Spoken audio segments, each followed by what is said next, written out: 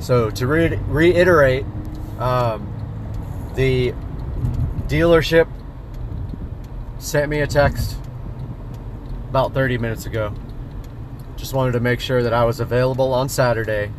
The car is going to get picked up tomorrow from Chesapeake, Virginia, and we'll be here on Saturday. I'm going to keep you guys posted. Super stoked for some projects coming up. A lot of good racing for sure. You guys know that we're going to do some racing, right? If the car's fast. We still haven't figured out what it is, so it may just be a Toyota Corolla. You never know. Might be a Smart. I have had one of those too. Stay tuned, guys. I'm going to update you guys with a video when this vehicle comes off the truck on Saturday. We're going to have a whole big thing. We might do a live stream at that time. Later, Gator.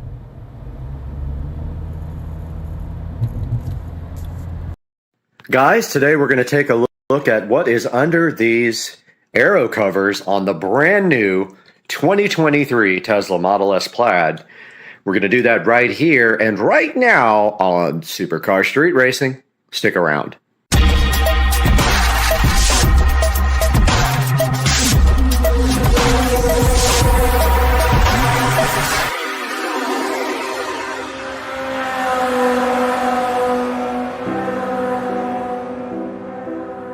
Alright guys, this is my 2023 Model S Plaid, and we are going to be taking a look at what is underneath the wheel covers, but not before we clean it, and then we will pull these right off and see what is underneath.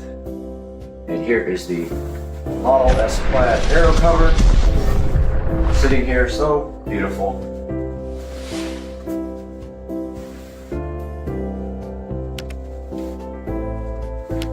Under this cover.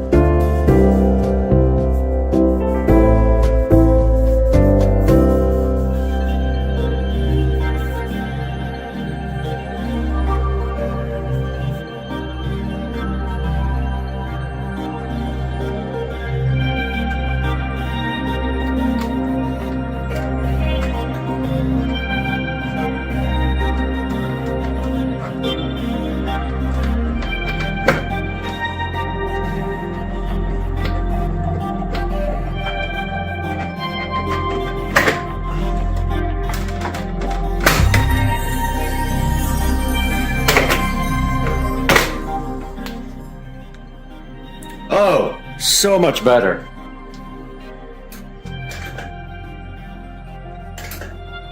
So much better. Just needs hubcaps.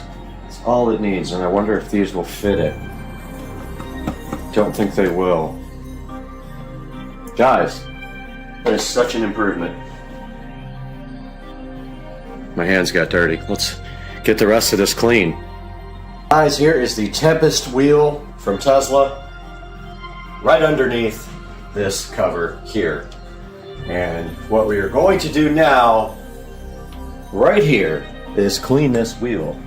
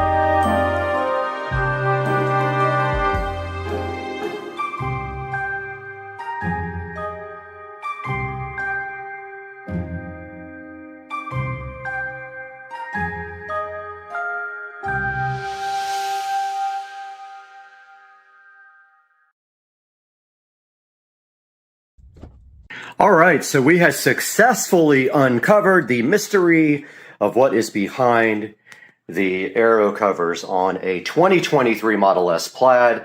I just ordered the wheel cap cover kit from Amazon. I will put that up on the screen right now and link it in the description.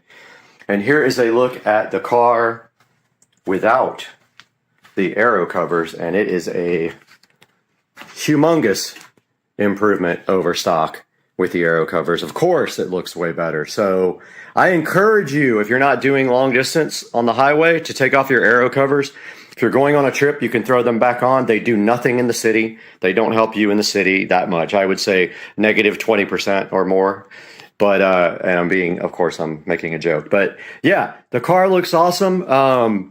I am going to get a picture of this and tease it in the thumbnail. And man, I'm hyped for some better wheels for this car, and that is coming in about 2 months after the car gets the special treatment from All Set Auto. And that wheel that we are getting is a surprise, and it is going to take a while to get. So this is how the car looks now. I'm going to step back and give you guys a view. It's too bad they're not black, but they are gunmetal, like a dark gunmetal. They look great. They will look even better with the center cap kit that I just ordered. And I hope you guys enjoyed the video, and we will see you for the next thing with this amazing 2023 Tesla Model S Plaid on Supercar Street Racing. Guys, welcome back to the channel, and welcome to the 4K production studio at Supercar Street Racing. Today we're upgrading this very device here that you see me on right now, so hang out and let's have some fun.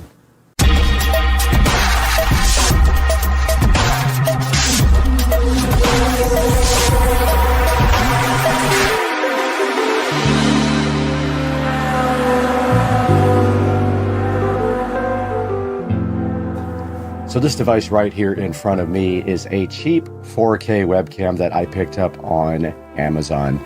Today we have the new Logitech Brio webcam to go ahead and install on the channel, and it complements these two lights, the Litra Glows from Logitech that we just installed on them the other day. And this is the Brio here, looking right out of the box as fresh as possible. And today we're going to unbox this and see what it's made of. All right, we got the Brio webcam right here in front of us. Let's take a look inside the package before we do a side-by-side comparison. That's what it looks like right out of the box. Now, you notice this current webcam has a lot of issues with autofocus. It's trying to focus back here on the television and me at the same time, and it's not doing a great job. So today we've got this Brio to see if it performs any better. So we're going to do a side-by-side comparison and get this thing plugged in after we take a look at what's in the box. Now, straight out of the box, it does come looking like this, and this cool packaging. See how it's in this plastic packaging here? It just does pull straight out like that. And then it's got some peel satisfaction.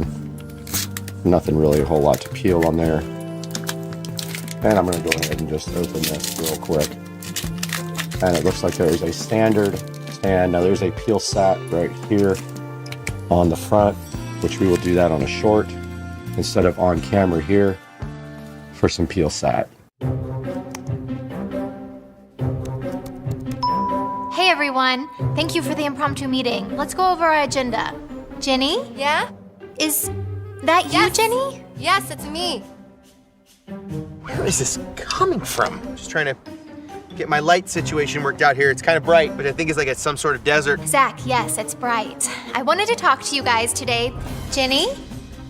Jenny, you're just a blob. You're just a big blob. How about If I could just proceed here. Oh God, it's so hot in here. I hear you. I know that it's bright out there. I do. Look at me. This is good, right? Ah! Jenny! Wow, that could have been so dramatic. It's so bright in here. Let's just reschedule. Look great in any light with Brio, featuring advanced light balance, facial recognition with Windows Hello, and 4K Ultra HD and 5x zoom. So bright. All right, we just did the peel sat short, so make sure you check that out. And let's continue into the box here with the Brio. And inside of the box, we do have another cardboard thingy here. And inside of that, it feels like we have a super long USB cable, and we do. Looks like this USB cable is a Type B to Type C, or Type A to Type C. Type A on one end, Type C on the other end here, and it is very long, which makes it very cool. I like it when they give you an actual long enough cable with the devices. Sometimes they're way too short. So inside of the box, we did find this little security flap. So this is actually to cover the camera. When you don't want to use it at all, you just put this right on top and you flip this little cover down and it gives you some security. Logitech also did provide this nice little bag here. So if you want to take this camera around, if you're going portable and you're going gaming in different places, you can put it in this nice little felt bag. It's pretty cool. All right, this is the Logitech Brio now plugged in, and I am working on focus. I took it off of autofocus here, trying to see if I can get it to properly focus, and that is pretty sharp. And so this is the difference in the Brio and the other camera. You can actually see behind me now the colors in this thing, which you couldn't before. And then the video quality is much sharper, much better than the other camera. So let's do a side-by-side comparison now. All right, you can see me right now in the Logitech Brio little viewport right here. So this is a side-by-side comparison with the old DepthTech webcam. How does it look?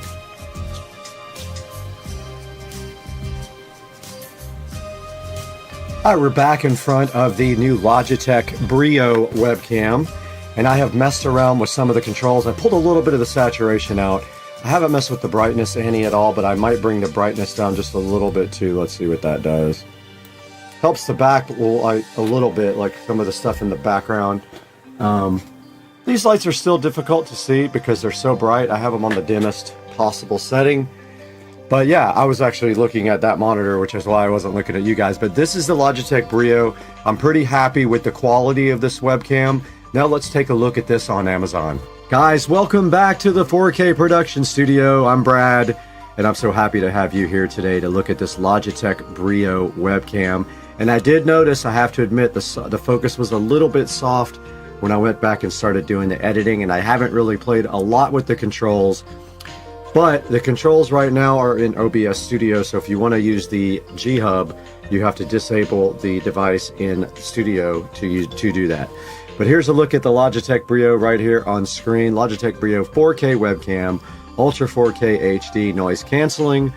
It has HD auto light correction, a wide field of view, works with Microsoft Teams, Zoom, Google Voice, and it works on pretty much any device. It'll work on either your Mac or your PC-based devices. Does have a 4.6 star review, which is pretty good. It's the best of all of the cameras that I could find as far as reviews go. Like I said, the focus is a tiny bit soft, I just noticed, and I am fully focused to the left on the focus control, which is right here, which I can pull it down for you guys. This won't go any further left, and I feel like it's a little soft, but I'm not 100% sure. I know it looks a lot better in a window than when it's full screen. And so, yeah, this has 4.6 stars, and it is $138 right now, and there are two versions. Make sure that you get the newest version when you go and buy it, because it is only $10 more than the old version. So looking at some of the specs here, it says it has 4 times the resolution of a typical web camera, an automatic light adjustment. It says that Light 3 uses HDR to show the best light. And it says it has noise canceling technology on the microphone and dual omnidirectional mics. 3 field of view presets, which I cannot change that in the actual software for OBS Studio, so we have to play around with that on the outside of this software. It does up to 90 frames per second. It has Windows Hello integration, so you can just sign into your computer without a password. That's pretty cool, so you can just actually use your face to sign in. And it works with pretty much everything. Okay, as I was saying before, this thing has a 4.6 star average reviews out of 16,000. It's 891 ratings. That's quite a few reviews. I did see some of the bad ones here. The 1 star saying things like, if you're thinking about buying this for background removal, don't. Does not support AMD. I doubt that's true. It said, disappointing experience, falls short. And it says, I must simply throw this camera away because it will not work all the time. And that is some of the 1 star reviews. Somebody said don't buy it for a Mac. I don't know. 5 star reviews, it has a bunch of them. Ultimate webcam for crystal clear video. Game changer for video calls and conferences. Awesome camera. My new favorite webcam. And light correcting feature is amazing. Pricey but great for office meetings. Perfect, excellent quality. Logitech Brio 4K still best-selling after all of these years. So I just wanted to show you guys briefly how the G-Hub integrates with the Logitech Brio. And right here you can see the Brio, but I can't do anything. Disable this device's G-Hub to allow other software to have full control, but I have no control. So I don't know where you adjust all the settings and everything. I guess there isn't any settings on this. So it says disable it to have the control be with, I guess we would consider that OBS Studio since we're using it to record. But this is a look at how it integrates, and you can actually tell the G-Hub to turn on these lights when you open up your Brio camera. And then there's some other presets here that you can set, like Counter-Strike 2. I said, of course, for the different games that you're playing, you can have presets for the lighting to set up. And that's a look at how this works with the Brio, with the G-Hub app from Logitech. All right, I went ahead and disabled the thing in G-Hub just to see if I had any other options in OBS Studio. So I'm double-clicking the camera now. Configure video is exactly the same. So that didn't really do anything extra for me. You can see these, well, the controls did kind of freak out when I dragged them to a different monitor. Let me try that again. Yeah, so I have the same controls that I did before. Yep, same controls. So there's no way to get a better set of controls for this. So I guess you cannot control anything but what's default here on this device control here in OBS Studio. So taking a look at some of your other choices down here, there are some more expensive webcams, but they have worse reviews than the Logitech. You've got the eMeet here for $47.99.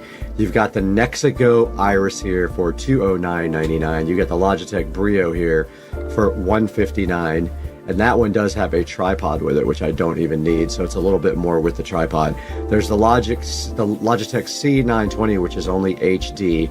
And then there's one that has like a pan and tilt, which is kind of useful if you have a live situation like mine where you have cameras up in the corners like I do. That would be very useful for the studio, I have to admit.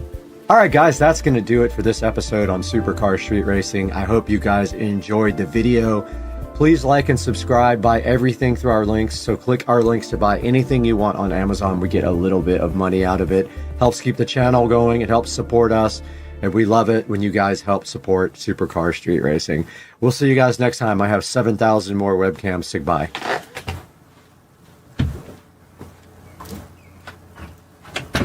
Alright, the video after the video, because I found the settings.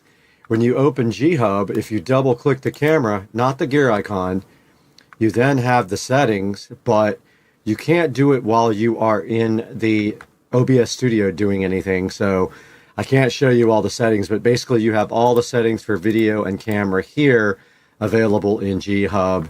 And it does have some different exposure priority versus other things, versus frame rate and camera modes like this. I can't change that right now because I am in OBS Studio. But there are the controls in the Brio app, guys. Alright, now we got the patio lights on. So the string lights. We got the Govee sconces, and we got the Govee LED color changing RGB IC bulb.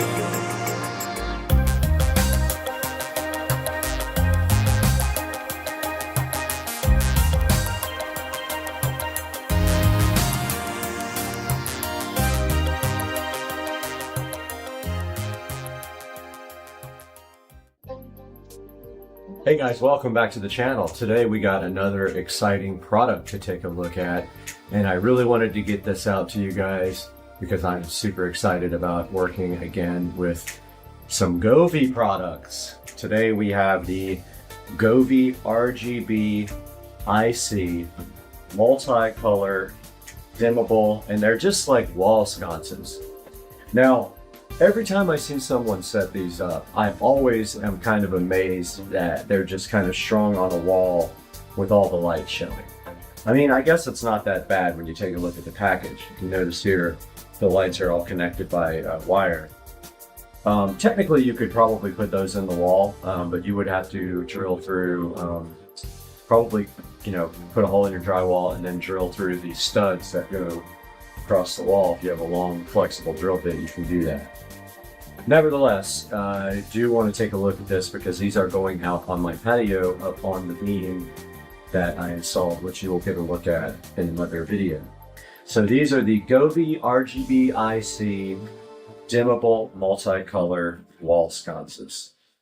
Love Govee, they have so many cool products. We're going to take a look up close now. It's the same for all Govee products. You have to have Bluetooth turned on. You go to the Govee Home app. We're back in the Supercar Street Racing office right now in front of the M audio keyboard and the Supercar Street Racing channel here, and you can see that we have 1,200 videos exactly, and that is amazing, probably a little over 1,200. But right here also in front of us, we've got the Z's security camera that was sent to us by Z's to go ahead and check out. It is the model CA49, and it does pan and tilt, and then you can see on the back it says anywhere, anytime. It's all about your smarter security, and there's some specs on the back here as well. But our first mission today, besides playing this keyboard, is getting this camera unboxed and seeing what is inside. So let's do it right now.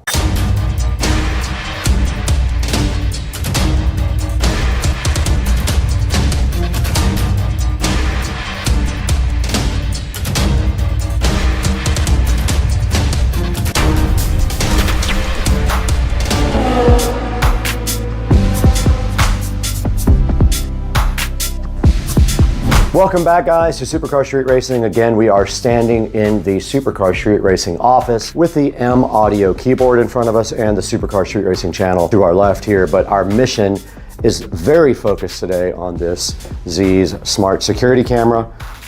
And you can see right here that it uses the app, and there is a barcode right here on the side for you to scan the Z's Home app. And then there's a picture of the camera. It does pan and tilt, apparently. And then it uses a 5-volt USB power supply to work. It is only a 2.4 gigahertz Wi-Fi camera, just like most of them. I don't know when they're going to start coming out with 5 gigahertz cameras and other devices, but they are not yet. And it does use USB Type-C, which is awesome. So this is the CA49. If you're looking for it, I will put a link in the description. But now let's go ahead and get this opened up. Pretty simple packaging here, nothing amazing.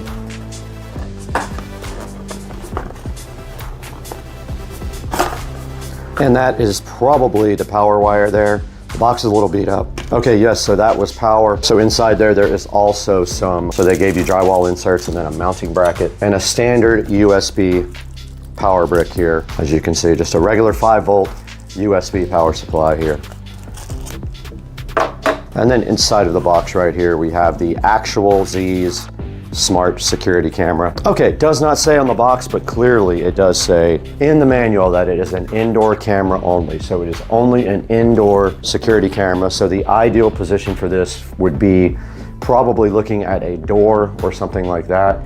But I do have power in the garage, so we might just set it up as a Tesla cam on the garage and see what that looks like, but I'm not sure yet. In order to get this working, we do have to go ahead and get the Z's app downloaded. So it's called Z's Home. So we're gonna switch to the phone right now and go ahead and get that app downloaded. Okay, before we get the app downloaded, actually, let's go ahead and power up this camera real quick. So it does have a pretty long cord here, and you do have the peel satisfaction right there that we could do a short with, but I don't have time. So we got that peel. And there is a USB Type-C connector on the back for power, which is great. You can use any USB adapter for this. And then you simply just plug in the USB Type A to the little power brick. Or I could power it with this laptop if I really wanted to. All right, I did apply power to the camera, and there goes the camera spinning around and making a lovely sound there as it initializes. And it did go ahead and tilt up and down and spin around to prove that it does work. Now let's get this app. Nice. It's making noises. All right, we're in the Z's app and we're gonna add a camera now. It says new device found. There's the serial number. Now we have to go ahead and put in the Wi-Fi information.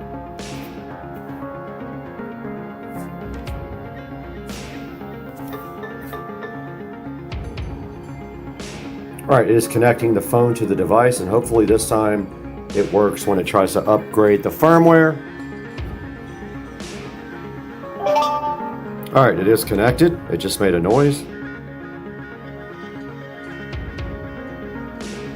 Let's see if it will actually update the firmware.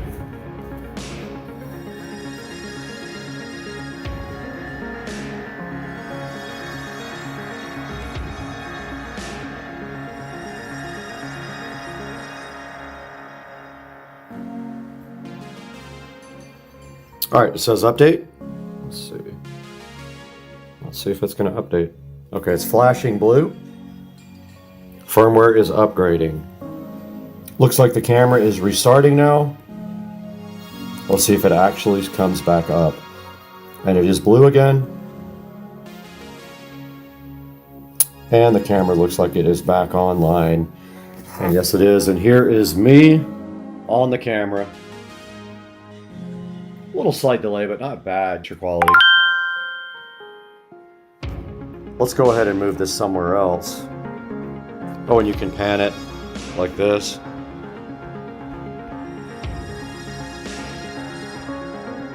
Tilt it like this. And it's at 2K resolution now. And here I am on the Z's camera. Looking so fresh and so fly, dog. Let's move it somewhere else.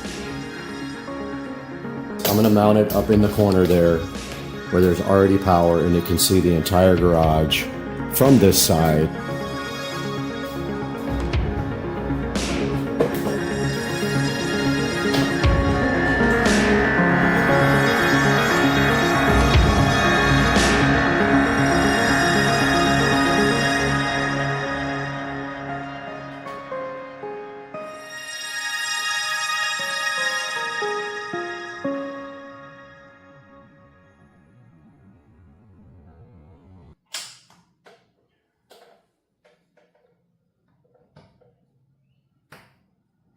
Whoa.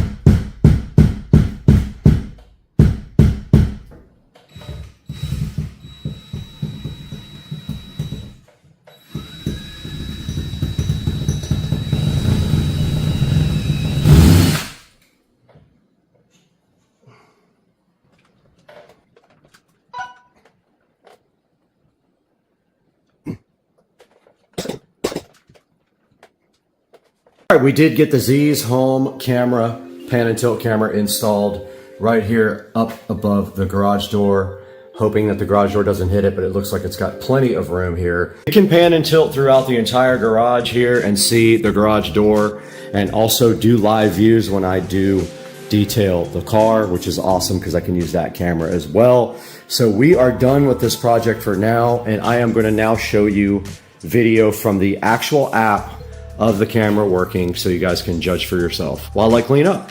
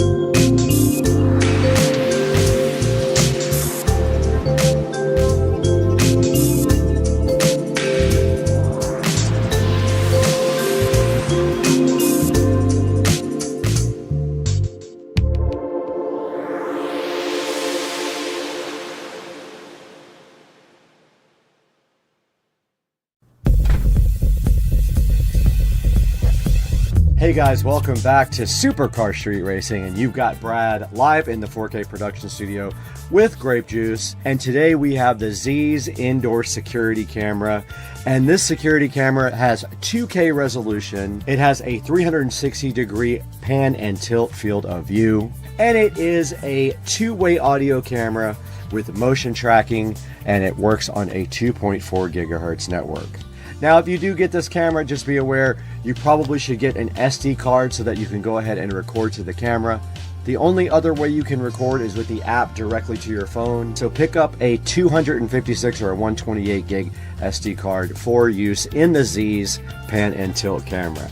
Now you can see right here in front of me, it has 209 ratings with a total of 4.2 stars.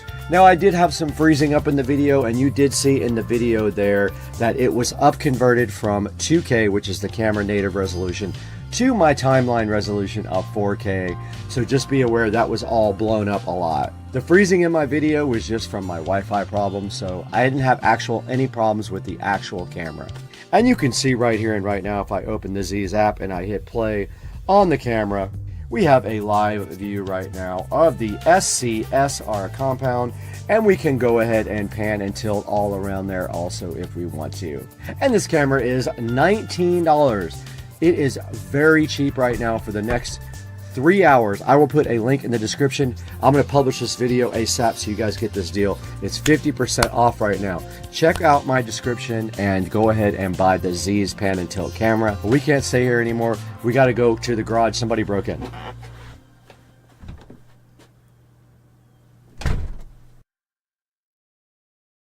Guys and girls, ladies and gentlemen, we are back in the Supercar Street Racing 4K production studio today, and we have graciously been provided this eMeet 4K Nova camera here to go ahead and check out on the channel. This thing is pretty cool. I'm looking forward to opening up and testing it against the Logitech that sits right in front of me right here. So let's not delay this any longer. Let's get this eMeet 4K Nova camera opened up and check it out today on Supercar Street Racing.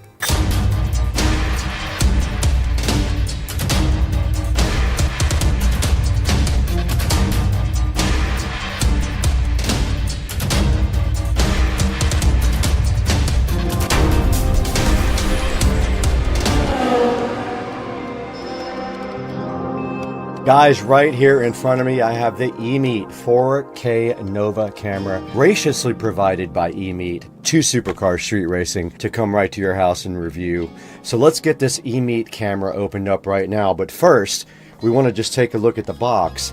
And it does say that it has 2 microphones. It does have autofocus, and on the screen right here, you can see it has noise canceling mics, 73 degree field of view, auto light correction, USB plug and play, and a privacy cover. And we want to see how this compares to the Logitech Brio that's sitting right up here and that you're looking at me on right now. So we'll probably put those side by side as well.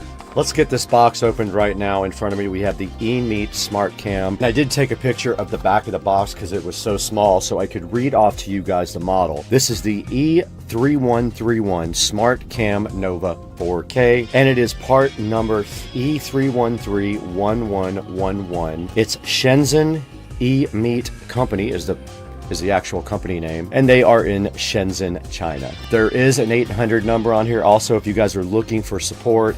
It is 888-959-5320. They are open 9 to 5 Eastern Time. And we have the eMeet camera right here in the box. Let's go ahead and get that out and see what's inside. We have a nice user manual right here, right on top. Looks like the privacy cover is right underneath that. Now this is a USB Type A, so it does not use USB Type C. If you need that, you're going to have to get an adapter for it or figure out a different way because it is only USB Type A. It does also have a stand here that goes on the monitor, but also on the bottom of the stand it does have a screw mount if you wanted to mount this permanently somewhere. And there's a good look at the front of the eMeet, and it looks very similar to the Logitech Brio, but it is not the same camera 1000%. It also is 1/3 of the price of the Brio. So basically, if you look at the front of the eMeet Nova, you can actually see a microphone on each side of it. It has dual mics. Now let's get this eMeet Nova plugged in and see how it works. All right, we do have the E-meat here. You guys are looking from above now. I'm gonna go ahead and take off the little retaining clip on the E-meat's cord here. And I'm gonna go ahead and just plug it into this front USB. And it did recognize the E-meat camera. So let's go ahead and get this source added to OBS Studio so we can take a look at how this looks full screen. And here is the E-meat 4K camera, which I am going to actually place over here on the other monitor, but I wanted you guys to get a good idea of how it looks compared to the Brio. Now the Brio is actually this. There's the Brio, here is the E-meat. So let's get this set up so you guys can see how it looks. So I'm just going to temporarily run it back here onto the monitor and point it at me. Now that's another thing, it does twist left to right, so we are going ahead and plugging it in right there. Let's go back to the E-meat now. Now here's the E-meat camera ready to be tested on Supercar Street Racing. So there's a good view of the E-meat and what it looks like. Now it is a little bit washed out. We could fix that with the actual properties on the camera. It's on 57 right now. Now that did help a little bit. I like it with a little bit more contrast there. And we do have some other controls like camera controls, zoom, focus, exposure, aperture, all that.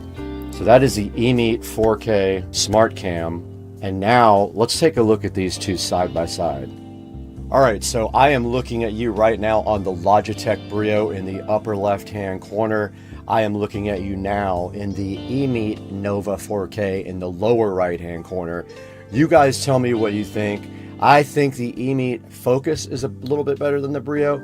It has some issues with the lights in the background, and sometimes it loses focus because it's trying to focus on these. Other than that, the picture quality is pretty close to the Logitech for the value of about 1/3 of the price of the Logitech. Now, I did tweak both the Logitech and the Brio. When I first got the Brio, I tweaked that one, so this is the one you're looking at right now with me. And then I did tweak the E-meat 4K cam just now to get a little bit more contrast out of it because it was kind of washed out. Alright guys, we're 100% on the E-meat 4K Nova Cam right now, sitting right here in front of me, and we're going to go ahead and take a look at this on the E-meat Amazon website here. Now E-meat did send me this free of charge in order to review, so I'm not going to pull any punches, but I'll be honest, it has issues with the this is called moire right here on my shirt, but that is common with cameras. Some cameras have issues with those kind of stripes. Here's the E-meat Nova sitting on Amazon here.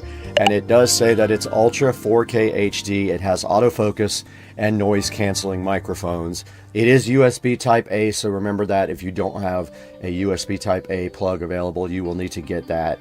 And also it has a cover. It has a privacy cover right here that you can actually put on it. And it does have a stand for the monitor, or it has a screw-on thing on the bottom where you could possibly permanently mount it. Right now, this camera is on sale. It is $49.99, and they do have a 10% promo code and a 15% coupon. So it is actually quite a bit cheaper than what it is listed for here. And it's also 29% off. So this is kind of a good time to go buy the E-meat if you need a 4K webcam. Now the 4K E-meat is sitting at a solid 4.4 star reviews out of 5, and that is 66 people have reviewed this camera, and I do believe it is kind of new, and that's why I think it only has 66 reviews so far. Now here's a look at the resolutions that are available on the E-meat. It can 1080 or 2K or 4K HD. Says that it's crystal clear for conference calls also. And it's just showing you as plug and play, and it shows you just plug that right into a USB Type A in any computer, and it should just automatically be recognized and have all the drivers and everything automatically. It says it's kind of flexible because you can tilt it forward and backwards. And then here is a small video that we'll show you guys right now.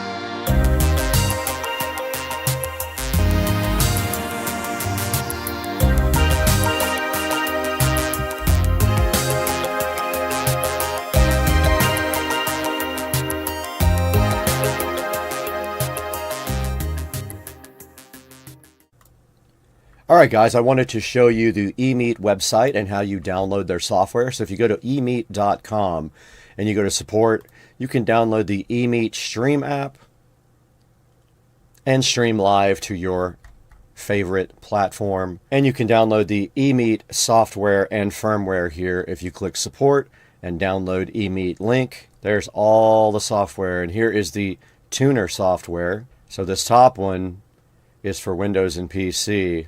eMeet Stream and eMeet Tune are both for Android and iOS. Let's go ahead and download the Windows software and see what that's about. It is similar to Logitune, I believe, which is running right now for my Logitech Brio. We're going to go ahead and install the software, and it is probably going to complain because the camera is in use on OBS Studio, but we will see. All right, here is eMeet link. And it says that the camera needs a firmware update. So it does say that the camera is in use right now for OBS Studio. Now look right here, it says the camera needs an update. And if we click update now, and you can see on the right hand side, we do have all of our controls for the eMeet. And you can adjust the flicker to either 50 or 60 Hertz if you get flickering. Now it says the update is complete. And that is how you work with their software. All right, guys, I did tweak the brightness a little bit just now on the eMeet Nova 4K, but I just wanted to thank you guys so much for watching the video and tuning in. I want to encourage you, please, to go down into the description and order this eMeet through my official link. And I do appreciate all the support. Please like and subscribe to Supercar Street Racing. And the next time we are available, we will bring you more high quality videos like this one. So thank you so much, and we're going to get out of here right now. Buy your eMeet Nova 4K. I do enjoy this camera. I'm going to keep on using it along with all my other webcams on the site. We'll see you later.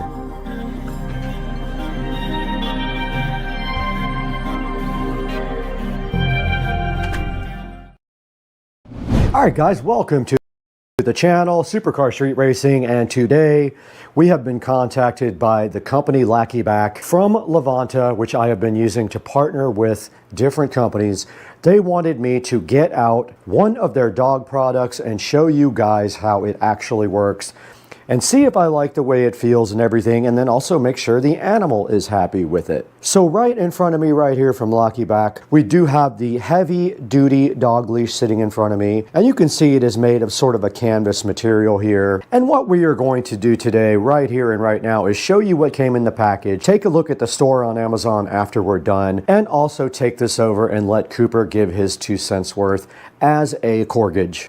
So hang out with us today. We're going to take a look at this Lackeyback heavy duty dog leash and see what Cooper thinks of it as well.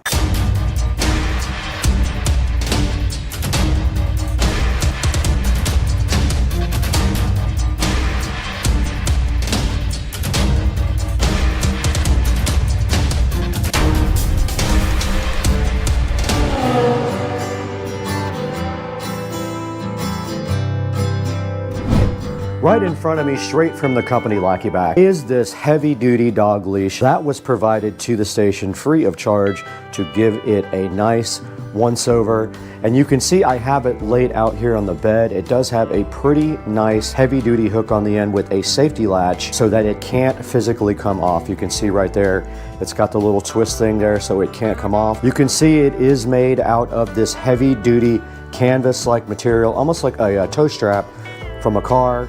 And it does have a handle right here for you to hold on to that is made of rubber to keep the material from hurting your hand while you are walking with your dog, should your dog tend to pull very hard on the leash. Now this Lackeyback heavy duty leash is 6 feet long, and it says it's perfect for medium and small dogs. It also does come with this nice little thing to hold the poop bags, which is very nice. And it does say that it has double-sided reflectivity on it. So if you're walking your dog at night, that's actually a really good thing to have, you know, so traffic can actually see you. And some of the other details, it says that it is thickened for reinforcement. It is 2 millimeters thick, as it says right here on the site.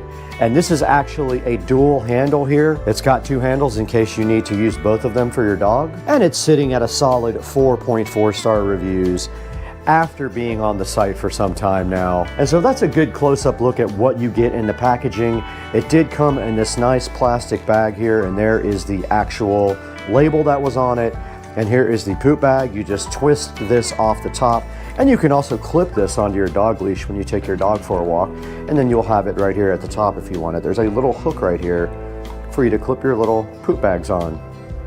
Okay, now that we've showed you exactly what comes with the Lackey heavy-duty dog leash, there's only one thing left to do, and that is find out if an actual dog loves the Lackey dog leash. Now, fortunately enough for Supercar Street Racing, we do have Cooper across the street, and he has volunteered. He actually texted me earlier today and said he was ready to go ahead and check this out. So what we will do is just take him for a little walk, and then I'll ask him what his opinion is of the Lackey dog leash.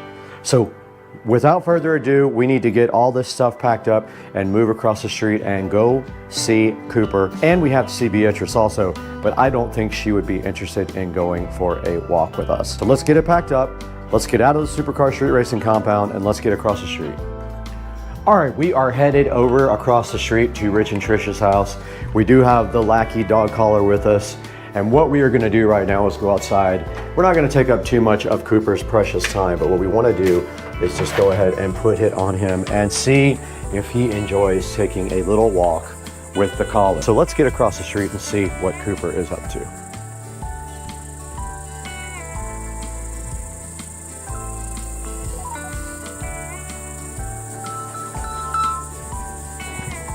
Hello? Oh, you're coming over to my house? Okay, cool. All right, bye. Okay, change of plans. They are coming over to my house. Here they come. Cooper came out to check out this leash, and this is the heavy-duty Lackey back. Funny name, but dog leash. It came with these little poop bags, too, to clip on. And so I was just gonna take Cooper down the block and back and see if he likes it or not. Can we just clip it on him? Yeah. Okay, cool.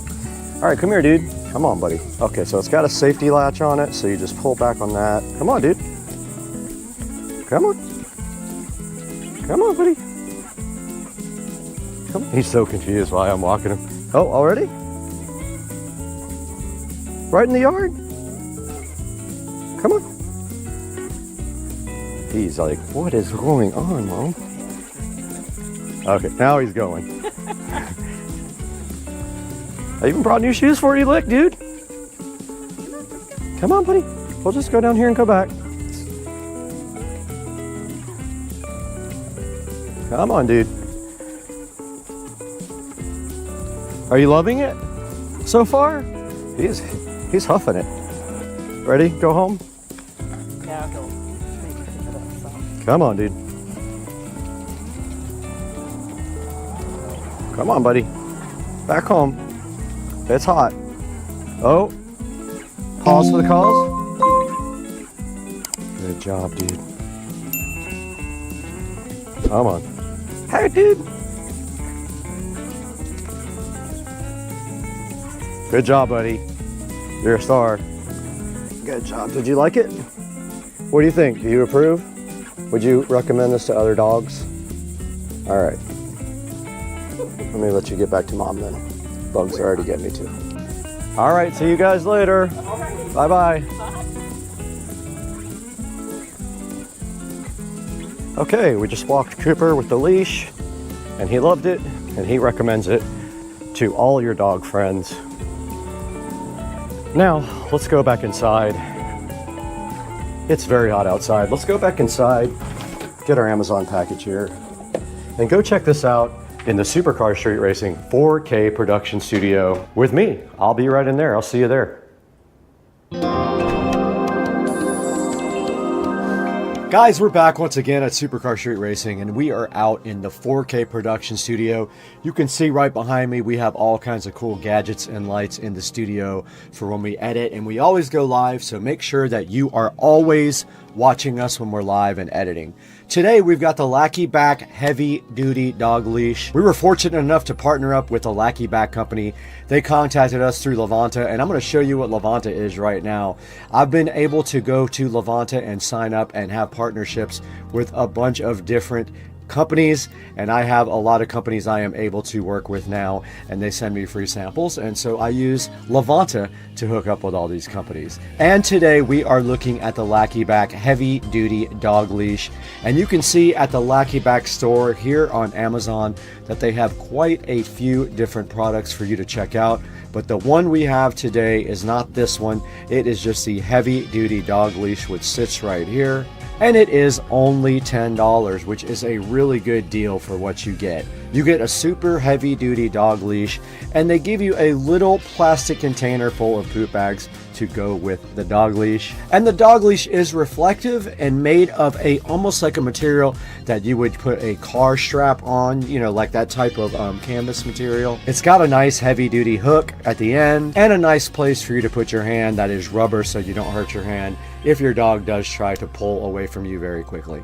Now here's a good picture of the collar with the little poop bag thing it gives you and someone carrying a very big dog, a Rottweiler it looks like, and this thing is supposed to be able to handle that. Right here it says that the thickened design provides a secure way for you to take your dog on a walk. And right here it shows you the swivel hook on the end, and it can't come out because it has a little safety latch, like a mountaineering buckle is what it's called. And it is 2 millimeters thick, so that means it can handle any of the larger dog breeds. You can see here the double handle, like right down here on the bottom part of the leash, it does have a rubber handle to help you grip better. You can see right here that the leash does have reflective material on it, which is really nice for when you go on evening walks with your dog. And right here it's showing you that the thing is 6 feet long. That does give you some flexibility. If you need a little bit more leash there, you will have it with 6 feet of dog leash. Now taking a look at the reviews here, this does have a 4.3 star review out of 5. 58 people have reviewed this so far. I thought it was awesome. I had no issues whatsoever, and Cooper was actually able to recommend it to your dog and all the other dogs. Checking out some of the 5-star reviews, style, quality, and comfort from a person who actually purchased it. Very satisfied. Titan's new leash, I guess Titan is a dog, exactly what I needed, and it's strong, just what I wanted, and a very sturdy leash. Now my yard guy is here, so you might hear that in the background. There's not much I can do about that. But looking at the 1-star review, it says not heavy duty, but I disagree. It is very heavy duty, and I think that is not true whatsoever. That was also a free product. You can see here someone got a free product to review it as well.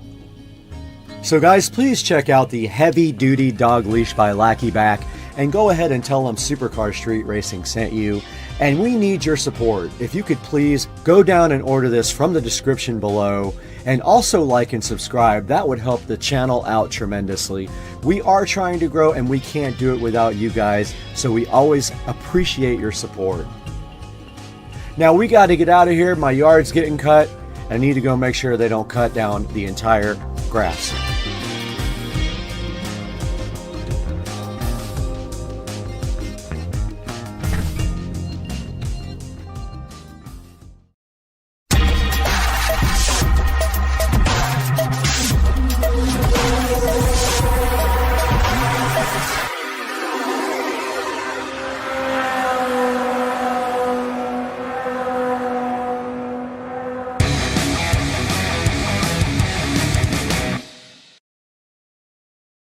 All right, so we got Joe here on the channel again. He's in every video. Oh, look at this.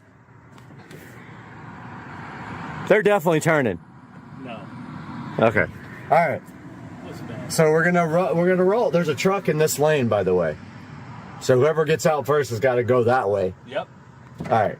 So we're gonna go. Speed code 4 versus high test motor versus your controller. Okay. Right? Whatever controller. Yep. All right. So we're gonna do 3. Yep. We'll go on the 3rd honk. Ready? Oh, my horn.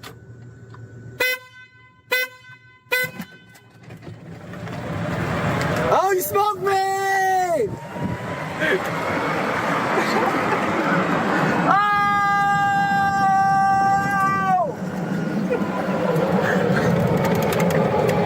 All right, so that was a stock-ish, I think, golf cart. Maybe with a speed program, but Joe's gonna get his golf cart. And his, I think, we'll smoke this one, pretty sure. We got 50 volts. So we're just waiting on Joe to come out here for the races. All right, I have a secret method. I'm gonna brake boost on him. He doesn't even know it.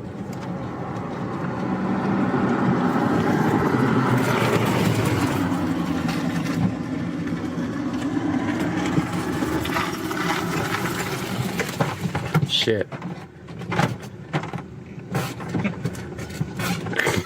Stage. Ready? Yep. All right, here we go. Shit, I can't.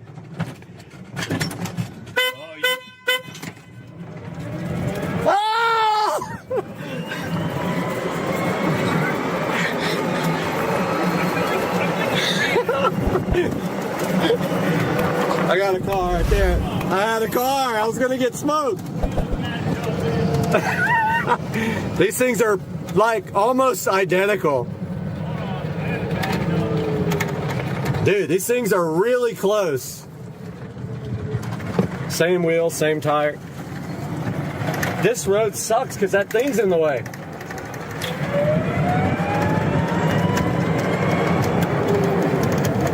So I thought I could brake boost, but you can't hold the brake. No, you can't. It turns off the motor, so you gotta like, Yeah. you gotta barely put it. Just say when you're ready. All right. 1, 2, 3, go. Oh! Yes! Smoked! They're literally exactly the same. They're literally, it's all about the launch. Well, so the way I have mine set up is that it's so jerky when you have it set up to like the highest. You have to tune it down. This one feels, You do, yeah. this one feels tuned. It just hits you so hard, you know? I want that to, but I want the hit. Like, you can't hold it to the floor, and, okay, that time it worked, but if you do it for too long, it just turns off the switch. Yeah. But this isn't long enough to even do anything.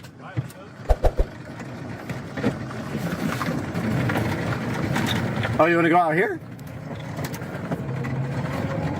All right, so how do you actually brake boost it? Like, It's not one, not super you ready? or straight Ready? racing. This is 1, super- 2, 3, go. Wait, it did. Oh shit, that was it!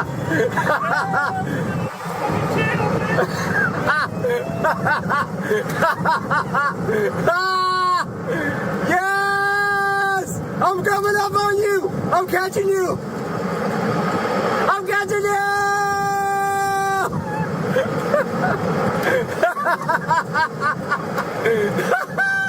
I'm catching! These things are like the same, man.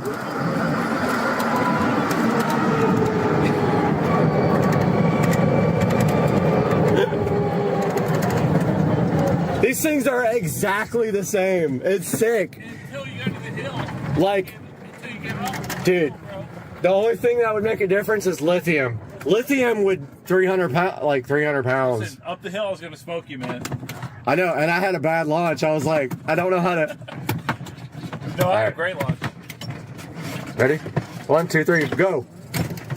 No, it's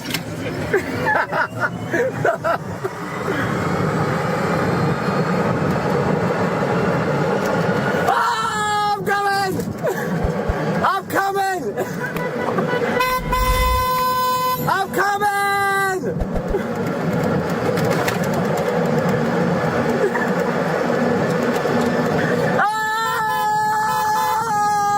Oh! Oh, I'm passing you! I'm passing you!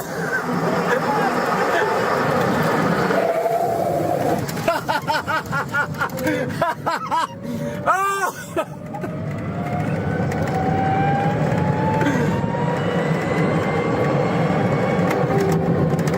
Yes! Those brakes. They were good. Yeah. We have two visitors right here checking us out. Guys, welcome back to Supercar Street Racing. And today, Lumery has been so kind. They sent us these Lumery smart deck lights and this Lumery Zigbee and BLE mesh mini hub. And so today we're gonna get this unboxed, install it outside on the bulkhead. But first, we gotta just get straight to work. Let's go.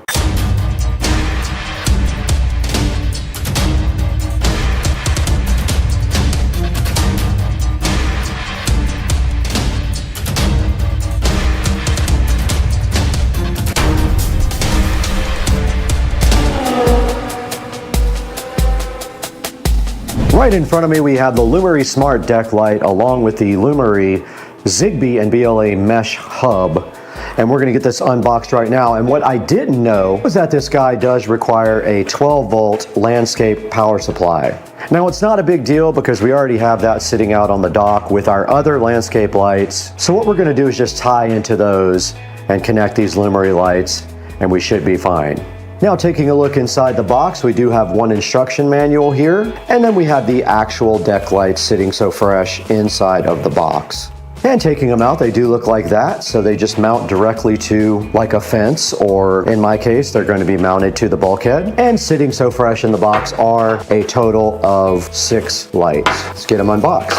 Lumery also gave us a remote control, and now let's take a look at how these things are actually wired up. Okay, I have gone through the instruction manual here, and it does not say anything about adding the gateway here, so I am not sure why they sent this, but I am going to go ahead and start the process of adding the gateway to the app. So let's grab the phone and get that done. Okay, we did power up the Lumery hub here, and we're going to try to add it to the app. So let's see if we hit plus, add device. Let's see if it finds it. Aha, it did find the little hub. Now it wants my Wi-Fi password, and it is currently adding my hub, which I do not know what it is for yet, but we will find out.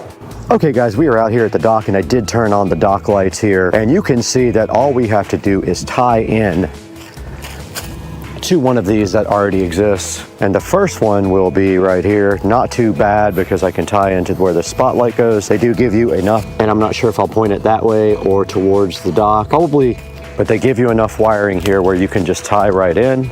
So I'm gonna do, there's 6, I'm gonna do one between each one, evenly spaced out if we can get a long enough wire. And of course the alligators are watching. Some of these I might have to extend a little bit. This one will be close, depending on where the wire goes. And we have a visitor, but we do have a place to tie in. We have 2 visitors right here checking us out. We have 6 total here. The bulkhead is a little angled right here, but we can tie into this spotlight right there. So that is 3, and that was cool. They just fought. Pretty awesome. That makes 3. 1, 2, 3, 4. There's all convenient places to tie in, except for this one. Remember, we have to reach one of these wires each time. I'm just not sure which direction to face them. And of course, right here is very easy. Tie in, cut and splice right there. And that is going to be our layout. It's just a question of maybe extending 1 or 2.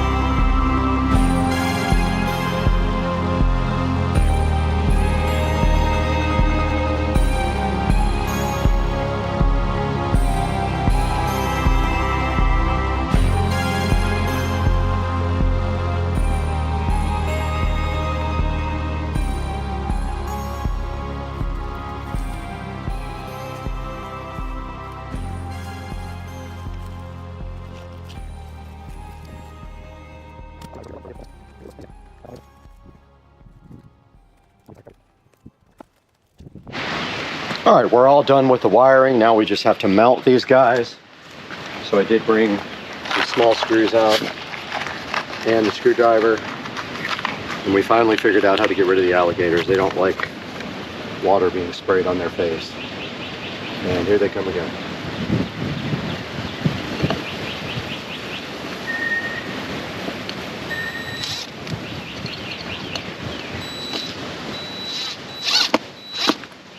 Don't go too tight on these, they will break.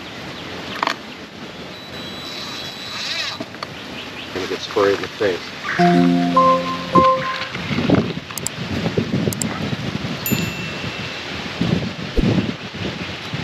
They're staying away from me right now.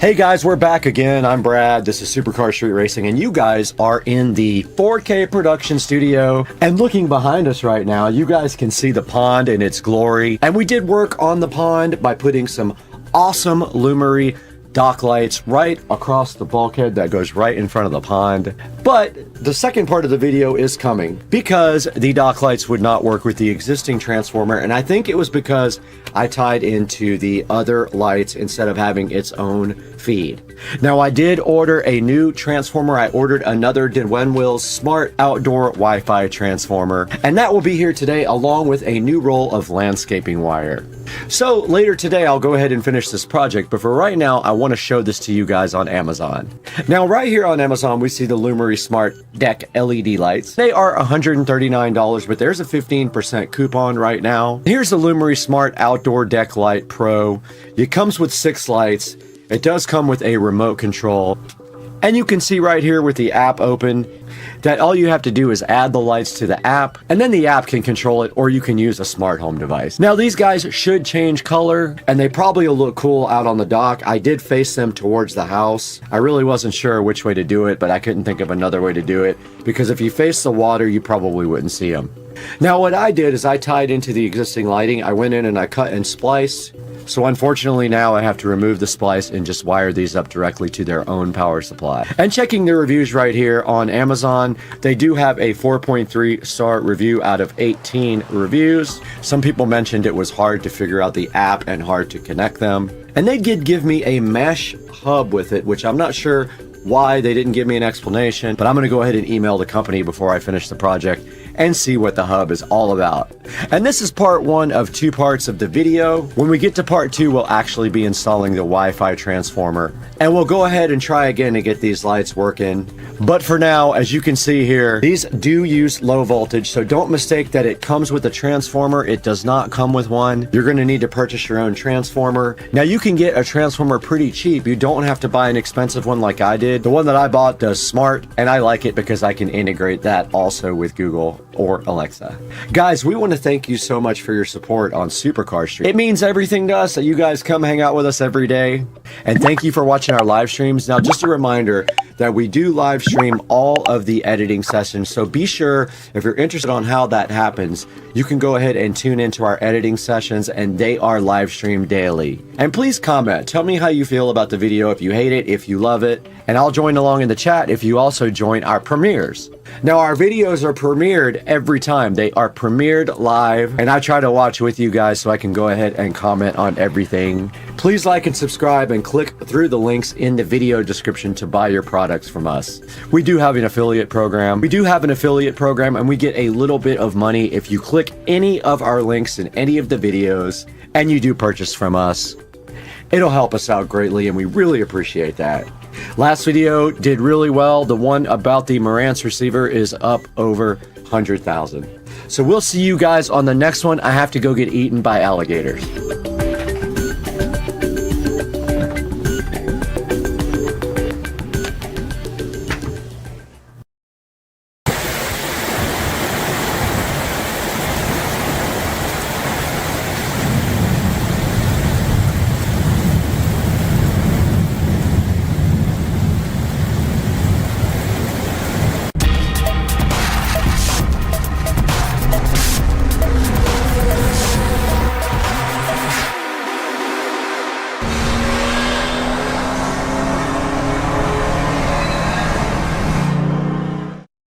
Hey guys, welcome back to the channel, and today we have a whole box of goodies here for something that you guys have not seen yet, and you are going to get a first look at that here in a minute. But inside this box we have some wiring, Romex wire, we have some connectors, quick connectors, workman's pliers, some receptacles, and 3 wise cams to add to the system today.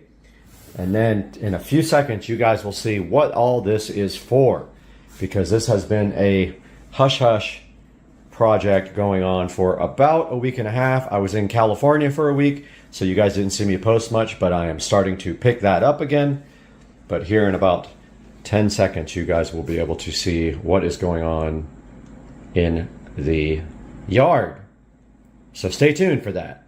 All right, guys, you're about to see the reveal of the new shed. So while I was in California, this was started, and here is the new shed. It is about 17 feet long and 7.5 feet wide, and this is what the inside looks like. And I already started on the electrical. I already ran the first box to the wall here. Today we are going to be wiring up the electrical on this. We are going to be doing a few things. Our goal will be 2 outlets on this wall, probably 2 on this wall, or 3 depending on the spacing, 2 ceiling lights up here, and a 2-gang switch box somewhere over here. So that's what we're going to start on now. And our first thing we have to do is take our electrical from the side of this box, get our PVC, run it over to this stud, which is where we will start our chain of electricity for this room. And that's coming up right now. All right, guys, we are back, and I pulled out the receptacle. The very last thing we do is connect the electricity to this receptacle, so that way we're not working with hot wiring. But we have a kind of a complicated little task right now. We have to get, we need to get this connector screwed into the side of this.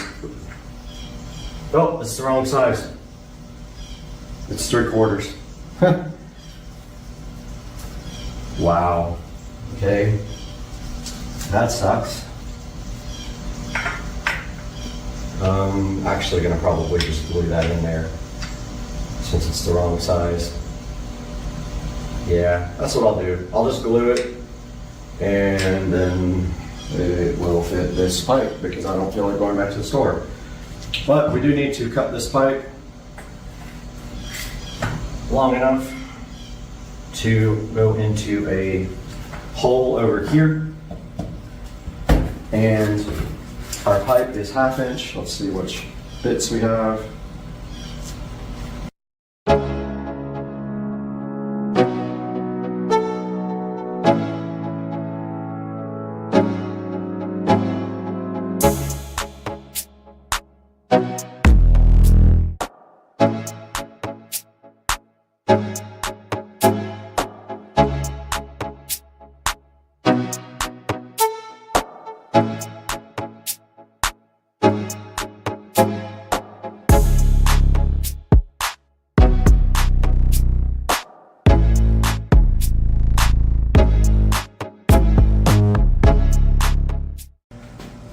Yeah, so our goal is to get this pipe, even though we have the wrong size connector here, we can get that glued in, no problem.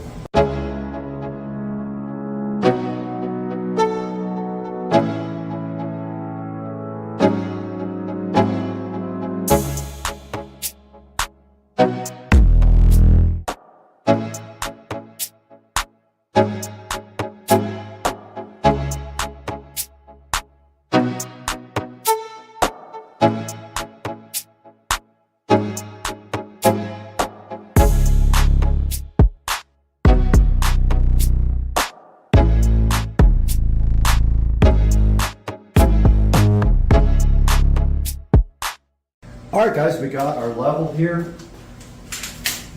And what we're going to do is, first we're going to take off this little connector, which we know doesn't fit now. We're going to get our pipe here. We got well, I think I brought my Sharpie. So we're going to take this level, get this pipe completely leveled out, and then mark where it goes.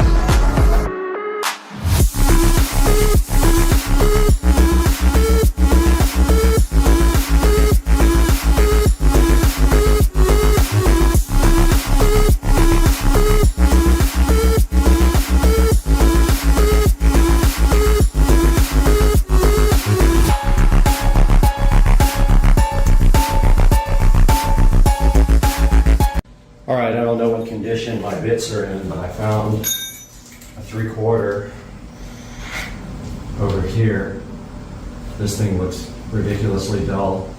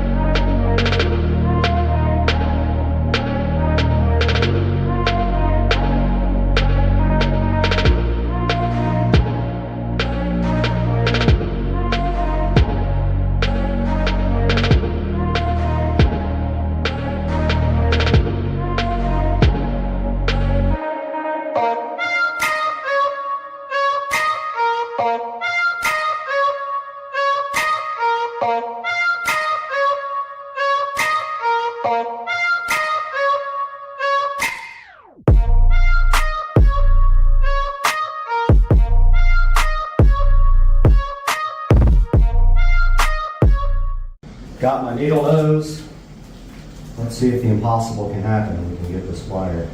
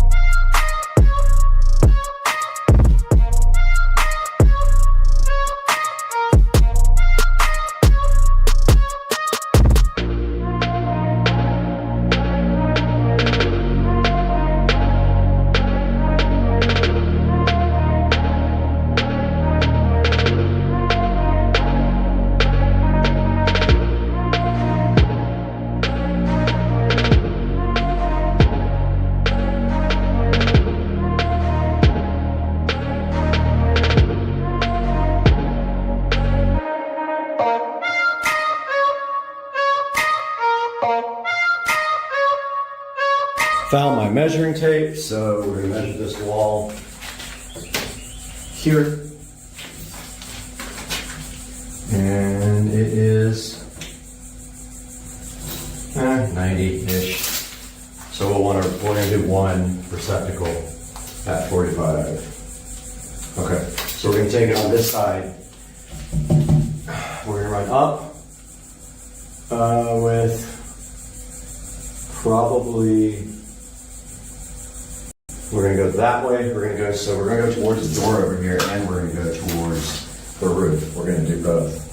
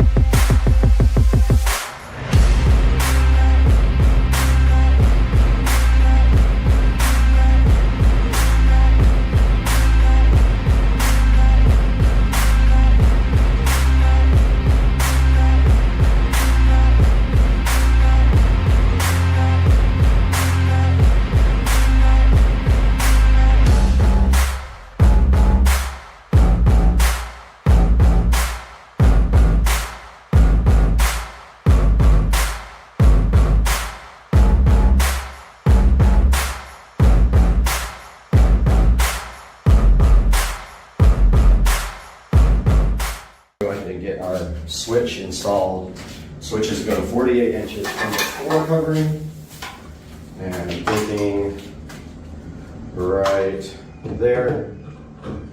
Then they go flush.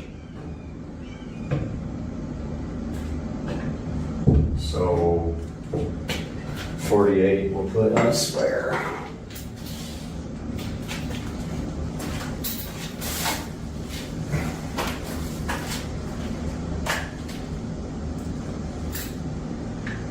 Inches. Put us, I think they're talking about the bottom.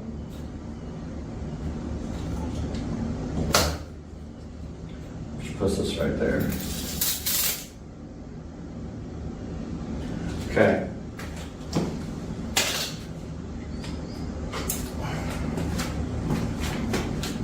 That means that would be the bottom.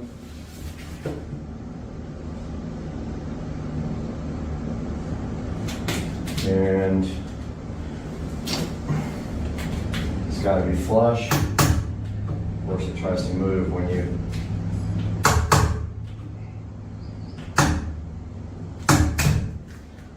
boom. That sucks.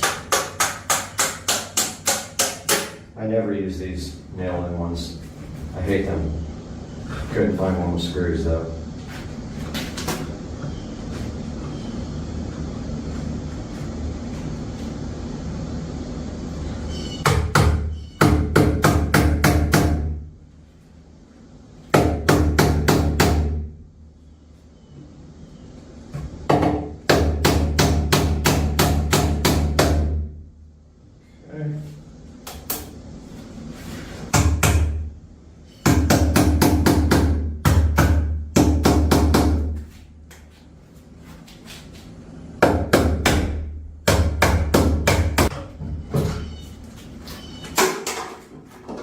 Piece of shit.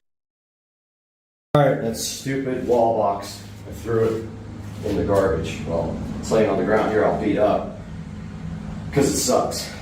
I need screw type. I don't want any nail in anythings in this thing, but they didn't have any, and unfortunately my ceiling boxes are nailed in too, so don't know why I can't seem to be able to do that properly, but it's irritating me. So I have to go to the ASUS Hardware and see if they have any more double gang boxes. But meanwhile, I drilled a hole in the top cap. This is where I'm going to come up and around for feeding lights.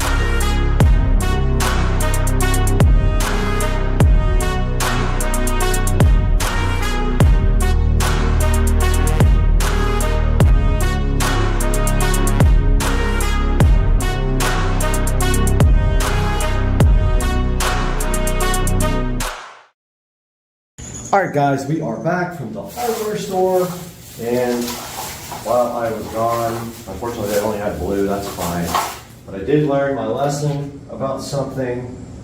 So I think I was hammering too hard on this guy, and I also didn't realize that there is a little tab here on the inside of the box that is to show you that it spaces out for drywall.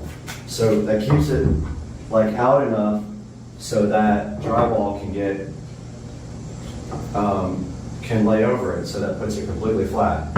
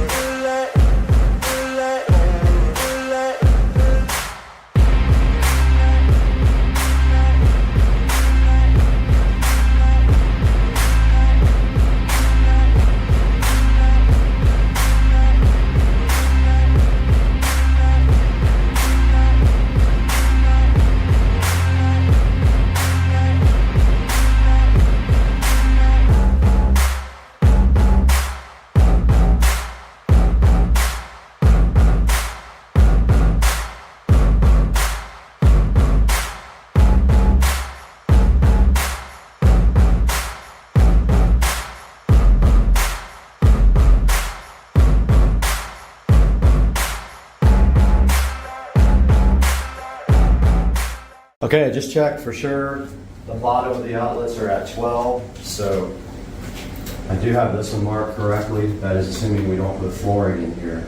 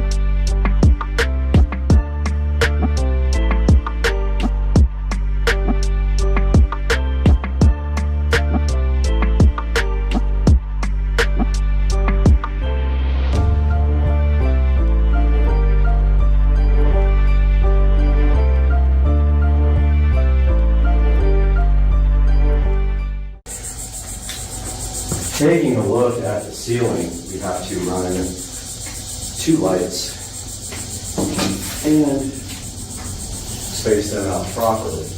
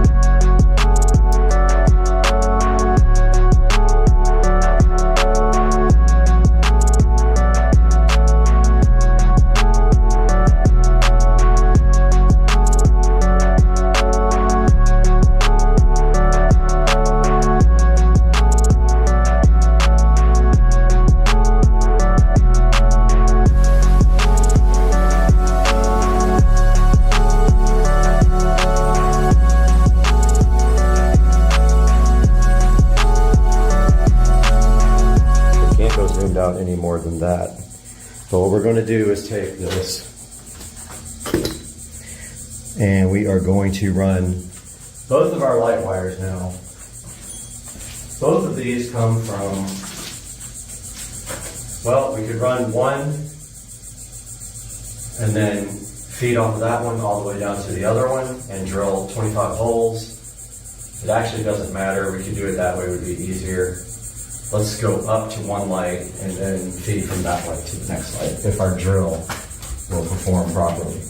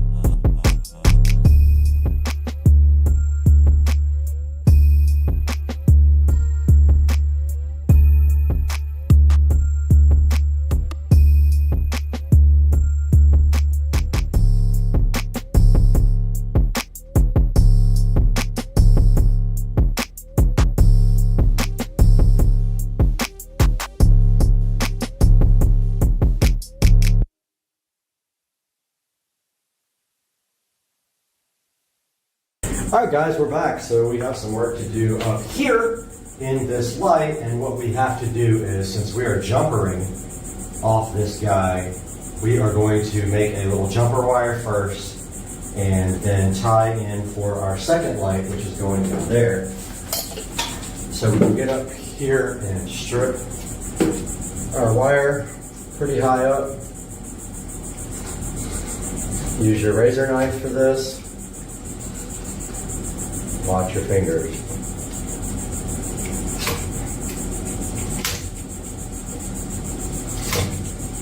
And go ahead and take off the excess. Cut that off.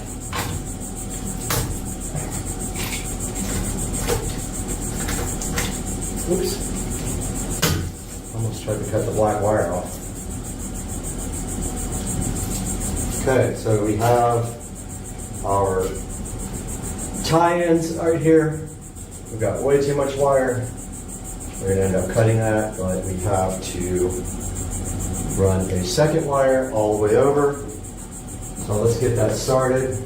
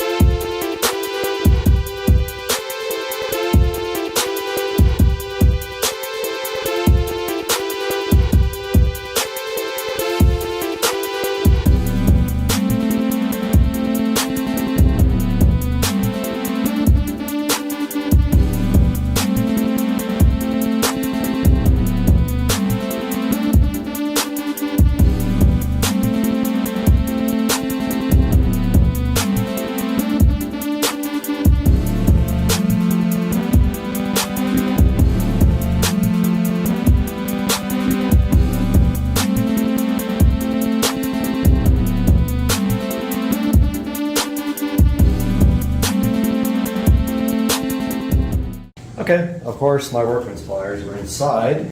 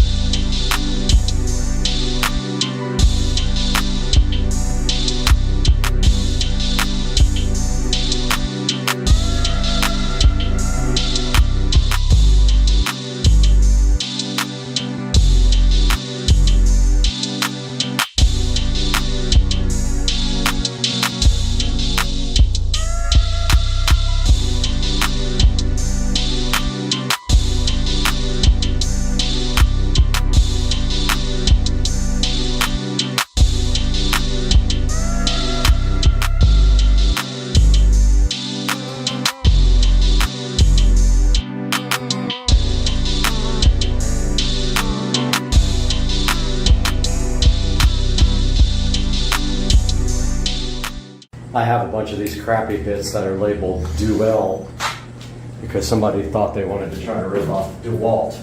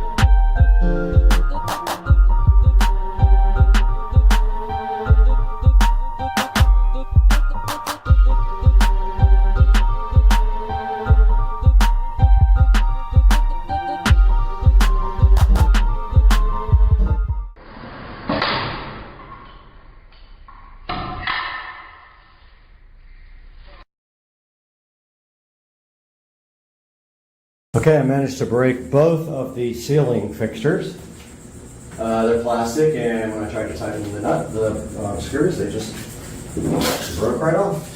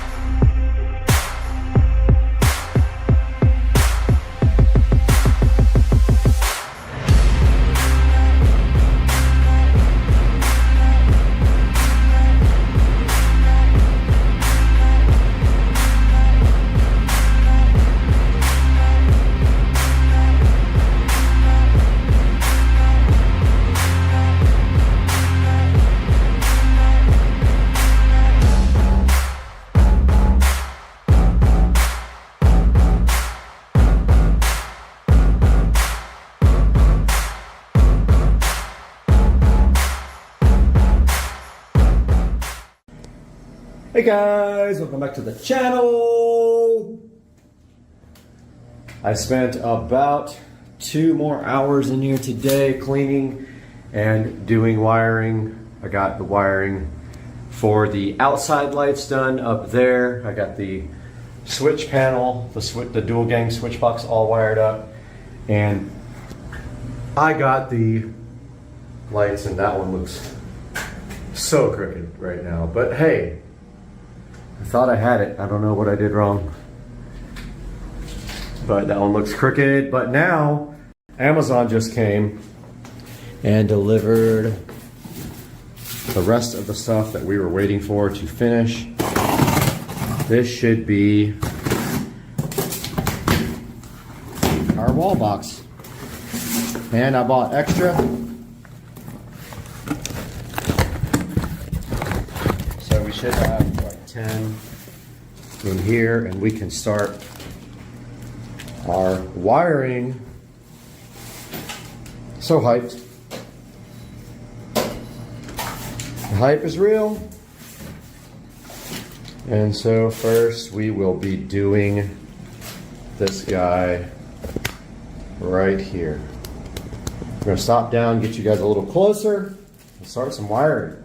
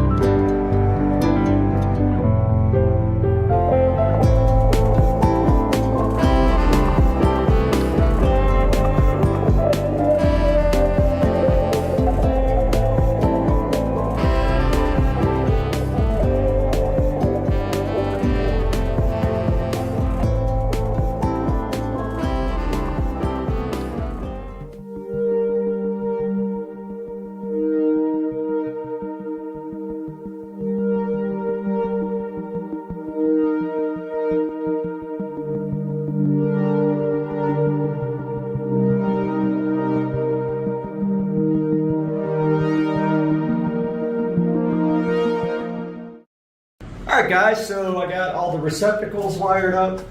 We should be at a point now where we can hook up the circuit. And I just realized our ground isn't tied in. So, yeah. Okay, so this is hot, by the way. This is hot, so we don't want to be touching anything to anything else. But we do need a wiring nut for that guy, and I don't have one. Or we can use our quick connect, so I'll be right back. I'll give you the quick connect. All right, I got our quick connect. It's just for the ground. And then we'll see if it pops when we put in the rest, because it's gonna be a hot circuit.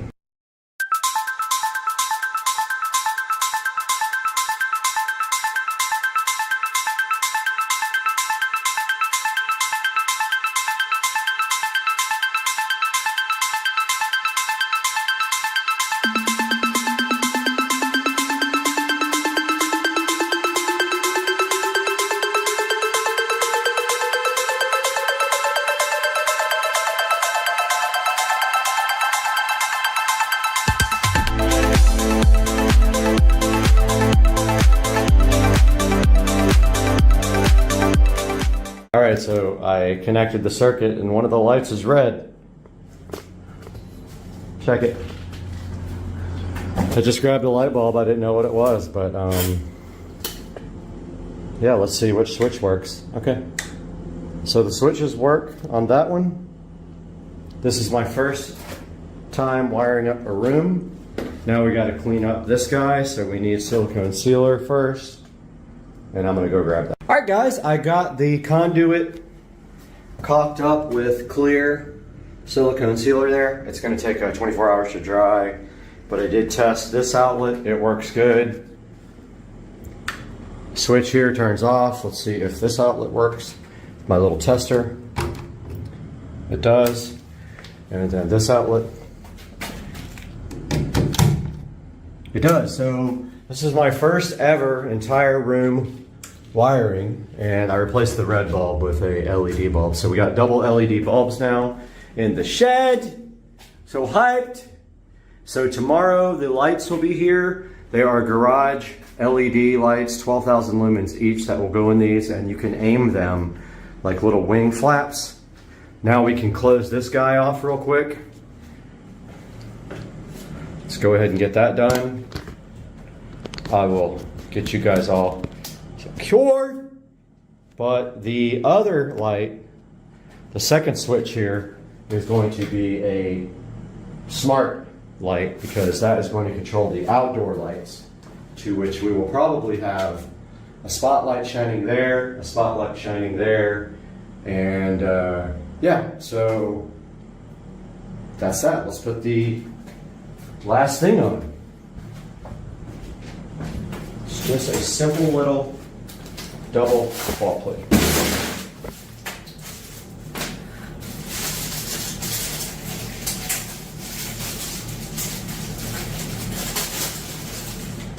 Just like that.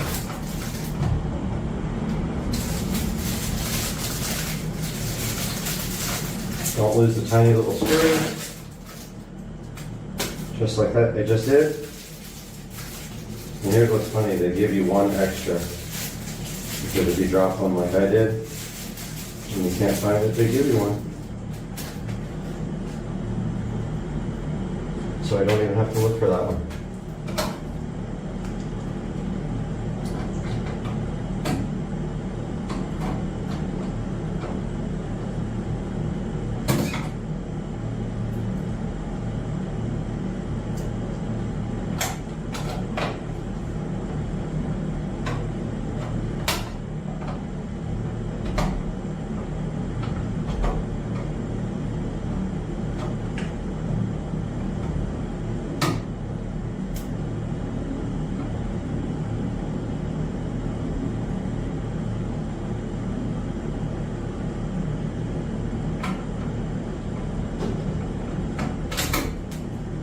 Okay, I did drop that one.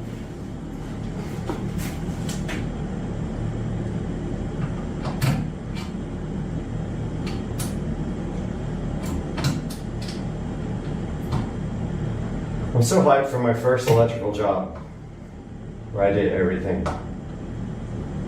It's the first time I've ever built a new room from scratch.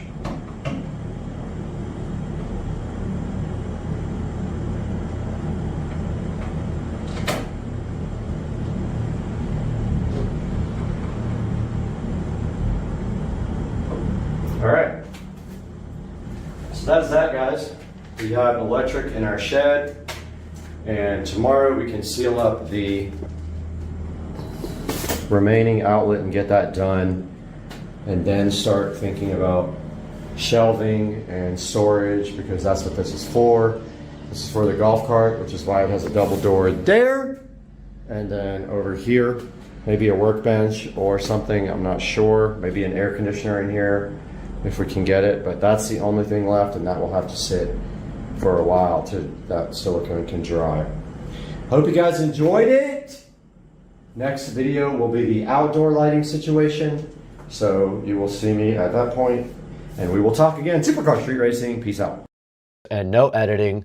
This is what it looks like in my bedroom here. The only lights that are on right now are some overhead lighting, and there's a little bit of natural light coming in from my sliding glass door, which you can see. So in the console, I wanted to show you guys the virtual camera. Now this is used to use this device in streaming, and the beauty is also a way to go ahead and make you look better in the actual software. So you can apply different types of filters here and the level on each filter. And of course, there are a lot of different types of filters here you can use on this. Now, this is unlit. So now let's take a look at lit. Now, when I did the shot of the Logitech, I did have lights on. I had my Glows on. Let's go ahead and light myself up. Okay, now I am lit up from the front. So this is comparable to the Logitech Brio. Now, I can also set up tracking. This thing does have automatic tracking. I'm going to set it on single mode, and let's see if it does track me, and it does. You can see it locking onto me when I walk around. That is what the tracking does. You can also set up your zoom to go full body, upper body, close up, headless, or lower body, and you can set up zone tracking as well. Now, right here is the very cool voice control. Check this out. There's a number of commands you can say right here to the Tiny 3, and it will obey you. Zoom in closer. Zoom out further. So that's how the voice control works on the Tiny 3. Pretty cool. I want to show you guys zone tracking. This is pretty cool. It's right here. You click this switch on here, you click the settings, and what you do is you tell the car you want to go to one direction, like right there, and then you update that side by right-clicking there and clicking update. Then you go to the other side here, and let's say we don't want to show this mess on the bed or any further than right there. All we have to do is click update on that side, and now watch what happens when we get up. Okay, the camera is tracking me right now, and if I walk over here, notice how it did not track me, and it went back to the original setting. So that is how zone tracking works. Now, I also just wanted to show you guys the setting for group mode. Now, unfortunately, I only have one person, but group mode is pretty cool. Now, what this does is when another person enters the frame, the camera will automatically reframe and keep everyone visible. There's no manual adjustments needed, and it's perfect for interviews or co-host setups. That is right here, but like I said, I don't have a second person to kind of demo this for you guys right at this moment. Now, you also are able to put the tracking speed on normal, slow, or fast. On slow, standard, or fast. I got it on fast now. So this is me lit up. Now back to the image mode. Autofocus is on, HDR is on as well. Auto exposure is on, and the auto exposure mode is locked onto my face. There's no compensation.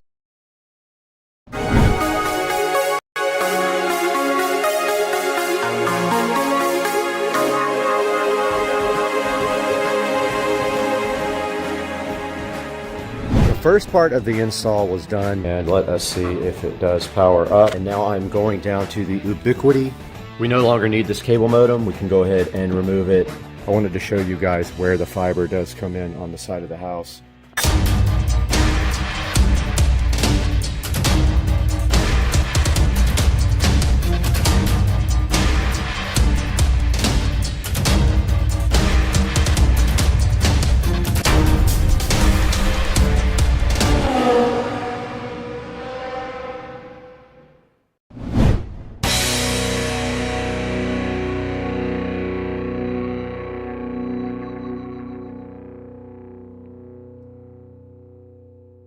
All right, guys, we are outside and we are prepping now for our IQ Fiber install.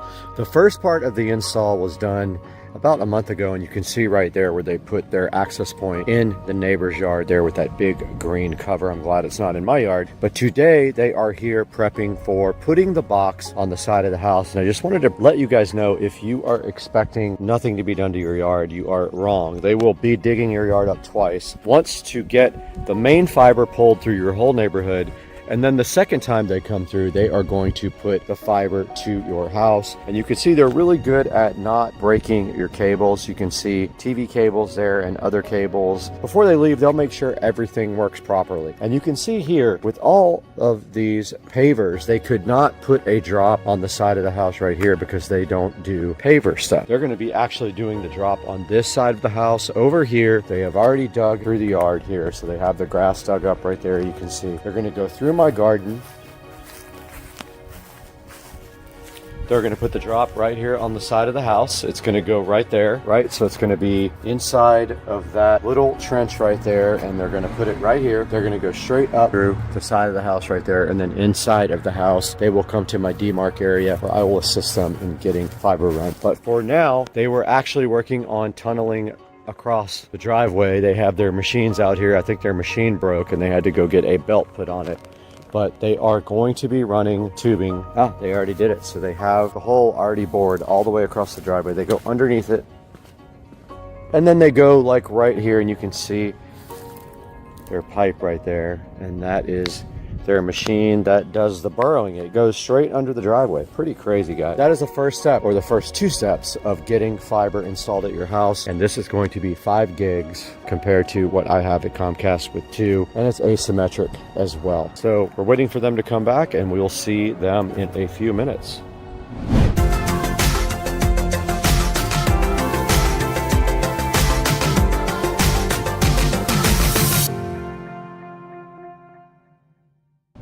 Alright guys, so I didn't do a lot of video during the fiber install process, simply because it was nothing exciting, but let me tell you guys what happened. So the fiber guy came this morning and finished the outside and the inside, and basically we are left now with this install here. They ran the fiber from the side of the house. They had to go through the yard because of pavers. Long boring story. They can't take pavers up, so they went through my yard, no problem. They did that. They went up the side of the house and into my attic, and they dropped everything right here. There's my fiber patch right there going straight to my modem. Now here is my modem for the fiber, so it is right here for now. I'm gonna rearrange that at some point, but for right now, it's right there. And then on top of that, my Eero device is sitting so fresh and fly. Now here's the thing. So I want to explain to you guys that this is 5 gig fiber, right? So my maximum speed is going to be 5 gigs, but let's think about this path. Coming in from the WAN side, so our WAN port, IQ Fiber, it is that green connector right there, is 5 gigs.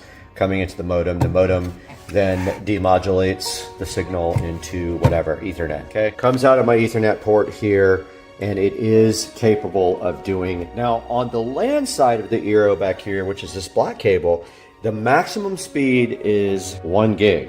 You're never going to get more than 1 gig on the WAN side of this network because of the limitations of this Eero here. Even if the Eero did 2.5 gigs, the big switch only does 1. So therefore, if you don't have anything more than 1 gig right there, then you're not getting more than 1 gig to the endpoints. Now, what is the advantage of fiber? Asymmetric. So I can upload now at 1 gig. And also, we won't saturate the 5 gig links ever, because we just won't. If we ever want to be as fast as the fiber, we're going to have to get some faster networking gear. And that's going to mean a bigger switch there. Also bigger, if your computers don't have the network cards to support it, you'll need a bigger network card as well. We have 5 gigs there on the fiber. We have 2.5 out of the fiber to the Eero. We have 1 out of the Eero to the switch. However, we do have 2.5 from our NAS to our computers for editing, so we do still have that, but we're just not going to get 2.5 to the internet at all. Why? Even though we have a 2.5 gig switch here, we can't use it because the router needs to be 2.5. I think that the Eero 7 does 2.5G on the LAN side, so I'm going to go ahead and research that, and maybe I'll pick up the Eero 7 for this guy here. Let's go see what they have.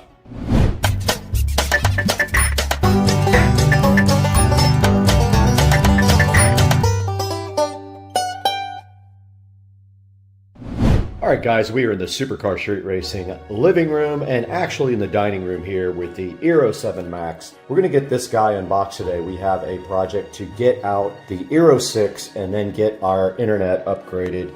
We're going to get this over and replace the Aero 6 and try to uplink at 10 gigs on IQ Fiber.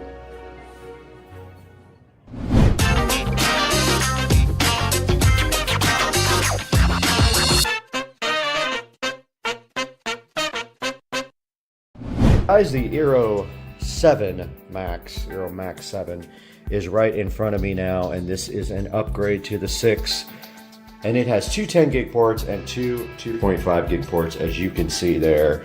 Tri-band and wireless up to 4.3 gigabits per second. And let's go ahead and get this unboxed. The Aero 7 Max is sitting right in front of us right now, having some bad reviews. We're going to find out if those reviews are accurate.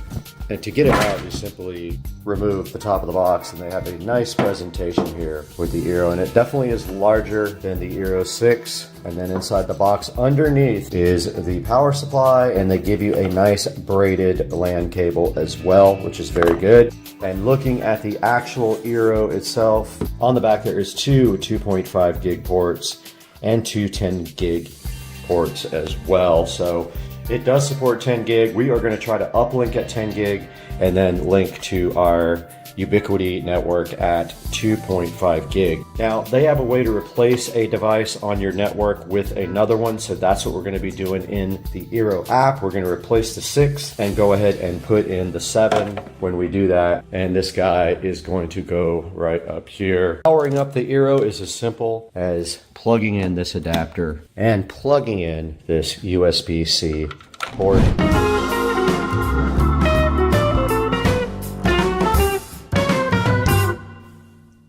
All right, so I have the new Aero here. I have the modem off, or the ONT is called, off for the internet. And actually we have plenty of room on here now. New power brick in, get it some power. So now we have a flashing white light. We're waiting for that to go blue is the deal. Once we have a blue light, we will go back to where we were. Okay, our light turned blue. Let's get back into the app now.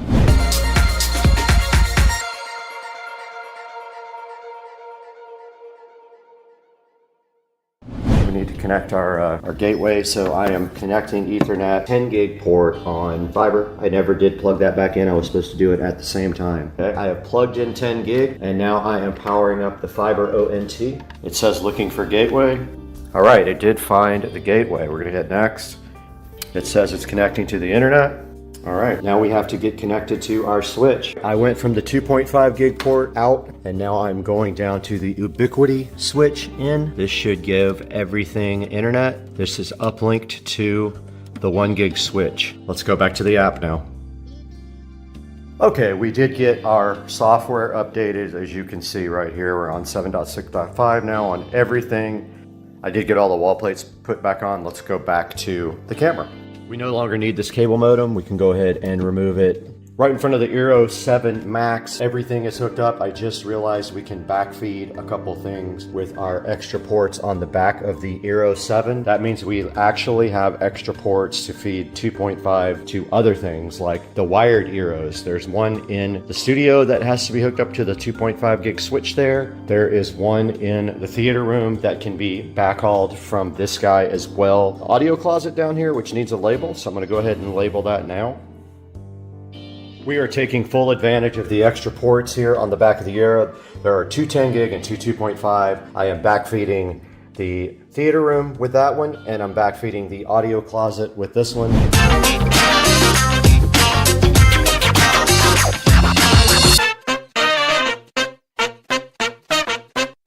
All right, we are out here. I'm trying not to be super loud because my neighbors are all asleep. It's early, but I wanted to show you guys where the fiber does come in on the side of the house. So it comes in right here from in the yard through my garden. They could not go over my pavers. They didn't want to do that. And there is the demarc. Fiber goes up my house. They could have done a better job of tucking the wire up there. I'll probably do that, but it goes up to the attic right there. The fiber did run through the yard just like that, all the way under the driveway to their box which is located in my neighbor's yard. Okay, we are inside of the living room here. I wanted to recap what we have in here. So basically down here behind the entertainment center right here, you will see the incoming spot for the fiber. It is that plate right there with the green plug on it. That's where the fiber comes into the house. It is patched right there with another fiber cable that then is connected to their modem. And on their modem, you will see on the front, there is power, broadband, service, Ethernet, and phone. A phone is not being used. And on the back, all you have is a fiber input, a Ethernet jack, a phone jack, and a reset button, and where the power goes in right there. It has a small power brick. It does get very warm, so if you have a concern about cooling, make sure you have adequate ventilation wherever you put this. If, for example, if you put it in a closet, it is rather warm. And do not stack it with other devices either. I am actually going to move it down when I redo this whole area, and I might get another different entertainment system here, like a shelf like I have back there. But for now, I wanted to get in here and show you guys the actual equipment and what you can expect from the fiber. I do not use their Wi-Fi equipment. I am using my Eero Wi-Fi 7 there. I'm not using their stuff at all. The installer was amazing. He did a lot of extra things for me, and I was really appreciative. He helped me fix a few cables and run a couple of extra Cat 6 cables. Love those guys. Give them the highest possible rating.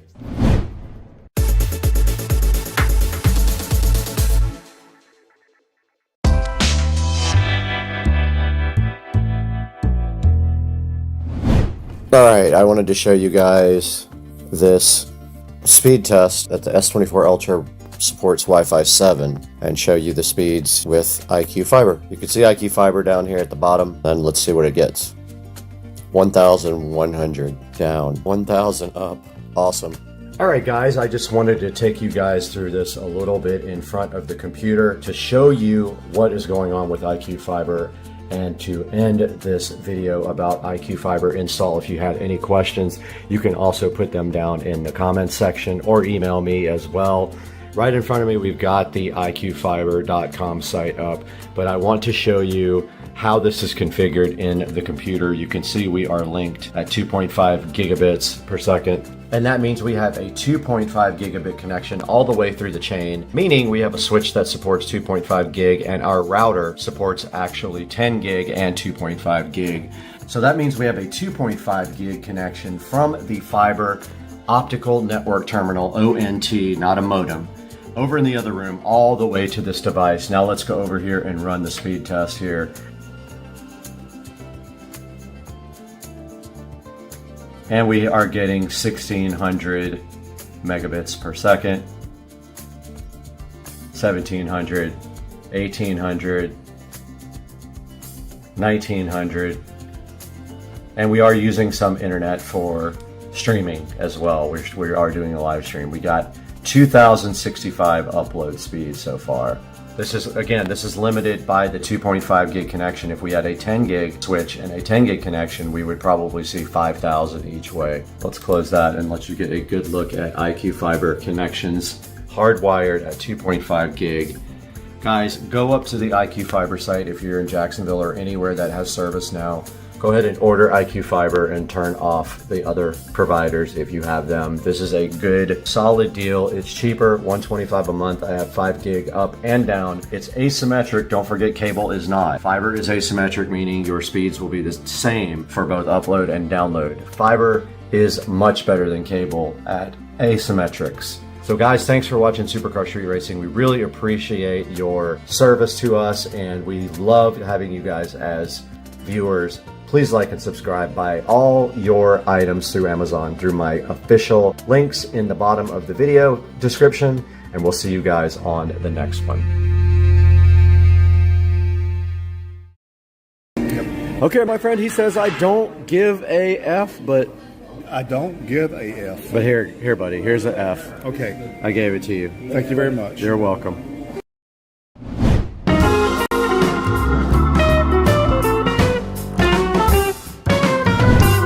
Alright guys, right in front of me we have the DeWalt DXV06PL-QT. That was sent to us to check out. I'll have a link down in the description where we got this from, and I'll put it on the screen right now as well. But we're going to take a look at this DeWalt right now because I need it outside in the studio. The studio is definitely messy because we're doing some electrical work in there, and it has foam in the walls, and that stuff goes everywhere when you cut it. And there is the beautiful DeWalt we'll be taking a look at today on Supercar Street Racing.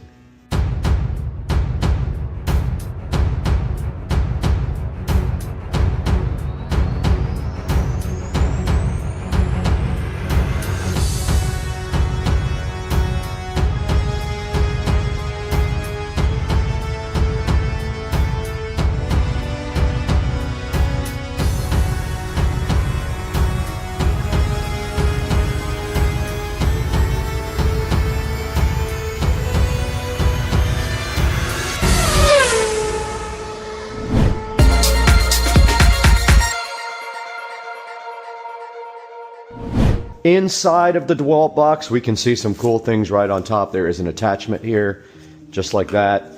There is also this cool hose. And the DeWalt comes straight out of the box, like that. Very easily unboxed with plastic around it. And inside of the box, a couple of more attachments here. They're just extensions for this attachment here. What else came with the DeWalt? Let's see. Everything else is inside of it. So they did give you a lot of other cool options. There is a look at the filter that it uses. There is also a bag here, and we will be taking a look at how to actually install the bag. And that thing pinched my finger right here when I pulled this out. It got me good, so be careful. There's some wheels in here as well. Some cool little attachments. This thing is awesome. I'm so hyped. All the attachments are in there. The wheels should be self-explanatory. They just go directly in. Really cool looking. I love the black on yellow. They want you to screw the wheels on with these 4 screws right here that comes with it. So we'll have to get our drill out for that. All right, those are ready to go. There's a cartridge filter cleaning guide. Filter's already on. Position the bag so that it is distributed around the inside of the tank. Okay, I put the bag inside of there. It just said position it inside there. There's not much really. So now you can see we have all reds and one Iceland blue is the name of that scene. So all we have to do now is go to our old routine that turned the lights off and on at dusk and update it with these new lights, and they will come on at night and stay on most of the night, all the night actually, and they light up the garage door. Looks pretty cool.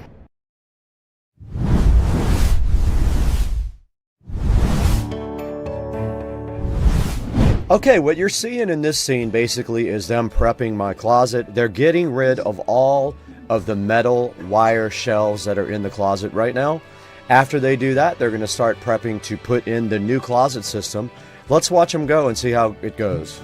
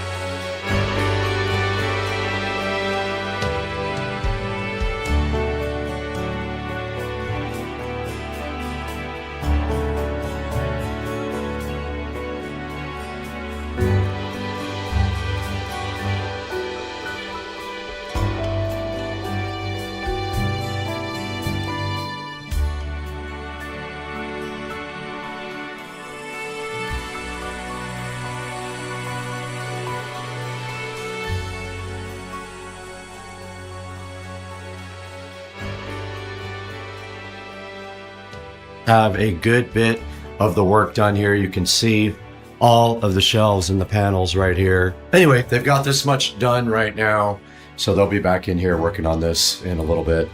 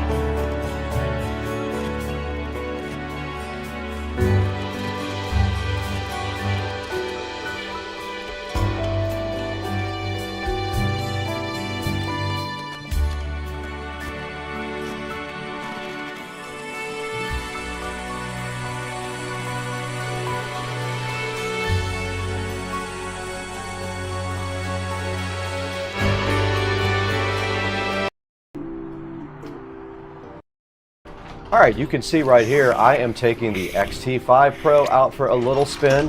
What we're gonna do is take it up to the local bar and have lunch and enjoy the XT5 Pro on the regular streets and check out the speeds that we can get. And during this trip here, you're gonna see me go along a main road. Now, these scooters are street legal in Florida, and you do not need a license or a helmet to ride them on the street, or any kind of special motorcycle endorsement. So yeah, this is me going up to the local bar and having a great time on the street on the Navi XT5 Pro.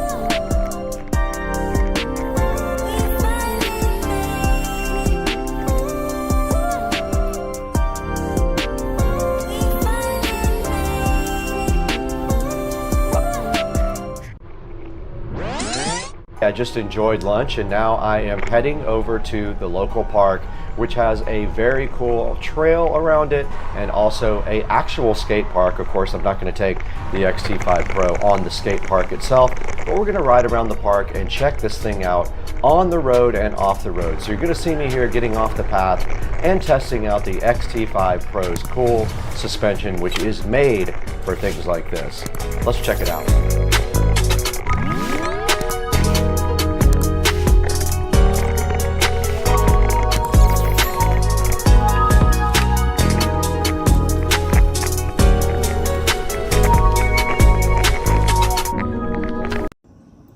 There is a hawk, or an owl. I think that's a hawk in my pool. That is pretty crazy. He's like, dude, you know why? Because there's frogs in there. He sees frogs. It's beautiful out here today, but it's definitely going to be a hot one, guys. We're going to have to get in that pool.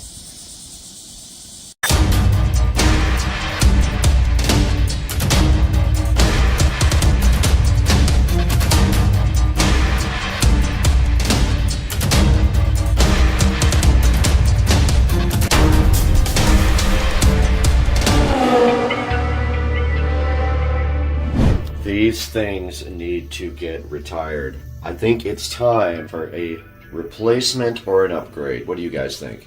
We are back at Supercar Street Racing once again, and today, if you see right here in front of me, I have my ASICs that I use to work out in every day. Now, I put about 3 miles a day on these, and I have been ever since I got them about 6 months ago. But you can see right here, they always wear out in the back, right here, always, because my feet rub up and down on them. Now, these are ASIC size 9s, and these are the Gel Contender 7s. And it's time to replace these simply because they are worn out. Now, part of the replacement of the ASIC shoes means that this pair now gets to become my new work shoes. This pair was my work and yard shoes, and now these will get retired to the trash can.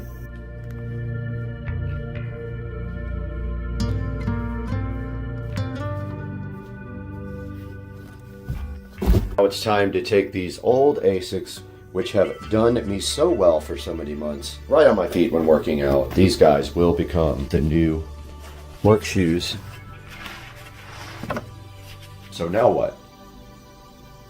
Ladies and gentlemen, right in front of me now, we do have our new shoes. We got to get these things unboxed. So let's just get them out right now. And right here in front of me, we have a brand new pair, hopefully not used, of ASICs. Pretty plain cardboard box. Looks like they use recycling, which is awesome. We got the ASICs right here in front of me, ready to be opened up. And you can see inside the box, they have a couple quality control stickers, and then they have like a little shoebox logo there. There's the asics.com website. We have the Gel Venture 9s in blue with a yellow stripe. Let's get these out of the box real quick and see what they actually look like.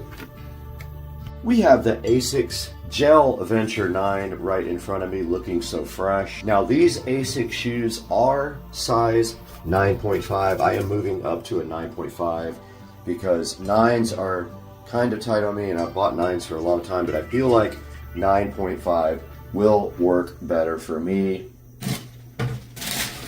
And I also need an extra wide shoe. It's kind of embarrassing, but yes, I do have bunions, so I need an extra wide. So these are the 9.5 extra wides, the Gel Venture 9. Now I believe I paid about 60 bucks for these on Amazon.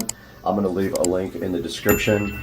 And these are for working out. I'm going to use these on the treadmill as my walking shoes. And it says right here that they have this technology called OrthoLite, which is supposed to be like a foam inside, like memory foam almost. And on the back, it says long-term cushioning, high-level breathability, lightweight comfort, and 5% recycled rubber content. Pretty cool. So they do use recycled rubber on the ASICS shoes. Now let's take a good look, a harder look, a closer look at the styling of the ASICS Gel Venture 9.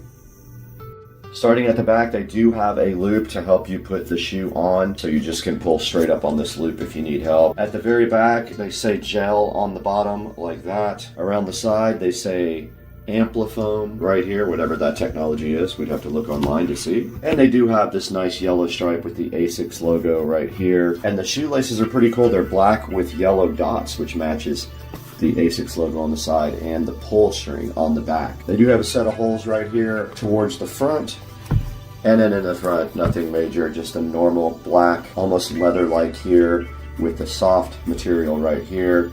And then moving up, you can see again the shoelaces, which are black and yellow polka dot. And then they're held in by these cool little black and yellow striped things here. Moving to the other side, obviously just a carbon copy of the front side, and you can see from the top right here, it does say ASICS OrthoLite inside of the shoe itself, and it has a nice little stripe right there that kind of accents the back along with the yellow stitching there. Okay, let's get these things tried on real quick and see how they feel.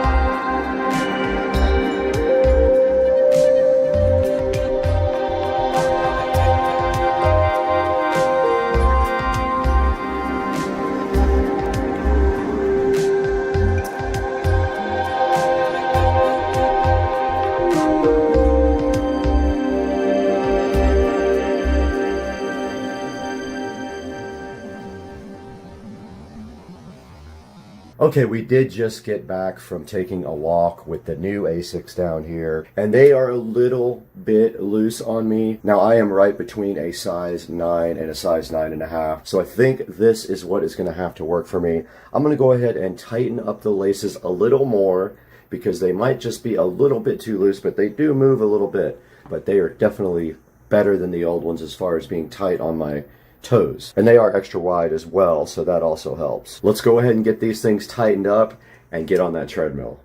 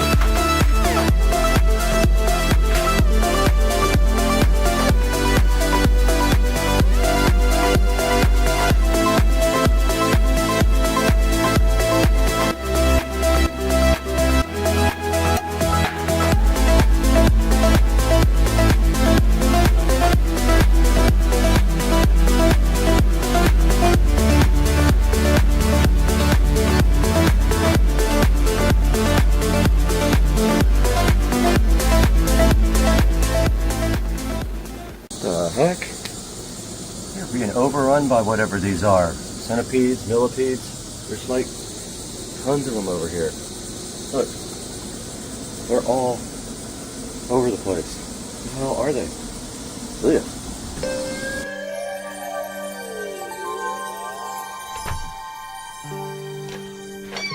Hey guys, and welcome back to Supercar Street Racing today. It's a very hot day in Northeast Florida, and today we have these nice ASUS Men Gel Venture 9 running shoes for you to check out. Now, I think I did pay about $65 for them because I wanted a certain type of color, but they have a lot of different colors available right here, as you can see right on Amazon. I will throw a link in the description, and they have pretty good reviews, about 4.5 stars out of 3,665 reviews. Now, they are very comfortable. As you can see, I went on a walk outside, and then I also did get on that treadmill for an hour to go ahead and break them in, and they felt really good on my feet. They're a little bit bigger than the last ones. The last ones I bought were a size 9. I went 9.5 extra wide this time. But please go down to the description down below on the video and order yours through the link in the description. It helps us out so much. All your support for the channel is helping it grow immensely. We have over 10,100 subscribers now, so please support Supercar Street Racing, and we will keep supporting you guys as well by giving you great video reviews and other things like that. So go pick your specific color. There is right there, black with glow yellow, and that is what I bought. They were $64.95, and then they have other colors as well, but you have to check and make sure they have your size. Some of them, if you pick your size here, like all you have to do is drop down your size. The ones that are not available will be grayed out on Amazon. The ones that are available, you can go ahead and get your order in and get your shoes as soon as 2 days like I did. Guys, thank you so much for watching the channel. We're about to go have brunch with Jared and the whole crew, so we got to get out of here, but we'll catch you guys on the next one.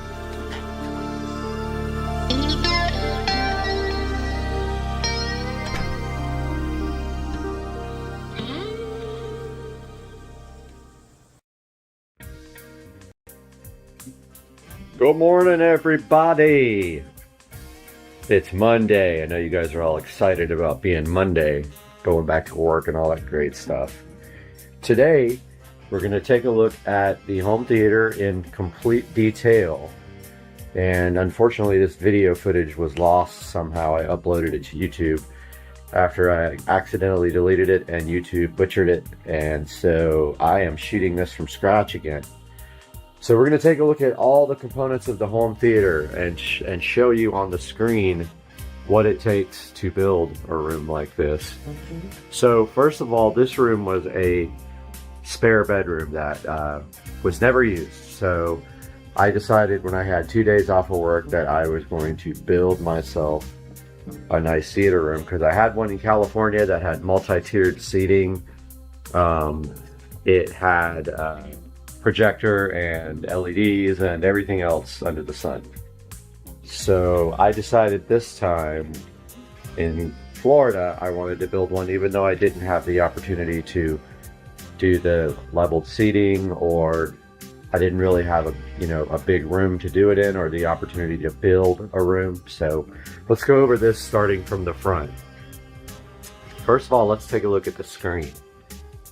So the screen here was made by me, and it's actually just the wall, and I used a projector calculator, and I literally marked off the wall for the size of the projector that I was thinking I was going to get. I left room for the door to open, which now of course I don't have a door, and I kind of wish the whole screen was moved to the right because it's not even on each side. However, it doesn't really matter. And then I went ahead and sanded the wall in those areas. So I just took sanding blocks and I sanded it as best I could. The wall's not 100% smooth. It does have a little bit of drywall texture in it. You might be able to see it right there. It's smoother than that, but it's not 100% smooth. And then I used Lowe's Cinema Screen Valspar paint, which I will put up on the screen now. And I did multiple coats of this. You can still see there is some texture on the wall. Your eyes cannot detect that though, from the distance back that we are here. I think it's like 11 feet, 10 or 11 feet from the recliners to the screen there. I put probably 4 coats. The wall was actually a lighter color before, so it took 3 or 4 coats of home cinema screen paint.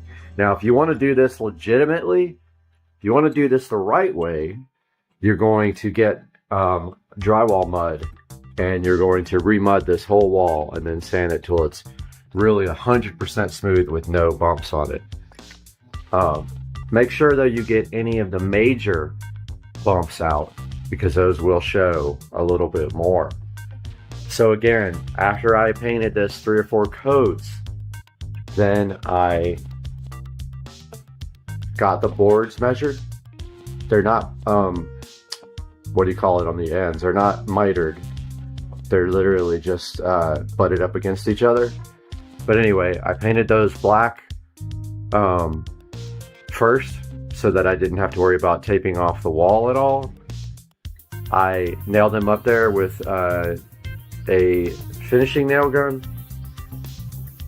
I filled the holes where the nails went, painted those black, the holes, and that was it.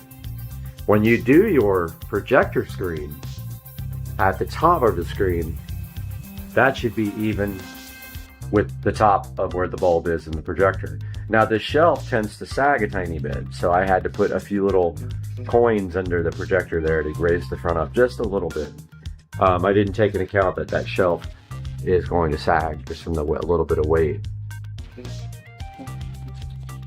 So that is the screen. Now up front, we have JBL 4406s. So these have a 6.5-inch woofer and a tweeter. I've had these speakers for around, I want to say, let's see, so 30 years old. Never had any problems with them except one died. One of them, the crossover, died. And I got it professionally repaired because it was worth it. These are back in the day when JBL made amazing quality studio monitors, like the 4411B, I think was the good one. Also, we have an Advent center channel. Now, if you want to go for a very clean look, and I had this in my last theater, you can move everything up to the ceiling and do in-ceiling speakers instead of these fronts there and there. And yes, you can do all in-ceiling, even for the center channel. Monoprice makes a great center channel speaker, or at least they used to. If they still have it, I'm going to put that up on the screen right now while we're talking. And also, there are a few companies who make speakers that are angled towards you. And I'll put those up on the screen and link in the description as well. So an Advent center channel speaker. Then moving down, we have the Onkyo VSX 933. So this is a 5.1 or 7.2 or whatever your configuration is going to be receiver. It does support HDR10 and 4K and Dolby Atmos and DTS and a few other pretty cool features. So if you're into Atmos and you have more than 4, 5, 6, 7, 8, 10 or however many speakers you have, this supports Atmos. It's a pretty good receiver. I have had issues with it though. At the moment, if you don't turn it off every time you're done using it, when you come back in, the audio won't work at all. And then it's kind of a pain to get it back on. If you switch it off every single time you're done, I haven't had another problem with it after that. But it's about, I want to say 3 or 4 years old, maybe 3 years old now. My Pioneer receiver that I had before, I think the video is, I can't remember why I got this one. There was something wrong with my other one. which I had a few issues with the other Pioneer as well as far as the video output goes. VSX 933, link will be in the description there if you'd like to get something similar. They don't make this unit anymore. One thing I will say about Pioneer, they have gone down as far as the quality after Onkyo purchased them, or vice versa. I can't remember if Onkyo bought them or they bought Onkyo. I think Onkyo purchased Pioneer. Things like the app have gone down as far as the quality of the app that you use if you want to modify it. The one on the VSX in the closet is much better, but they don't support it on Android anymore. They've stopped updating it years ago.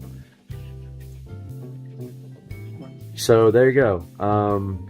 Behind that, I wanted a clean look, so I've got the Xbox One S chilling back behind there. It's a nice hidden location. The Xbox One S does 4K, it does HDR10, and so we don't have to say much about that. It also allows you to do media if you want to. So yeah, just a regular Xbox One S. Now below that we have this piece, I believe came from IKEA, but what's really cool about it is it has storage. So I keep that's the external hard drive for the Xbox, but I keep any accessories like controllers or remotes or anything I want under there. Nice storage space. Of course, over at the other side of the room we have the other studio monitor, the JBL. Those are my fronts. Moving to the center of the room here, we've got another storage table with 2 bins under, which you can store the remotes with. I have all the remotes out so I can explain those to you next. That's a little storage table. On this side of the room, part of the remodel, black receptacles, black switch blank plate, which, because the fan is controlled with the remote and with Alexa. We've got an Echo Show 5. I'll put the link in the description to this. We've got the Echo Show 5 wall mount, flush mount, which actually you cut a hole in your drywall, and then you need power though, so you can either run power down your wall and out through a receptacle if you want, or you can do what I did and you can pull power off of the switch as long as there's a neutral wire.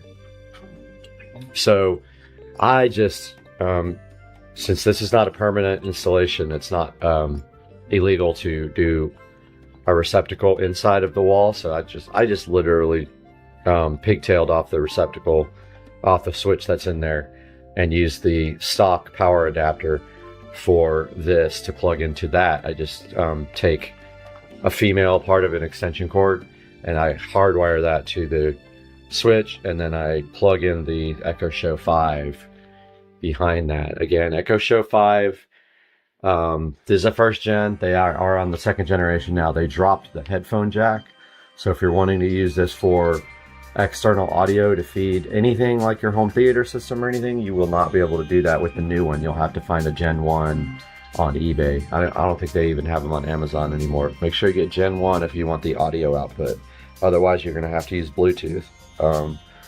So they dropped the audio jack on all the new ones, which is disappointing. I don't know why they would do that when a lot of people like using that for their stereo systems. Black receptacle and wall plate. We'll put that in the description. Moving over here, we just have some little side tables. Closet.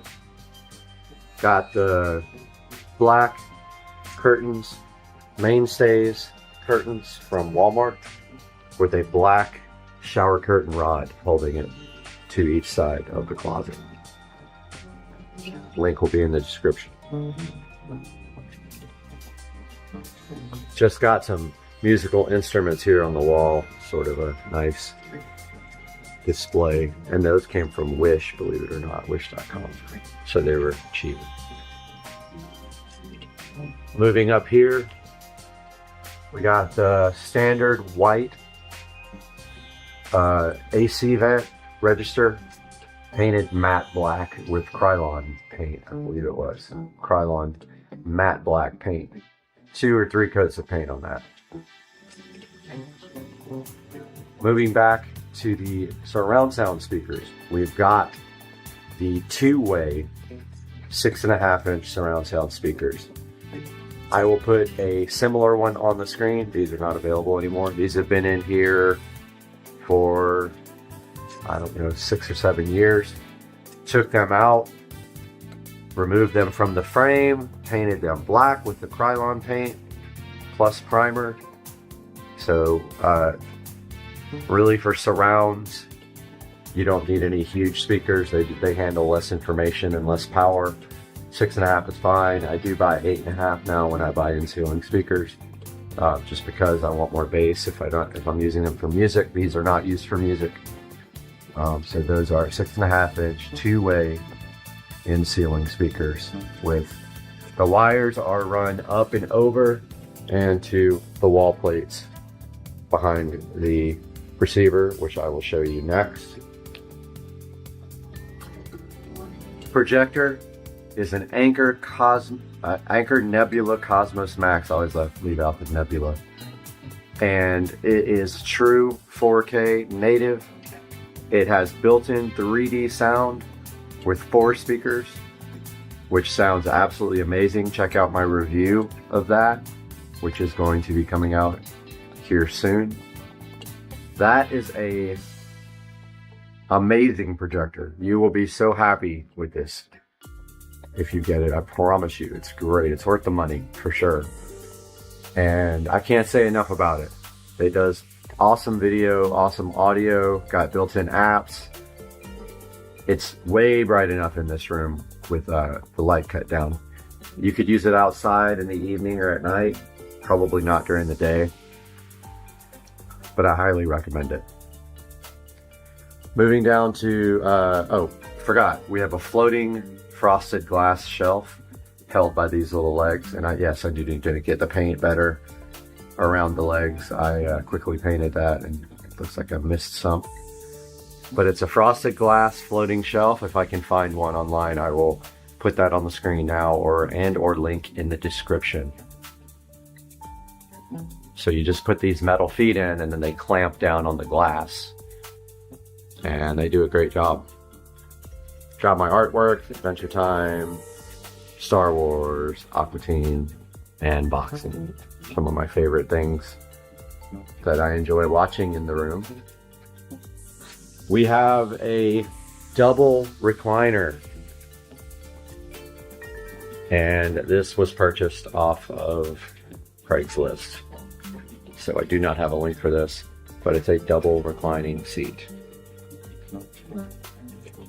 Got the Xbox One controller. Another side table, random little lamps. Got the Laser Star projector going. Got that online somewhere, but it's very old, so I won't be able to, probably won't be able to find anything. But it is projecting the laser stars onto the ceiling and the nebula, and you can actually adjust the nebula. And yeah, this thing looks awesome in here. Below that, we got the Acoustic subwoofer, 12-inch powered subwoofer. I will put a link in the description. I think it's a PL200. It is pretty good.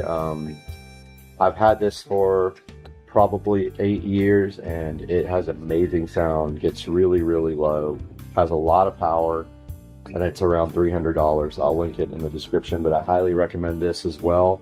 I took the time to move it from that corner back here where I have an empty space between where the two couches meet. There was plenty of space for this to go right there. So the RCA cable runs under there and comes around and goes to the back of the receiver here. LED light strip. The Govee RGB IC light strip is run all the way around here. Check out my review of that on the channel. It is smart Wi-Fi enabled, controllable via an app, which I will open up on the tablet right now. Get this open. So here's the app. All of my LEDs are here. You can check this out in my review. Left mirror, right mirror, those are in the bathroom. There's the theater room. So you can go into here, it's connecting. And you can change the scene or color or brightness. You can do custom scenes. For more information on this, I'll put a link in the description. Also, check out my review video on the channel. Moving this way, we've got a futon. That also came from Walmart. Just a standard Walmart futon, but the sides can be raised and lowered so you can have armrests or it can go flat. Got my Star Wars pillow, of course. And it says the First Order. What home theater room wouldn't be complete without a Star Wars pillow. On the wall, one of my guitars. It's a Gibson guitar. Some more of the instruments. And my Braided man, which actually came off the fan switches.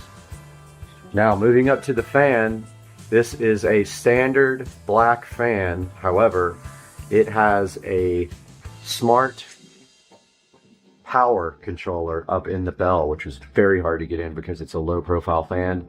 This is a lower profile fan than standard, and I did that so that it would not interfere with the picture right here.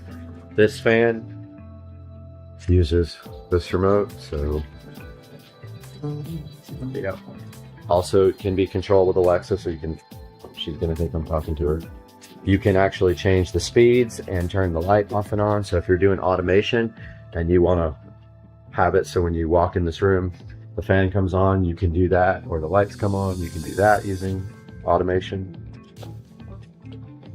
So let's take a look at all the remotes, because we didn't look at the remote for the projector in the projector review. This is the remote for the projector. If I can get it to focus. You can see it's a voice remote, a lot like the one for the Fire Stick. This is my tablet, Fire HD 10 Plus. This can go away up in the closet. That is the old remote for the old Epson, which died. This is the remote for the fan. It's got the switch in the middle for the lights. Fan speed up here, which is also controllable by, you know what, I don't want to say the name because she'll wake up, but there's a fan. And you can do a timer on it as well. This is the remote for the receiver, the SX933. However, I am using the Fire Stick to control power and volume on the receiver. Let's see here. Powered off.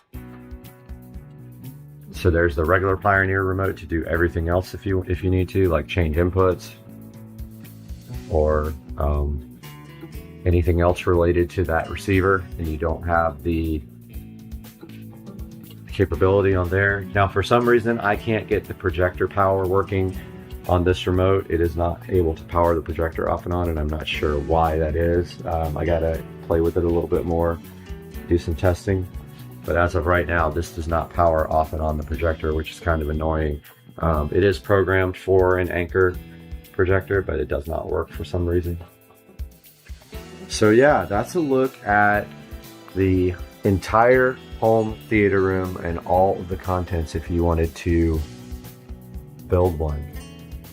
I'm gonna put the cost estimated cost on the screen right now. Now, keep in mind here, one other thing. I'll put the cost up after that.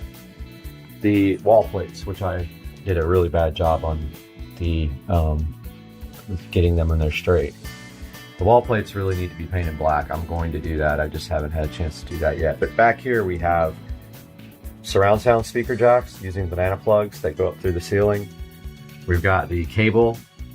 It's actually not a cable anymore. It is actually just a Cat 5, Cat 6 switch. But when we had cable, that was the feed for the cable. Now it's going to the cable modem in the other room with Cat 5 to feed internet. Oh yes, the Fire Stick that is connected to this for movies is actually using wired Ethernet. So I have that directly to the Fire Stick. Then there's a RCA set of jacks. Two of them there's only two being used, and they go to the closet behind me, which is my whole home audio system in case I want to go back and forth with signals. And then that's the HDMI brush plate. So yeah, I will put the estimated price on the screen right now. And keep in mind, I did all of the work here myself. I did not have one single person do any of the work in this room. I did the electrical. I ran the electrical from up in the attic to where it was coming down the wall here. I spliced into it, put a box in the attic, and it goes up to there. I ran the HDMI cable down the wall, and since this is an inner wall, anything you want to do to this wall is easy because there's no fire breaks or insulation in it. If you're working on this outer wall here, that's exterior, you then have to worry about fire breaks and insulation, and it's much, much harder. So I did all the work myself, including making the screen, and I have already put the price up that I think that I may have been into. I've got many hours into this. I've got probably 6 days total into it, if you count all the little work like putting the fan in and shelf in and all the painting. So I hope that you guys can make your own home theater room. If you need any advice or if you have any questions, throw them down in the comments. But that's going to do it for today's video. I hope you guys have a great day. We'll see you soon. And just want to kind of explain about how this house is actually going to be paid for in the next 2 weeks. I am super hyped about being able to do this. I've worked really hard for this for the last few years.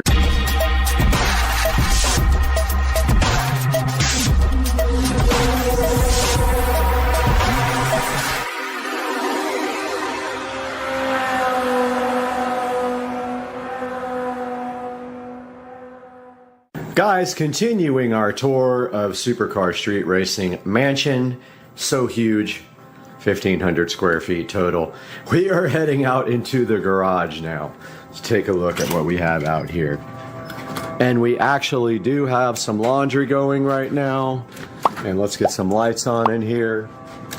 All right, so let's talk about the Supercar Street Racing garage. Now, the first thing you will notice out here is that we do not have a car at this time. We have a non-running mini bike and an awesome golf cart because I am in the process of finding a vehicle. Now out here in the garage, out in my garage, some of the things that have been done out here are, when I bought this awesome LG Signature set of washer and dryer, I repainted this whole entire wall there. I did recessed lighting back in here. I did this light here, and also I did these cabinets up top. And when I did the cabinets, I put power inside of there, which turned out really good for all of my tools and stuff. So taking a look inside here, we have tools, charging, and then over here we just have miscellaneous stuff, electrical equipment, and on top we have a nice area of storage, and we have the audio system for the garage entertainment. Joe, Dukes of Duval, and myself built this workbench years ago, about 10 years ago almost, so that is still there. And you can see I have my tools on top. Joe and I did a video with the vise and the grinder install. Over here on this wall, we have tools hung up on pegboard style. My whole garage has pegboard, as you can see. We also have our landscape light timer here for one side of the yard, and we have our Wise sprinkler controller for the other side of the yard. Looking up here, we have our new garage entertainment system, and behind that is where we did all the nice work up through the wall. And that is our garage entertainment system. It is a 1080p television that I have had for almost 12 years. I have 2 of them. Here we have, again, we have our LG Signature washer and dryer, and these guys are actually connected to Wi-Fi, and they will notify you when your wash and your dry is done. I have added power right here, but one thing I would like to do is add power all the way down both walls and put a retractable power up here where the Chamberlain garage door opener is. This is actually a smart garage door opener which does Wi-Fi. I replaced that about 1.5 years ago.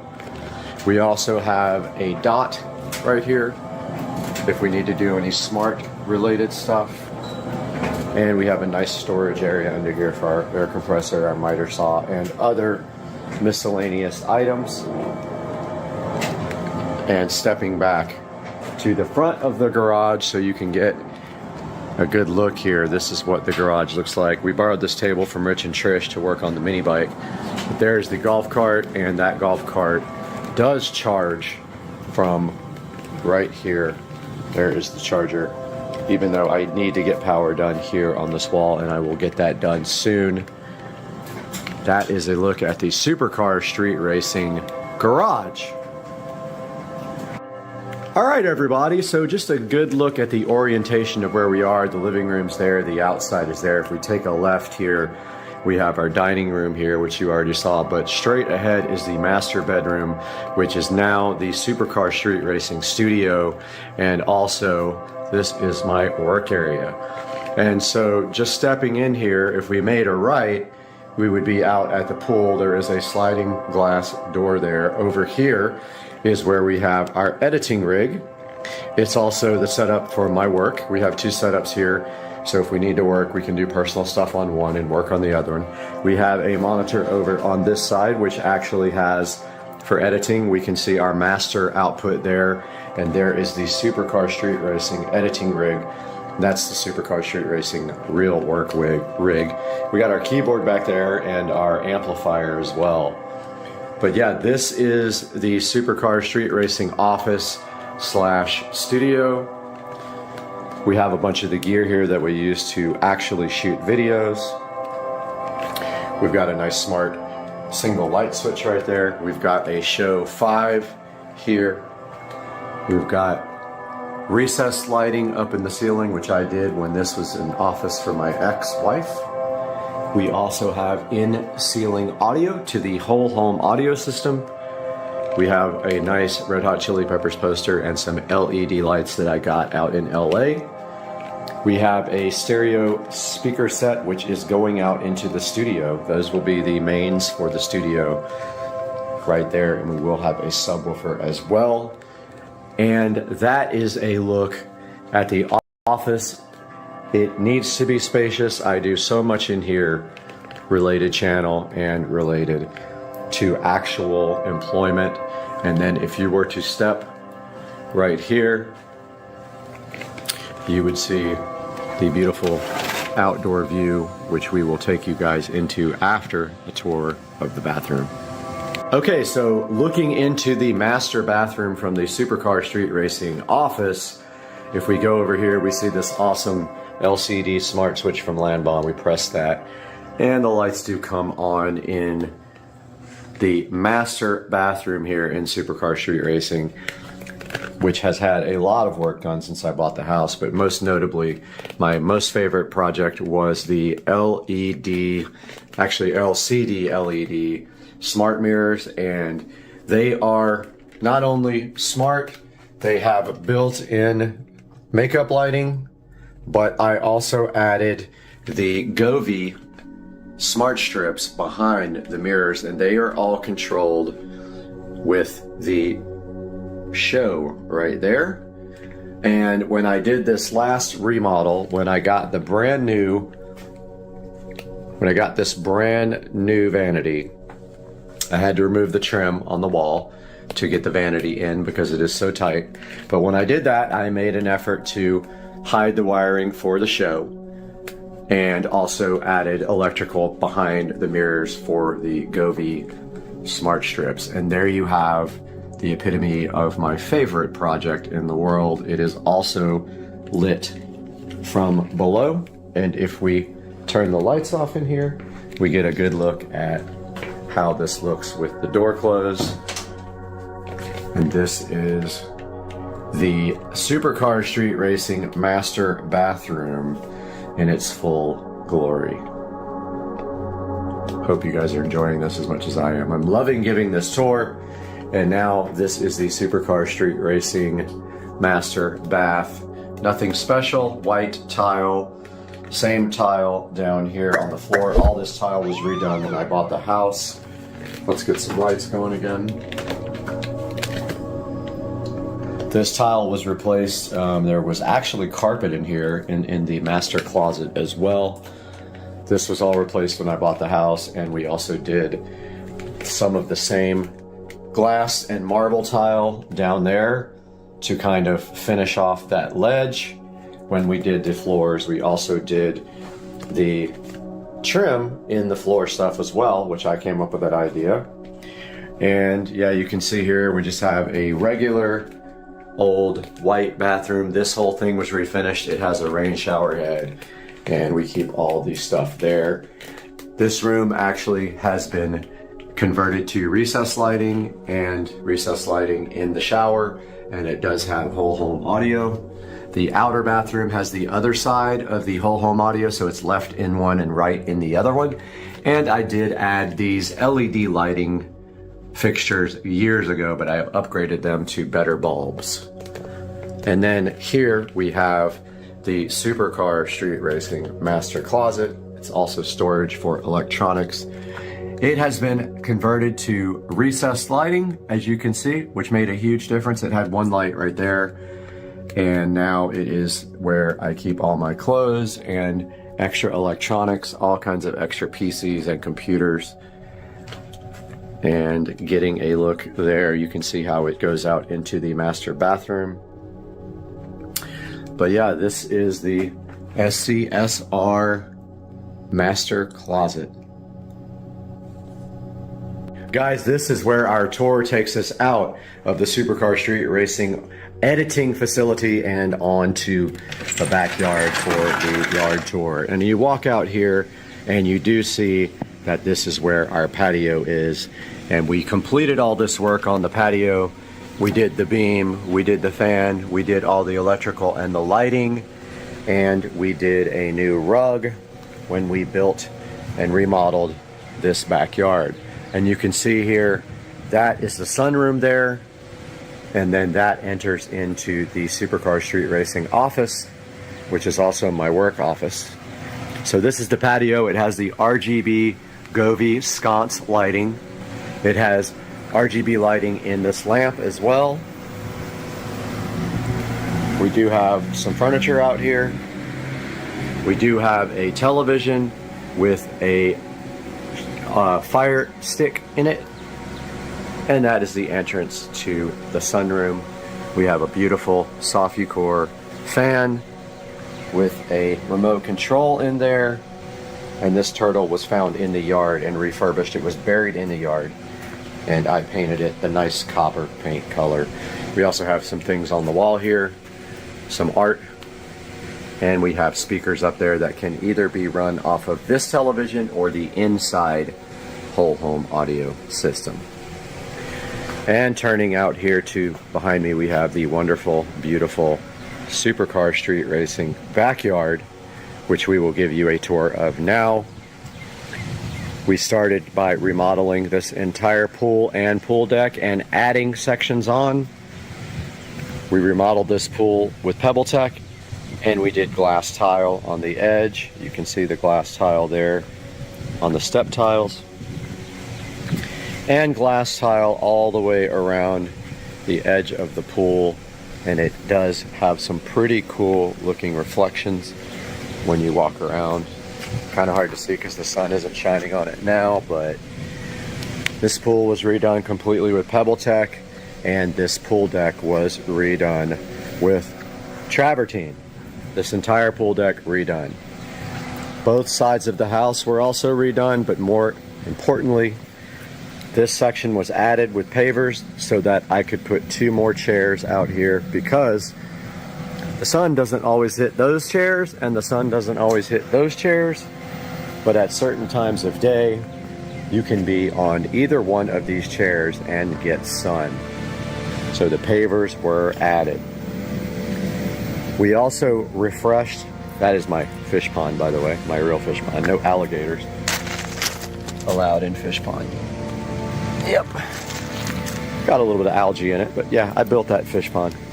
We did refresh all the mulch and all the landscaping in the backyard. The wind has knocked over my plastic chairs. We do have a fire pit right there. We have some lovely birds down there, and we will see some alligators today as well. We have some little cranes out here doing their thing right there that just took off. There's the fire pit, and those chairs go right up against the fire pit. I made those chairs out of palm trees, which there was a palm tree next to that, and we cut that down and used those for stools, which they're very hard on your legs. So not a good idea, actually, in hindsight. Your legs get scraped by the actual palm. They need to be sanded down. We had our existing patio furniture out here, which we bought new cushions for and placed over here. We were able to move, and we'll get to that in a minute, we were able to move our, well, we used to have an umbrella till it blew away in the wind. We were able to move that table and chairs from here over to the new patio. We will go over that shortly. We refreshed all this landscaping and added borders around it. And out here we have the dock that was built about 10 years ago. And we have a bunch of wildlife creatures around here. And we have turtles right out there. And we have an alligator right here swimming towards us. And he is right out there. Let's see if I can zoom in on him for you. Is right there. And there are other ones in here as well. There's another one coming this way, heading towards us from back there. We've got this guy chilling, and this is a look back at the backyard from the dock. The dock does have furniture on it. I just cleaned all this furniture and pressure washed the dock and the bulkhead there, so it all looks very nice. And there is the alligator and the other alligator and a third alligator coming towards us as we speak. Right there. See, we got 3 of them coming. One on the right, one on the left, and one straight ahead, all the way down there, of varying sizes. That's a little guy right there, but here he comes. And he's getting closer. So that's how the house looks from the back with this tour. And I'll show you what happened with the fence. All this fence is brand new all the way around the property. It's all brand new vinyl fencing, and we were able to move the fence from where that gutter is all the way to the front to get some more space for the backyard. We added the rocks on the side of the fence as well, and all this concrete is new, every bit of it. You can tell concrete was not there. It was, none of this was concrete. We added all of this concrete here all the way up to the front to the fence. Added this patio, which did have an umbrella until about a week ago. I went on a trip, I came home, and it was gone. So it either got stolen, which is unlikely, or the wind took it, but it was very windy here, so it definitely was the wind.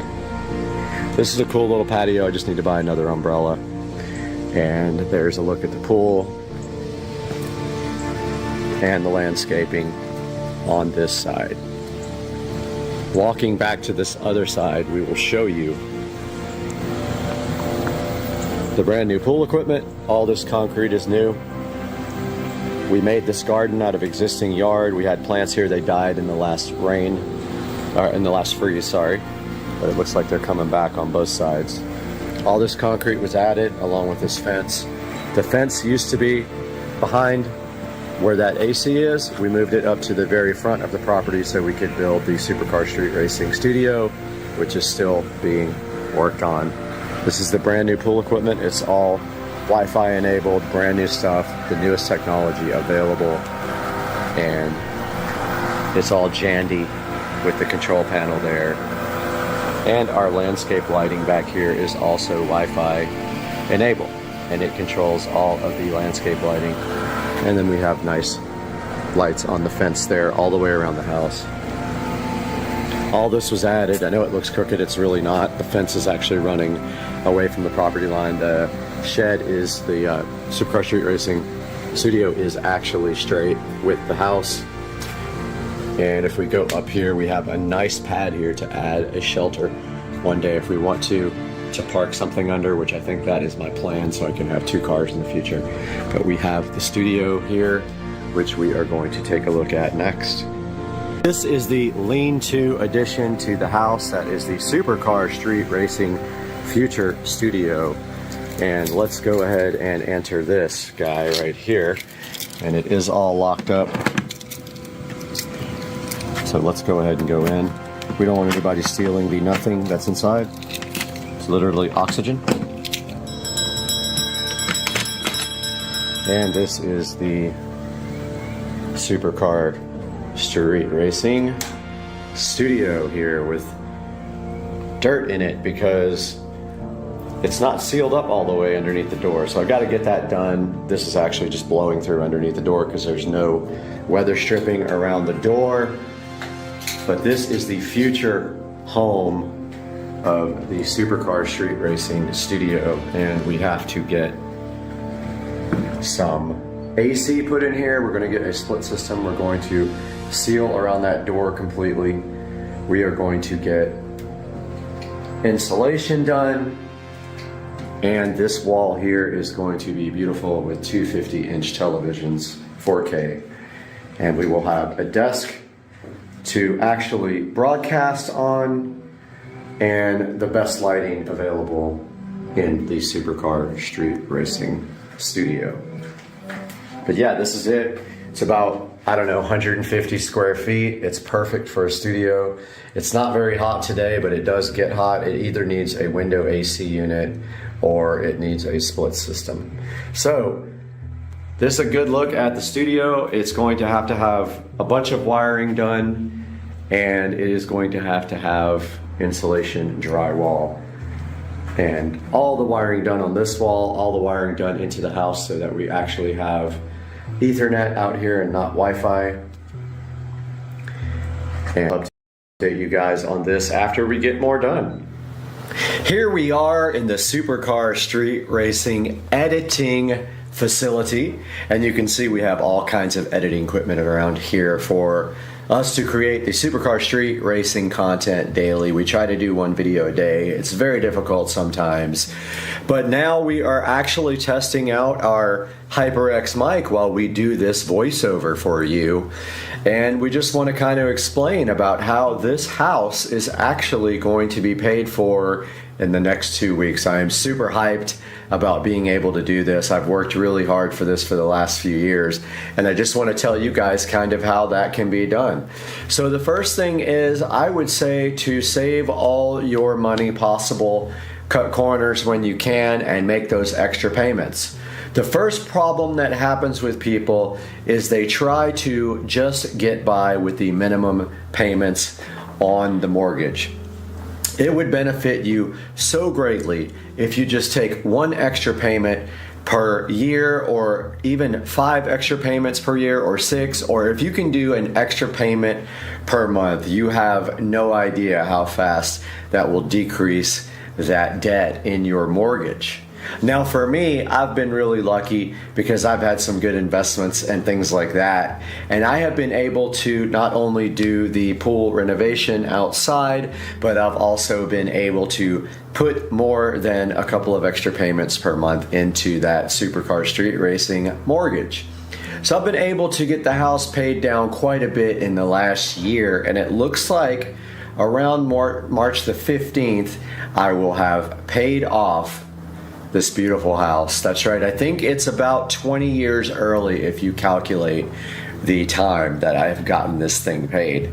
Now, the interesting part of this also is I've been watching the payments go down as far as interest, and the payment are showing an interest level of like $40 for the last payment, which is absolutely amazing. It looks like over the span of the loan, this is going to save me about $50,000, and that will actually pay for a vehicle for supercar street racing. So how can you pay your house off early? Well, it's all about making good investment choices and putting that extra income into the house. You may not have the ability to do as many payments as I did, and that's totally fine. You can still get this done because there's other ways to do it as well. I use my credit card points because I have a Wells Fargo credit card, and I apply those points directly to the mortgage. On the Wells Fargo site, you can actually pay off your credit cards or your mortgage if you have a Wells Fargo mortgage with your actual points from your Wells Fargo rewards card. And I have been able to get some payments done on the house, and like I said, looking like February 14th, this place will be completely paid off, and I will be just having to worry about property taxes and insurance on the place. Guys, if you have any advice for anyone else, or if you have some experience paying off your mortgage early or making extra payments, I'd love to hear about it down in the comments. I really appreciate you guys clicking through our links to purchase our products. It helps the channel greatly. I don't make money off the channel. I actually lose quite a bit of money per year on supercar street racing. Please like this video and subscribe, and I hope you like the house tour of the soon fully owned by me supercar street racing mansion of 1,500 square feet. And we'll see you guys next time on the channel. All right, here we go. Big turbo time, test run. Traffic.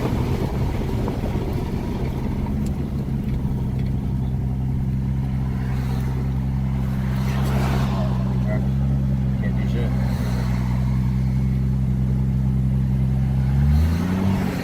But you feel how there was no wheel spin at all? Yeah.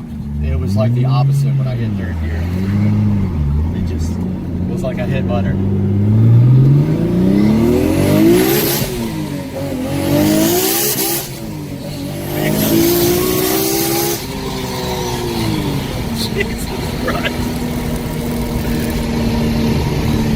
Insane.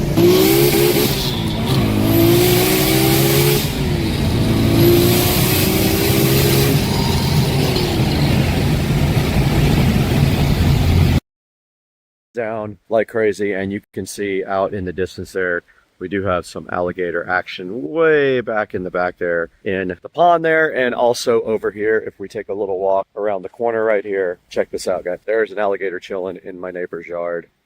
Right there, he just jumped in the water when he heard me coming, and he is headed our way. This is Florida life, guys. One there, one behind him, and one out there. And here comes this dude ready to hang out with us. Now let's get back to the video and take a look at this Xbox Series X 1 terabyte digital edition on Amazon. What's up, guy?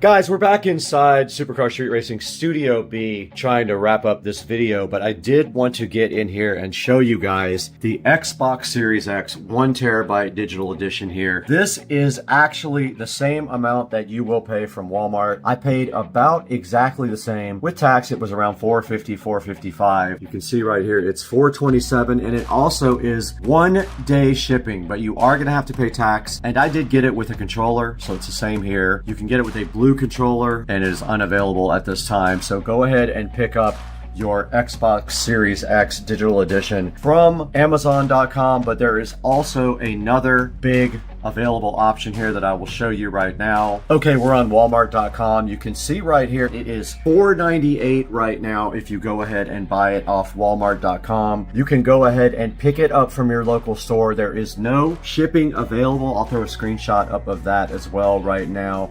And you can see right here and right now, if we did pick up, we could get it from our local store, the Jacksonville Supercenter, and probably by like 2 or 3 o'clock today, it would be ready to roll up and go ahead and pick up. When Joe and I did go to the Walmart near my house, they went ahead and brought it out to the car and stuck it directly in the car, and we went away with our brand new Xbox Series X and went ahead and downloaded Golf. We did download the PGA 2K25 New Edition Golf. We got all of the available options with it, and it was $119. And we want you guys to go ahead and use our Amazon link if possible, because we do get a little bit of money out of that when you use our Amazon official affiliate links. Now we're on the Supercar Street Racing front page here. You can see we don't make that much money. You know how much we make now, $169 so far this month. Not enough to actually pay for the channel or even some of the subscriptions that we use to create the content. And you can see right here, we have 75,052. We've had 13,209 in the last 28 days. A huge, huge pick me up for the channel. And the last videos that are doing the best are the Rove 4K front and rear raw. You're not gonna get me this time, you son of a...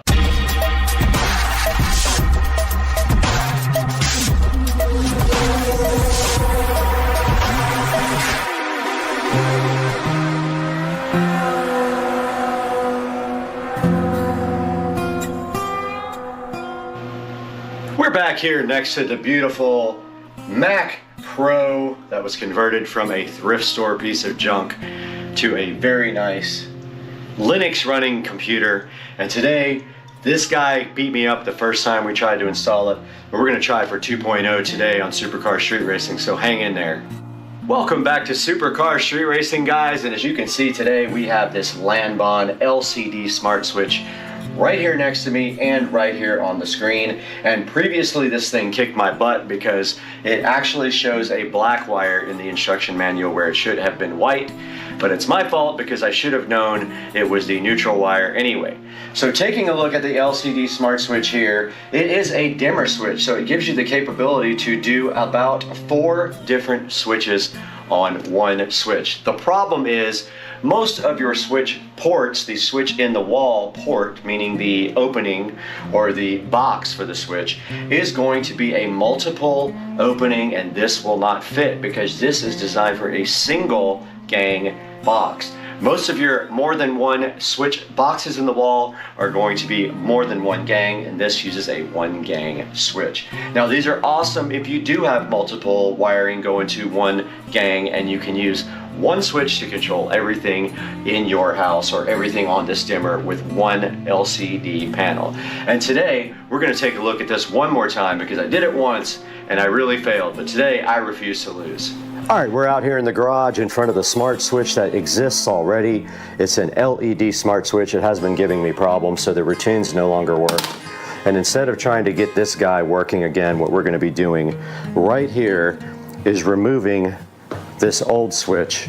And you can see it has one of those screwless faceplates on it. But we're going to be removing that because the new guy has everything we need included with it. So first we take off this faceplate.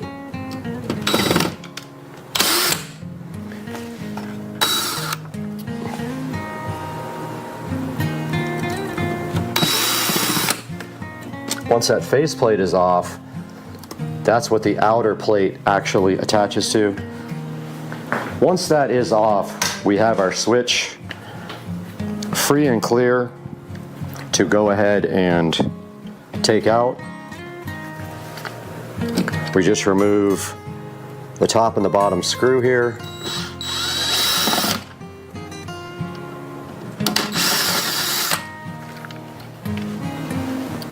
And that switch should just come right out. Trying to get my microphone working.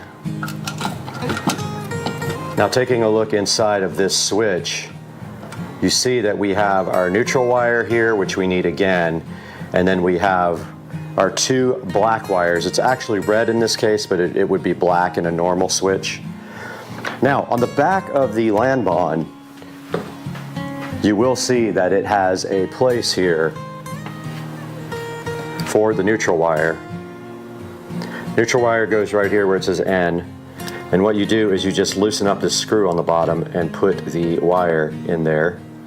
And then your load goes here, and then your other load goes to either 1, 2, 3, or like you have 3 different places to put loads, but your common here goes to L. So the black will go to one of these two, L or L1.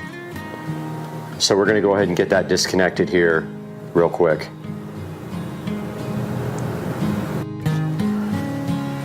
All right, for this job you're going to need and there goes the screws. You're going to need a very small screwdriver to loosen up the screws on the LAN bond.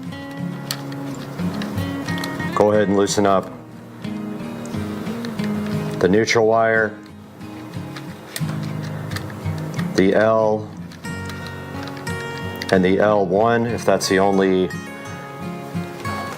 if you're only doing one switch, you only need L and L1. Now, I do have the power on at this point, so I am wearing gloves. I advise you to turn the power off. I never turn the power off, but as a safety precaution, you should always turn the power off. This will shock you, and if this neutral wire touches any other thing, ground or otherwise, it will definitely pop.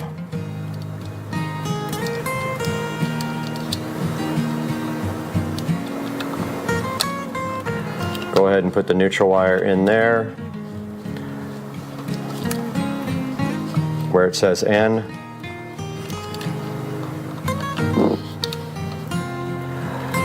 Insert that all the way, and then of course drop your screwdriver.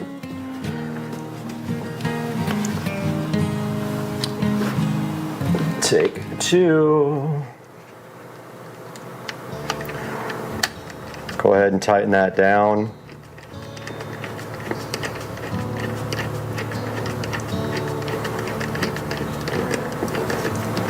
Don't be scared to torque it. Oh, also I forgot to tell you guys, this part does come off. So that has to be mounted separately. So the front part comes off, and then you're left with this little plate here. Now, let's go ahead and get the other switch disconnected. Now, what happens basically on the switch is when these two wires make a connection, it sends power up to the switch. We will prove that here momentarily if we just do this.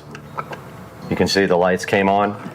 That is the basics of a switch. The neutral wire connects to the switch up there, and then when these two connect to each other down here, it completes the circuit. The white wire will always be connected up in the ceiling to the switch, and then down here you will have the hot wire. And when it makes a connection like this, the lights do come on. Now, we got to get this wire straightened out so we can put it in the back of the terminal here. So we're going to need our workman's pliers. Now, the workman pliers is the most commonly used pliers by an electrician, and they look like this.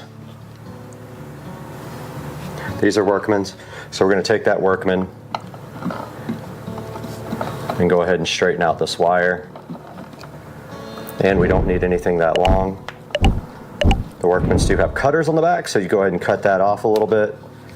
Straighten it out completely. Same with the other one. Don't need that much wire on this. Nor do I need that right this moment, but I am going to need it momentarily. Now we just take our back of our switch. One of these guys goes to L.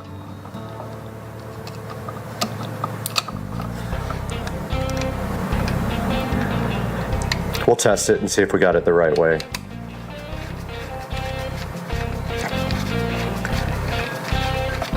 Tighten that down nice and tight, and then the other guy goes to L1.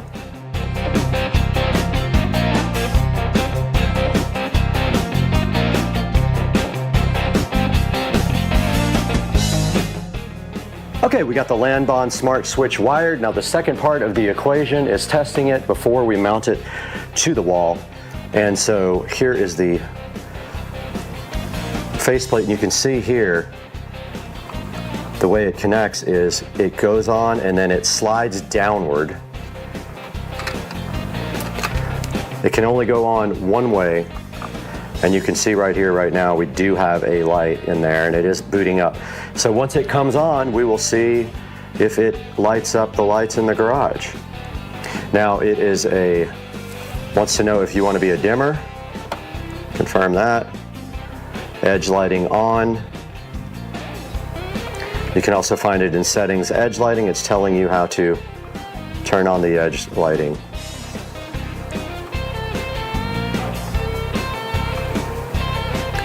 Okay, it wants us to go ahead and config this now, but I'm going to skip this for now.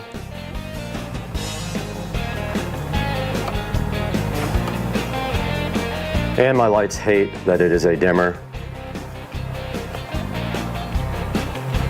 And it is working properly.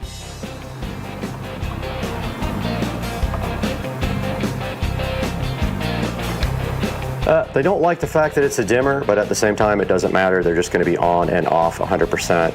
If we go anything under 100, they're allowing themselves to be dimmed to about 25%, so that's perfect. All right, cool. Now we just got to install the switch back into the wall.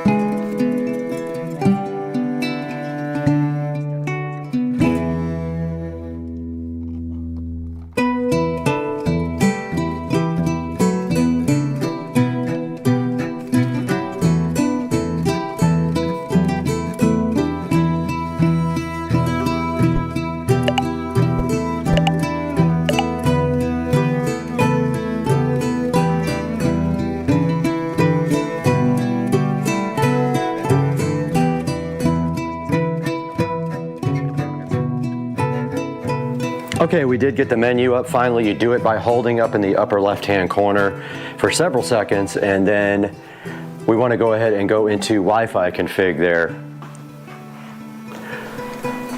And there is an easy mode and a hard mode.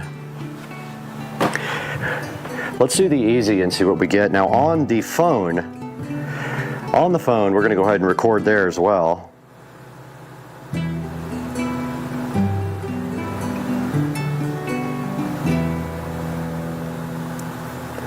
So I'm going to open up X Recorder here real quick and record on the phone. Okay, so on the phone we want to go to Smart Life. All right, now let's go to mode config here on the front of the device. Oh, it already sees it here.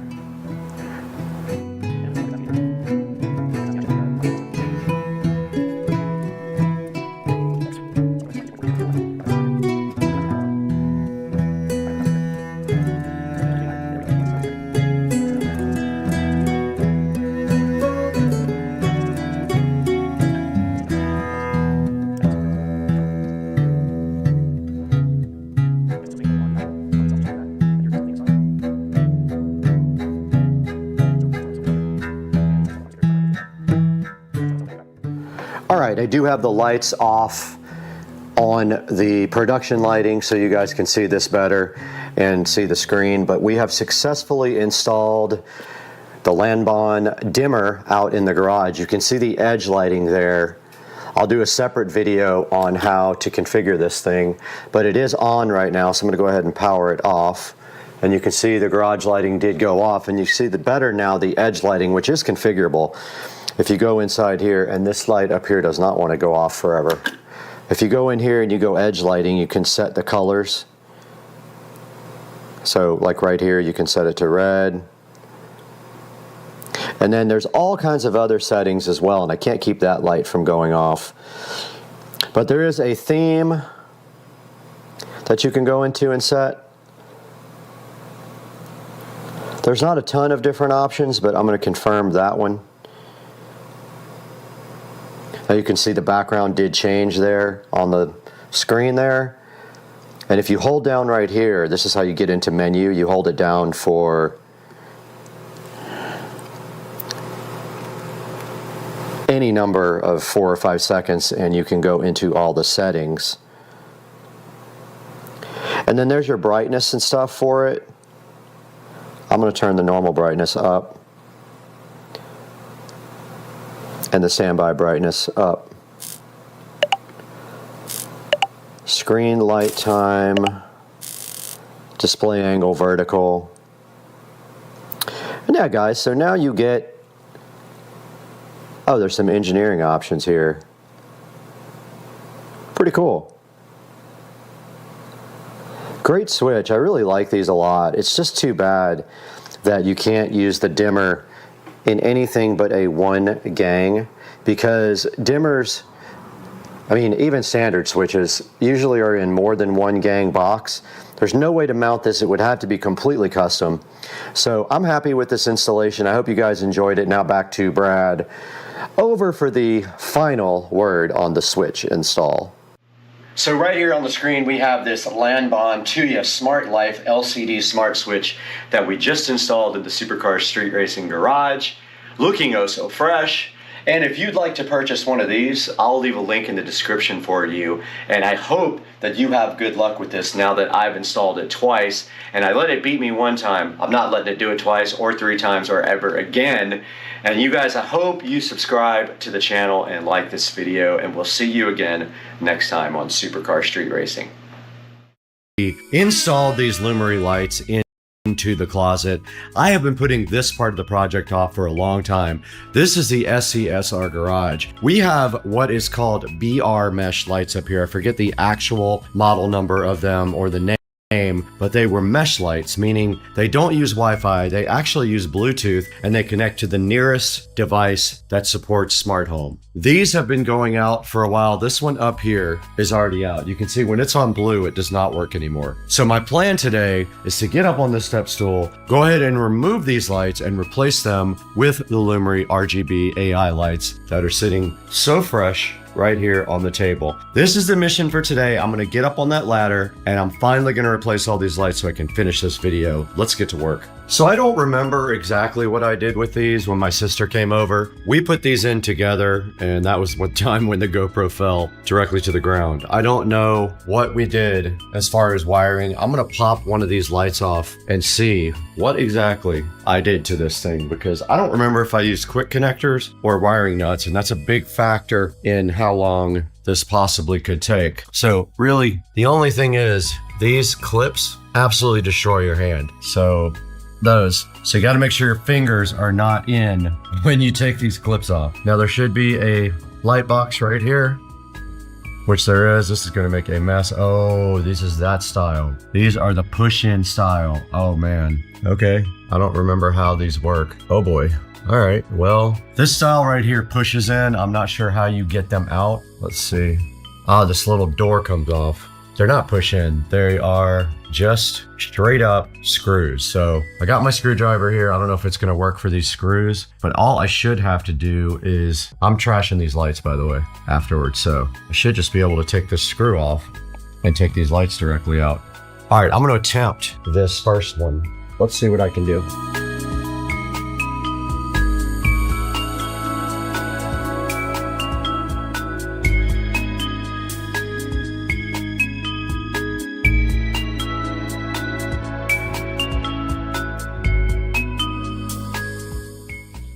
that was easy. Now, unfortunately, if you just touch the ceiling, it turns white. So there's some little white specks around there, but that light's done. Let's test it. There we go. So now we only have to do that 8 more times.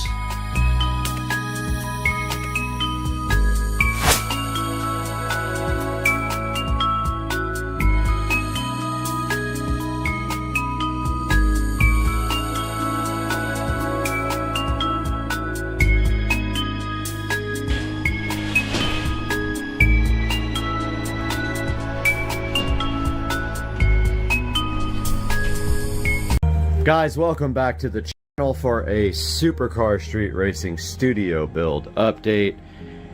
And it is Sunday, and I am hard at work on the studio, and I want you guys to check it out because we are live there and up there. And what have I gotten done since the last update? So I have been working hard on the foam tiles. I made a mistake up there and started tiling, and of course when I ripped the tiles off, the paint came off with it. No big deal. Since yesterday though, I finished this entire wall. Probably have to replace this because it got some glue on it and you can really see it, but in the dark you don't see much. I finished this entire wall, and I finished this entire wall this morning except for the edge, because I'm going to foam that.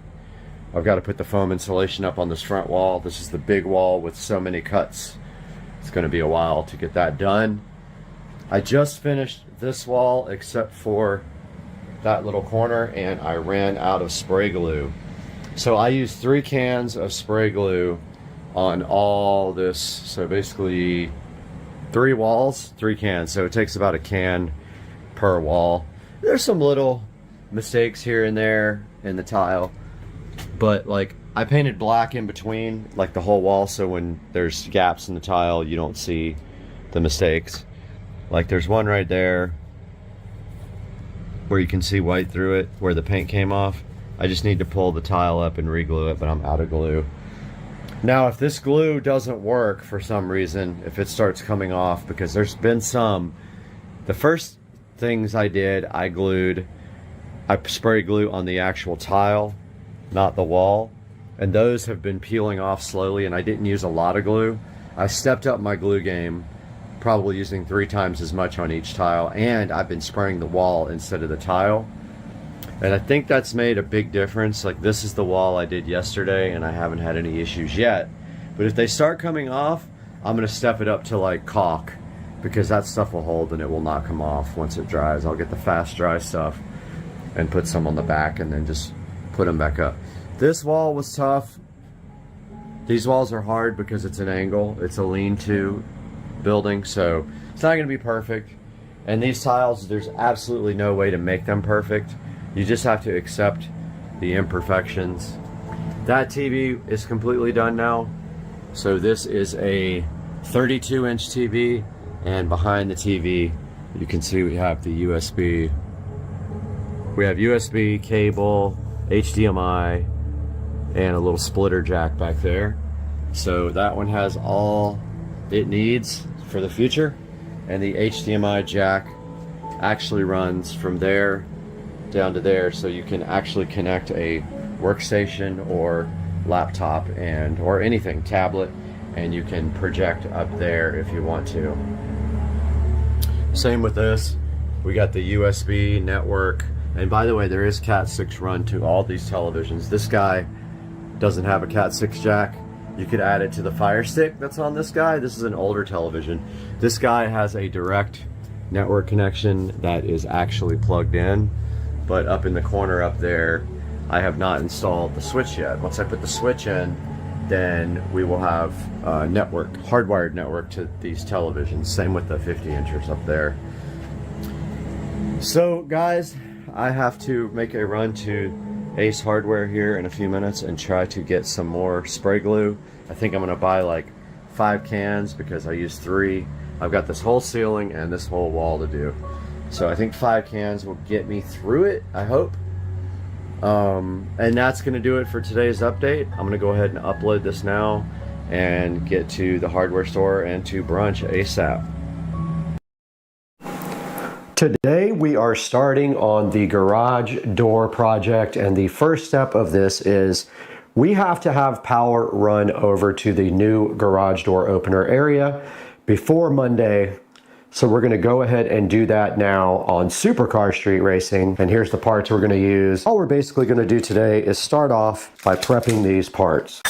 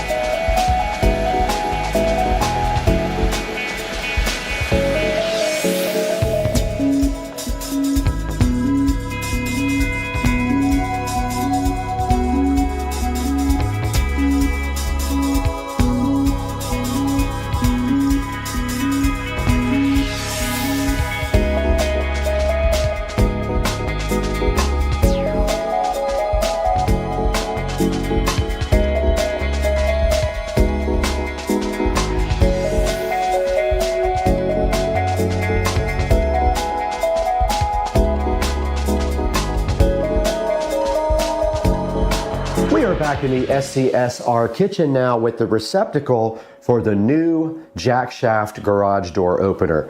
Now, as you can see, yesterday we did get the receptacle and the cover plate painted black. It does have a little tiny little white spot, no big deal. You won't be able to see that. But these are going up on the ceiling where we cut the hole yesterday and got super lucky, and we're like a billionth of a millimeter from the joist up in the ceiling. So first things first, all we have to do right here and right now is to get this pre-wired. And so to do that, we're going to go ahead and open up the back of the receptacle, whatever this is called, the wall box. And this is a type that screws in from like that, and then the tab goes around and holds it to the drywall. It's for just cutting a hole in the drywall. And now we just simply feed our brand new Romex wire. We got 25 feet of 14/2, which is 14 gauge Romex. We feed it right through the box like that, and the rest of which will go in the ceiling before we seal the hole up with the receptacle box. But first, we need to pre-wire this receptacle. Remember, when you do these receptacles, the white wire, the neutral wire, always goes to the left. You see the larger of the two slots on this receptacle, the neutral wire goes to the left when you're facing the receptacle. And now we need a razor knife, which I will go get.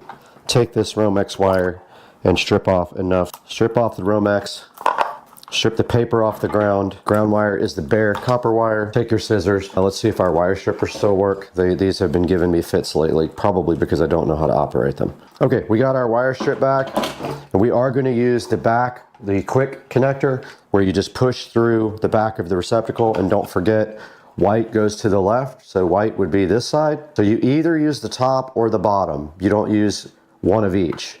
So the top, left side here, you just push the wire in and it locks in place. Same with the black wire, push the wire in and it'll lock, supposedly. Oh, wrong hole. That's what she said. That's what she said. All right, that is in there. And it doesn't look like I stripped back the ground enough, but we'll make it work. Now remember, when you are doing your ground, any screw actually, when you make your loop, if you're gonna do the screw, your loop always goes in the direction to tighten the screw. You put the loop in like this, the direction of the tighten. Does that make sense?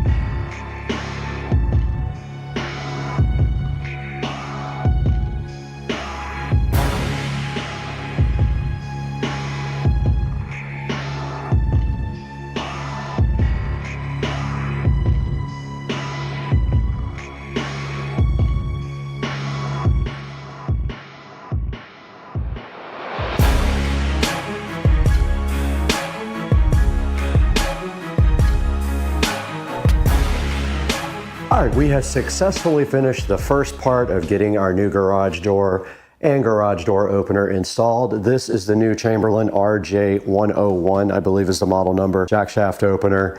Hopefully it's better than this piece of junk up here, which every day or two disconnects from Wi-Fi, and it's almost impossible to get it reconnected. It is the biggest hunk. It will not go into Wi-Fi setup mode no matter what. I have to play with it for 10 or 15 minutes to get it to reconnect to Wi-Fi. And then over here, we did install this electrical outlet and tested it, and it does work. That will be for the opener that will go right here on the wall, and they will just run the plug directly up to the ceiling right there.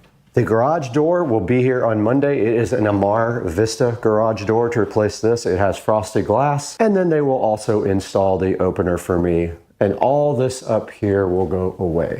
All right, welcome back to the channel. We are currently out here in the garage waiting for the garage door to be delivered, and they said they are about 10 or 15 minutes away. So we are just gonna set up the camera and put video up of them installing the garage door and this jack shaft opener here. So let's do this.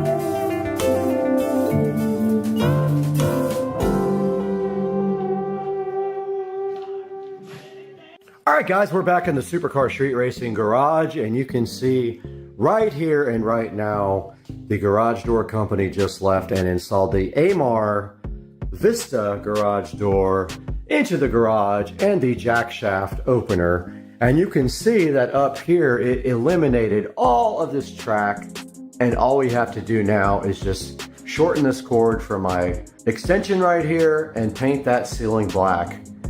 And then over here on the side, you can see they did install the jack shaft opener where I put the power, and you can see it right there, and it looks so good. And you can see it right there. It looks so different, and it is a Chamberlain jack shaft opener. I had no problems with it like I've had with this garage door opener up above. It joined straight to Wi-Fi and was fine. I just have to tie up the wiring right there. And if you see right here and right now, This garage door looks awesome. Let's take it outside now where we can see the outside. All right, we are outside Supercar Street Racing compound, and you can see the AMAR Vista garage door installed from the outside with the frosted glass. And of course you cannot see through this, but it is letting some light through, and you can see the hexagon lights here looking so fly and so fresh. And the sprinklers are going off, and I did tie the sprinklers into the city water so that it would not ruin my pavers with the rust. But stepping back, the house looks absolutely cool now with the new driveway and the new AMAR garage door with frosted glass. It's a Vista. I'll put a link in the description to this right now, but I'll step back here now. That is how the house looks from the street now. And you can see all of the fun things that we have done, wrapping up to be a pretty cool looking place. And walking back up right here and right now, we did the mailbox, the tree delete, new sod, tied the sprinklers in, redid all the sprinklers for the new setup. And now all we have to do is finish our gardens, edging, and same thing over here. Gonna re-edge this. And that should do it. And oh, also the new lounge area right here looking fly as heck. Guys, I just wanted to make one final video here of the outside of the house. And you can see right here that we have the house lights set on light blue. And we have the garage lights set on red, and this is what it looks like from the street. And we can change the internal colors of the garage as well, but this is what it looks like from the street the way it is right now. It looks insane and just a crazy cool looking exterior now.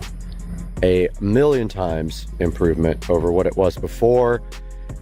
And I hope that you guys like this video, and if you're interested in any of this stuff, drop me a comment or an email, supercarstreetracing@gmail.com, and I can talk to you guys about how I did it. One more video here of the light blue, and this looks insane. Level 1000, guys.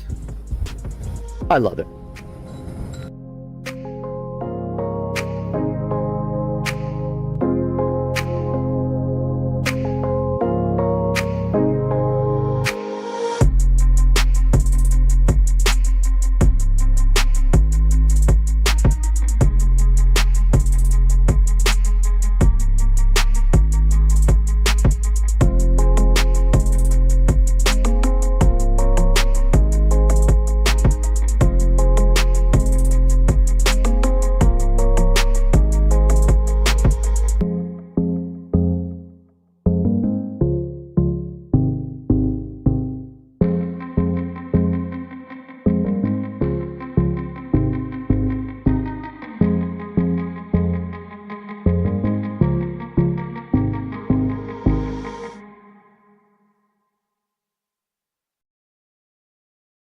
This thing does 8K video.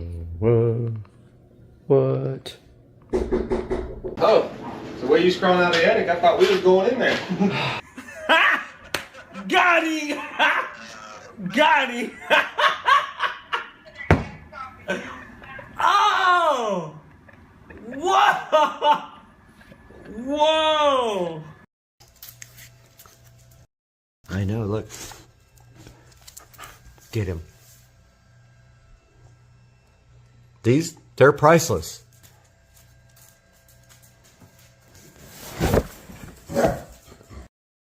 Good morning! Hope you guys slept well last night. Had a crazy night out last night down in St. Augustine. I went to a cool restaurant with my friend Sarah, and then we went to hear some live music and went to Sangria's. It was really fun. But today we've got some important stuff going on. The driver texted me last night to tell me the new car will be here this morning. So that means I have to go find the money to pay for the transport. And I'm also working today, so I have to kind of get that in there. But the car will be here this morning. My plan is to video the car coming off the trailer and then you guys will know exactly what's going on with my car situation. Stay tuned, that's all coming up here shortly, in the blink of an eye for you though. Wanted to take a look at the garage right now, show you guys what I did out here. In anticipation of getting the new car, the other day I came through the garage and I completely cleaned out and reorganized the garage. Got all my car prep stuff here with all my microfiber towels. Redid the car parts bin here that has oil and the battery charger and some other stuff in it. And then threw away a bunch of stuff that I didn't need. Scratching my head to try to figure out what happened to my high temperature coating spray, which I can't find anywhere, which I used for the exhaust on the SL65. I usually keep all my spray paint products literally right here, and it is gone. Unless I'm blind as a bat, it is just not here. So I don't know what happened to that stuff. I only used like a little bit of the bottle. But you can see I redid all my paint cans here. Only thing I have to do is get this garbage can back in the back. I keep the garbage cans behind my house when I have two cars. Here's the Accord, my daily driver. My toolbox over here, which I had previously organized and labeled. I keep all my tools here. And here is my workbench and my power tools down here for woodwork and such, and my oil changing. I do have ramps, jack stands. I will be doing a lot of work on the car myself. So I have all that, and I do have an actual hydraulic jack right there.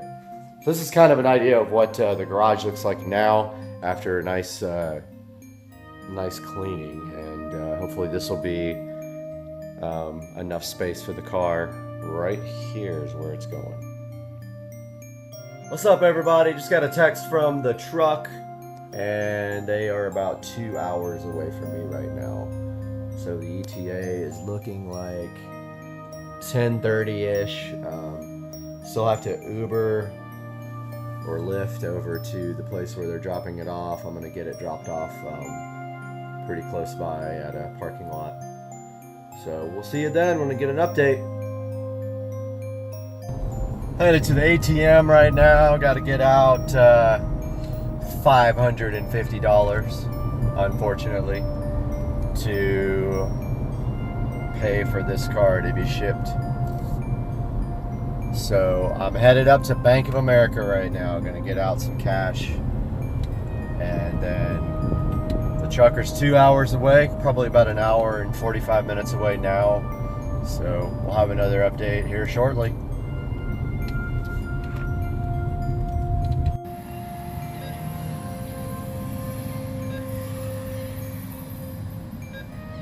Let's see what happens. I don't know if it'll let me get this much. Oh, it's gonna let me.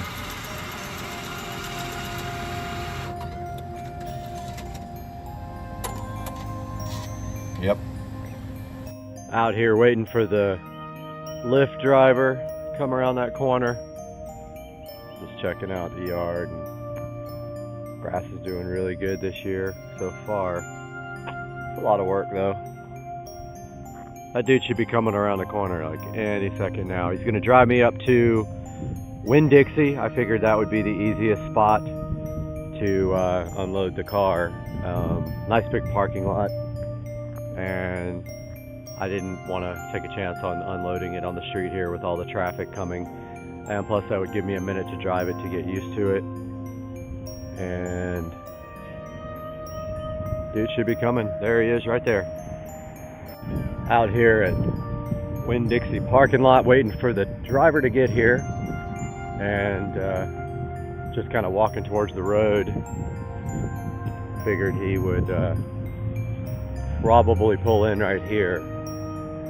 This is a really good place to unload. Maybe right along this wall right here, kind of, or the curb. When we do our drives from Mandarin to here for the drift shop, we always line up right here and wait for everybody to kind of regroup. So I figure he will be exiting the freeway momentarily and heading this way. Try to get some video of him coming down the road when he does. All right, I think I see it coming. Yep, that's the one. There it goes, he passed it. I know what you guys are thinking. Mustang. I know you saw that. He went right past it.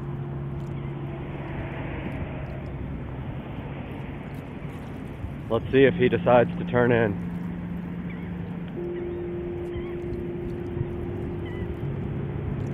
Coming back around this way.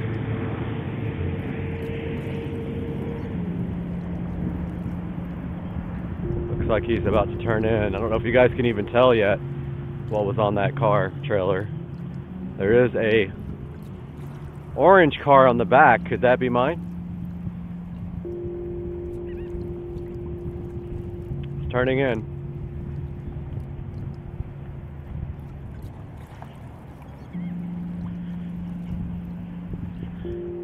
And here it comes, guys.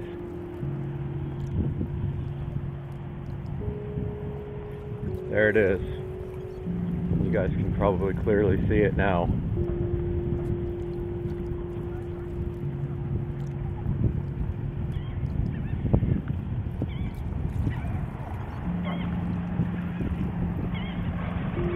There it is. There they are. How's it going? I figured like back there would be easy. Yeah, all back there's plenty of room. There's the car. It's not that one. Wow. Really does have great paint. So here goes the, somebody else is getting a Mustang, not me. Pretty nice Mustang.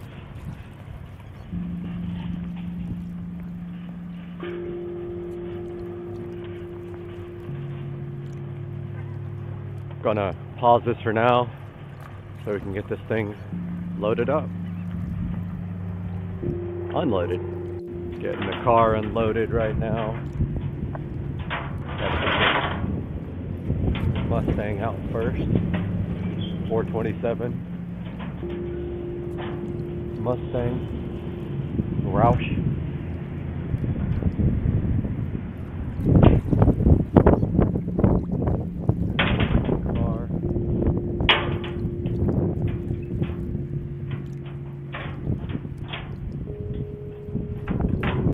Getting the Roush Mustang off the trailer here. This is the easy one to drive.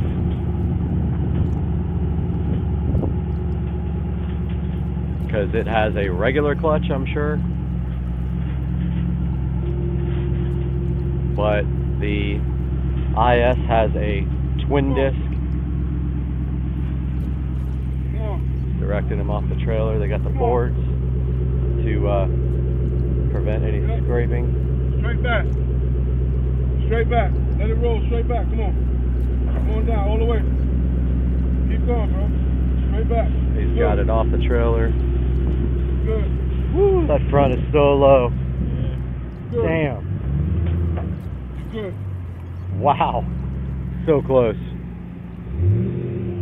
Front air dam. Very close on this Roush. So we're gonna see if you can drive a twin disc clutch. I think you should come up inside. Huh? You want me to do it? Yeah. All right, I'll come. I kind of wanted to get video of it coming off though. I'll video you. Okay. All right. All right. Take It's your already time, on. walk up. Yep. There he goes. All right. New owner of his new toy. Yep. Gonna see if I can even drive it. Awesome. Yep. Really pretty inside. Look at that. Yep. Short boy.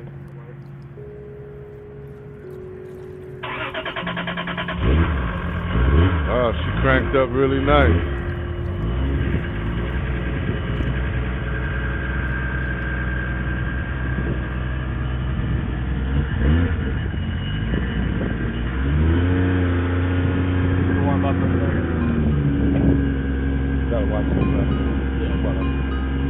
got it?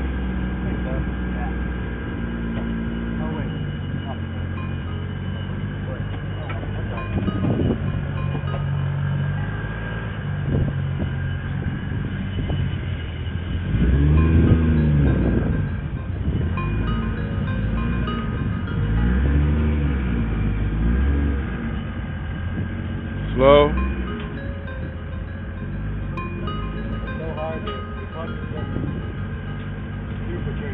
Yeah.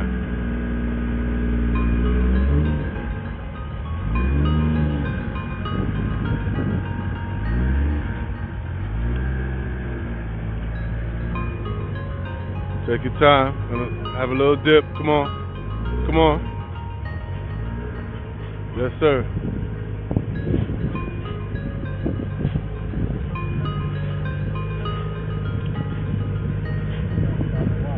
Come on.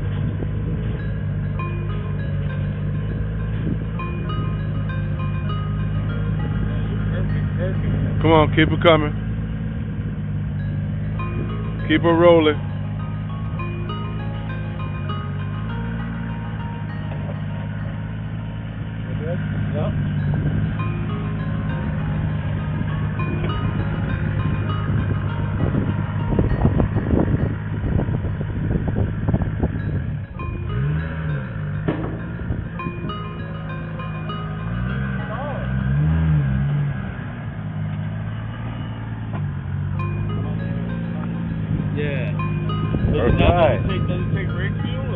It will take E85. You know about the E85 stuff?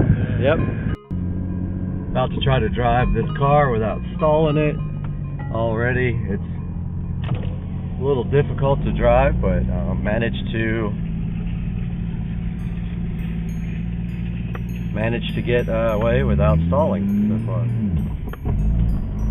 It's really off on though, as you can see right there. I'm still getting used to it. Wow, this guy just pulled right in front of me. Girl. So another thing, 6 gears really close to the emergency brake. You can really, it's hard to tell when it's in gear. This is going to take some getting used to.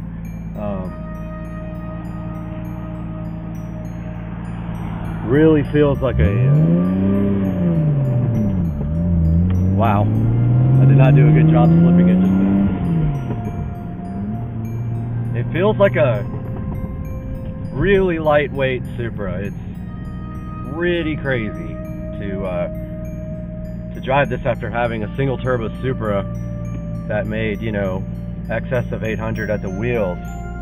Now this does have the V160 swap, and I did remember I accidentally popped the hood, so I need to pull over and put that hood back down before it flies open. That's really hard to slip at first.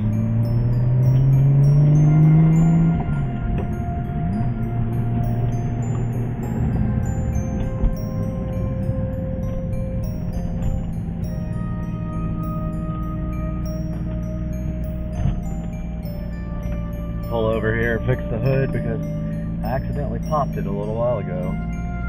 It's really awkward driving for the first time.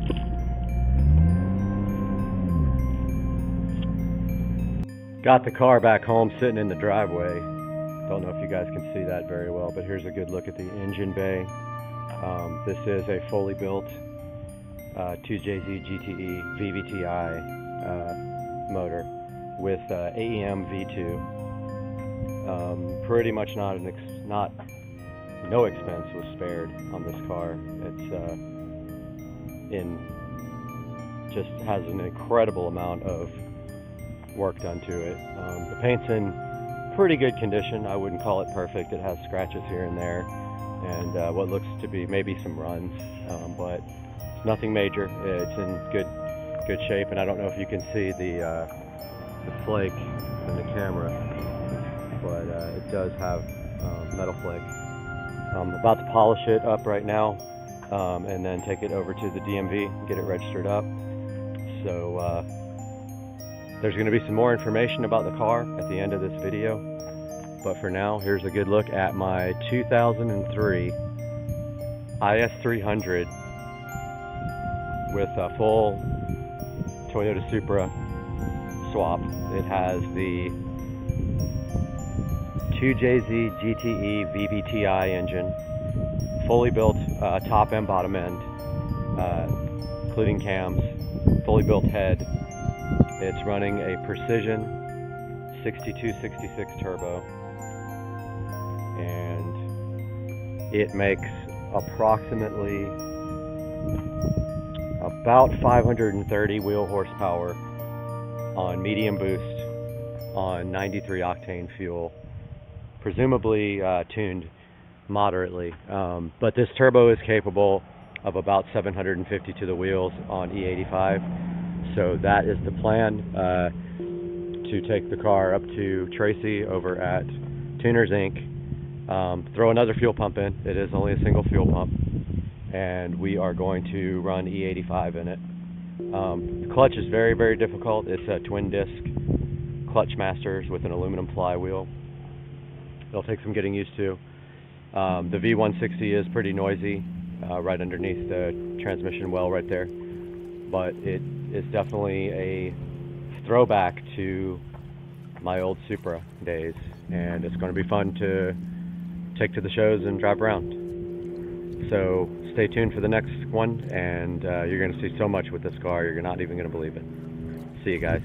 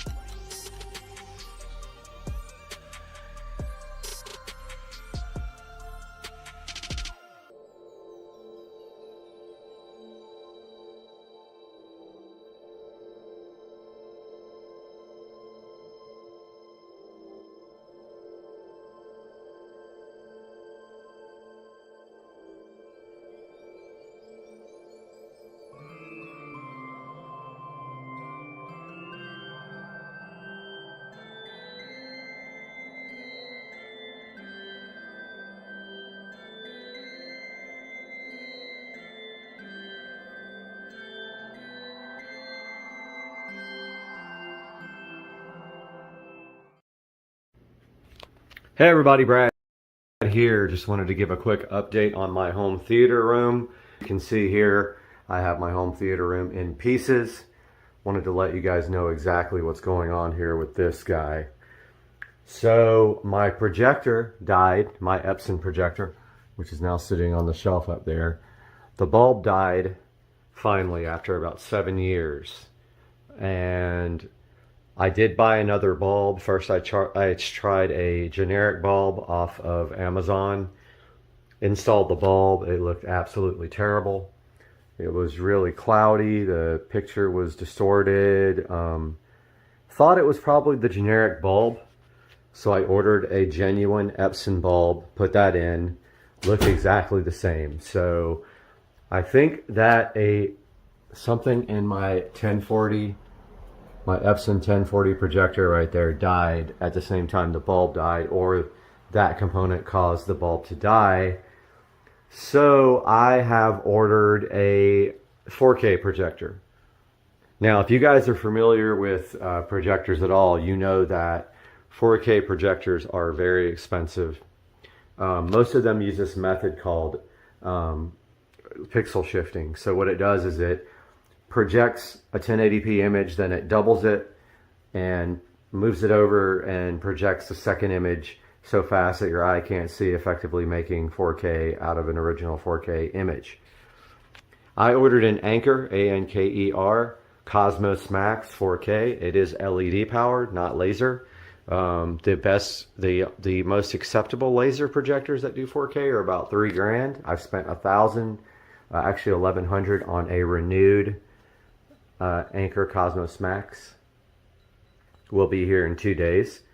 I decided to take this time to go ahead and finish my theater room. Now, as you can see here, we have a lot of ambient light just because the walls are a lighter color. Now, when I built the room, I built it from scratch from a guest bedroom. I created this wall myself. I sanded down the wall and I used Lowe's Home Cinema screen paint. I framed up the wall using a projector calculator. I made the frame on my miter saw. So I created the frame on my miter saw and it came out awesome. Looks great. Right away I can see some issues with my wall boxes a little crooked right there, which are usually covered up anyway. You don't see them. The equipment's pushed right back against them. I designed this for this entertainment center to flow right down here. I ran power and HDMI. HDMI goes from in the wall there all the way up over to the projector shelf up there where the projector sits. I'm not 100% sure I'm going to be using the shelf unless it works out when I get the new projector and it projects correctly.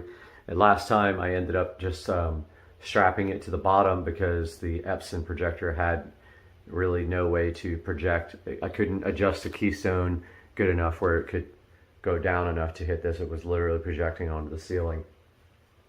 Only thing I'm worried about is this fan being in the way. I've added that since, and I don't know if the projector being on top of this shelf is going to hit the fan, but if it does, I'm gonna have to remove my moon men right there, my little astronauts.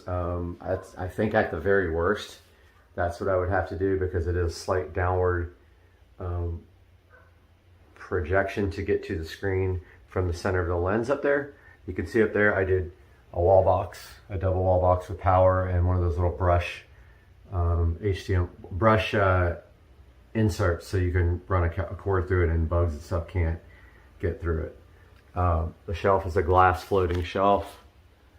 As you can see, I had the projector strapped to the underside there and upside down. This time I'm going to turn the Anker Cosmos Max upside down and lay it on top of the shelf because it has a LED star constellation on the bottom. You'll be able to kind of see through the frosted glass there.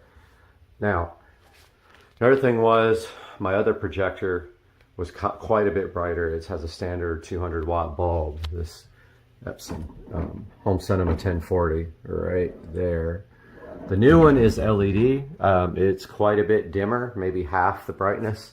Now I ran this projector up here on eco mode the whole entire time I had it because it was so bright. You could actually have the window open here and still easily project on the screen and see the picture. The new projector, LED, going to be less bright. So I'm making strides to get this room brightness down quite a bit. First thing is the whole entire room is going to be that color. So it's all going to be that dark shade of green. I forgot what the name of it is. It's a dark, like brownish green. I'm going to do the ceiling as well. So I need to take this vent out. I need to remove my rear surround speakers there and get this room prepped and go ahead and paint the whole entire room. Now, if the shelf doesn't work or I have to lower it, then that's going to be a little bit of work, but I think I can manage to figure that out. I'm going to leave my shelf here that has my artwork on it. It's just all movies and TV stuff that sits on that shelf. It's been there forever, even before this was a home theater room. So I want to show you guys this hilarious mistake I made when I first put the surround speakers in. It's so visible up there where you can see where I cut the hole, and I was right on top of a stud and I had to move it and fill the hole. Unfortunately, you can totally see what I did there. It's not noticeable unless you really look. But yeah, so I am waiting for my projector to get here Wednesday. Meanwhile, I've got work to do in this room. I already have everything taped off. These closet doors are going to be permanently removed. They are going to be curtains here. And I'm pretty sure I'm going to get rid of that door as well and just do a curtain on the outside of the door. So I think what I'll do is a curtain rod up there with 2 curtains that hang straight down to the ground right there, black. I think that's what I'll do. Not sure yet, but I think on the inside here you'd be able to see a lot of ambient light from the other room, and my concern there is that. So maybe I'll do 2 sets, one on the inside, one on the outside, like 2 on the outside, 2 on the inside, for a total of 4 curtains that you walk through. That'll also help with the sound deadening. So I'm not sure yet. But yeah, just a little update. I still got to take the Echo Show out of the wall here. I got to remove these speakers, this vent, pull the bell off the fan and slide it down a little bit so I can paint underneath that, if I can even get that down without removing the, might not be able to get that down without removing the fan blades, which is going to suck. So I'm going to start working on that now, and I'll update you guys in another video. Have a good day. All right, we got Joe here with the bone-in ribeye. What's the secret? You got 5 seconds. Can't tell him. That's it. I can't tell him. Look at that goodness right there. Bone-in ribeye. You guys don't know how to make it. Pan.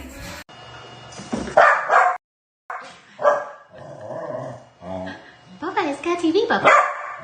Good boy, you're so mad. Why are you so mad?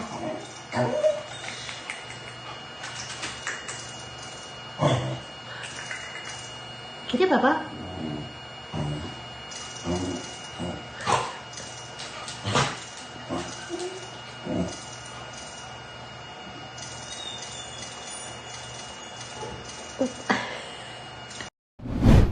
I can't figure out for the life of me what's missing from this closet. Oh yeah. We need to put a subwoofer in here.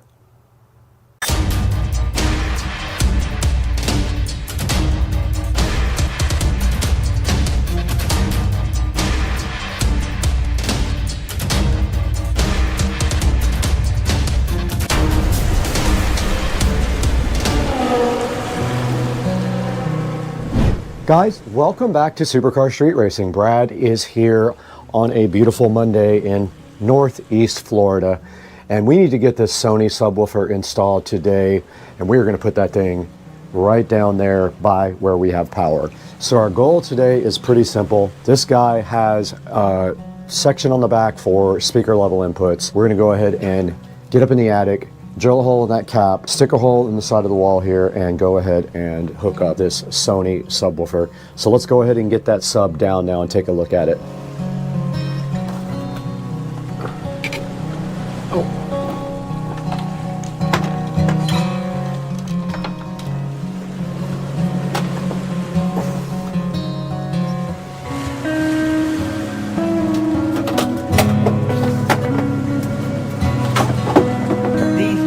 All right, we are behind the Sony active subwoofer right now. I don't know how old this is, but it looks to be a little bit old. I did pick it up at a thrift store, and you can see inside it has a nice size heat sink down in there. I don't know if you guys can see that or not. But here on the back, we can see we have both inputs and outputs. Now what that is for is so that you can come into the subwoofer and there is a crossover built in, and you can feed your speakers like the ones up here in the ceiling with the crossover output. However, we are not doing that.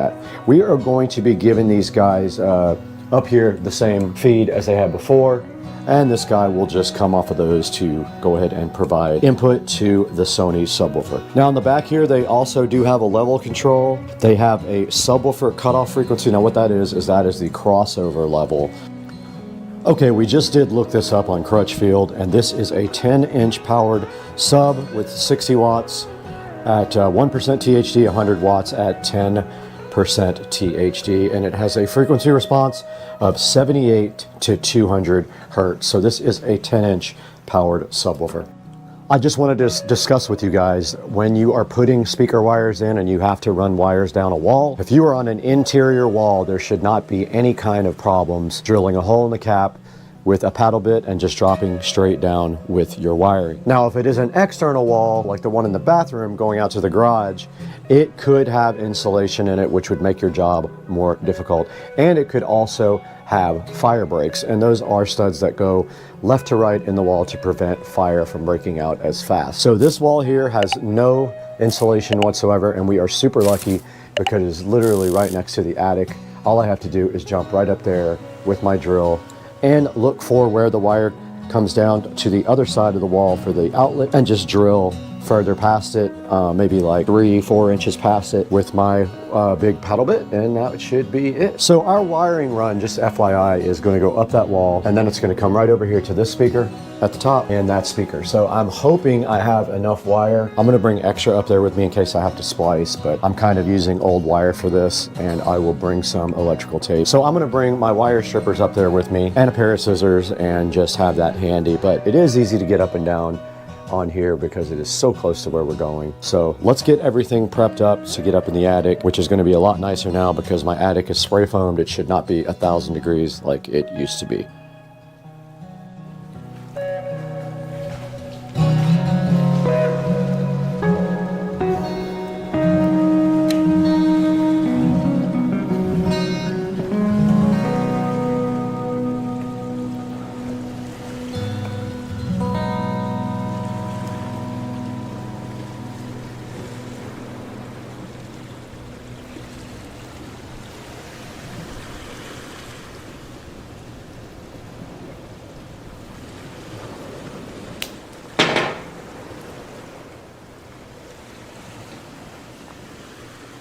Okay, we did prep our wire for going up in the attic. This simply gets it so it can just go straight down the hole, and then all we have to do is drop the wire all the way down and pull it out of the hole. Now let's go check out our supply of wall boxes and see if we have anything to use to cut into the wall.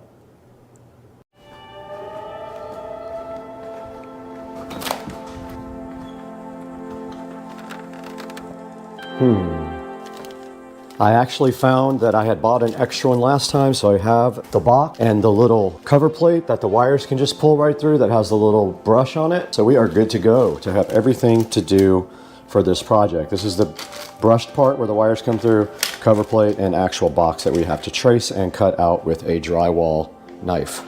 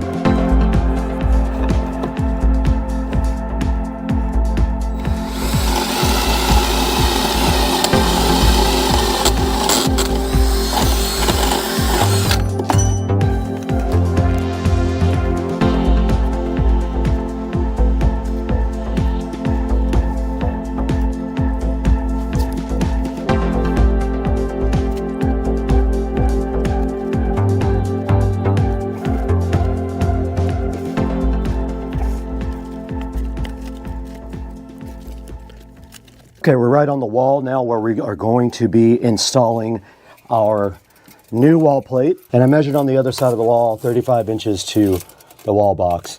Okay, now I really measured it. It's 49 inches from the side of my dining room wall, which is going to put it way, and it's going to put it right about there. Hopefully I can come in right here. That's my goal, is to not hit anything on the other side and also be the same distance to the center of the outlet, which is 14.5 is the center. 14.5, and then we're just gonna send it. I don't know what else to do. Hopefully my wire's in here. Now the way we do this, put our template up there, level it out, and then mark it.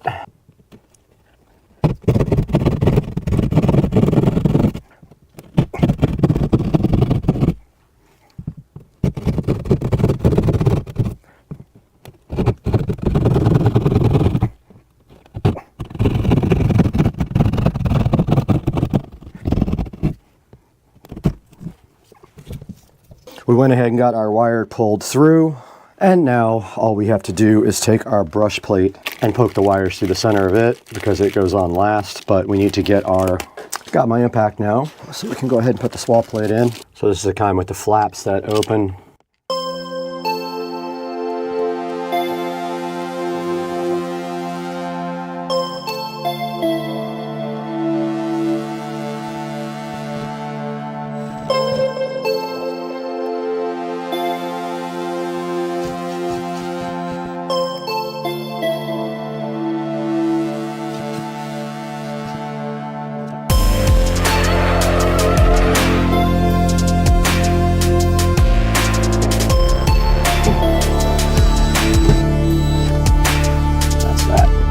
All done.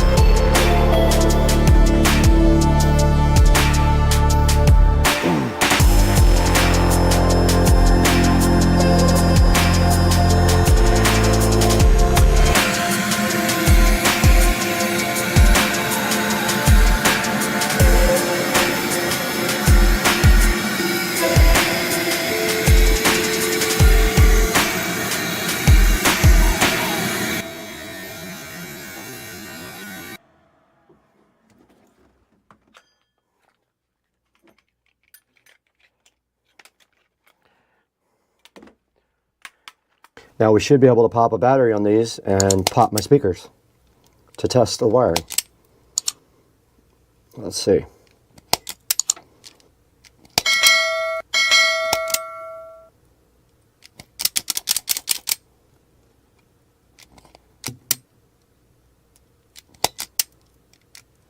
All right, let's grab a battery. 9-volt battery right here to test. We should hear it in the speakers right now. There's one and the other. Both of these work. Doesn't matter which is left or right. This is a mono system when you're using a sub, so you can Connect it to anything you want. In is the back ones. Positive is always stripe, remember that. And if you don't hook it up right, it'll be out of phase. All right, it is connected. Power is on. Go ahead and plug it in. I wish it was lower now so you didn't see the wall plate. Go ahead and get this thing connected all up. This wire behind here.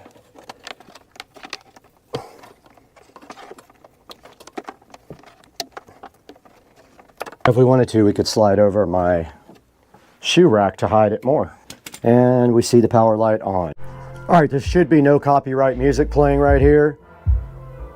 And it does hit pretty darn good for a 10-inch Sony sub. And this is designed to add some bass fill back around the bathroom area where I have speakers in the ceiling. And it'll also help out the entire house. But that is going to do it for this project. And I hope you guys enjoyed yet another subwoofer build inside of the house. 8 total subs with 6 being connected to the main house audio system. And we'll see you guys next time on Supercar Street Racing. Please don't forget to like and subscribe to the videos. And I'll put a couple of good subs in the description for you from Amazon. Go ahead and grab those. Click through my links. It helps us out so much. We can do more projects like this, more fun things with you guys. We'll see you next time.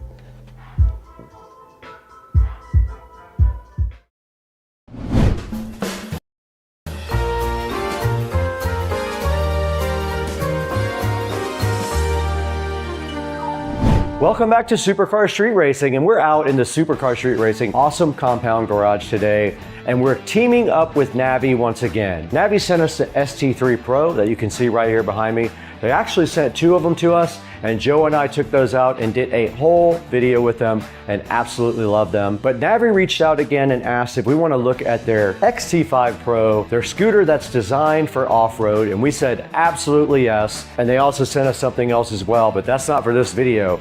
But right here behind me, we got the Navi XT5 Pro. We're going to be unboxing today on Supercar Street Racing.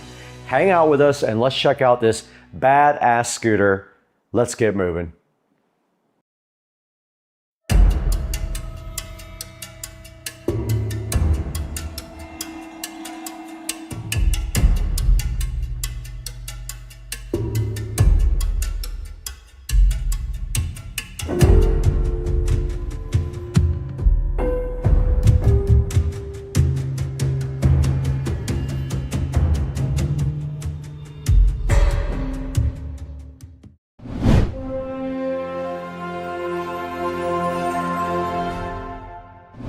We're back in the SCSR compound garage, and today we have the Navi XT5 Pro scooter right here behind me. And Navi asked us if we wanted to take a look at their off-road version, and of course I said I would be happy to do that for them. I would love to, and it's right here in this box behind me. Now the cool part about the XT5 Pro is that it features a rally-inspired design. It's also got a 2200 watt powerful motor. That is going to be ideal for taking this guy outside and on the trails or in the park or whatever you plan to do with it. We're going to check out also the 4 riding modes that are offered by the XT5 Pro. We'll look at that today as well. This thing is designed for conquest. It has an all-terrain suspension. You're going to be impressed when I show you what this thing has. This thing offers a 75-kilometer range. Can you believe that? That's like 46 miles on this Navi XT5 Pro. I'm hyped to check out if it can really do that. Now it also has a high quality carbon steel frame, which means it's going to be durable in the long run. It can handle 150 kilograms, that's 330 pounds for us US people who don't know metrics at all. And for safety, it also has TCS traction control. How awesome is that? A scooter with traction control just like a car. This thing is such a bad boy, you can do a 32% grade on it without any problems whatsoever. What's also insane is this thing supports an external battery. And if you do that, your range goes up by almost double. That's so cool. I can't wait to see if I can get an external battery for my XT5 Pro. Another very cool feature of this, 1.5 hour fast charging time. That means you can get back on the road sooner with the XT5 Pro. It comes standard with 12-inch off-road tires also that can handle probably anything you can throw at it. Now it also has a triple braking system with 130mm rotors and EABS on the rear. Now the guy comes standard with a 597 watt hour battery. If you need more, you can add the external 468 watt hour battery and increase your distance as well. It's got a 9 watt headlight and mecha style Navi lights. It has front and rear turn signal indicators, just like this ST3 Pro does, which is very cool and very safe. Now another cool feature is auto unlock on this thing. When you walk up to it with Bluetooth, it's just like my Tesla, it auto unlocks for you so you don't have to do anything. That's pretty cool. Okay, now that we've seen some of the features of this guy, it's time to get this thing directly out of the box now and see what's inside. Let's do it.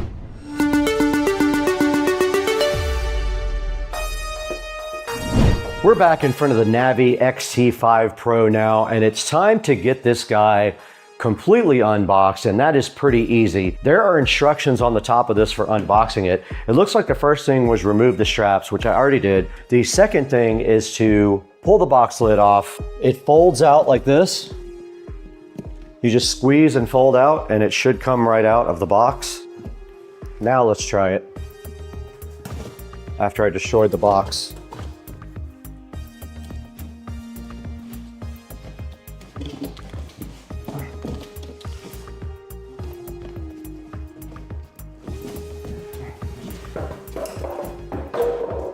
And just like the other Navi, you fold up the front fork and it does lock in place just like that. And then you have your handlebars here, which have to be assembled. Now it's not hard, it's only 4 screws. But this bad boy is definitely heavier than the other scooter. Okay, so you just kind of feed the wires down inside, and these 2 red wires stay outside, and your 4 screws to go ahead and assemble your scooter. You just use a supplied Allen wrench here, a little T-wrench to assemble your handlebars, and with just a little push, it should go directly in.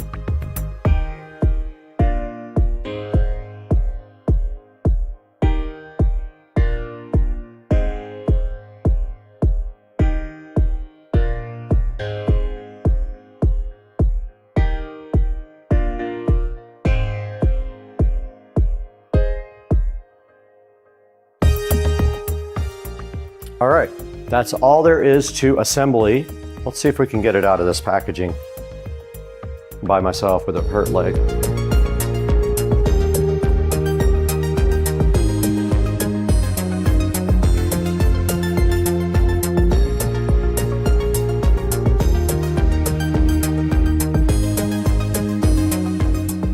We have the XT5 and the ST3 Pro sitting so fresh right next to each other, being friends. Here is the charger for the XT5 Pro. We're gonna go ahead and get that thing plugged in now, get it on the charger so we can actually take this thing out for a rip. And it's just a standard charger here. Here is the plug that goes into the charger. Leaves you with this end, which is a round type end.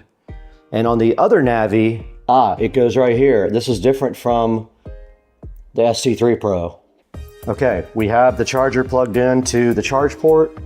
Let me go ahead and apply power to it and see what happens. And we're gonna go ahead and power on the scooter and see what the percentage of charge is. I don't know how to do that yet. Power button's right here. It says M power. It's at 52% and charging, and it's beeping like it wants us to add it to Bluetooth. I'm gonna open the phone now and get this Navi app going. I have the Navi app open on the phone, and I'm gonna go ahead and add a new scooter. It wants me to log in. Okay, we're logged in. Now all we gotta do is go to add a device. It found the XT5 Pro right away. You guys could see that on the app here. I had to confirm an agreement policy, and it wants to show me a riding guide, but I'm fine. I'll watch that later. It is charging up here as well. What a cool display. All right, the only thing we can do now is let this guy charge up a bit so we can go ahead and take it off-road and learn how to ride it. Let's let this thing charge.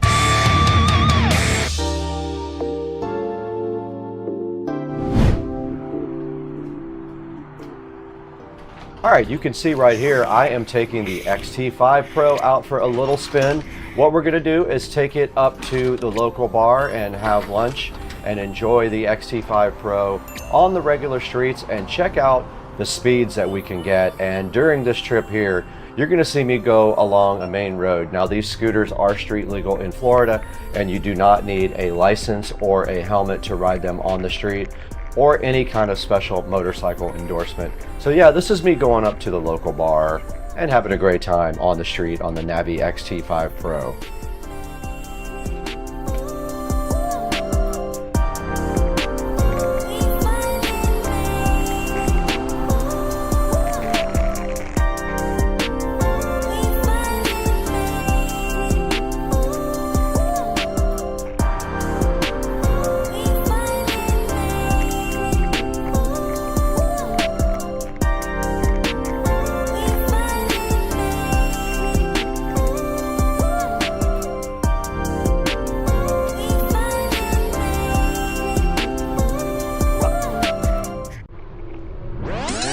I just enjoyed lunch, and now I am heading over to the local park, which has a very cool trail around it and also a actual skate park. Of course, I'm not going to take the XT5 Pro on the skate park itself, but we're going to ride around the park and check this thing out on the road and off the road. So you're going to see me here getting off the path and testing out the XT5 Pro's cool suspension, which is made for things like this.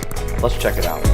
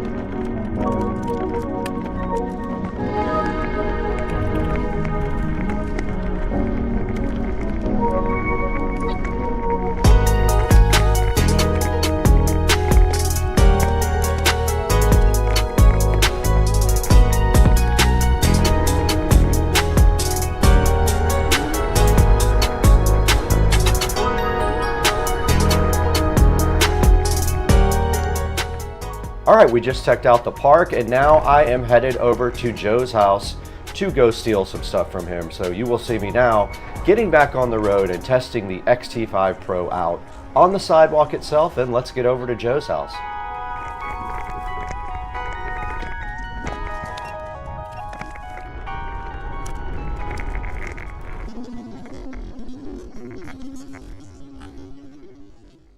All right, we just broke in my best friend's house, and now we are going to take the XT5 Pro back on the road and take it home.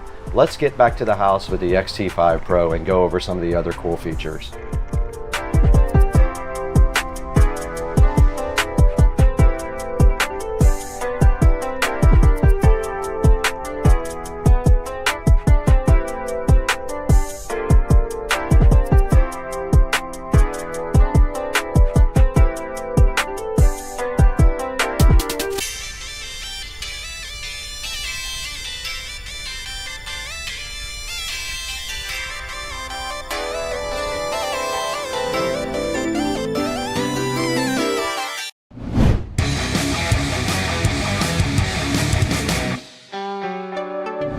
You guys just saw us take this Navi XT5 Pro for its first rip. This thing is so freaking awesome. I'm so hyped to be partnered with Navi. We got some exciting news coming up also pretty soon, so stay tuned for that. But now the next thing we have to do is show you guys a closer look at the controls and around the Navi here. Let's go ahead and do that now. All right, we're right in front of the XT5 Pro here. You can see this very cool display right here. You can see it's on the charger and charging. Over here on this side, you have your headlight button, you have your power button, and you do have your left and right turn signal button. So to activate your scooter, you place one foot on the deck and use the other foot to slowly push off. Once the scooter is gliding, you put both feet on the deck and gently press the accelerator. And of course, you tilt your body as you turn, and of course, release the accelerator to slow down and apply the brake. Now, the app does have a Bluetooth lock feature, and that's a Bluetooth proximity unlock.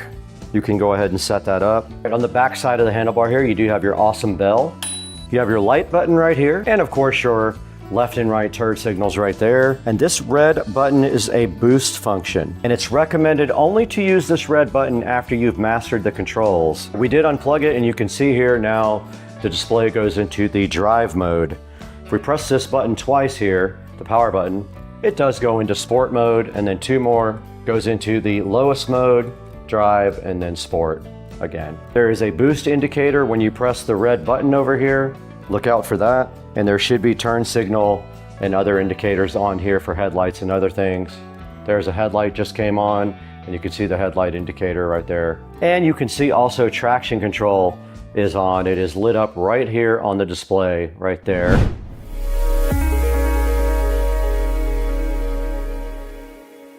You guys just took a look at the controls and the whole scooter here on the Navi XT5 Pro. Now the next thing to do is show you guys how to get your own. Let's throw it into the studio with Brad. We'll show you how to get an XT5 Pro for yourself. Let's do that.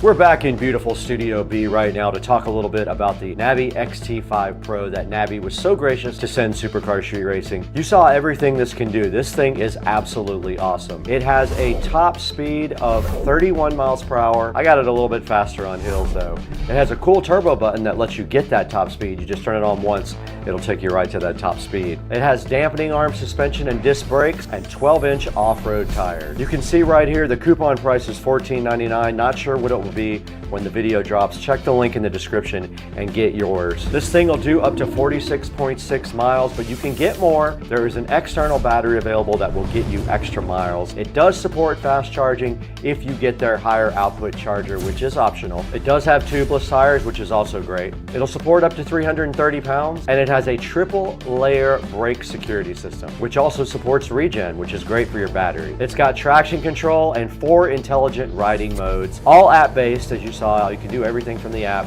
You can set up your speed and your regen, your lights. It has the coolest lights on it also that are automatic.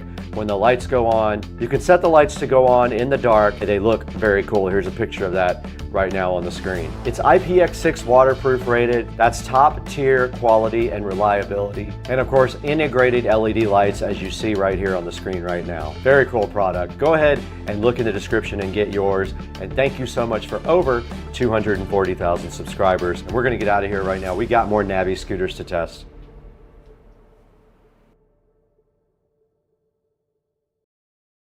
What are we doing? Fuck, I want to come out. What the? Why is that? Okay. Go. Dude, whip up. Relax. Ow! I got caught. Okay. All right, we got Joe here and Tricia. Nothing's coming out. And he's really trying to get the last barbecue sauce out of it, but how do you do it? Centrifugal force. You look like you're in karate. It's all at the bottom. Can we just witness that? How many people did you kill when you did that? Oh, here we go. Oh, so good. Centrifugal force. So good. I want to redo this ground so that it runs up that way instead of somewhere down in here with some extra. So to kind of run through this real fast, obviously you got the main battery. You know, it's kind of a shame that we couldn't figure out some way to just connect. To make that work? Does this come off? Will we take this off? Does this dash with the cup holders come off? Probably use your hole saw kit just to make the first initial hole.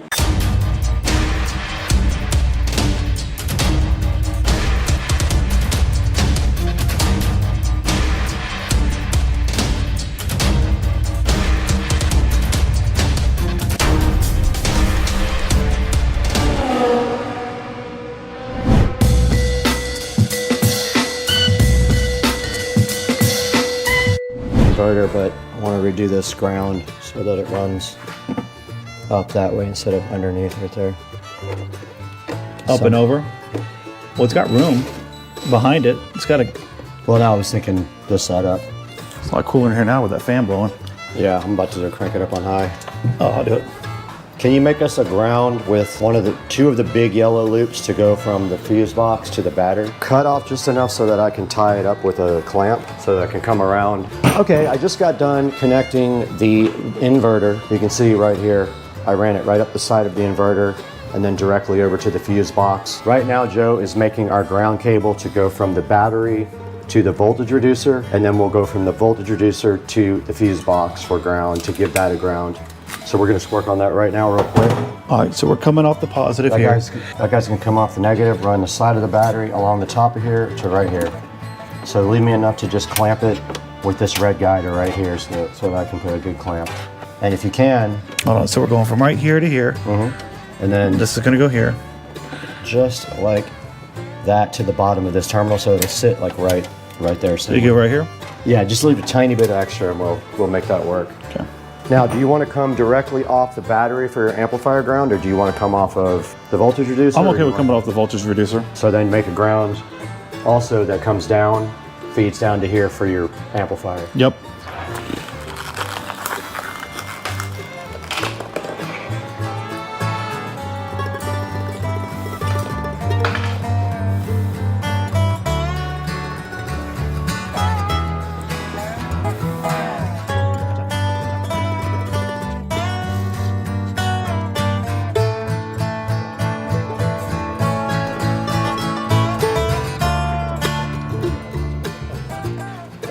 So give yourself enough, whatever way you think is the best. If you want to come around here, we clamp all three of them together and go down. Well, since we don't have the amp, I'm just going to do the one side for now. Yep, leave one side empty. Yep. Then we got to figure out pulling red wire all the way to the front. So we might have enough. And we got to clean all this up down at the bottom too.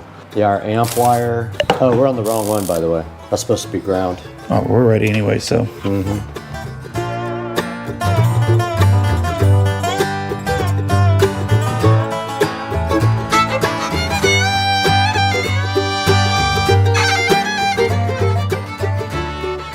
Those guys both go, and then what we'll do is we'll clamp them all together right there to keep them out of the way. But we got our amp power wire we need to run too.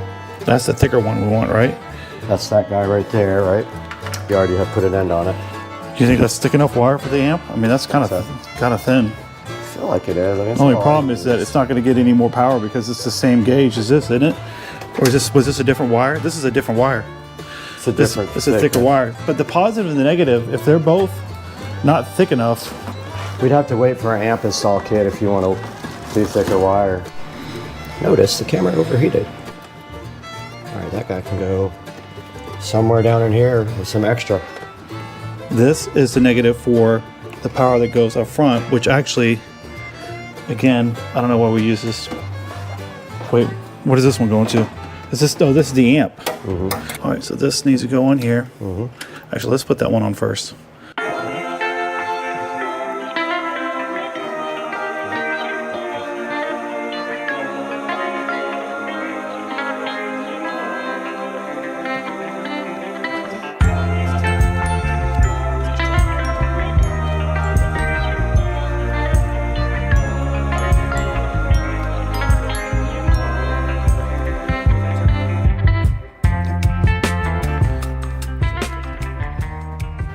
All right, so this feeds your amp.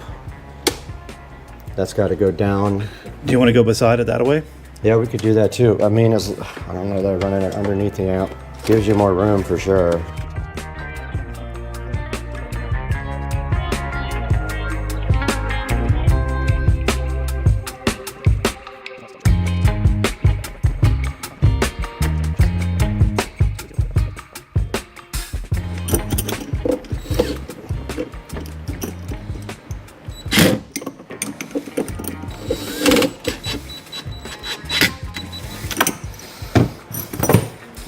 Did you want to go behind it? I did want to, but...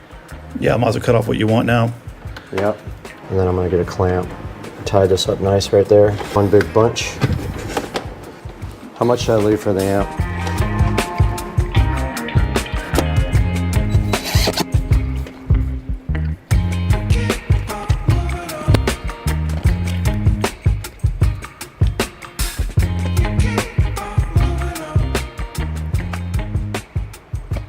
All right, just a little update here. I am working on cleaning up the wiring inside the bay now. We have almost everything hooked up that we need to hook up, but now we got to make room in this bay. And so part of that entails untangling a lot of this mess.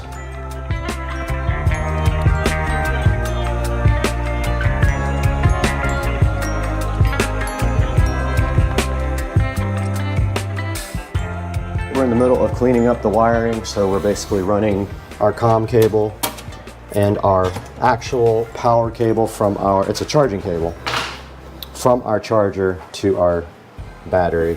And so we're just taking clamps and going along the edge and kind of clamping down to clean up the bay real nice.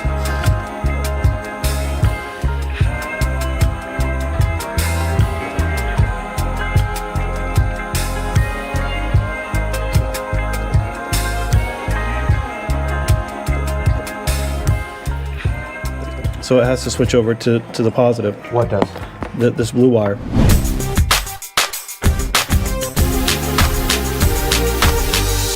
So we're back. We spent about an hour, probably equivalent, working on this bay here, getting things tightened up with all the additional items that we included in here. So to kind of run through this real fast, obviously you got the main battery. From here, what we did was go to a reducer, which is a 48 to 12 volt reducer. From that point, we jumped it over to a fuse panel, just in case we wanted to run any 12 volt optional electronics, but we haven't decided about that yet. From here, we have a converter from DC to AC that gives us a 110 option. And then over here is the charger itself. So we spent time really kind of going through everything, making sure all the wires were tight. We've prepped ourselves already for an amplifier that we're going to work on next. But the biggest thing is making sure everything was tight, up and out of the way, to give ourselves a good idea of how much room we can have for an amplifier. So earlier in this video, what you'll see is that we had a Boss amp. After breaking it out, looking at the dimensions, we figured that it just wasn't going to work for us. So we're going to go back to the drawing board, find an amp that makes sense that will fit inside this compartment here itself. And then our next steps are going to be installing the dash with the speakers and the rest of the equipment for the stereo. So it looks great, very clean in here. We're going to do some additional cleaning up around here, but we are pretty much set, ready to go.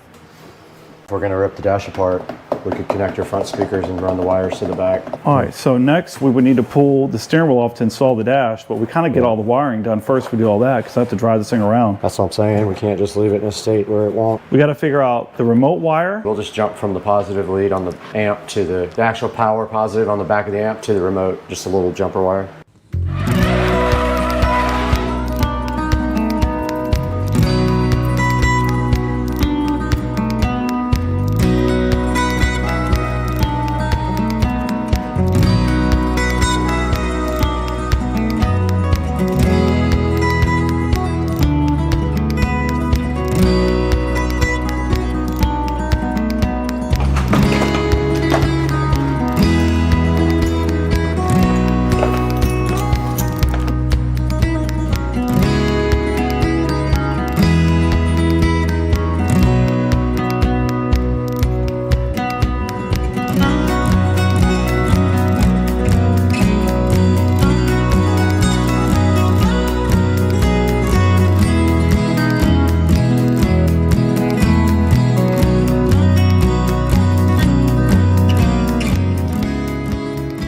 You know, it's kind of a shame that we couldn't figure out some way to just connect. To make does that this work? Does this come off? When we take this off, does this dash with the cup holders come off? Yes. It does, doesn't it? Mm-hmm. All that comes up. So it just, all the wiring just floats back there? It does, doesn't it? Yeah. Yep, it just sits back there. Everything that you don't reuse. You know, it's pretty clean install. Yeah, it looks good so far. I think we'll get it. It's going to look way better with an amp in there. Yeah. And all that stuff's covered.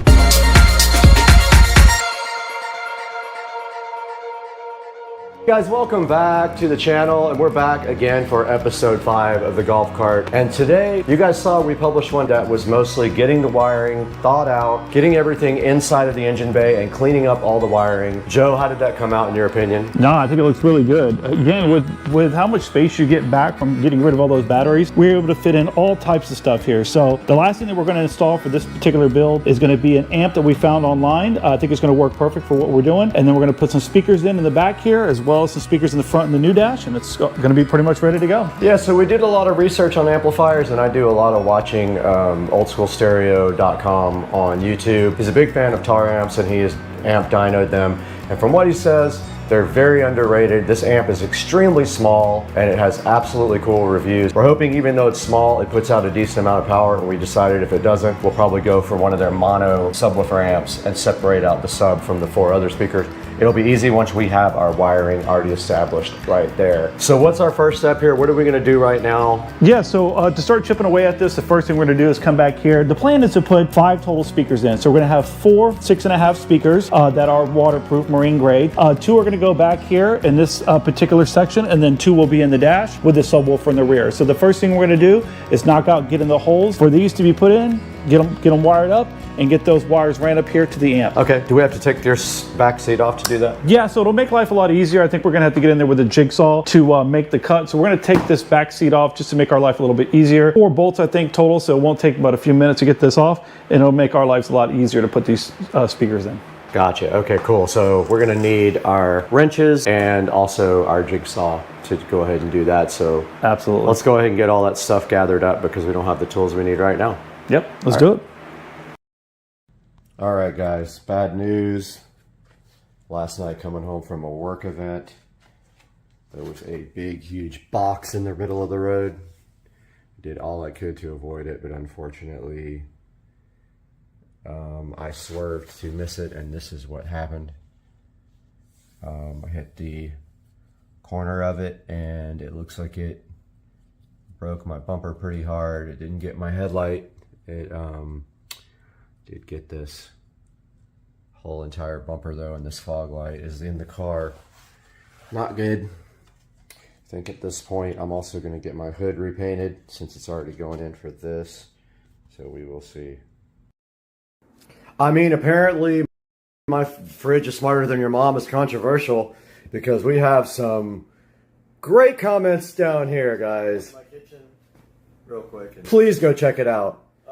The full video. Hey guys, Supercar Street Racing here again with another video about the pool remodel project, and we've been waiting for this package here for a couple of days. For those of you guys who checked out the last video for the LED pool light install, we were waiting for a we were waiting for a smart switch to arrive, and we have a special one right here, which we're gonna unbox, and of course, you know, we're going to have the tablet there to show some video, but let's go ahead and open this now in front of you. I haven't looked at this yet. So this is a smart switch with an RF remote control, which I thought was pretty dang handy because sometimes you want to turn on things without having to use the smart function, and you want to just be able to use a remote control. So this guy here has that. Here it is. So immediately you can see it came out of the box absolutely destroyed. So let me get some video of this, how it came out. Yeah, so this came out of the box like completely trashed like this. I want you guys to see that up close. And yeah, it may or may not be broken on the inside, but we're gonna find out here pretty soon. Yeah, it absolutely is destroyed, the box itself, but not the actual switch, I don't think. So let's go ahead and unbox this for you, and here we go. It's an Avatar in-wall smart switch, guys, and this smart switch is both Wi-Fi and RF. It works with Google Home supposedly and Alexa. So let's get this thing unboxed and see what's inside.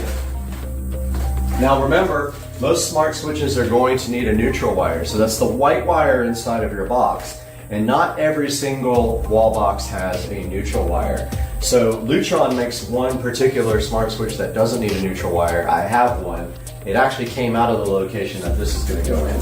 So here we go. Inside the box, we have this RF remote control, and it looks like it has a nice wall mount here that you can screw onto the wall, so that's what I plan on doing, is screwing that onto the wall. It says digital remote controller, so I'm glad it's digital, because who wants analog, right? I mean, would that even work, analog? Of course I'm being facetious, but this is the controller here, so you guys can get a good look at it up close here while we look at it on camera.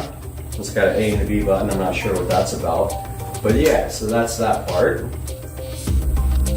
And now we have our instruction manual for the smart switch. and we have some nice accessories here. Looks like we have a wiring kit. So we have a little neutral pigtail wire, which is awesome because this has to have a neutral wire to work correctly, so we're going to have to wire that up. We've got a battery for the remote control. We have a screw here, which what looks like it might, I'm not sure what that screw is actually for because there's only one screw there. And then there's another screw in here, so I guess that's, oh, okay, it's one bag, my bad. It is actually one bag. Let's take a look at that one bag of accessories up close here with the tablet. You can see we got our pigtail wire, all of our screws. We've got double-sided tape if you don't want to screw it into the wall. And we've got some wiring nuts there as well. Let's put that tablet back for a second. Here is our wall plate, and as you can see here, it says Avatar. Let me get some close-up video of that also. I don't know why they insist on putting a name, but I think someone told me at Amazon that that is actually required by Amazon so that scammers are not getting you. They have to put the name, and you can see it's right there, Avatar. All right, so next up we have this nice little Wi-Fi smart switch, and it has a little Wi-Fi indicator on it. Let's get a good look at that guy up close with the tablet. You can see the little Wi-Fi symbol there.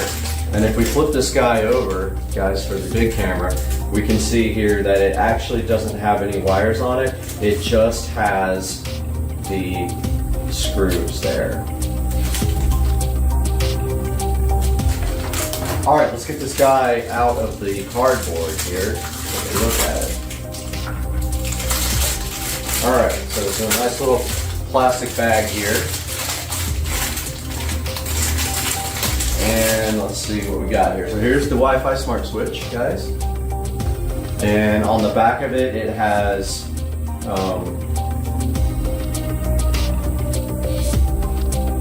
okay, so it's got a, my eyes are actually really bad, but it's got a neutral, a ground, and then two, it's calling them live and load.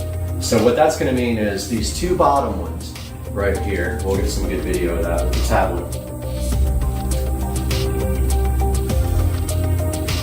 All right, let's look at that with the tablet, guys. So on the back of this switch here, we've got the, let's get this thing focused. We've got line, and we've got load, we've got neutral, and at the top here we got ground.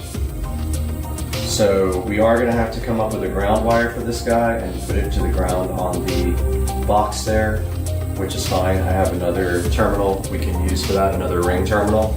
But yeah, this is a good look at the Wi-Fi smart switch.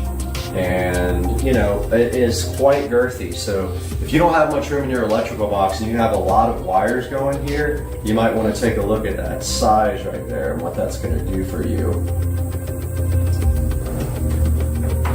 And so taking a look at this instruction manual for the Wi-Fi smart switch. So you need the app Smart Life to pair this, and I will show you guys that on camera when we start doing it. So that it looks like when you start doing the pairing, the actual Wi-Fi indicator light will change colors. And it has 3 different colors, red, green, and blue for the little switch there. And it shows you how to start the pairing, and then it shows you how to wire this thing up. So the first thing we got to do to get this thing wired up, obviously, is turn the power off again, because there is hot power going to that. And yeah, so you use Smart Life and you do a Wi-Fi switch inside of Smart Life. We'll go over all that. Let's go ahead and get the power shut off again and get to installing this nice little Avatar Wi-Fi smart switch. Guys, we are out here in the garage, and I think you remember from the last video, the power box is behind this nice cabinet right here, so we just have to slide this cabinet out to get to it and hope the box doesn't fall on our head. Inside of our breaker box, we see some pool stuff. It says pool light, and it is the bottom switch right here, so we should not have any power right now. So that's the bottom, very bottom of that last thing there, that last breaker. And then we're gonna go over here and get our tools together. So we're gonna need some electrical tools for this, and we've got this nice little tool bag here to put our tools in. So we are gonna need some wire for ground. So we're gonna have to locate that. It did not come with any ground wire. We're gonna need our workman's pliers, as always. We are going to need some, at least one or two, probably one wiring nut. Let's grab, I do have these nice little quick connectors, but there's not enough room in the box for them, so we're just gonna use standard wiring nuts. So let's grab our bag of wiring nuts here, throw that in the bag. Let's grab our, we might not need them, but let's grab our wire strippers here. Let us grab a Phillips screwdriver, a flathead screwdriver, just in case. We also are going to need electrical tape. We got that. We need our electrical tester here. So this beeps when it comes next to electricity. And let's see if we have any Romex up here. Actually, we are in luck. We are in luck over here, because when we pulled out the light, don't do this at home, folks. When we pulled out the light, we have some ground wire left.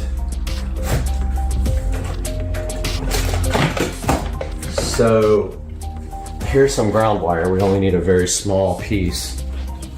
So what we're gonna do here is just take a very small piece of ground.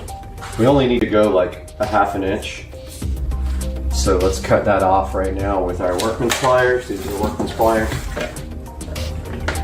And we're gonna pre-make our ground. So we got that. Probably should have stripped it first, because this wire is a pain to strip.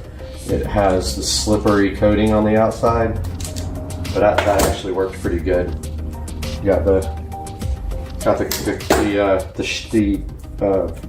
insulation stripped off with our automatic strippers, but this is way too much copper for the terminal, the crimps, the terminal ends. So we're gonna cut some of that off. Get our terminal block out, our terminal connectors. So we used a blue one in the last one. We're gonna do that again here. Here's a blue terminal, but we got like so much wire there. Let's take off a lot of that. We only need a good, like, actually these blues might be too small. I think we're gonna have to use yellow. Yeah. Yep. We need yellow because the gauge of the wire is so big. We might not have any more of those left. If I don't have any more, we'll make this work.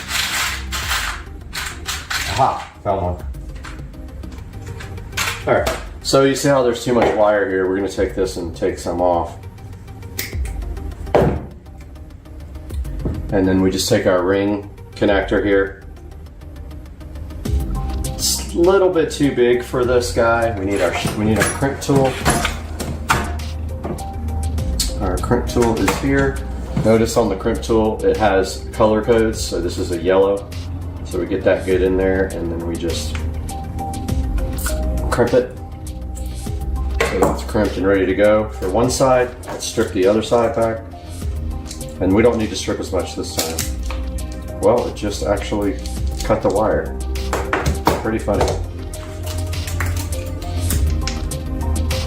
All right, so we strip this guy back here. This is for when we get outside. This is gonna tie to our,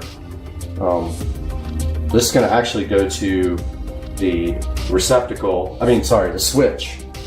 So we're gonna have to probably, the garage light went off. Let me get that back on, guys. All right.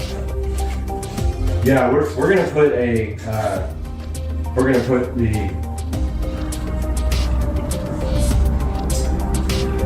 we are going to put a end on this to allow us to connect it to the switch as well while we're out here, because here's our ground right there.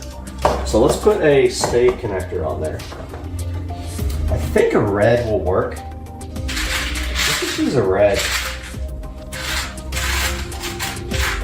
So we need a red spade connector, if I can find one. Let's see. Guys, I have this big box of stuff that has fallen over before, and so everything's mixed up. And I don't see a red spade, so I'm gonna go with yellow again. Yellow's for bigger gauge wire. So you take that, we slide it on here where there's not much wire hanging out. We take our crimp tool, get it on that guy, and pretty much as hard as you can crimp it, and then you make sure that it can't pull off. All right, so there's our ground pigtail for the switch. Making sure you guys can actually see what we're doing here. It looks like you can. All right, here's our switch, and at the top here we've got our ground. So we need our Phillips head screwdriver. Here's our ground. At the top, it's clearly marked ground. And we are going to, it's already pretty loose, so we're just gonna put that guy in. Now remember, there's a lot of wires in this box. So we're gonna put our ground pigtail in there, tighten that guy up really good. Now we have our ground, and inside the box, all we have to do is go to our ground screw. And remember, if you guys remember correctly, our ground screw inside the box was a cabinet screw. It's that weird, like that weird shape for that they use in like kitchen cabinets. Forgot what that's called. And I was able to take that off with a very small flathead. So that's what we need again. We need a flathead to get in there, and I don't remember. Ah, I found one. So I'm gonna put that in the bag as well. Put my drill in the bag as well. My strippers. Wire strippers, that is. Not female strippers. And we are ready to rock here. Let's head out. Guys, we are outside by the pool now, and last time we spoke, we had wired up this controller for our brand new Bluetooth LED pool light, and we had finished silicone seal around here to keep the water out of our conduit, and we put bags on there to keep the water out. So now we're back in our box here. Now we did connect the ground. We're gonna have to disconnect that. Now we're gonna have to get all these wires in there and then the switch. So we're gonna see if that actually happens. Let's take our electrical tester first. See if we got power. We don't have power. Confirmed. No power on this. We got a plane flying over the course. The first thing we are going to do is take our ground back out, because I didn't think about that when I actually did the ground for the pool controller. Make sure you guys are in frame here. Looks like, nope, you're not, so let's get you guys fully in frame here. Perfect. Right there. So I think maybe here's better. Nope, that's right into the light. Let's get you guys like a better view here. All right, so here's all of our wiring for our pool controller. 2 of them are AC, the rest are controller wires that go to the pool light. And so we're gonna take our ground off again, so we can add our new ground. All right, so this bit will not get the ground. I gotta go find the correct bit. All right, guys, I found the correct bit after searching for like 20 minutes. Forgot where I had put it. But it's just a flathead because it's just that weird, I don't know why they use these weird screws on this thing. see if that's gonna work. Does work. I should probably just replace this screw, but whatever. Can't even right now. Oh, the screw fell into the box. Yep, screw fell down into the box in a weird place that you can't get to. Okay. Seriously. Alright, got the screw. Now guys, we're taking off this existing ground to put this new ground that we wired up here a few minutes ago. So we're going to put both of those on there right now. So we're just going to combine these two to the ground screw. And then run that guy right back in. And it doesn't look like I left enough of a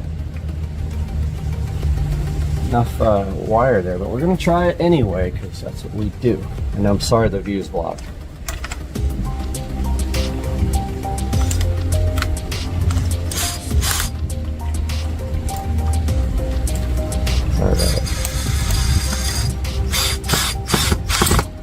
Alright, so we got both of our ground wires done. You guys can see in there.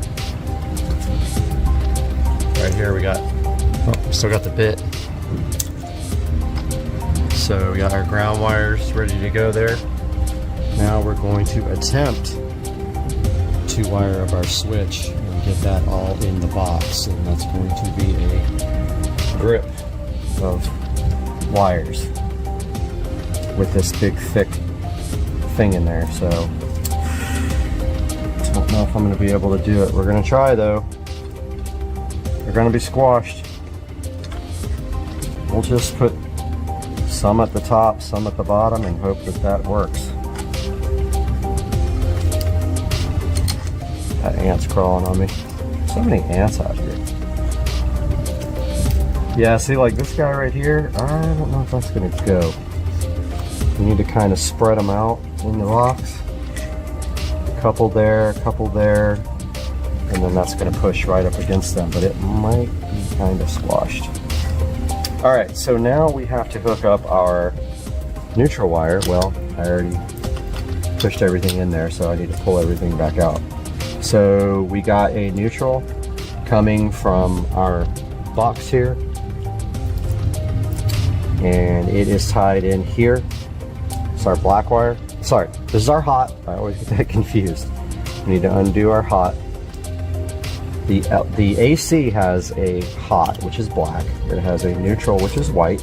Here's the new hot. See, you guys made me do it again. And so all we're doing is breaking the circuit right here for the hot wire. And yes, we could put terminals on this guy. Probably should put terminals on this guy. It's very small gauge wire. Let me go grab some. Alright, party people, I got the connectors for the hot wire here. They are very small gauge, so I got the blues and the reds. I'm going to try to use the blues. Let's see if that is too much to get in there. Let me see. Nope, that got all the way in there. I actually doubled the wire up. And now, of course, we need our crimp tool. And on the end of our crimp tool here, we got blue for 16 to 14 gauge wiring. Go ahead and crimp that.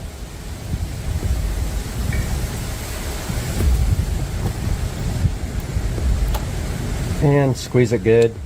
And then test it, make sure it doesn't pop off and it's good. Our other connector's up here right now. Let's do our live.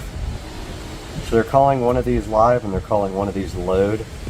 I'm going to say live is from the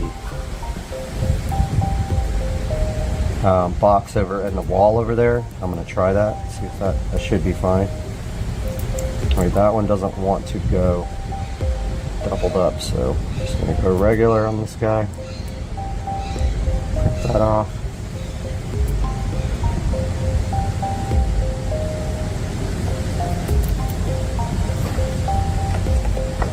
It feels tight. Always pull on that connector afterwards and make sure it doesn't pull off. These are the worst, man. They're so cheap. So make sure that they actually work. All right, so let me grab the instruction manual and see what they're calling live and load. Okay. Turn power is turned off. Find the ground, live and load. Just says your existing wires may be different in locations. Never label wires. Okay, they want you to label the wires, but okay. All right, so they are saying that the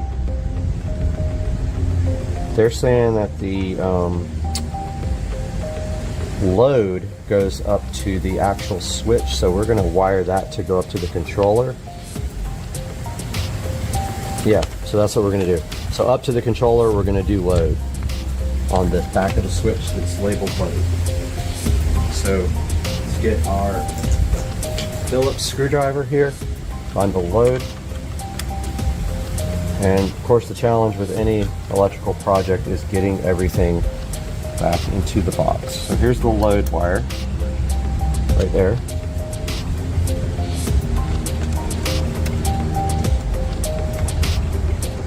That's the wire that's feeding the controller. Here is the line, so that's going back to the electrical box. This is the actual power feed wire.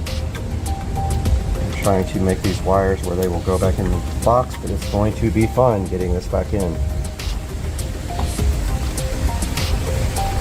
Okay, you guys probably can't see that, but I'm just putting the terminal connector under the screw here.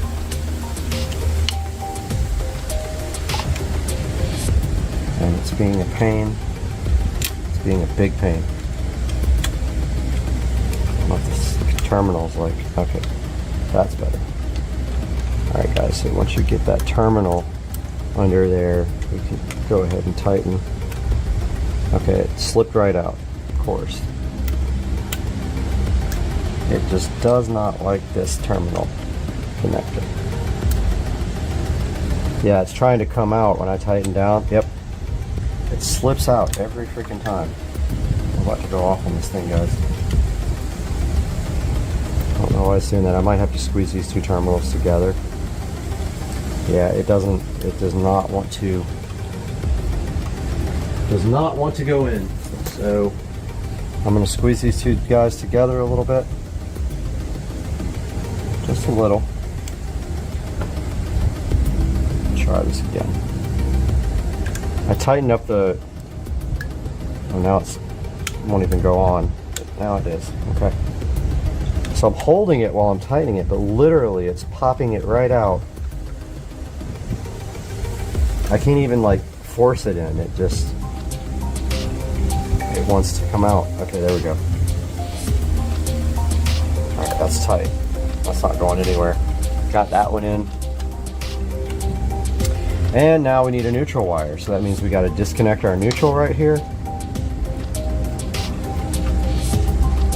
And we taped it, so of course it's a pain to get off, and that's the whole intent of the tape.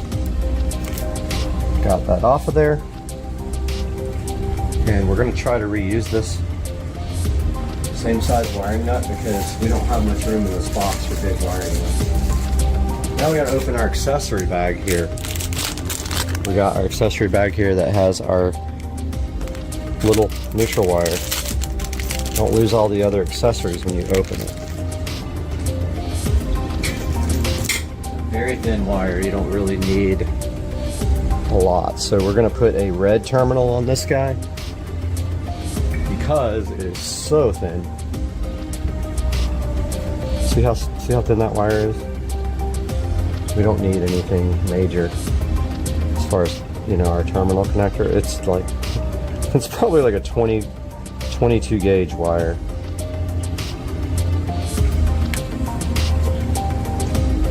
In fact, this connector may not work for this. It might be way too small for this. Let's see. Oh, okay. It is going to work.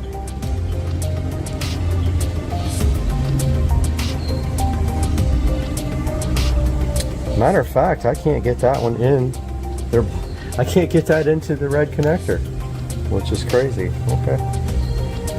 Fits perfectly in a blue one. Let's go ahead and crimp that guy down. Got our blue on our crimp tool here. Blue right there. And give it a good squeeze. Hard as you can. Sometimes you can do two.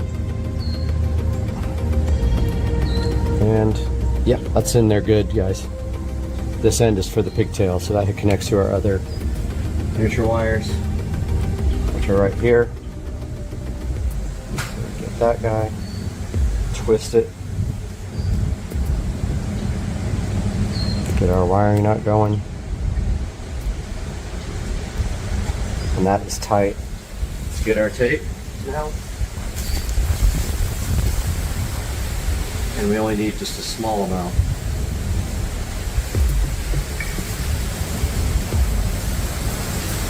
I didn't have the scissors the other day. I'm sure you were laughing at me. But we only need like this much. You guys were probably laughing when I was like ripping it off. But let's tape this neutral wire to the wiring nut. Oh, dropped it. By the way, it's really windy today. I keep stepping on like sticker things. Always tape your wiring nuts after. That added bit of insurance that you need when you're doing electrical work. So there, we got that taped. Now, we need to hook up this jumper wire to the neutral. This white is neutral. So we need our screwdriver. Got our neutral here. Gotta loosen that up. It's probably gonna try to walk out like the other guy did, but we're gonna force that in there, dude. Trust me, this is happening. I keep dropping. Man, I'm the most clumsy person today. Maybe it's the vodka. All right, that is super tight. Okay, so neutral, line, load, and we probably need to test this before we put it in, because I'm not sure if it matters which one goes to line. I mean, yeah, which one goes to line and which one goes to load. So let's turn the power on and then manually test this. I'm gonna go grab the power. Power is on. Let's see if the switch works. Interesting. Nothing happened. Oh, it's on. Okay. So power's on now. Let's see if we can actually switch it off with the switch.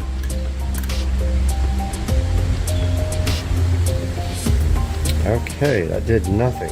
Ah, there it goes. All right, so we are good, ladies and gentlemen. I'm gonna go turn the power off again in case a wire pops out while we are stuffing everything in here. All right, the power is off, and our job now is to get all this stuff back into the box and put the cover on it, because it is an electrical cover. Now, of course, I can't find my forks. There it is. So we got to get everything back in the box, and the switch in there. So what we're going to do is strategically put these wires so they don't overlap. If we can get them in there so they don't overlap, then they won't press on the back of the switch.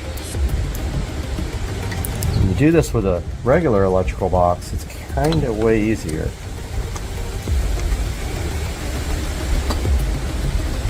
Alright, we already have our first problem, but that went in. Our little connector was hitting.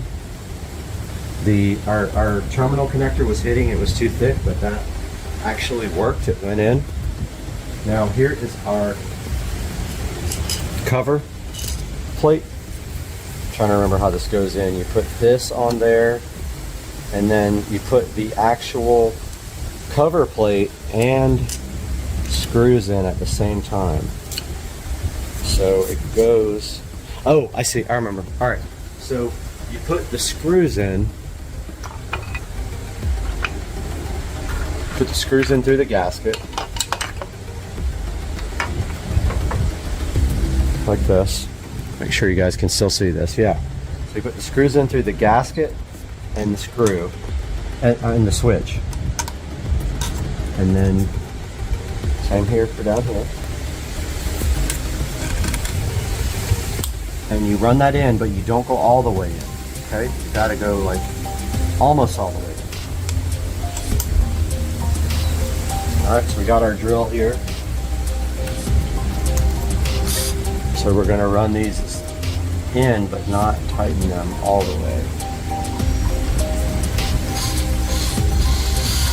This is gonna actually pull that switch right in there. Whatever's back there is gonna get crushed, so you better make sure you got your wiring straight when you do this. All right, so see how that pulled that in, and then we got our gasket. Now you want to leave it out a little bit because you still got to get the cover plate on. And notice how it already is like outside of the gasket material. So we're gonna have to leave this really loose, like almost all the way out to get that cover on, and then we'll tighten it. Yep, I think that's gonna work. Now we get our cover plate. It's kind of hard to put on, honestly. You take these slots, see this? It's got slots on it. You push it over the screw and then you slide it so the screw is more, so if you don't have enough slack, you have to loosen the screw more. Okay, I got the top one in, and I got the bottom one in. Let's get this down here so you guys can see it better. So, keep the screws loose, you slide that over the holes, and then you move the plate to the left. Once everything is there, then you tighten your screws down. So this is ready to be tightened now.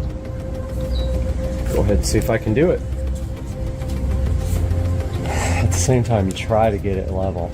This box is so far off.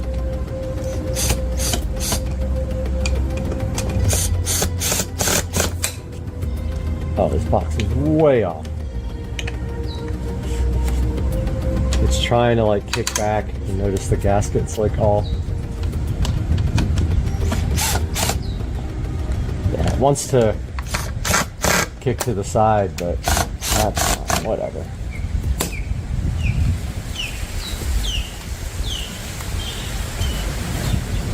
So you notice how the gasket's kind of poking out? You can trim that. It's kind of off, honestly. I'm going to loosen the bottom up and try to kick it over. The whole box is like cockeyed. I don't know who put this in, but they did not know what they were doing. Yeah, see, the box would go way over. It's just hard to hold it while you... Okay, that's what we're gonna do. We're gonna hold this lock tab. Got a tab for you to lock it so nobody can turn it on. Do the same with the top. I'm gonna put some weight on it while I do it. It's just the box is clicking and it's driving me crazy.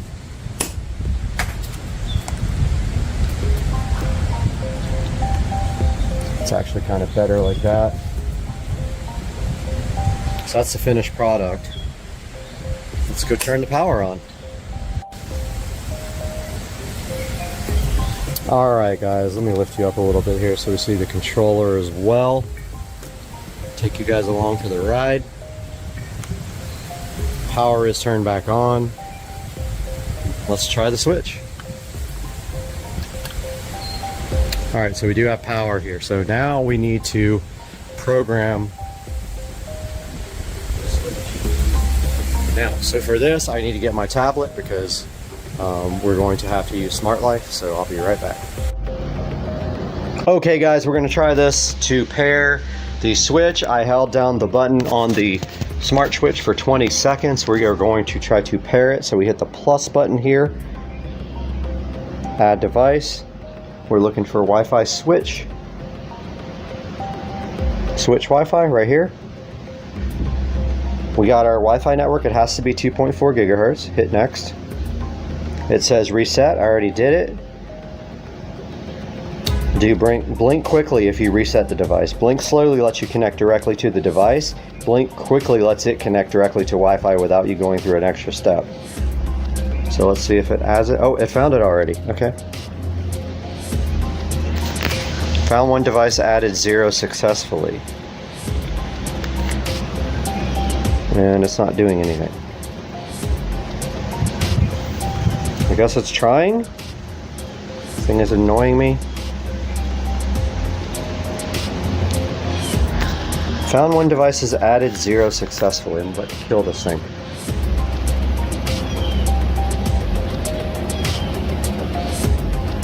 It says it's adding. I guess let's let it try.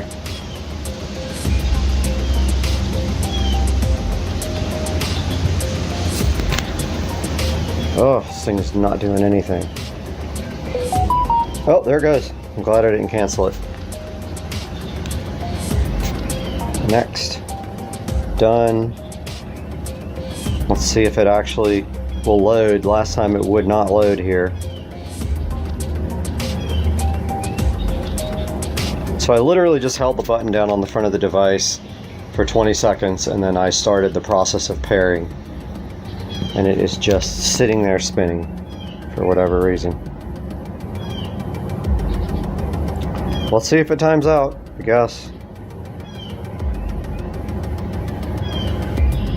Last time I hit back and it actually worked. Excuse me, guys. Yeah, see, it's there. It's off. It's off here. It's off there. Let's try to turn it on. It turned on. Let's see if it'll turn off. Last time it wouldn't turn off. I'm gonna hit the off switch here. All right, it's working. It takes a second for it to actually, yeah, there it goes. So we are good.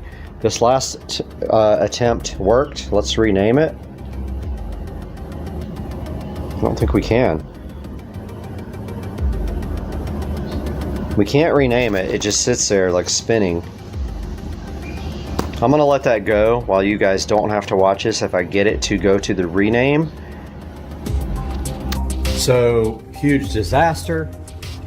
I tightened the bottom screw too much and I broke it off, but I put a self-tapping screw in there and saved the day. Thought I was so hosed. Now we have to pair the remote to this guy. So it says how to pair remote with smart switch. There's the remote. We need the battery too. It says press and hold the smart switch button for 3 seconds until you hear a beep. Press the remote key A or B. And that says you're done. Alright, so first things first, we need to get this remote switch out. Everything is so difficult with one hand and no eyes. So it looks like plus goes that way.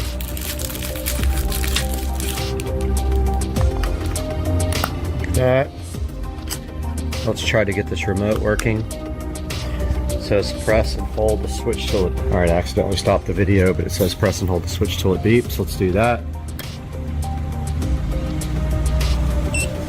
Okay, it beeped once, and then it says just to press one of these buttons. Alright, it says it's working. So A is now power, and sure enough, let's see if that turned it off. It takes a second. Yep, remote is now paired. We have our wet paper towel, which is always a must. We have our silicone here. which I taped up last time to keep fresh. And we have our knife, our razor knife. Let's move that for now. Just gonna take our razor knife and trim this guy off if we can. Like so. The wind's blowing so hard it's just gonna blow all this away. Oh man, it's scratching up the box up.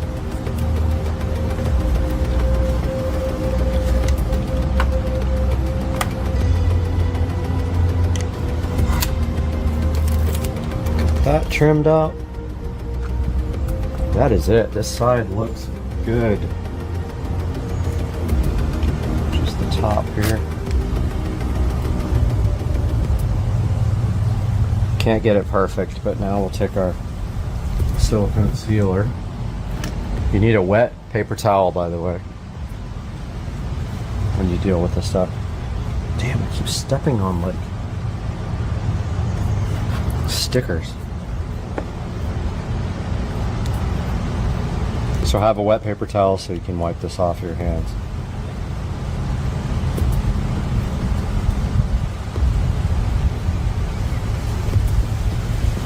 Just run a bead along the side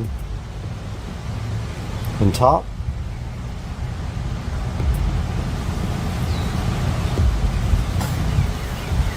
Bottom, you can't even see the gasket, so you don't have to worry about cutting it down there.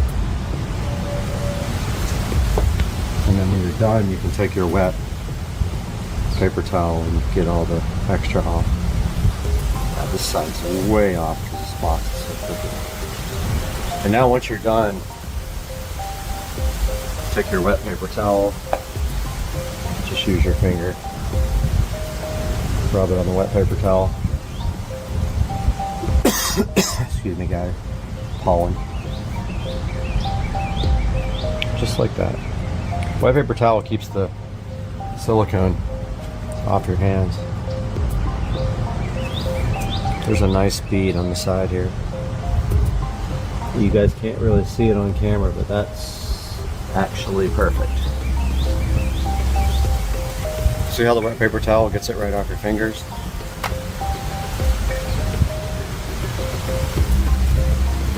So you just smooth it out with your fingers.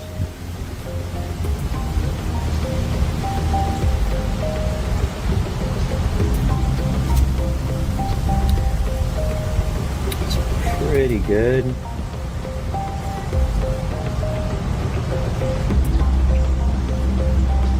You should have extra on your paper towel if you have to do another coat,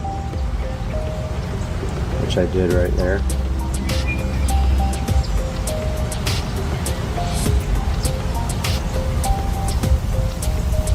But yeah, I think that's actually perfect.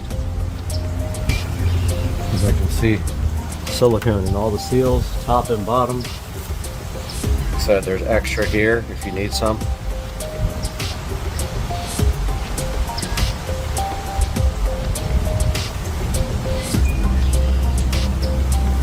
Yeah, I got a little bit extra in there on the bottom. And guys, thank you so much for watching my video. I appreciate you guys and your support, and I hope that you watch the next one. Have a good day. One last update, guys. So we got the remote for the old pool switch off. We got the new remote. I used the same label, it says pool there. I used a double-sided tape to tape it to the wall, and now we have the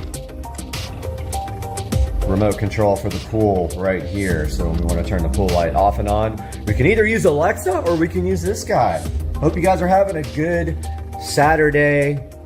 Supercar Street Racing. See you guys next time.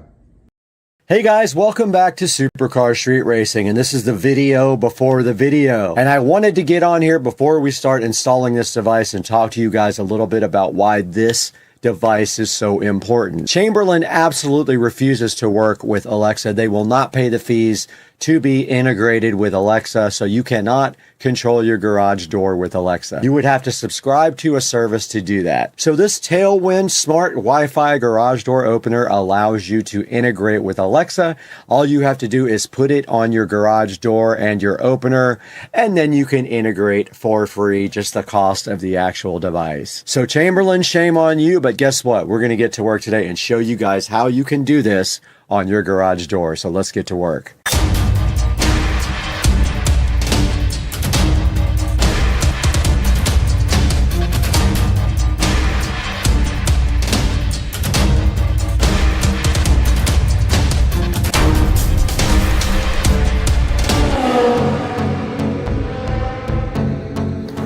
Guys, right in front of me and right here also directly in front of me is the Tailwind Smart Garage Wi-Fi Door Opener. Chamberlain hates this. They don't want you to know about it, but we're going to tell you about it today on the channel. Hang out. Guys, Chamberlain does not want you to open your garage door with the smart devices that you have available. They have blocked that capability unless you subscribe to their app, and you still cannot do it with the common smart devices that are out right now. So this is supposed to help you open and close your garage door with things like Alexa. This is the Tailwind Smart Garage Door Opener, and you can see right here that it comes with a track sensor, a smart module, a remote control of some sort with two little wires on it, which I don't know what that's for. Looks like a remote, but I don't think it is. A power supply. Okay, I haven't watched the install video yet, so I am not 100% sure about what everything is in this. So this adapter is for openers with yellow learn buttons, and I'm assuming I have that. I did on my old garage door. I haven't checked the new one yet. All right, I did verify we do have the yellow learn button on the device. So we do have the right options here for this. So I am on the website now and looking at the installation videos, and there is also an installer manual right here. Okay, so there is an app. Let's go ahead and scan that. And there is the Tailwind app. So that is the first step. Installing the Tailwind app is done. Second step is select a mounting location for the control module, and that is this guy right here. That should be easy. We have a pegboard, or we can just put it on top of the garage door opener. It says make sure the power adapter will reach. It says locate the module on the side of the door opener. Mount the 3-track door sensor if included. All right, for this next step, we have to move out to the garage, and I have to get you guys over there somehow, so I'm gonna stop down. Okay, guys, for the next step, it wants us to power on the Tailwind controller, where the power outlet is that we plan to use, and there is one, of course, right up here for the garage door opener. So I'm gonna go ahead and get up here and power this guy on, and there is our outlet. I'm gonna leave this hanging pretty low at this point, and go ahead and power on the device. All right, I'm going to the next step here. Wait 5 to 10 seconds, then check the status light. It is flashing red, as you guys can see right here. It says press the reset button. All right, I have the pin tool. Okay, it turned blue. You guys can see it's blue right now. Is the light flashing blue? Yes. All right, so it's asking for the Wi-Fi password, and I'm assuming it is going to connect to Wi-Fi now. It says it'll turn green within 5 to 10 seconds. I'm naming it now, SCSR Garage, 1 door, and it's learning my location accuracy now. It says it's done. It did find my address. It wants me to put my name in and then the email address, and it is sending me a verification email. And I'm setting a password for my Tailwind account. And I am registering as a new user, and it's going to tell me to start hardware configuration. All right, guys, so today we are doing this garage door opener. The whole reason for this is that Chamberlain will not let you integrate this with the smart home. They do not allow it. And right here you can see me struggling to figure out this sensor that goes on the garage door, because the guy in the video did it on the other side, and I was just having trouble figuring out how to mount this thing. But basically it mounts to the hook, and then you slide this little thing in the back to lock it in, and you'll see that at the end of the video.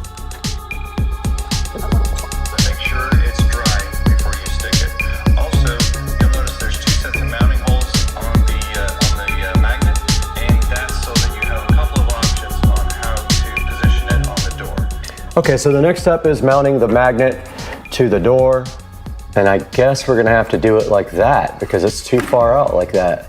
So we're gonna need the double-sided tape for this. I'm gonna go grab it. Now we have to clean the area on the door where we are sticking the tape. I have some Windex here. It needs to be less than 2 inches away from the door. It is going to be mounted on the angle bracket like that.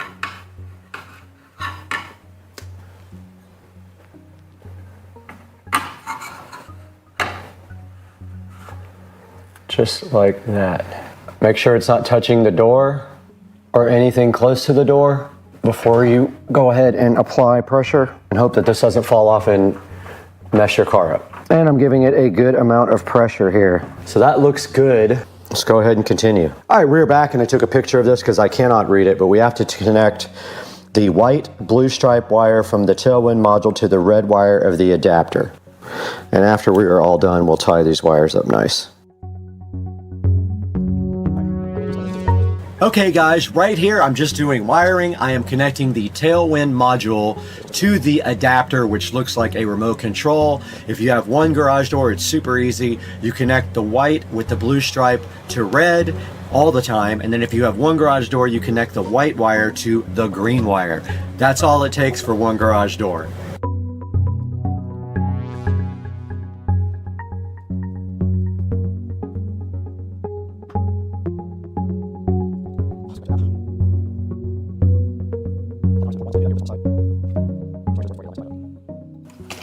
Okay, so I guess I don't connect to the opener. I think we're already there pretty much. Now, I don't think anything hooks to our opener because the remote control does everything. This remote does it. Okay, let's see if it works. It wants me to update the firmware now. I'm gonna go ahead and do that. It says my garage is green, so it says it's updating the firmware. And it looks like it has started the firmware update process. Okay, it is back.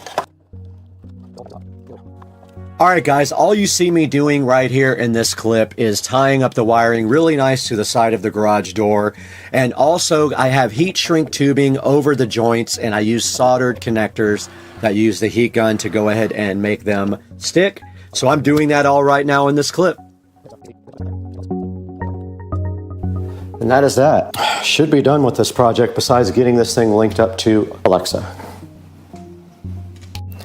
Okay, so the final part of this project just involves you linking your Tailwind account to Alexa. And I know I'm gonna wake up every device, never mind. And so what you do here is in your Alexa app, you go to Skills, you search for Tailwind. It will find two, it's the one that says Smart Home. Then you click Launch and you link it to your Tailwind account using whatever account you signed up for with Tailwind. It will then locate your opener and call it a lock. And if you look here, here is the garage door right here, and I have not tested it yet. I'm going to right now. Let's see if it actually opens with this. And it does.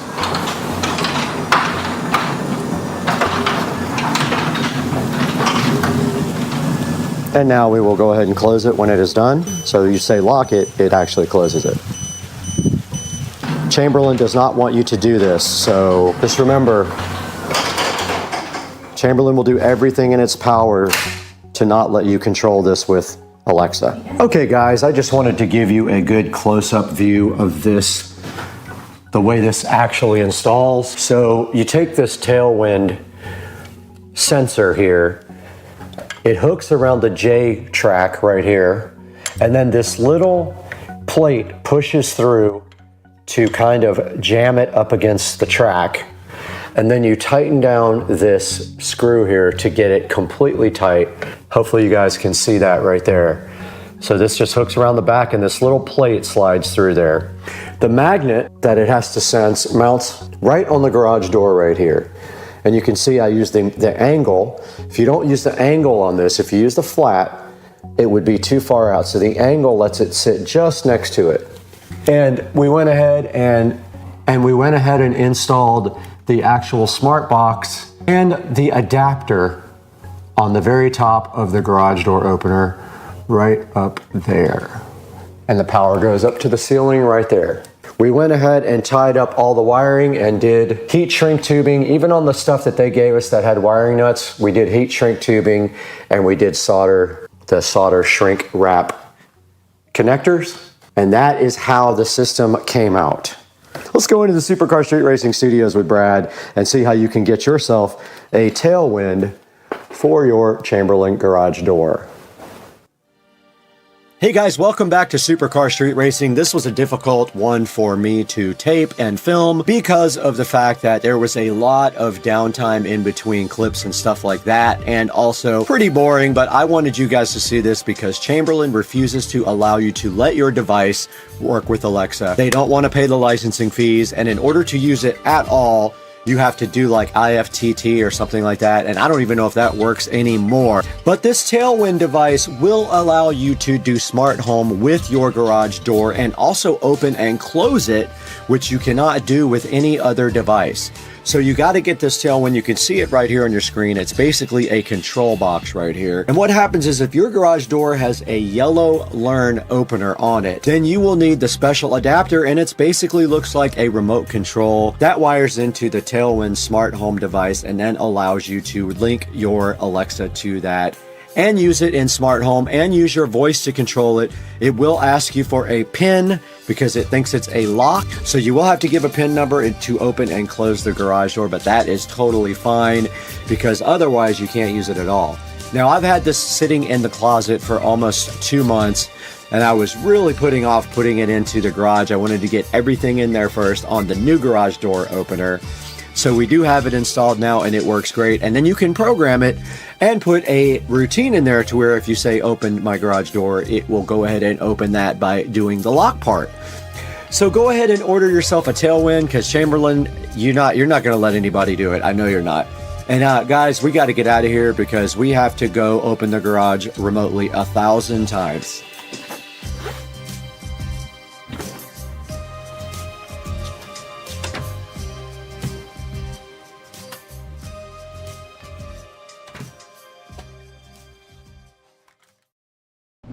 We are back in the beautiful Supercar Street Racing bathroom where we have been granted access to the Neperal Magic Pro rechargeable light bulb. Now this Neperal Magic Pro does work in any regular light socket and you can charge it there or with a USB. Now this takes 2 hours to charge. It costs $1.81 a year. You can do warm white, neutral, or white light, and it can be adjusted infinitely on the brightness. So let's see what they had in mind today when Neperal was gracious enough to send us these Magic Pro light bulbs to check out on Supercar Street Racing.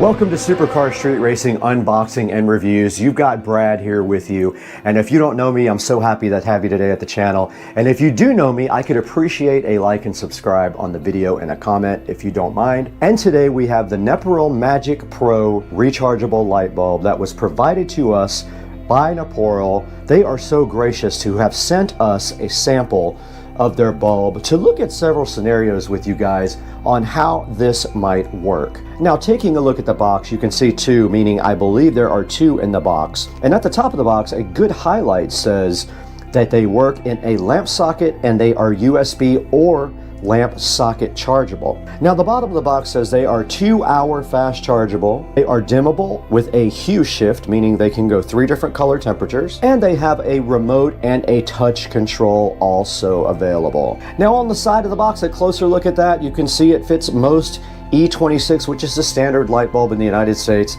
and other places as well. It works with wireless lamps as well. It backs up for emergencies, so if you lose the power in your house, these guys will still work. And on the side here, you do see they are made in China, and there is the model number right there, which I will put a link in the description for you guys. And then on the back side of the box, it says that it has a remote, we'll be looking into that as well, or a touch control. A 3 hue shift, meaning they do 3 color temperatures. They are dimmable. They have a portable hook is what they meant about the hook on the side, so they did have that right. They auto charge when they are connected to a socket, and they're rechargeable by USB-C and have a really nice charge indicator on them. So a lot of good features to the Neperal Magic Pro E26 light bulb, which now we will go ahead and unbox on the channel. The Neperal Magic Pro is sitting right in front of you today, looking so fly and so fresh and asking to be stripped out of its box. So let's go ahead and see if we're going to need something to get the tape off today. And look at that, we were able to get this package open. Well, I had it open. We might be able to get this package open without any other type of opening device. Here is the Neporo Magic Pro about to be unboxed here on Supercar Street Racing. And right on top, inside the box, we do see that we have a nice instruction manual here. It's a little small for my eyes, so I can tell you that it has highlights at the top, instructions in the middle, commonly asked questions there, and so there's a FAQ at the very bottom.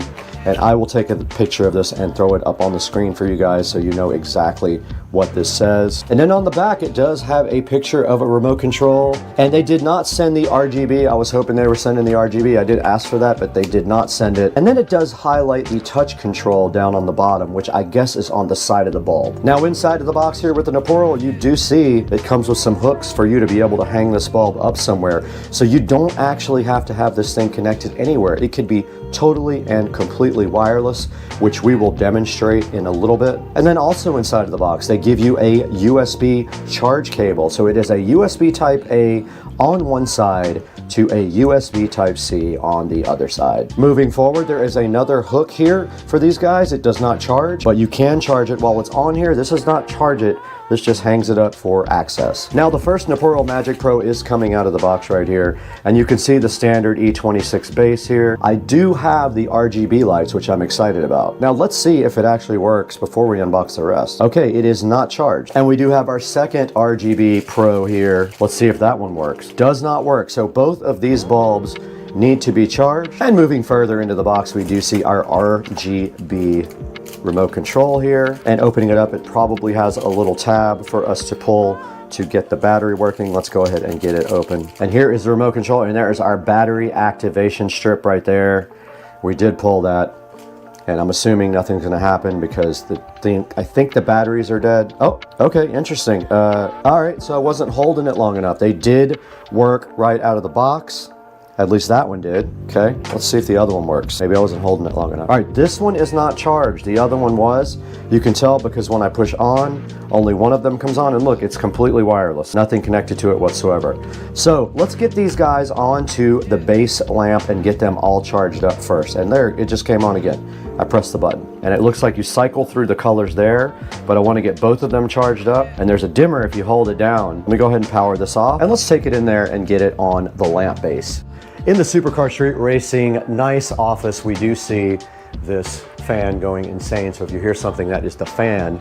But we have our Neporos, and we are going to go ahead and charge them by putting them on our lamp here. Let's go ahead and remove, let's make sure this is on first though. Okay, it is on. All right, let's go ahead and remove that bulb and put the, and now the Neporo is insisting on being on. So let's go ahead and put the one that wasn't charged in. Now it should charge, and there should be a charging indicator on it. All right, so it is charging, and it did light up a nice red to indicate that it was charging. Let's let this guy charge while we put the other one on the other base. Now we are going to put our second Neporo bulb onto USB-C and charge it that way. It is already charged, so it shouldn't take as long. However, I'm curious to see which one charges faster if they were. So plugging this in, I already have my USB available right here on the Supercar Street Racing side table that we built on the channel. Check that video out if you haven't. And these are standard type A, so whoever built them doesn't understand that there is a backwards way. And let's go ahead and get this plugged into the Neporo bulb. You can see the USB-C sitting SoFly right there, and all we have to do is plug it in right now, and it should light up in red, and it did. So this bulb is now charging, this bulb is now charging, and let's see in the manual what it says about charging. I took another hard look at the manual, and basically when these lights go off, these bulbs are fully charged. It says a charge time of 2 hours. It does not specify whether that is with the USB Type-C or with the socket. So let's go ahead and let these guys both charge up all the way, and then we'll take them somewhere and demonstrate how they work in a good dark environment. All right, we are back with our Neporo Magic Pro lights, and we did let those guys charge for about an hour and a half. And when the red light goes off, they are fully charged, and now they are ready to test. So for our first test, now I do notice they come on pretty easy if you touch the power button there on the side. That's the little touch screen right there, or touch button right there. And what we want to do right now is grab the hangers and go ahead into a dark room and test them. So to put the hangers on, all you have to do right here is just screw one on the back of the bulb, just like this. And then you can hang this guy up anywhere you want. Let's say that you need light in this closet. Let's hang one right there. Let's grab the other guy. Go ahead and get that one rigged up. And you can see it did come on because I touched the touch button. And if you press it a number of times, it will go off. Let's get this guy hung up. All right, we got our lights in the closet right here. Let's go ahead and grab the remote control and the instructions. And you can see right here on the remote control, you've got your basic on-off control at the top, and you've got a 1 and a 2 mode on the very bottom where it says MM. Those are timers. Now the mode at the very top right is where you can set what it does as far as the pattern and the style of the light. And these 3 buttons here are supposed to be for the color temperature. So it's either warm, cool, or very cool. So let's go into the closet right now and see exactly what we have. All right, we're back in the closet with the Magic Pro lights, and we did get a good idea here of what everything does on the remote. Basically, these 3 up top are for white, so it's warm white, cool white, or very cool white. This gives it in a color mode, and then the plus and minus here on the remote are for dimming the lights, but they must be in a solid mode to dim them. Mode 1 is a dissolve between each color, and mode 2 is a flash between each color. 50%, 100% don't seem to do anything and are not in the instructions, and the very bottom buttons are a timer. So let's take a look at these, how cool they are. If you went camping or something like that, and you needed some light where you don't have batteries, let's go ahead and get them on a same color and sync them up. And now we'll go to the mode where they will dissolve between colors. And they didn't quite see it that time, so they're not quite synced up, but very cool how these things operate. And then if I go into a solid mode here, I can use the brightness control. You see I'm dimming it, and I'm raising the brightness there with the plus and minus. And if we put this guy here on white, I can also dim this guy here. Look, I'm dimming it down with the minus, and I am raising that up with the plus. So these lights are pretty awesome. They are rechargeable, like we said before, with either this USB-C on the side or the regular E26 base. And so later tonight, we are going to go ahead and show you guys what you can do outside. Guys, we are back with the Nepperl Magic Pro lights after they sat on the charger for about another 30 minutes and they were topped out. And now we have screwed their hook on them right here. You can see it goes right on the E26 base. We got one on that one, we got one on this one. That means we can now take these outside and show you how cool these things are at night. We'll take our remote control out there, we'll take our lights out there, and we will strategically place them around the pool and let you see how cool they are. Oh, and FYI, the red charging light did go out on both of these to indicate that these guys were fully charged. Let them go until they get fully charged, and that will definitely go out for you. Now let's get outside. Okay, we are out by the Supercar Street Racing pool, and we have one of the Nepperl lights hanging directly across from me, and the other Nepperl light hanging over there. There's one, there's the other one. Now you can see they are quite bright. That's with, and then we just hit off. So they are not very long range. Let's turn them back on. Just like that. And now let's change them to colored. Let's step back and see how that looks. And there is a good look at the wireless rechargeable bulbs around the pool. And now let's set them to cycle. Now they are set to cycling, so they are fading between colors, and they look absolutely cool. And remember, these are rechargeable. You could get, technically you could get 6 or 8 of these around your pool if you don't have wiring to go around your pool. And these make a good amount of light. As you can see right here, it's lighting up the entire side right here. And then if we want to go back to white, we can go warm, cold, or very cold. Warm, cold, or very cold. So those are lighting up the edge of the pool now, and you can see how good they look. And there is one single remote for both, and that is on pink, purple, red. And then you have a brightness control. I just dimmed it, and then I just raised it. So guys, I hope you enjoyed this video. Let's throw that into the studio now with Brad to take a look at these very cool wireless, colored, rechargeable bulbs.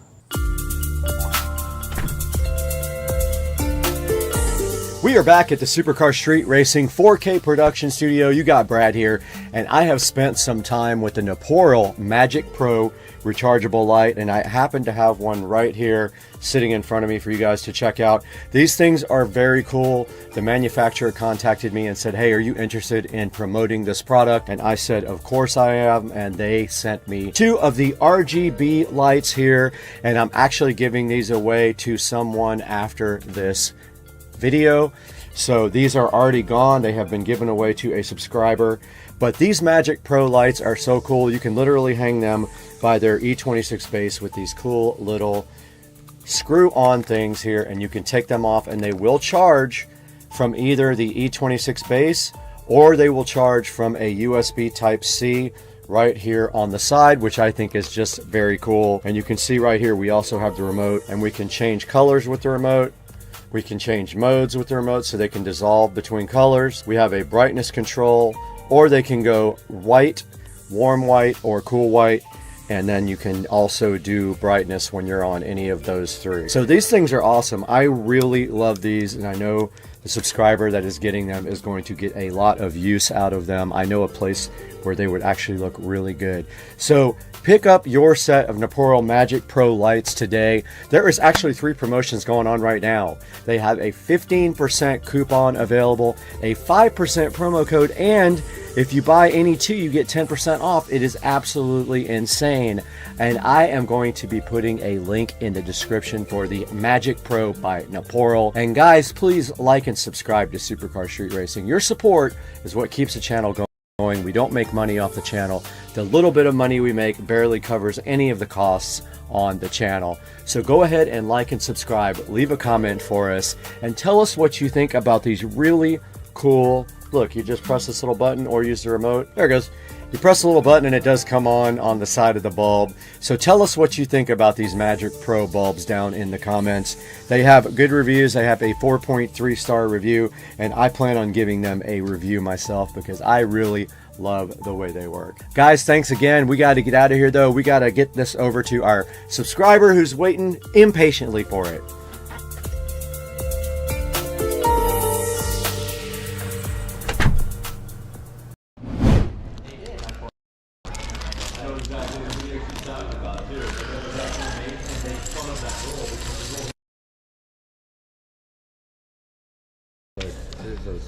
That's really cool. They gave me a choice of things to get. Like there was a neon YouTube light, and there was this. I figured this would be cool to put in the background. And That's really cool. And stuff.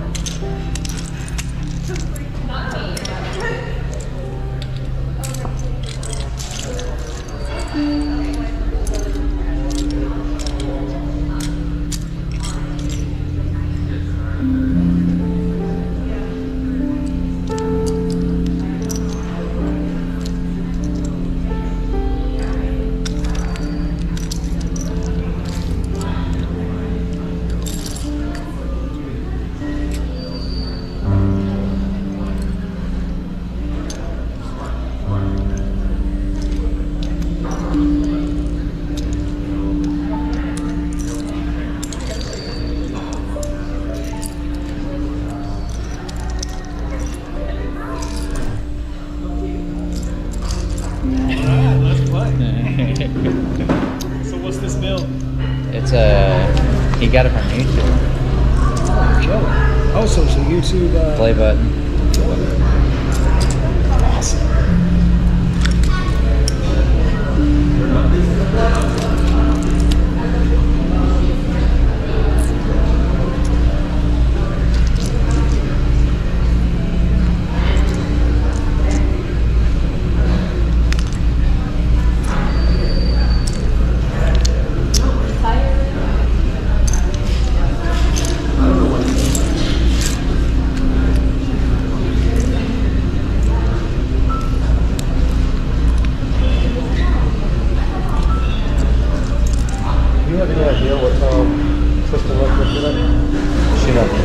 Yeah.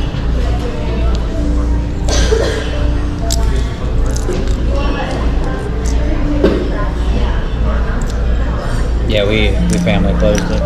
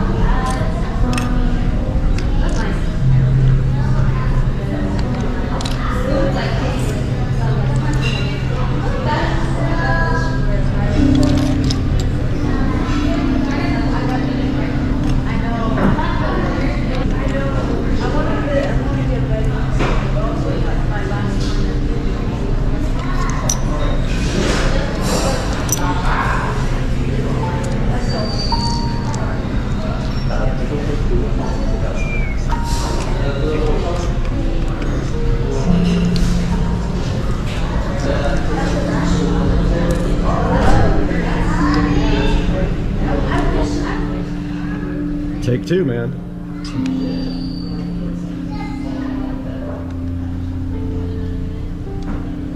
That's crazy that it only lasts that long. I love how it's 3D, man. That is sick. That's sick.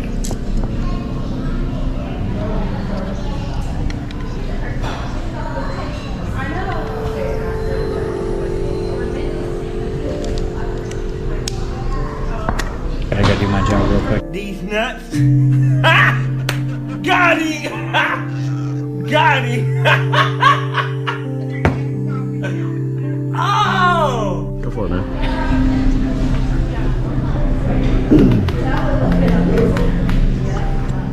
It's going in the video. You know.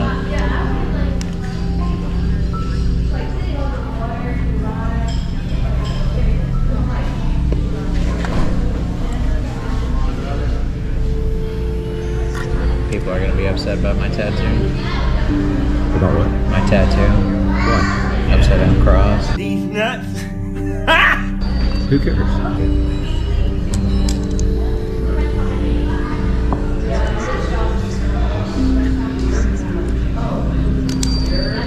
Dang.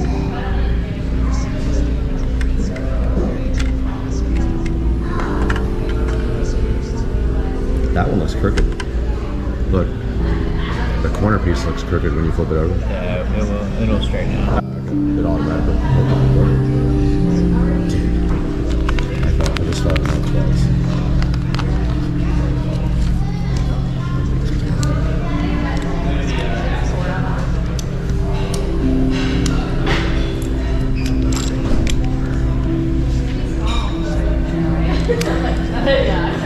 He's killing it. Hi. That's going in the thumbnail. It's like, that's for me later. 1 billion views. Hi. You know, honestly, it's like, it's really enjoyable to like build off of instructions and not like off from my mind. Do they usually not come with instructions? Well, not when I build like things for the city.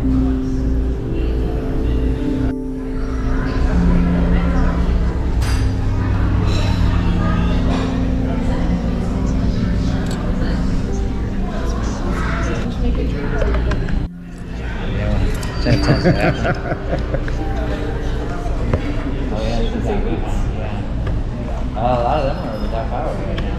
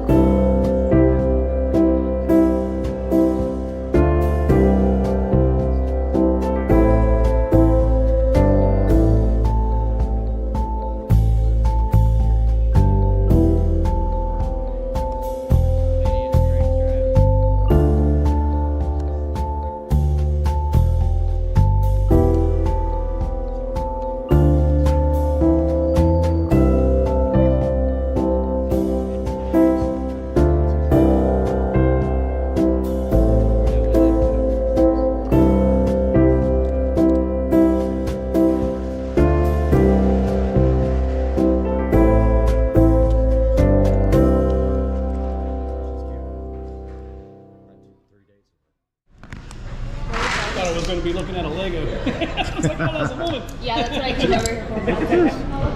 Look how good that looks, man. White background around it. It's a YouTube play button. They sent it to me for reaching like a certain level. Yeah. So he's building it and I'm going to put it on. Huh? Oh yeah. Yeah. He's the man. Prostituting Garrett out for you. Yeah. Oh yeah. He gets to build it while I drink. What's your YouTube handle? Legendary hand. It's this is it. It's That's sweet. Y'all living That's it. seriously. Oh, street racing? Yeah. Oh, I thought it had something to do with Legos. Nothing to do with Legos. Yeah. But it does now.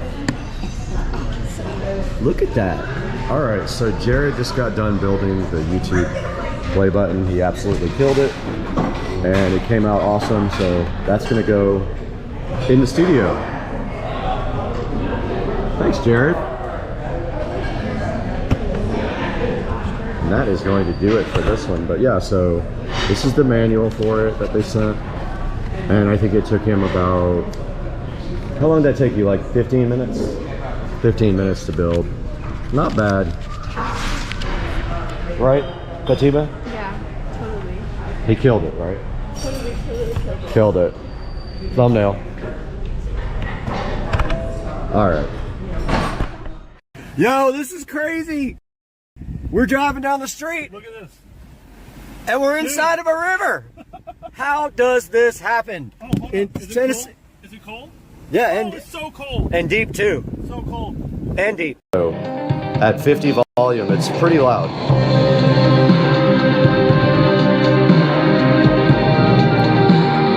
All right, you have a lot of choices as far as streaming, and also this guy can hook up to the subwoofer in the other room as well. The Sub Pro, which we showed you guys already, is wirelessly allowed to hook up to this thing. I don't know if it can do it at the same time as the WIM Ultra can, but it can connect the Sub Pro. And this is the first time I've used Wi-Fi on any of the WIM devices. It has worked flawlessly so far, no problems whatsoever. Yeah, we went through the settings on our other WIM video, so I will put a link to that down in the description as well. So that is going to do it for showing you guys how to hook up and demo the WIM amp. Let's throw it into the studio now where we can talk about how to buy your own.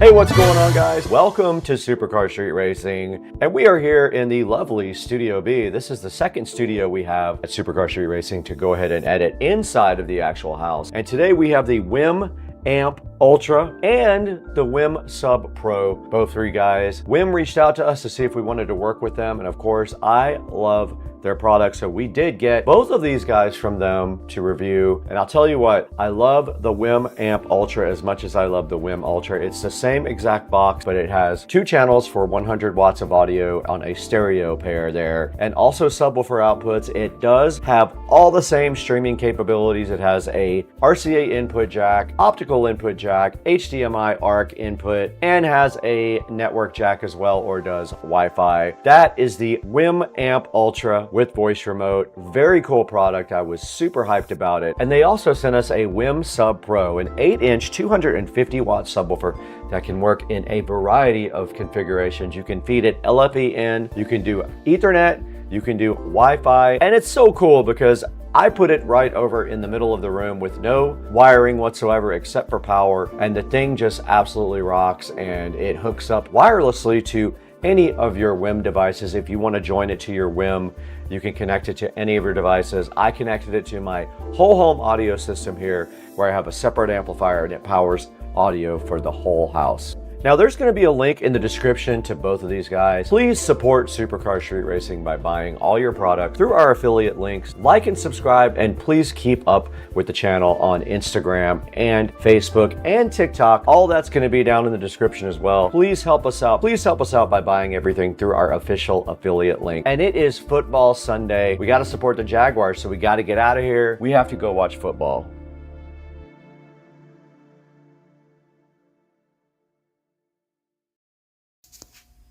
All right, this is day 64 of the keto diet. Let's see. 143.6, and I started at 169. Mr. Binks loves cat TP. He just can't stop watching cat TV. He's all about the cat TV. You would be too if you were a cat, because cat TV. Data security, Wi-Fi access, and a wide angle. And you can see here that it's completely hidden. If you want to keep tabs on your children or someone else, you can easily hide this thing in their room. They will never know. They think it's a charger. It does do 4K and 1080p. You can take your pick from either one. And it is 160 degrees of wide angle. And this thing does connect to the internet when you go on Wi-Fi, so you can use the app to connect to it and view from anywhere. And if there is no internet available, you can connect directly to the phone and look at the footage locally. There's the motion detection and loop recording. You can choose that in the app. If you do loop recording, the app simply starts over when your SD card does get completely full. And motion detection, of course, just records when there is an event. And like I said before, it does have 5-star reviews, 4 of them right now. I have worked with CamDuck before. Now I have 2 of their devices in the house, so that is super exciting. Go ahead and get your CamDuck. I will put a link in the description. Please always click through the affiliate links that I provide, because it really is helpful to Supercar Street Racing. That is the only way we make any money for the channel, and the channel does lose money. You don't have to buy the CamDuck here even. If you want something else from Amazon and you click on that link, you can go ahead and buy anything you want, and I'll get an affiliate share of that revenue, and I would be so grateful to you guys for that. And this is the Supercar Street Racing dashboard. You can see we have 214,654 subscribers. We couldn't have done it without you. The channel is built on you guys. You are the main part of the channel, not me. So thank you so much for all your help and support and watching and liking all of the videos. I got to get out of here though. I have to go to happy hour.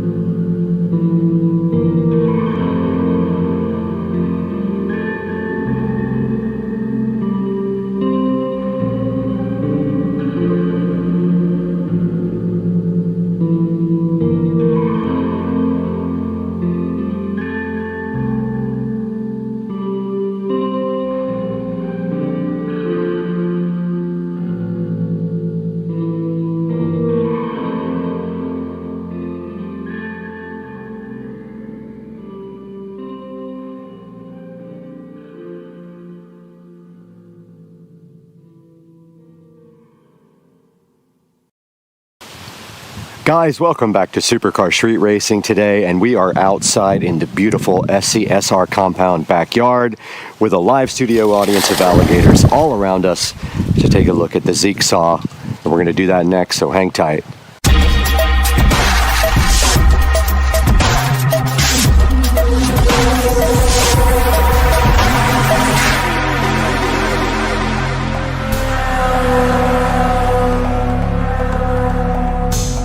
Welcome back again to the channel, and we are out here on the dock with the Zeek saw that was provided to us from the manufacturer, which we're going to be taking a look at this today, and then this is going to be going over to Rich and Trish as a Christmas present.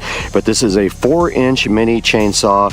They have their email address right here on the front, zeeksaw@gmail.com. They did contact me and asked me if I wanted to take a look at this, so we are going to be looking at this today, testing it out in the yard, and getting this thing unboxed on Supercar Street Racing. Alright, we are out here with the Zeek saw 4-inch mini chainsaw, and once again this is a good look at the box. You can see it right here. It is yellow and black, kind of taking from DeWalt. It's got some tips here for you about wearing eye gear, keeping away from children. When it's used for the first time, it needs to be fully charged, and extend the life of your chainsaw. Don't cut branches over 4 inches long, so we won't attempt to do that today. And now let's see what's inside here before we have to get this thing out and get it charged up for use. Alright, on top there's some protective foam right here, just keeping our Zeek saw all healthy, and then a little instruction manual here. Keep away from small children. The thin film may cling to nose and prevent breathing, so they're talking about this, I believe this plastic bag here. And then there's a warranty here to activate that you have to scan on your phone. They gave you some nice pink and white Michael Jackson gloves here, or you can give them to your mom. And then inside the box here we have the Zeek saw. We have some chainsaw oil right here, but it is empty. We have a Zeek saw rechargeable battery right here. We've got your standard power adapter here that has a little charge indicator here on the corner. And then inside the box further, way inside the box, way deep inside the box is this Phillips screwdriver, which they provided you if you do have to do any kind of adjustments on the Zeek saw. Now, using the Zeek saw is just as simple as taking their battery here and pushing it straight in like that. But it does say to fully charge the Zeek saw battery before you use it at all. So we're going to do that now, but first we're going to take a deeper look at the instruction manual. So I just wanted to point out before I start charging the Zeek saw that you cannot charge the battery while it is in the device. So there's no putting power to this while it is running, because the charge port is underneath there, and you just place the charge in like that. And I'm going to go ahead and get this plugged into the wall while we talk more about the instruction manual. We do have the Zeek saw on the charger now, and while our studio audience looks on, let's take a look at the instruction manual. And of course, the first page is just all the warnings. So, you know, go ahead and check this out and the scan for the activation of your warranty. And then the second page is talking about the work area safety, electrical safety, and personal safety. Some more safety stuff for the Zeek saw. And then how you care for your tool. So don't force it. Use the correct power tool for your application. Don't use it if the switch doesn't turn it off and on. Disconnect the plug from the power source and or battery before making any adjustments, of course. Recharge with the specified charger, of course. Use power tools only with the specified battery packs, of course. And a few other warnings here about using the Zeek saw. And then how to get service here, of course. And then a little thing about the technical specifications on the chainsaw. It's a 4-inch chainsaw. It weighs 2.5 pounds. And it has a 18,650 battery with 21 volts and a 2,000 milliamp hour battery, 2 hours of charging time, and you can work on this variable up to 45 minutes. And it does show you a picture here again of plugging in the charger to the charging jack. And it needs to be fully charged, so it is on the charger right now before we can use it. Now it shows you how to remove the chain if you need to, how to install the chain and lock the case. And it does show you how to put oil in it. It does not have oil that came with it. The oil was empty. You have to get your own oil. Shows you how to cut here, some things about the warranty. And that is it in the instruction manual for the Zeek saw chainsaw. Now let's get all safetied up and do some cutting with the Zeek saw. Okay, I did let the battery charge overnight and it did not turn green on the charger right here. So that's an indicator of either the battery charger is not working or there is a defective power supply, something like that maybe, but I'm gonna go ahead and hook the battery up anyway. I did contact the manufacturer, I emailed them, just waiting for a reply, but until then we'll go ahead and hook up the battery and see if it actually works.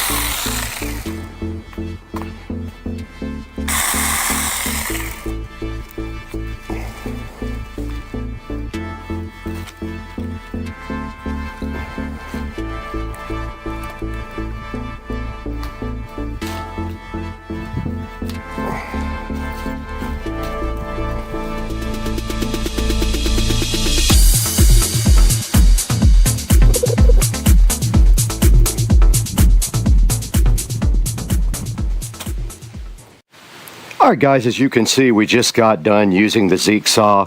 No problem whatsoever. The battery worked fine, so I don't know what's up with the charger, but I'm going to get this thing cleaned up now, and then we're going to throw it to Brad in the Supercar Street Racing 4K production studio to wrap this up and take a look at this guy online. But let's clean this up first so we can give it to Rich.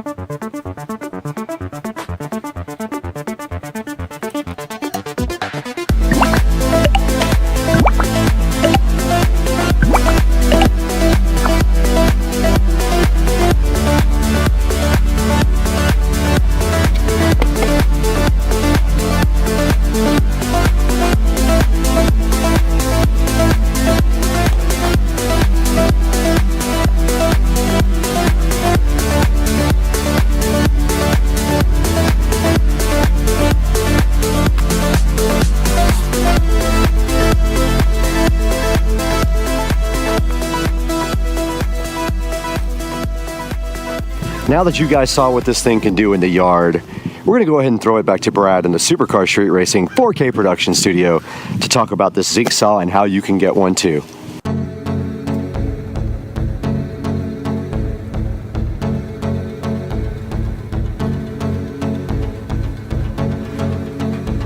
We're back once again in the 4K production studio. You're on Supercar Street Racing and I'm Brad, and it has been my pleasure today to show you this Zeek saw 4-inch mini chainsaw. We have the 6-inch right here up on the screen. They do have the 6 and the 4-inch.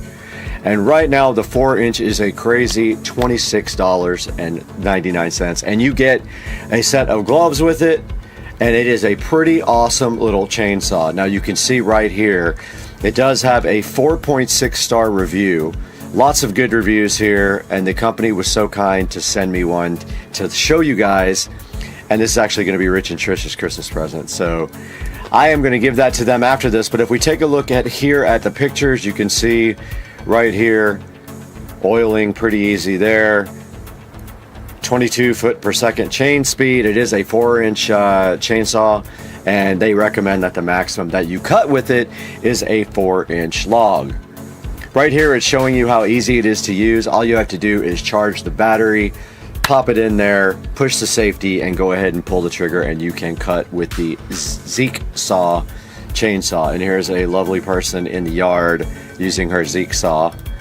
And there it shows you that is a 21 volt power supply, and it charges in 2 to 3 hours, and it's supposed to have a long life. And then here's a little video on how to replace the chain. So we'll take a look at this now. So you just literally just take the chain out, move the tensioner, put the new chain on the plate, make sure it's going in the right direction, and throw it right back on the little mini chainsaw there. And that's all there is to changing the chain on the Zeek saw. And then if we get into the reviews here, we'll see some 5-star reviews that say it is praise, but some whining. That's fine. If the motor whines, it actually is a chainsaw. And it says it's lightweight, does a great job for a small saw, and actually does. It's well made and super convenient, and dismissed my yard people. I don't know if I'm going to be so quick to dismiss my yard people, but I did enjoy working with the chainsaw. Some of the 1-star reviews, not as advertised. I don't understand that, and don't even think about it. And bad issues with chain tightening mechanism, battery melted and fell apart. So I have not had any of those issues with mine. Now the link to the Zeek saw chainsaw is going to be down in the description below. Make sure you click through our affiliate links. Make sure you like and subscribe. We appreciate you guys so much. And when you buy anything from Amazon, click through any of my links. It doesn't have to be what you're looking for. We get a small commission on the station, and it helps us grow. And as a channel, we love you guys. We got to get out of here, though. It's Sunday. We got to go get some breakfast.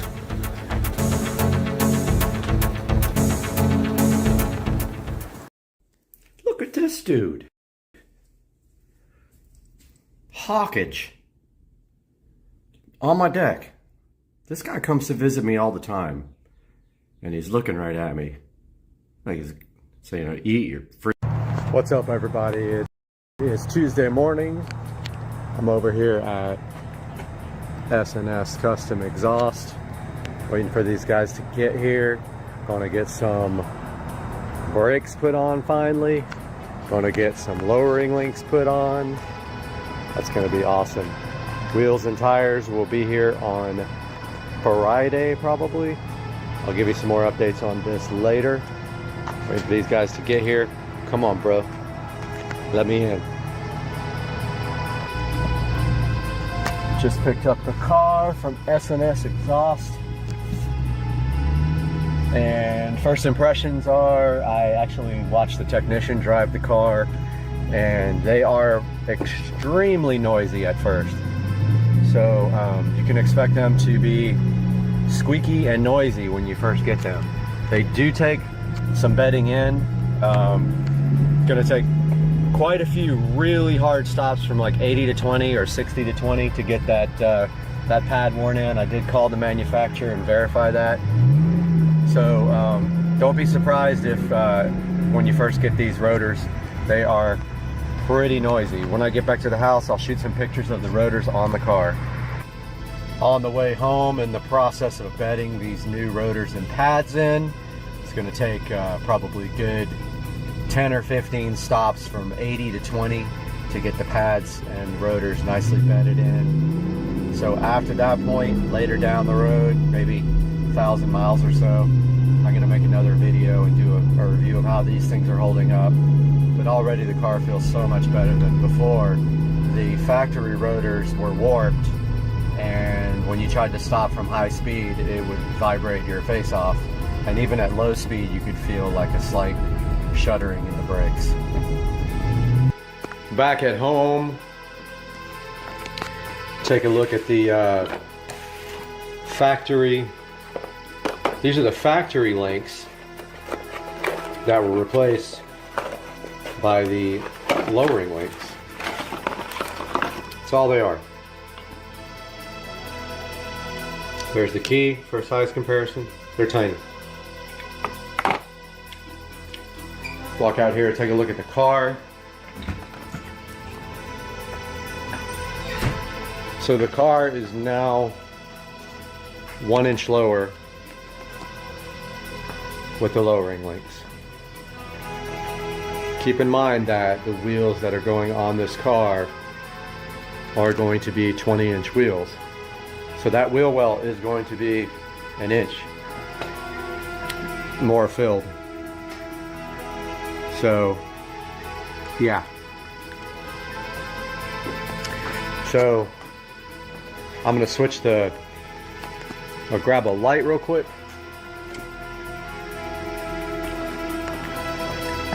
So these are the new racing brakes, rotors, and pads on the factory Mercedes-Benz calipers. There's a little RB logo right there. I was on the phone with these guys today a couple of times, back and forth. They were very cooperative, great customer service. I was asking them about bedding in the rotors and pads, how to do that. And there's that rear pad and rotor.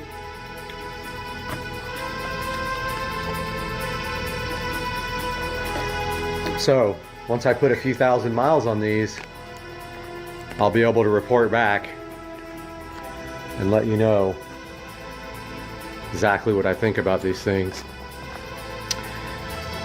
So, like I said, I did order wheels and tires. I'm not going to reveal which wheels I got yet, but I will reveal that they are matte black. So now you see my reason for blacking out the side markers there and the emblems in the side and in the back of the car. Stay tuned. The wheels and tires will be here on Friday. We're also rolling these fenders. because the new tires are 305s. These are 285s. Putting some more meat back here. Deal with that 850 plus foot-pounds of torque this car generates. So we will see you on Friday unless something develops between now and then. Have a good one, guys. What's up, everybody? Supercar Street Racing with a little update. I wasn't able to get a lot of video of the wheels being done, but take a look at the black, satin black powder coated wheels. And is my camera dirty? Satin black powder coated wheels, new brake rotors and powder coated calipers. That's the rear and that's the front in satin black. Calipers are powder coated red. Out here we've got the DEI high temp paint on the old calipers. These will be going up for sale if you need any for your 335i. These have been cleaned and they are painted with DEI high temp silicone paint. Those will be going out. And the next thing I want to do is paint this ugly gray, I don't know what it's called. Is it a rear splitter? I'm not sure, but look how it's fading. Why is it gray too? I mean, come on. I kind of want to paint it matte black or plastic dip it, so I'm going to work on that now. I'll be back with an update. All right, we got the back taped off now. I learned to tape off a lot better than I used to because the stuff gets everywhere. But take a look at where that's fading is my main purpose here. And I don't like that this is gray and the rest of the car is black. I think it'll look good matte black. So I'm gonna get my Plastidip here and put the first coat on of Plastidip. Got the first coat of Plastidip on. Remember to point the Plastidip can away from what you're painting. Oh, look at this pollen like falling everywhere. Point the Plastidip can away from what you're painting to clear the nozzle out and put a very light coat on for the first coat. Wait 10 minutes and then do a second coat. We'll be back for that. Here is the stock brake calipers with the DEI high temp coating. I'm going to let that cure for maybe 30 more minutes before I flip everything over and do the sides that I couldn't get here. I don't have any really way to hang these things up to paint them. But this is matte black, which looks pretty cool. I think that's enough of a coating on the top, but we'll be back with an update. All right, it's been about 10 minutes. I went ahead and polished the windows, but that's a good look at the first coat. You see, it's a very light coat. So again, shake the can up good, make sure it's up to temperature. If it's not, put it in some warm water for about 20 minutes. So always spray away. It's gonna splatter like after it's been sitting for a little bit, so spray it away to clear the nozzle. Second coat can be a little bit more thick. Make sure you put on uniform coats and get all the areas even underneath.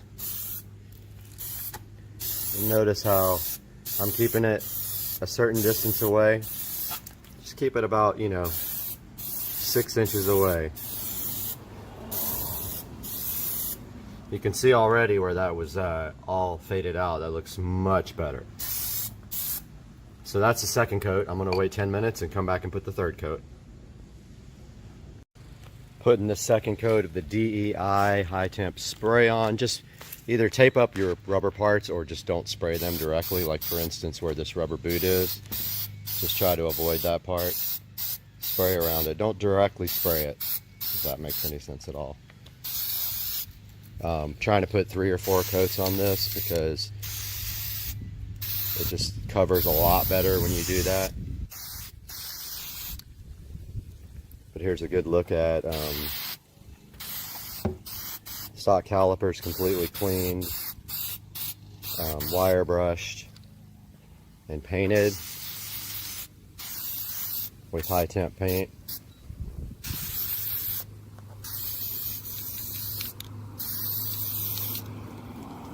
See, I won't spray directly on the boot. Just like light, light, light if you're gonna get close to it. It'll make it crack and be stiff.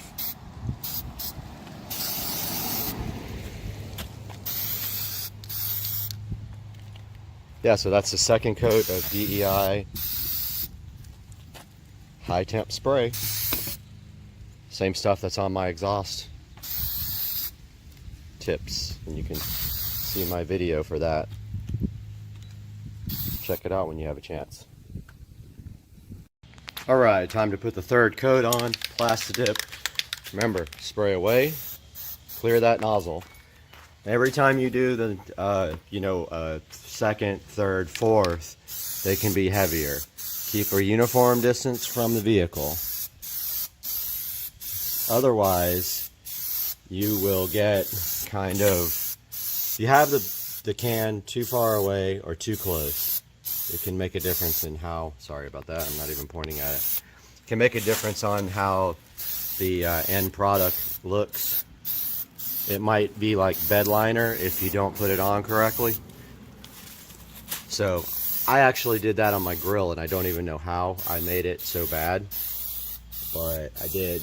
The grill's real rough. You can't see it, but you can feel it when you try to clean the car.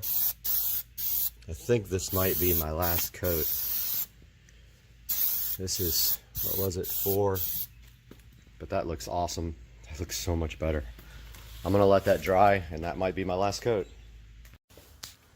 Alright, so we're going out here for the final coat, because what I forgot to tell you guys is, when you do Plastidip, if you tape off trim, so it's easy with logos, like your emblems on your car, because you just tape around them, pull the tape off, and then pull the extra Plastidip off.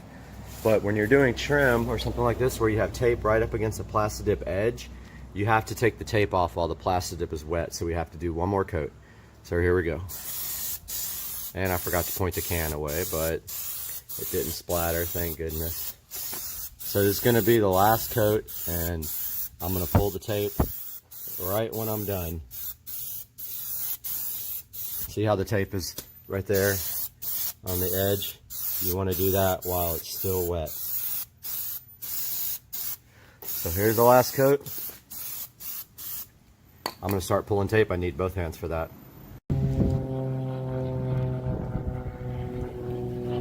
These are all done, good to go. Anybody needs any 335 iStock calipers painted black with high temp coating, let me know. Check this out. This came out absolutely awesome. It looks so good. No more faded paint. Hope you guys enjoyed this video. Make sure you like and subscribe. You guys know you like my brand new pool being refilled. Check it out. You know you want to come over and swim in this brand new pool. And then you want to jump in and take off all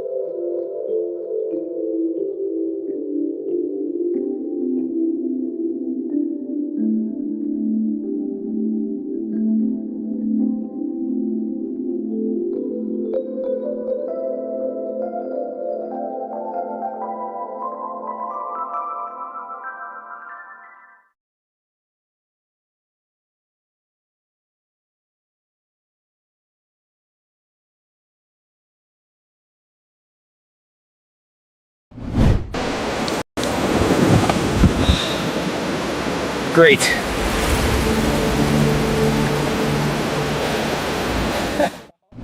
Guys, welcome back to the channel today. We're out in beautiful Studio A with something exciting for you. Right here in my hand, we have the Alcatel WP58 Pro. Now, this is a rugged smartphone designed to push boundaries. Whether you're gonna go climb mountains, work tough jobs, or just need a phone that won't give up on you, the WP58 Pro might just be the phone for you.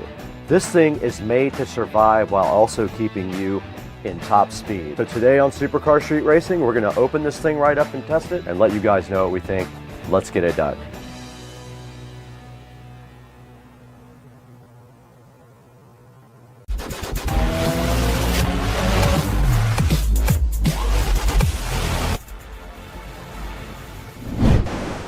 Great. All this gear, and I still can't call for a ride. We're back in beautiful Studio A at Supercar Street Racing. This is our main editing studio, and if you haven't seen the videos on how we made this, it's a really cool thing. Go check it out. But today, Alcatel reached out to us about the WP58 Pro. I have one in my hand right here. Now, the WP58 Pro is IP68 and IP69K certified. It also qualifies for MIL STD 810H protection. That means it's waterproof, dustproof, and shock resistant enough to handle drops. Now, right on the front of the WP58 Pro, the first thing you notice here is its large 6.7-inch display. Check it out. It is a full HD plus display with crisp colors, vibrant detail, and it's perfect for outdoor viewing also. It'll work great even in bright sunlight. Now inside, this guy runs on a very capable octa-core processor, and all this happens while it stays cool in the process. And then of course there's the battery, which is one of the best things about the phone. This guy right here has a 10,000 milliamp battery, 33 watt fast charging, and reverse charging. This thing can charge one of your other phones right out of the USB-C port. How cool is that? It's got a 64 megapixel triple camera system. You can see it right there on the back. And check that out. It's got camping lights too, 2 of them, right on the back of the phone. That is so useful when you go outside. Now, it runs on Android 15, which means you get the latest operating system available. And that's great for security. It also has customizable buttons, NFC for payments, face unlock, fingerprint security, and of course, that's what you need in a modern, rugged smartphone. So whether you're an adventurer, a first responder, or just tired of fragile phones, this phone might be what you're looking for. Now, we'll be testing the battery and of course the actual operating system and the waterproofness of this phone. So let's go ahead and take a look at this phone in a little bit closer way, and we'll start looking at some of the features. Great. All this gear, and I still can't call for a ride. Let's go ahead and get that guy opened right up. And inside it looks just like a normal phone. It's got a overlay on the top that we need to peel off, and it looks like volume buttons on the side here, and then a power button right there as well. And on this side, I do see a SIM tray right there, and this supposedly is your smart button. And it has instructions right here for putting in your SIM card. Also in the box, there is a user manual right here, and then underneath that, a warranty certificate. Then you have a nice orange USB cable and also a power brick right here to go ahead and charge it up. It is USB Type-C all the way through. There's the front camera right there you can see, and on the back you can clearly see the lights here and then the triple camera setup, and it looks like kind of a carbon fiber type back right here. And that's all there is to the unboxing of the WP58 Pro from Alcatel. Let's get this guy charged up and see what it can actually do. Okay, we're right in front of the WP58 Pro going through its setup right here, and then we're gonna do the almighty waterproof test on this guy. Now, unlike the other phone, this phone does not have a case on it.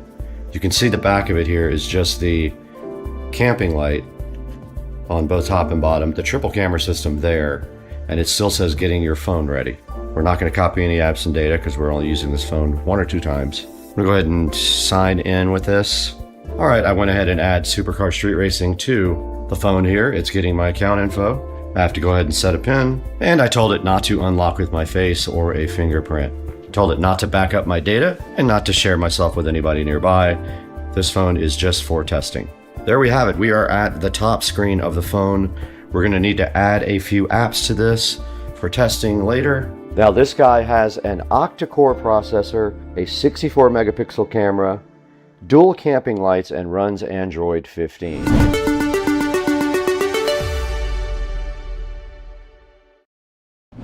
We want to be on video though, so let's go to video, go to settings. It's on 1080p, I put it on 4K. Now let's go ahead and start recording. All right, let's see if this guy is actually waterproof. Let's go for it. It's underwater. You guys should be able to see me on the camera now. That's underneath the water.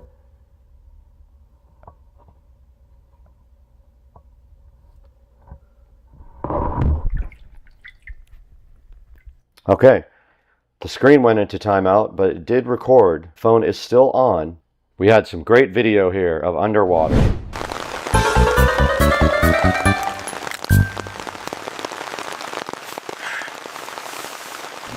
We're going to run some of the tests that we talked about.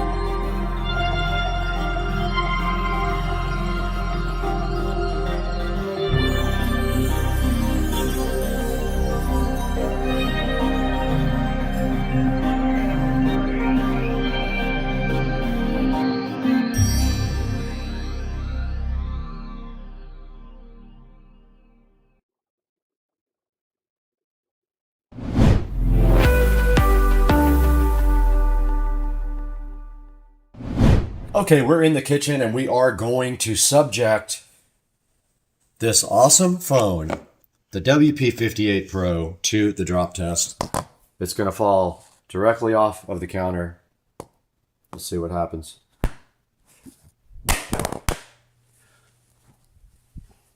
Did not break anything. One more drop test. We always do two.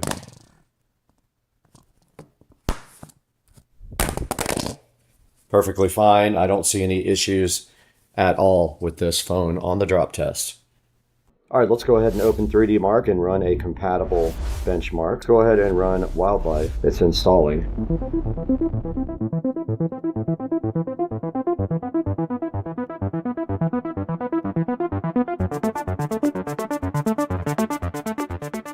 All right, here's our score from 3D Mark Wildlife. 1085 with a 6.50 frame rate. You can compare that to other devices online if you want to. That's all for your information to take on from the review. All right, we just tested the durability and put this WP58 Pro through its paces. Now that you've seen the durability and what this guy is capable of, let's throw it into Studio B with Brad and see how you can get your own from Amazon or directly from the Alcatel site. Hey, what's up everybody? Welcome back to beautiful Studio B at Supercar Street Racing. And today we have the Alcatel WP58 Pro right in front of you right here. Awesome phone with a great battery. It only used 7% battery life in 90 minutes of YouTube video playing. It's got that awesome camping light on the back. It does everything great, and it's waterproof, dustproof, and shockproof. Go ahead and pick one up from the link in the description. And thank you guys for a 1 million view video and also 250,000 subscribers. We couldn't do it without you. We're gonna show you some actual footage from the WP58 Pro now, right after this segment, but we gotta get out of here. We have to go to lunch. All right, this is a view of night vision on the WP58 Pro.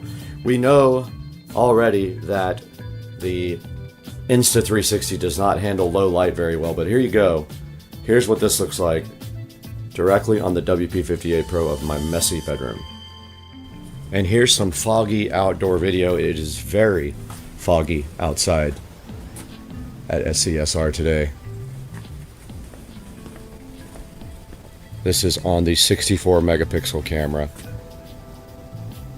with the fog at the Supercar Street Racing compound.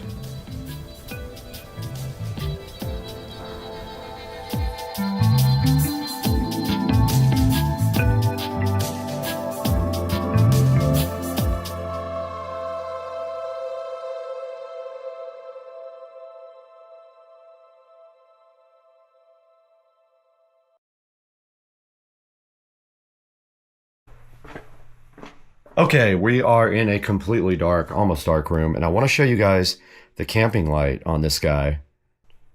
You can see on the back it has two lights, pretty bright. That's just one of the two lights as well. That's what, 1/2, that's at 1/4. Hey guys, I just wanted to clarify a few things about the WP58 Pro and the light.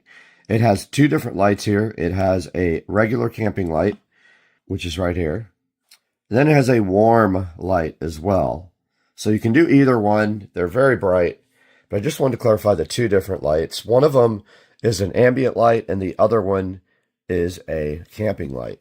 So you can see the difference here in the two light modes. It is very bright. It's lighting up this whole entire room. This is on white light, but then if you put it on warm light, the other light comes on, the ambient light, and that's how that looks in a completely dark room.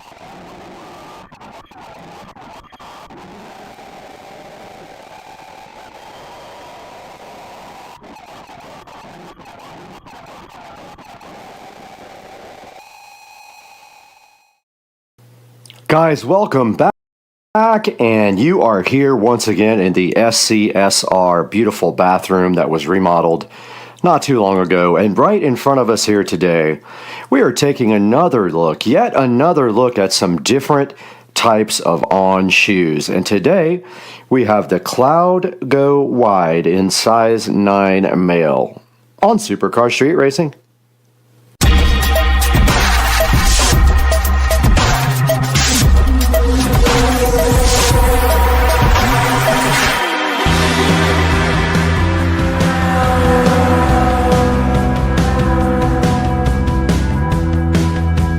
Back in the Supercar Street Racing awesome bathroom, and sitting right here on top of this beautiful vanity are the Cloud Go Wides, and these are in the color black and shale.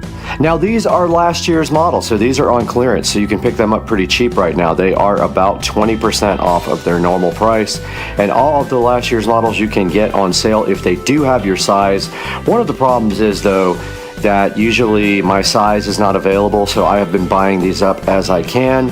But as of right now, these are the Cloud Go Wides for me, and I have not opened them yet, but we're gonna do that next, so let's go. Right on top of here is the On logo, which I call the chicken, because to me it looks like a chicken with a beak up in the air. But it is an On, not a chicken, and inside of this box there better not be any chickens, because today we are going to be unboxing the On Cloud Go Wide in size 9 male. And I do need wide shoes. I haven't had issues with any On shoes yet not being wide enough. These are going to be extra wide, which is what I usually buy in my ASICs for doing actual exercise. My On shoes are not for exercise. These are only for fashion. And let's turn this box around and see what the box looks like on the other side. And there we have the chicken logo again. And a reminder, these boxes are all environmental friendly. They are all made of recycle. The Cloud Go Wide's looking so fresh inside this box, I would almost guarantee it. So let's go ahead and open this guy. And inside we always find the On promise here about the 100% recycled cardboard right there. And only water-based inks, no oil-based inks as well, which is better for the environment. And then we have some recycled paper right here with the On chicken logo all around it. And then we just go and open it just like this. And there is the On, looking so fresh. The Cloud Go Wides, and that is in color black and shale. There weren't many left, and I thought this might be cool, so I went ahead and ordered black and shale Cloud Go Wides. The Cloud Go Wides looking so good in front of you guys today, and that's a little bit what they look like. Now let's get them out of the box here, and then inside of them they do come with a protective shoe condom that keeps them from losing their shape in the box, keeps them fresh in shipping. We'll go ahead and pull that out of the left shoe and go ahead and unbox the right shoe for you and pull off the protective shoe interior shoe condom for you guys, which it is very stuck. Very stuck. All right, yeah, got it. Now we see a good look at the Cloud Go Wides. And you can see on the side right here the Cloud Tech logo.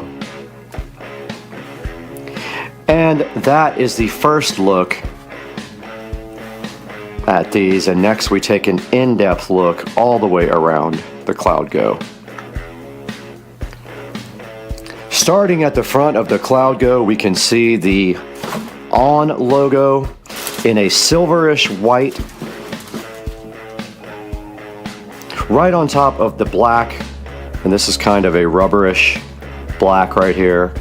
And then on the front they have the On logo again right there in black, which connects to the bottom of the rubber on the soles.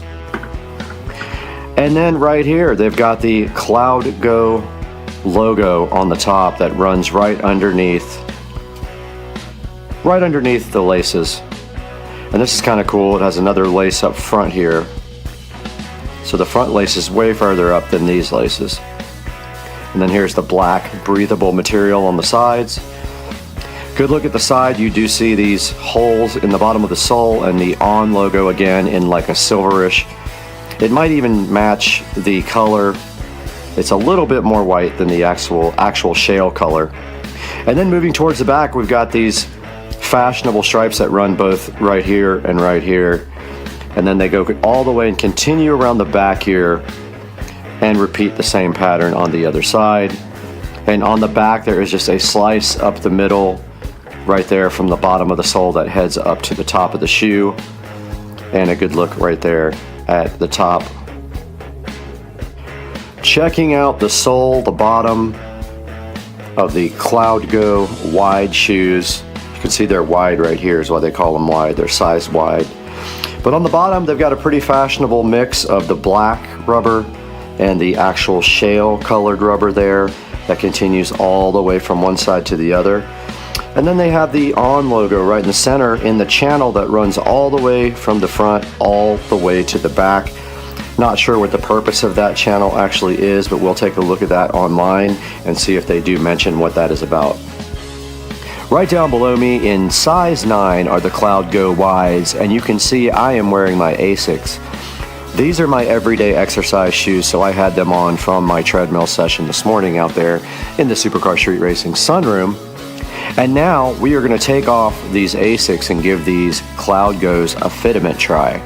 Now I do have pretty bad feet. I have pretty bad bunions and I have flat feet. So I'd rather not show my feet, but I will do it for this. And this is the whole point of having a wide shoe. And you can see those go on nicely, and they are very, extremely comfortable shoes.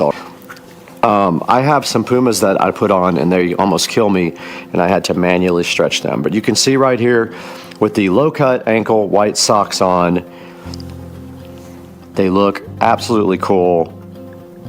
The Cloud Go. They feel awesome, and next we'll take them for a little spin and see how they feel in action. All right, we got the Cloud Go's on, and immediately I noticed towards the back of the shoe there is a dip down because that's the way the shoes are designed. They roll towards the back. As far as comfort goes, especially on the issues I have with my bunions on the side, no problems at all with that. No problems whatsoever. And they are very extremely comfortable. They're actually more comfortable than these ASICs that I just took off right here. Those ASICs are about $45 shoes. These are $150 shoes if you pay full price for them. Very, very much different price point there. And these are extremely comfortable. And that's the treadmill I usually get on in the morning. But I do wear my ASICs on the treadmill. I will not be wearing the ONs. I guess I could try them, but I am pretty comfortable on the treadmill with my ASICs. But after walking in these for a good couple of minutes, they don't even feel that they will need a break-in.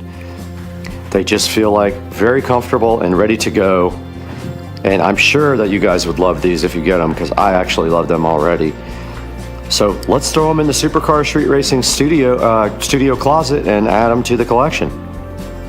Back inside the Supercar Street Racing closet, and you can see here the ON collection is actually full. The only way we can add more to this is to take these hucks and take them down and put them here, or we have space over here with the other boat shoes. Plenty of space right here. So that leaves us space now for the ONs over here, so we can increase the ON foot collection. Let's go ahead and remove these guys and get them added to the collection. That means we are only 2 pairs short from filling up 3 shelves. And there we have the ON shoe collection. There are 7 pairs right here, and then my flip-flops up on the top. And then over here on this side, we have the Puma collection. All Puma shoes, except for these are Guess.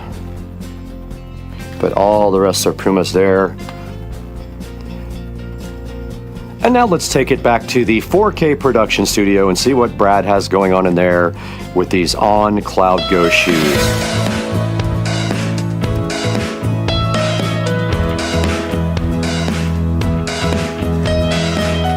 Hey guys, welcome back to Supercar Street Racing once again. It's going to be a little noisy today. I've got roofers up on the roof right now. So bear with me as we hear some sounds from outside, but we're taking a look at the On Cloud Go wide shoes you just saw there in the Supercar Street Racing closet, and I have them up here on the screen right now, and those guys are actually $149.99. I got them on clearance for much cheaper, but those are $149.99. There will be a link in the description. I love these shoes so much. Just On shoes in general, I like a lot. So these are pretty cool looking, and I did get to walk around in them for quite a long time, and they are super comfortable. Now, when you go onto the On website, I'm going to show you guys how to do this, and there will be a link in the description, of course, to buy these. But when you go onto men's here, and you go on last season, we can just click on shoes. And I could not find them on the clearance section anymore, but I will try one more time here, because that's where I did buy them. Here are all the ones that are on sale right now, and when you go into these, make sure that you check if they have your size. If they don't, it won't allow you to even check the actual shoe. Like for instance, this Cloud 5 Ready, if I go in here, these are reduced by 20%, but if I hit my size, they do have my size in that. So that's what you have to make sure of when you buy their last season shoes, that your size is available. And taking a look on Amazon, Cloud 5. I'm just going to put it in Cloud shoes here. And there are all of the On Cloud shoes right there on Amazon, and I will put a link in the description for these guys. And please buy through our affiliate links and like and subscribe to the channel. It helps us out greatly when you do that, and you don't even have to buy what is in the description. You can buy anything you want if you click on that link, and it gives us just a little bit of money. Get your On shoes, they're awesome. I have about 10 pairs now, and I love them, and we'll see you guys later, because peace out.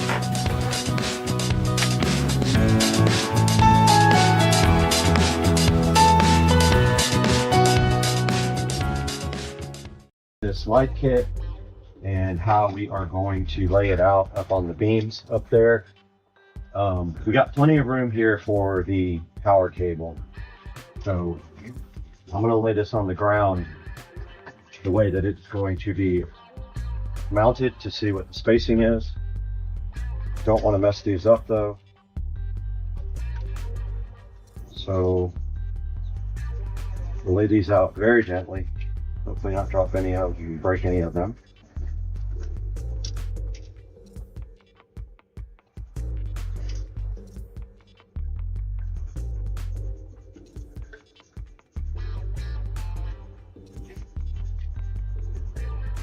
So I'm thinking one on each side to like stagger them out.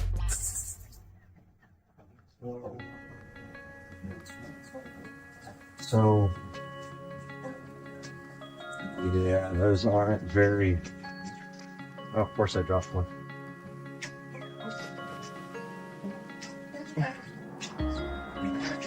Clip came right out. That's not been in all the way. Okay.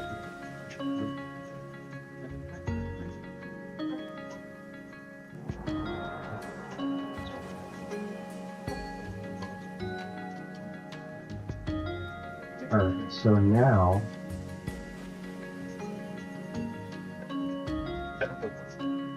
we know how far it's going to work good actually.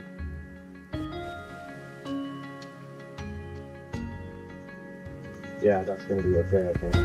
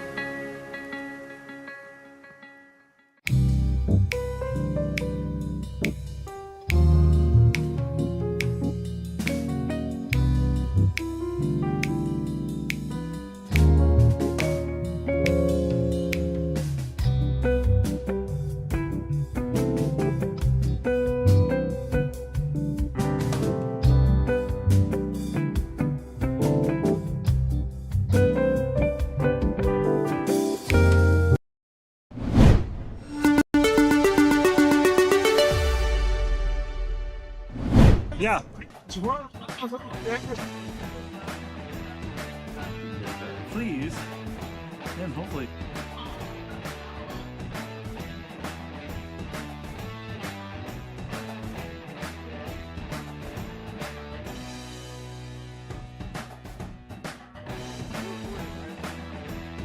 Yeah.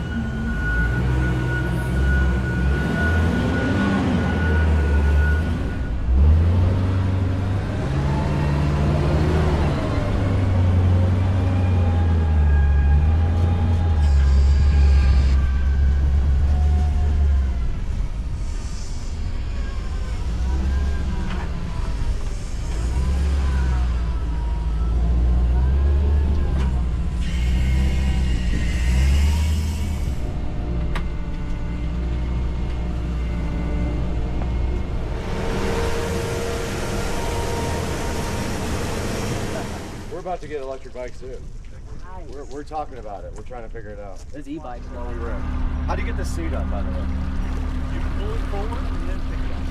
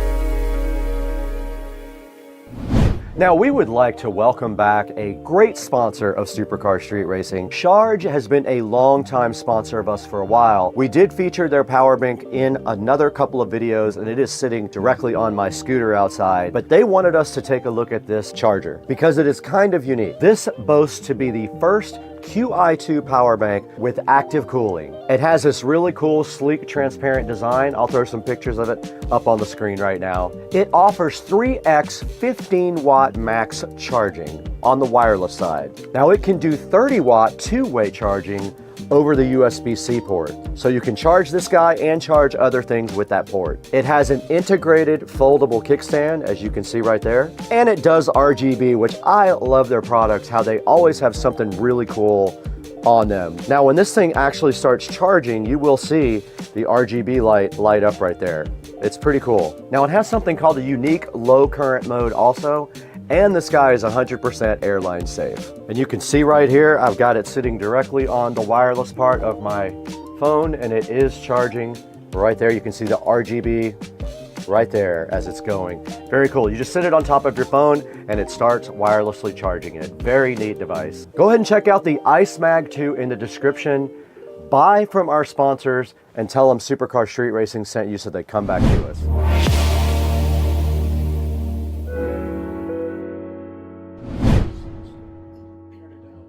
Need you all the way.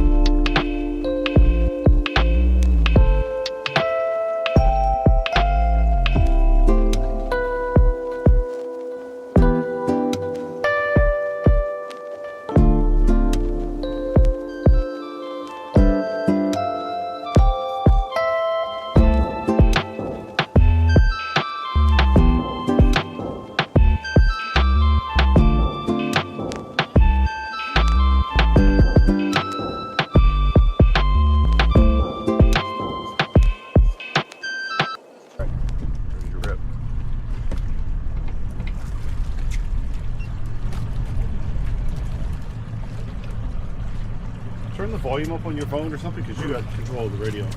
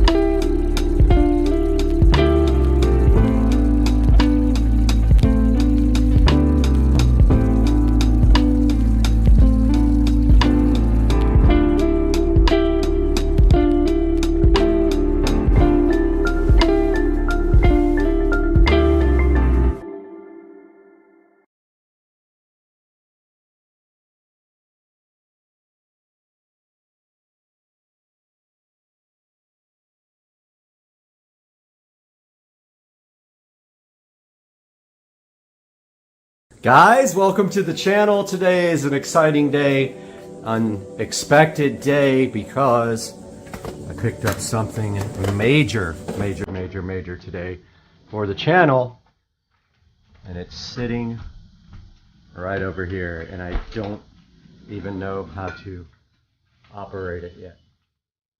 Check this out, guys. Brand new, used, of course.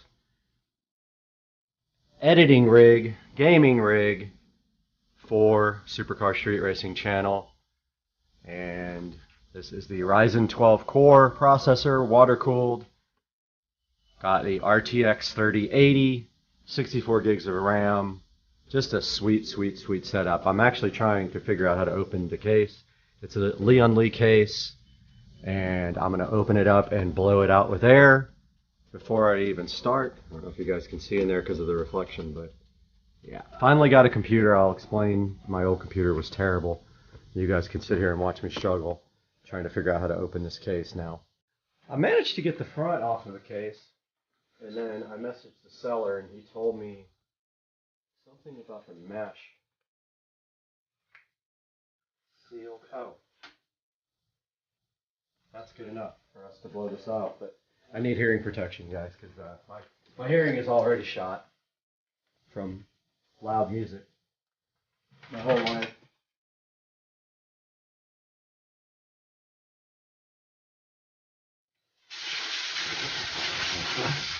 Oh yeah.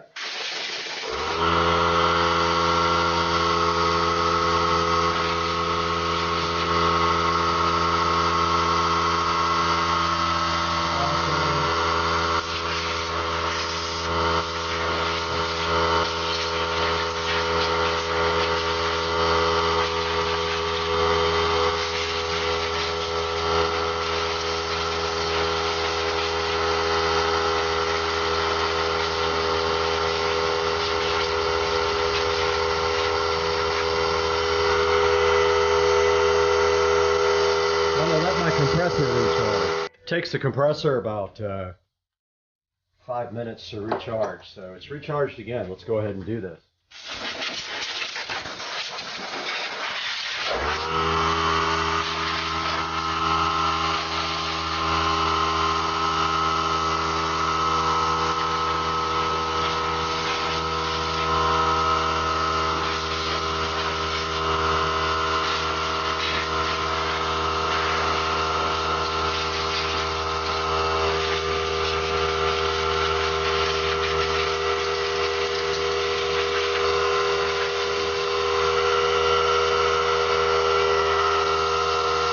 one more round. Round 3 of blowing out my new computer. Every time I do it, I get more dust.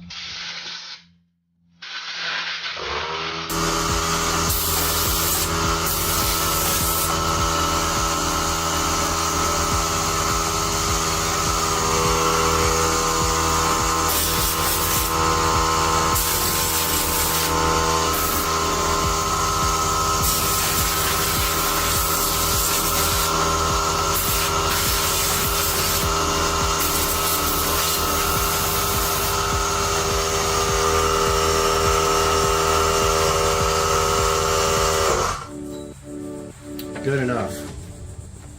Here's a good look at the MSI motherboard and the RTX 3080 Tough graphics card and the SSD here, 1 terabyte SSD. Looks like I can put another one at the bottom down there. So I'm gonna order that today. Get that installed. I need it for editing. I need a second SSD for editing. But yeah, guys, so far, so freaking good, huh? So we'll see you guys inside when we hook this up. I lied because I didn't clean the glass yet. Go ahead and give this glass once over. And then once I get it in its spot, I can clean it again. So this just closes like that, just kind of magnetically. Like that. Got all my fingerprints all over it, which it will again because I'm about to carry it inside. This is cool, man. I'm so hyped. I think this is my first, believe it or not, even though I'm an IT security engineer, this is my first real PC. Looks like the front case just kind of, actually it needs to be blown off too. Good grief. Now that's good as well. The Leon Lee case.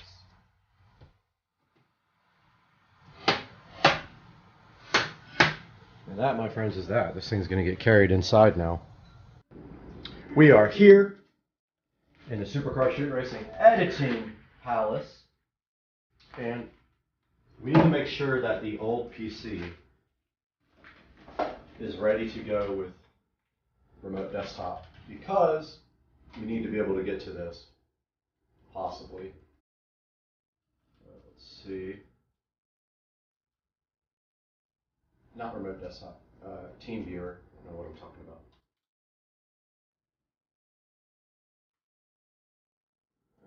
Okay.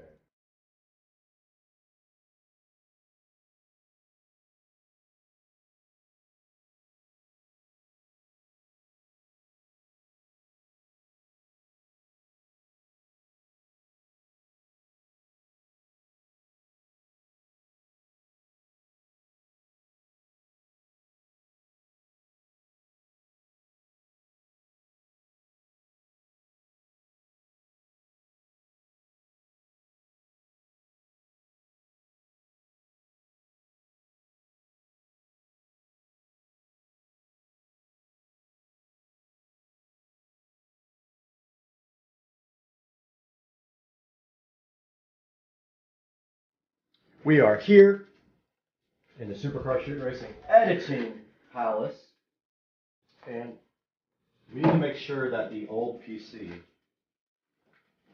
is ready to go with remote desktop because we need to be able to get to this, possibly.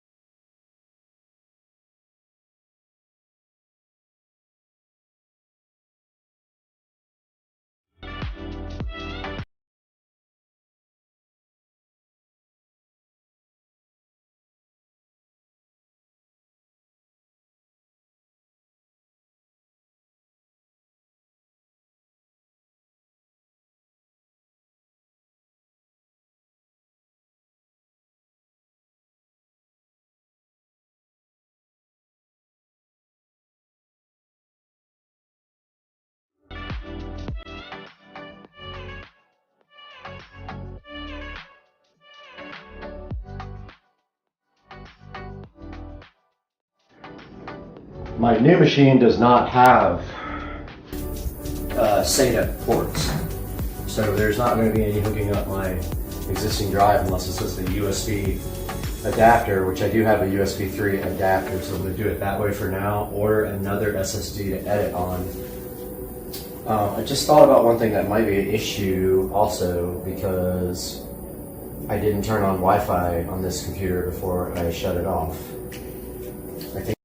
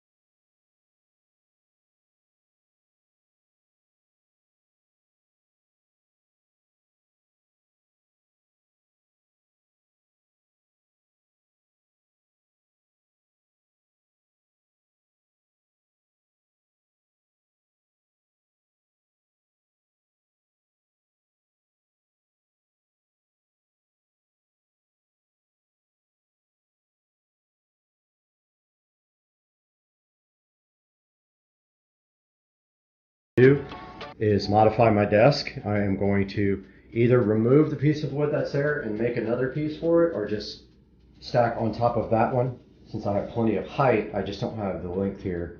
I'll stack it on top of that and make it longer and send a bunch of screws down through it, and that should be good enough to get this guy going. But everything is powered up, and let's see what happens after we get logged back in over here to work.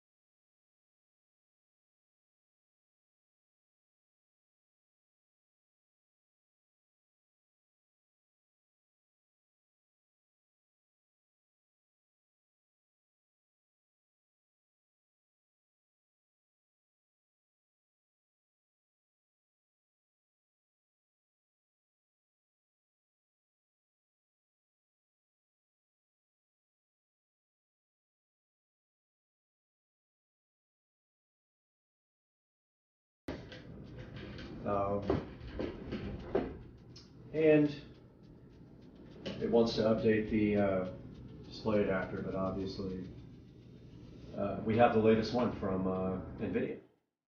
Guys, if we click here on GeForce Experience, we are up to date.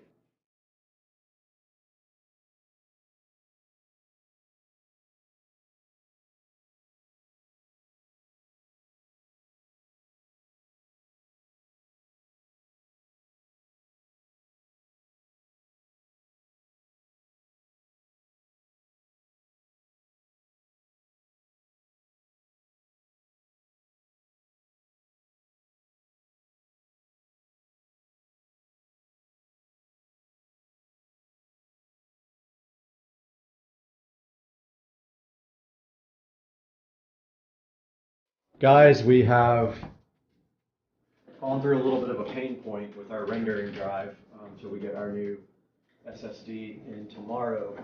But this is the ceiling fan project that would not render before. And this is the first render compared to the old machine, which had a almost 8-year-old Quadro 1200.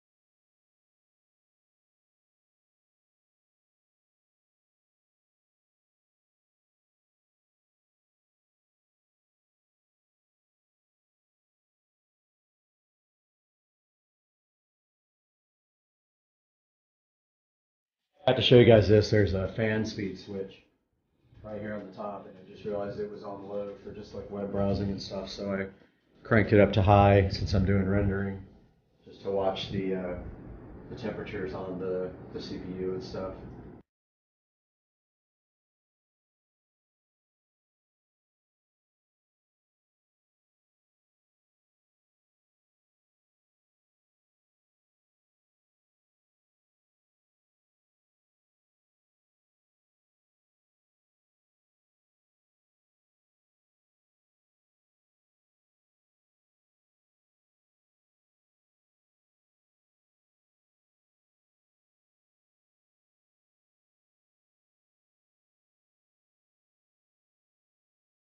I meant to tell you guys also, Premiere Pro seems to be way faster than Vegas Pro, and the only reason that I stopped using Premiere Pro is because of this massive bug that I found. And literally, I could not edit on it anymore because it would start eating up system RAM, and then it would eventually use up all 16 gigs of my system RAM, and then it would crash the computer. The whole computer would crash. I was going to show you guys how struggling the GPU is and the computer when there is time lapse going on. That seems to be super GPU intensive. Alright guys, I've been playing with the computer all day long. Did eventually get my one video edited about the ceiling fan. Took forever because there's some kind of issue with the actual project that wouldn't get past a certain point. So I ended up rendering it in like 3-minute chunks or 5-minute chunks until I got it all done. Then I put those in a final project and I rendered all that at one time and it worked fine. I'm switching back here to Premiere to try to start editing in Premiere, because you notice here in Premiere It's so much faster. It uses all GPU, almost no CPU, whereas Vegas Pro is primarily CPU heavy, and even people on the forums are like, man, something's wrong with this thing. And it takes forever on Vegas. So I'm going to switch back to Premiere, and if I need to do like some time lapses, I'll probably use Vegas for those because it's so much easier. But I hope you guys like the upgrade to the channel with the brand new PC to edit with. I love you guys. Peace out. What is the deal with all the frogs out here? They're insane. Why? Is it so loud? Guys, the frogs. What is happening?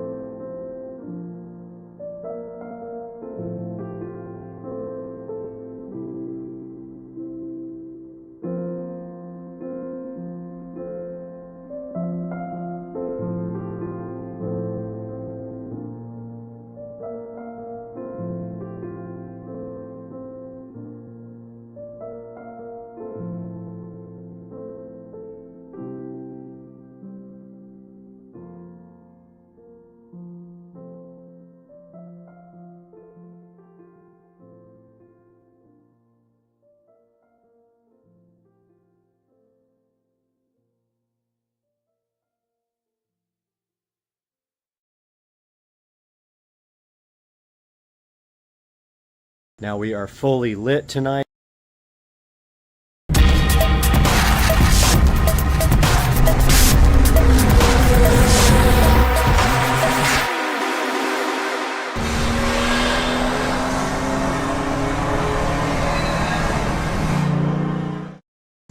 Alright guys, Supercar Street Racing back for another update on the same video of the yard. Now we are fully lit tonight. I wanted to come back up and give you a update with all the lights on. So let's start with the patio. We have the Govee lights on. We've got Supercar Street Racing on TV here. We've got our little string lights, which some of them need to be replaced. That is on my list of to do. We've got our torches lit. I couldn't get that one lit, so I don't know what's going on. Maybe it's out of fuel, but we got our torches lit. We got our pool lights on, all of our yard lights, and this is what it looks like at night. So I'll walk you guys around for a tour. We can see we have the lighting up here inside the sunroom. We have some LED RGB lights. Our nice torches are lit here, and then over here on the side we have our little dining area and patio, which is also lit by the sunroom lights.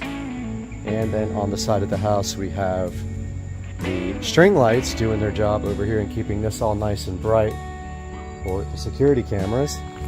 Then making our way down here, this was just watered, but making our way down by the dock, we've got a nice lightning show going today too. Wow, that was cool. Let's see if we can get some more lightning. Nothing? As soon as I go down, it'll come back. Oh, there it was again. We got a nice lightning show going on tonight. Maybe it's on the time lapse, but you can see here we got our yard lights on, lighting up the palm trees. We got our dock lanterns on here. We got our LED rope lights around the dock, and we have an alligator right there, which you can clearly see lit up. His eyes turn red on the picture. We have a very nice lightning show going on today.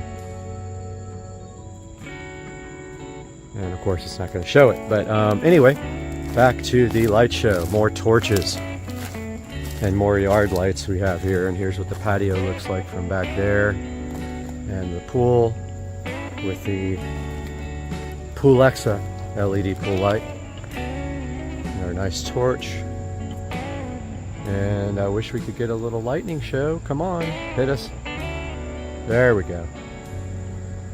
Over here we have more tree lighting. Both of these palm trees are lit up. And our fence lights continue around with one more torch. And let's roll on by the fence. I do see a string that's out. These things don't last forever. I give them a month at the most. But we got a landscape light in our fish pond right here. I bought a whole new batch of these in case I ever want to upgrade the ones in the yard. And I also swapped out the LED lights with much stronger ones. Looks like that string is out. And then I wanted to show you guys the shed lighting that I designed. So this is all 110 volt lighting, and these are actually powered from the switch inside of the shed, and it is a smart dimmer. So this is the new lean-to, and if we walk by we see that it is lit here, here, here, and then we also see our string lights lighting up, and there's our garage. But as you can see, the lighting looks pretty good. Walking around back here again, I'll take you guys on another lap. So as we're walking by the house, we have our single light here in our little Zen garden. We have our patio, and then our fence lighting, our landscape lighting. We have our torch as I cap this guy, which is not working. We have our pool light with our raft that I should have gotten rid of for the shoot. We have our beautiful light, which is going to get capped. And we have landscapes lights there. There, lighting trees there. a lantern there lighting trees, our dock lanterns, sorry, our bulkhead lanterns, this beautiful torch here, which is going to get capped off, and then our fence lights and more landscape lights here and here, and one more of our refurbished beautiful torches lighting up our patio there ever so gently as we cap off this guy. So that is a overview of the lighting at night, and of course you can see the fan going, keeping us cool at night, the Govee RGB LED light here. I have another one for here, but for now I have the disco ball, which no longer moves, but I like the pattern that it puts out on the patio. And we have supercar street racing here, and there's our Govee sconces, which are amazing, and they're on the same pattern as that light. They are synced up. Guys, I hope you enjoyed the video, and I hope you enjoyed the lighting, the project as much as I did, and I cannot wait to get this video out to you guys. I'm gonna go edit it right now, and I hope you guys have a great night. Please like and subscribe. Supercar Street Racing. Hey guys, welcome to the channel, and today we have Patricia behind the camera. Hello. And we have this special box right from China that I've been waiting for about a month. It's a special delivery. It's gonna look so good on the house. I can't wait to unbox this amazing crate with you guys today. Let's get going. Let's get this unboxed.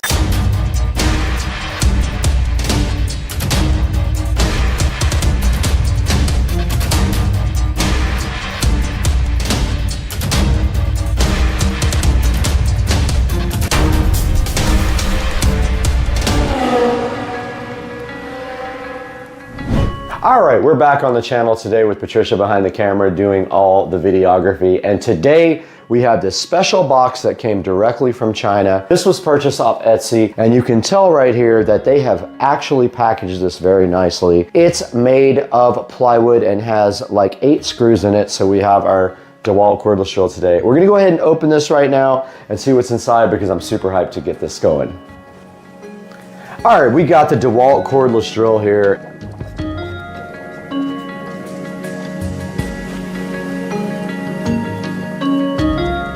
So first thing we have is a kind of a clue of what's in the box, and it is a template. If you look, it's literally not my address. That's not my address, but it's somebody's address. But there's a template in here first. There is a checklist here that shows you how to install this, and a nice bunch of instructions here on how to do this, which I'm really curious about. I've always wanted to do this, but I'm super nervous about doing it. This is one of the things I never wanted to do because you have to get it perfect. If it's not lined up perfectly, it's gonna look weird. And then inside the box, this is apparently the transformer. So this is a power supply, basically. And if you don't know what this is already, you will here pretty soon. But this is the power supply, and it looks to be high quality. I was thinking this was gonna be cheap, but the whole kit was about $400. And look, you get this nice, high quality, multi-pin power supply. And it looks like there's a hookup for each number, which is really cool. That's cool. Right? Very cool. Very, very cool. And then inside of this, we have our screws. So they gave us very long screws to put these in. And the nuts as well. You can see right there, got my name on it. This is from Etsy. There's a bunch of sellers that make these. I picked one that had good reviews, and I went back and forth with him for about 3 weeks and finally ordered. So these are the LED house numbers, and they are mounted with the screws right there. I still don't know how. So they give you the template for that though. So you put the template up on the wall, you level the template like this, so you get your level. Once you get your level, and that's how you get your numbers straight on the wall. If you don't get it exactly right, the numbers will look weird. So you got one shot, like Slim Shady. Like Eminem. Yep, just like Slim Shady, dude. Yeah, so basically, all you have to do is plug that in there, and then when you put it on the wall, it sits out from the wall so it glows on the background. So I have kind of an idea of where that's gonna go, but these look awesome. And I do like the fact that the fonts are like, and then the wire just goes through the wall. So basically, you're not gonna see anything but the number. $380, I think, for all of them. It's kind of the typical price for them. The actual plan is I'm gonna put this power supply on a smart plug. So it'll be controlled, floats out a little bit, like maybe an inch, and so it backlights. It looks really freaking cool. Cool, yeah. So let's go outside and see where this is gonna go. And the plan right now is to put the numbers right up here. They should fit right in that space, hopefully.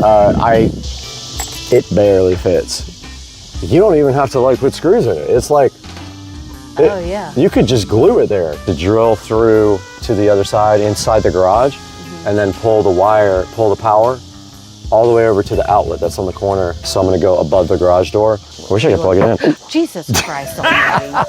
Got him! Got him! Inside in the garage now, and I wanted to show you guys where this is gonna go. So Patricia, come check this out. So basically, above here to have to come through this side. The transformer will mount up here, and the power goes all the way over here to up there where I gotta still tie the wires up for the access point by our garage door opener, but that's gonna power it. It's gonna have a smart plug on it to turn it off and on with sunrise and sunset. So that's the current plan. How are we supposed to get this through the wall? You have to drill a big enough hole. You do. So here's the deal. See back here?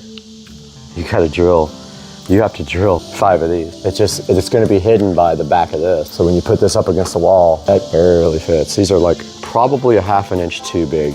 And then you drill through, and then on the other side, we'll have the transformer up at the top, tied up nicely with all 5 of these going to it.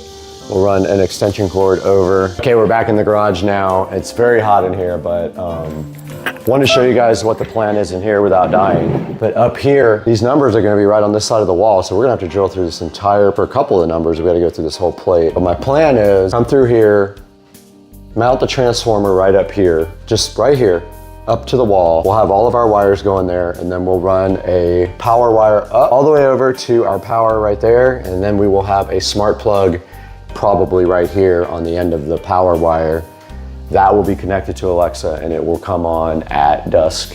Come on at dusk and off at dawn, like the soffits and our new LED sconces. All right, we're back in the kitchen. Patricia has all of our house numbers connected, and here's a good look with all of the numbers. 5 connections to the power supply here, and all you do now is just take your lights. Patricia, show them how this would be laid out. So basically, that's what they're gonna look like at night from the road. They're very bright. I mean, you're gonna see these for sure.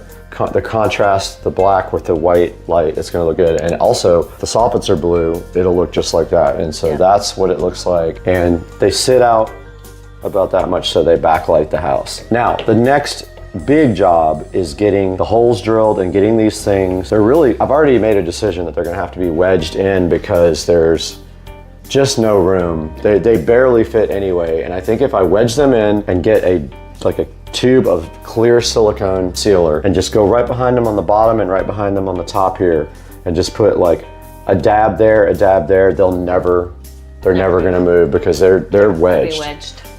I think even with a wind, the only thing that sucks is we're gonna have 5 holes drilled through above my garage door, which I'm kind of stressed out about, but there's really no other option. There's no other option. In front of our nice house numbers again, and you can see here are the mounting studs, and basically what you do is run them into the back of this. They screw in all the way, and then you simply drill a hole in the wall, and these go right through it.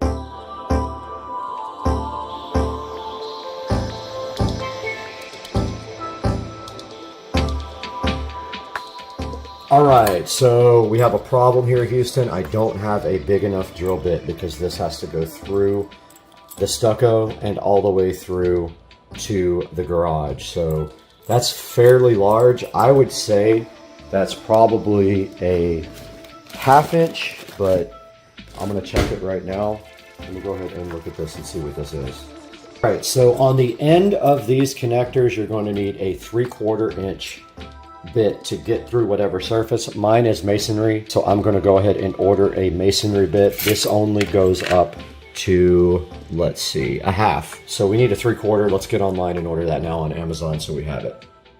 Checking out the actual studs is what I call these. These are the mounting And the more you can get this off the surface, the cooler it looks. If you can get it to stand out like that, or even a little bit less, it's gonna look awesome in 3D and it's gonna project better on the house. But I think that one of these is just gonna be money. I want it to be snug enough where I put a little epoxy on each one and then it just is perfectly straight and stands up on its own. We're gonna go ahead and test on this box. Perfect.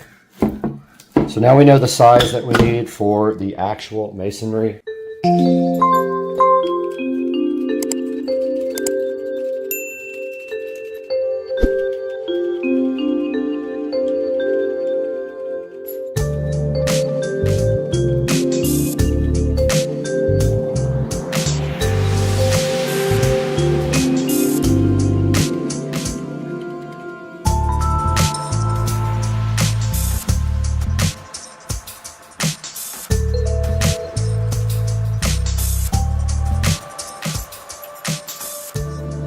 Do have our template right here, and so basically we got our big bit in for going through the stucco. So this bit here will be how we get in the power supply wire, and we may have to wallow it out a little bit to get it through, but this right here hopefully is big enough to get this wire through all the way.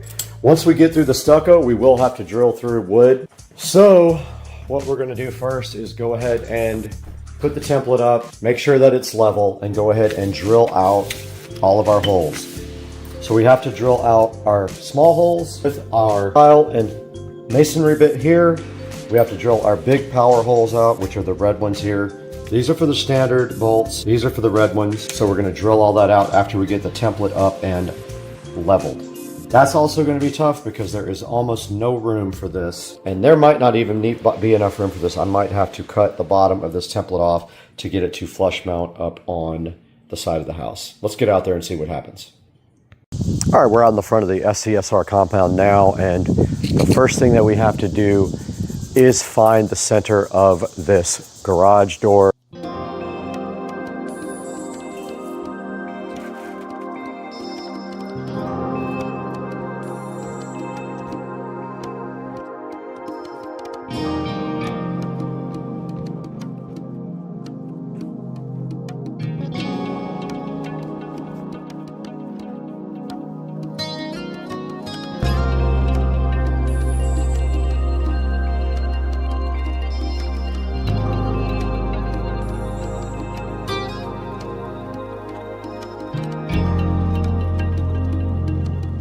Okay, so I had to move the template down. There was absolutely no way to get the letters into the wall unless they were down. So I moved them down about 1/4 of an inch. I'm hoping this is level. I'm gonna grab my level and find out right now.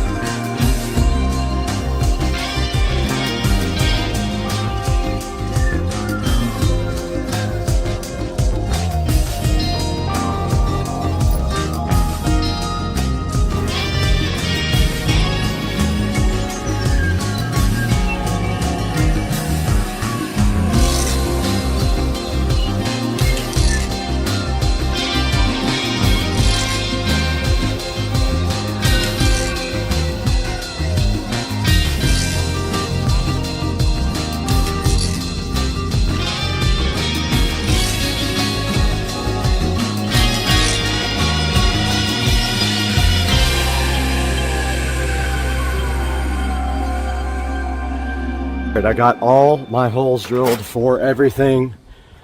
So all we have to do now is take the template off. Look at all of that destruction. And get my broom out, just clean this off, and then I'll have to blow off the driveway afterwards. But we have all our pilot holes run. Now we have to just hope and pray that we can get our numbers in there straight. Top holes were very difficult because the drill was on an angle. So I don't know how far I'm going to be able to get that in. We're going to find out right now.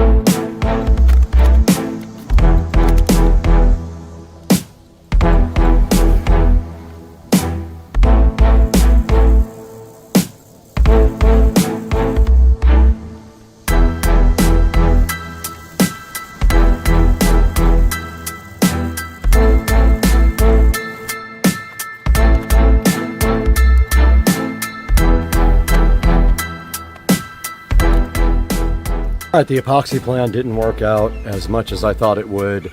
The stuff got everywhere and dried really fast, so even though it says it sets up in 30 minutes, that stuff was set up in like 5. So I've got the Alex fast dry now. I'm just going to go ahead and caulk in all the holes up there and around the screws and see if I can do that without making a complete mess. So I'm going to get a bowl of water.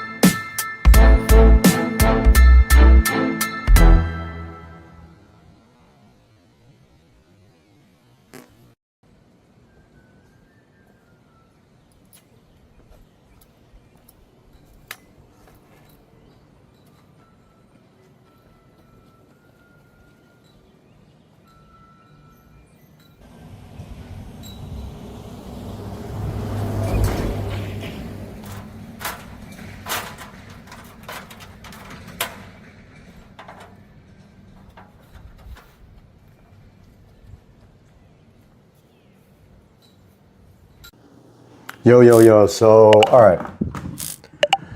So the outside part is mostly done. It's just drying. So now I have to figure out the inside part.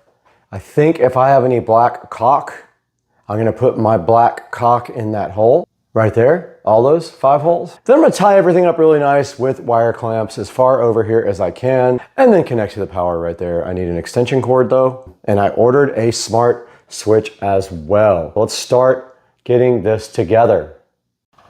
We're inside the Supercar Street Racing garage now, and we can see here all of the holes that were drilled for the new LED house number. So our first mission today is going to be to tie these wires up nicely and not disturb the mounting that we did on the outside because it is drying. If we move the wires, we might move the actual numbers.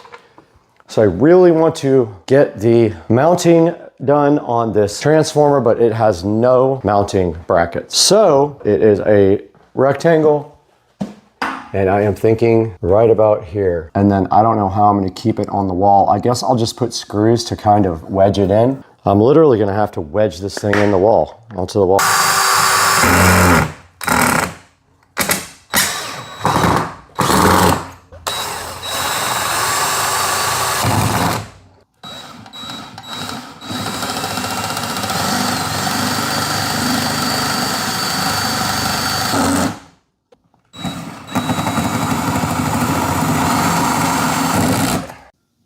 Okay, we do have the power supply mounted now. We just kind of wedged it in there. I'm gonna actually put some of this black caulk around it when I put it in. So next step is to kind of get the wiring done without disturbing the outside, which I am stressed about. Kind of want to just wait so I don't mess it up. But I mean, if I pull,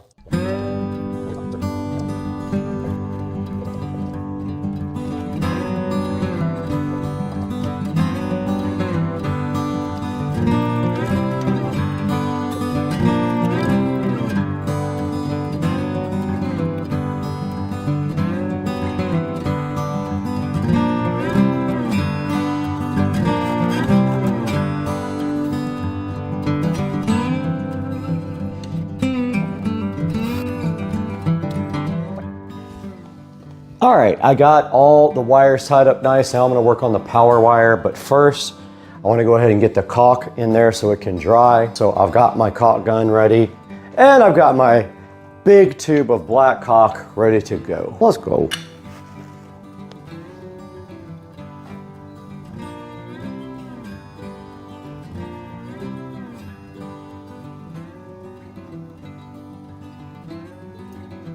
Okay, I did ruin my lucky jeans because I'm an idiot and there's literally no other word for it but that. And now, all I have to do right here and right now is get the power wire run most of the way and clamped up.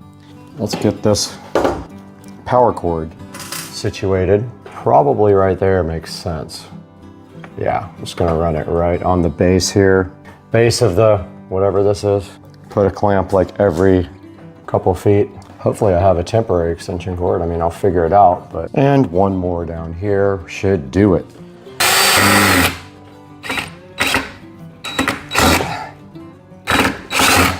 All right, so this thing just needs power to test, and my smart plug will be here probably today. I have to check the order, but let's get some power to this thing and test it. A black extension cord, it's kind of long, but I think I can hide it up here if I put it up here. So I'm gonna go ahead and connect these lights right now. I ordered the smart plug. I thought I already ordered it, but obviously I was drunk because I did not order it. This is a bit too long though, but there's plenty of room to hide it back here in the back. And I will get a few clamps and some screws and get up there and tie this thing up and tie up the hotspot cable. This is the power cable, and then we are going to run it up and over so it doesn't interfere with the door. So we got to go way up there, way over there, and into this, but we have a smart plug that's got to go right here as well. So we're going to leave a little slack that we can disconnect this with. It's a big boy. So right here we have to unplug it and insert a smart plug. I'm just going to leave a little bit of slack there. I can also redo if I have to. Oh, let's go, let's go. And then this guy can go in the back.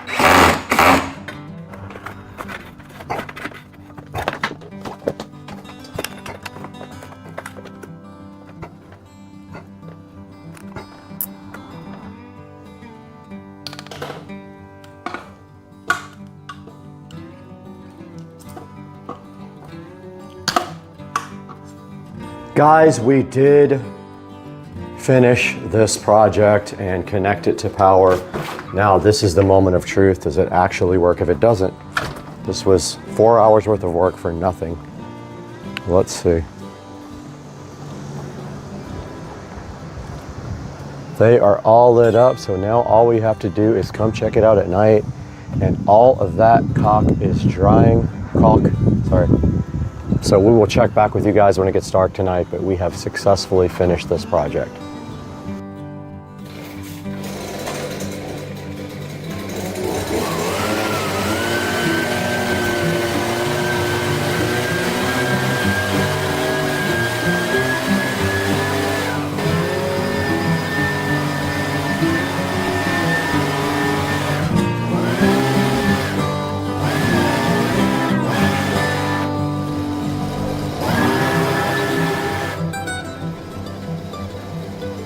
Guys, we are out here at night with the house numbers, and that's how it looks on the house at night. And yeah, I mean, guys, hope you enjoyed another project. And yeah, it is what it is. It's staying like that. Okay, the final piece of the puzzle for the outdoor lit house numbers came in, and it is a Amazon smart plug. I buy these now because they're just so much easier to set up, and they just go right in and they just work, and you don't have to use a third-party app. They work directly with Amazon. I'm not going to set it up inside the house because I wanted to connect to the Wi-Fi in the garage. So let's get out there in the garage and get this thing hooked up. Okay, I did get the smart plug installed, and it is rather ugly. I will probably paint it black so it kind of blends in. And it needs something to kind of stick up against the wall, like some 3M tape or Velcro. I'm going to go ahead and set it up and configure it now and add it to my routine for all the rest of the lights. We'll start to the studio with Supercar Street Racing and Brad.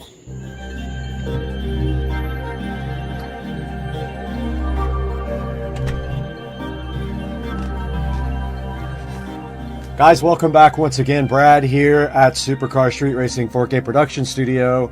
And you saw today that we did go ahead and get these LED house numbers installed on the house. It was pretty easy. It just took a very long time, and they are not exactly 100% straight, even though I followed the template. They're good enough, but the 4 is a little off on the very end. Looks a little bit lower, even though I put that right in the actual holes in the template. So the way these work is you just order the numbers. I'll have a link here on the screen for you. You order your numbers here, and they will also send you a transformer, and this one right here right now is on a plaque, but you can put them directly on your house as well. Guys, make sure you always click through my links when you order products for Supercar Street Racing's sake of the channel, and it just gives me a little bit of dollars to continue what I'm doing here, because I do lose money on the channel. As always, we love your support. We appreciate you, and buy your LED house numbers and drop a comment if you need any help installing yours, and we'll see you guys next time.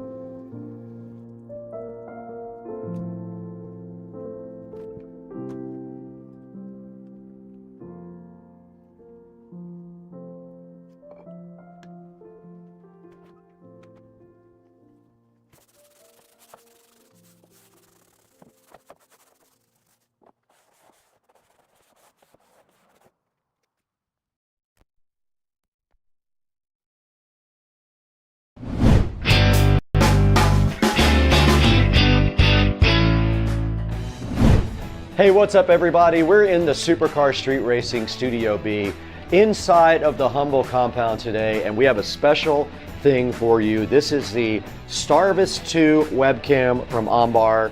It has the new IMX 678 sensors, and it is a 3-channel dash cam, meaning it can record the front of your car, the rear of your car, and the inside of your car at the same time for the ultimate protection. Now, this guy looks pretty cool. All we have to do today right now is get this thing unboxed and talk about it, and then install it in the Tesla Model S Plaid.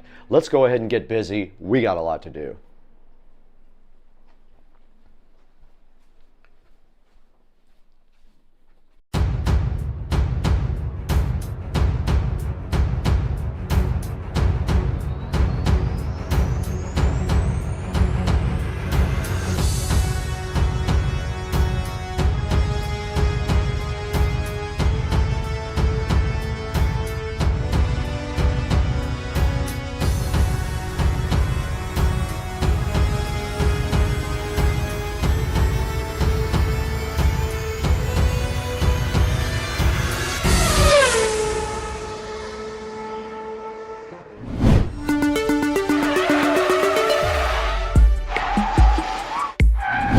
We're back in the Supercar Street Racing Studio B in the Supercar Street Racing compound. As you guys know, this is our indoor studio. We have another studio built directly on the side of the house that we like to also edit in. But today is special because we have this Ambar 3-channel 4K dash cam that can record the front of your car, the back of your car, or the inside of your car. All 3 channels can record, and we got it sitting right here. The cool part about this thing is that it has 5G Wi-Fi also for fast video transfers from the actual camera. It has a built-in G sensor also, and it can detect when you have an accident. So that's awesome as well, great for your safety. It also records all the time when you're parked, and that means great safety for your car when you're not inside of it. It has infrared night vision also, which is incredibly useful at night. It helps see things. It'll support up to a 512 gigabyte SD card. It does come with a 128 gigabyte SD card for free, meaning you don't have to purchase one at all. Now on the screen right here, you can see a comparison between the Ambar T1 and others that don't have this cool IMX 678 sensor on it. They are the Starvis 2 sensors. Now there's a look at how the channels can record on the screen. You can do 4K plus 1080p plus 1080p 3 by HDR. So HDR is cool, high resolution camera with HDR color processing, high dynamic range. 5 gigahertz Wi-Fi connection means downloading videos at a faster speed. You can see on the screen right here, you can download a 1-minute 4K video in 10 seconds where other cameras would be 35 seconds, so much faster. Now there's your 24-hour parking monitor. It monitors your car when you're not even inside, guaranteeing your safety. Now here's a cool look at how it can see license plates. Check that out. It has a technology called PlatePix for 4K HDR, full color night vision pictures of license plates. That's super helpful if anything ever happens to you.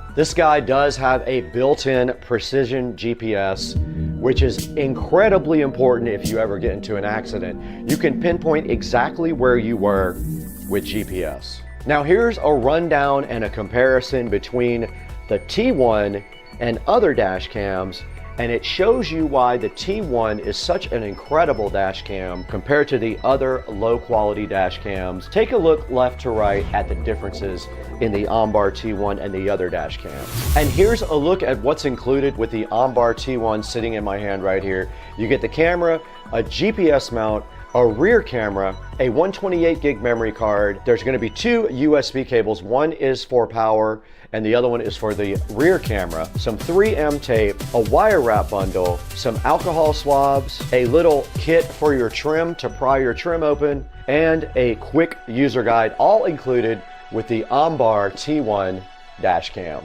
All right, now that we've taken a little overview of the Ambar T1, I think it's time for us to go ahead, get this thing unboxed right here in front of you and see what it's all about. Let's get straight to the unboxing now, right here in Studio B.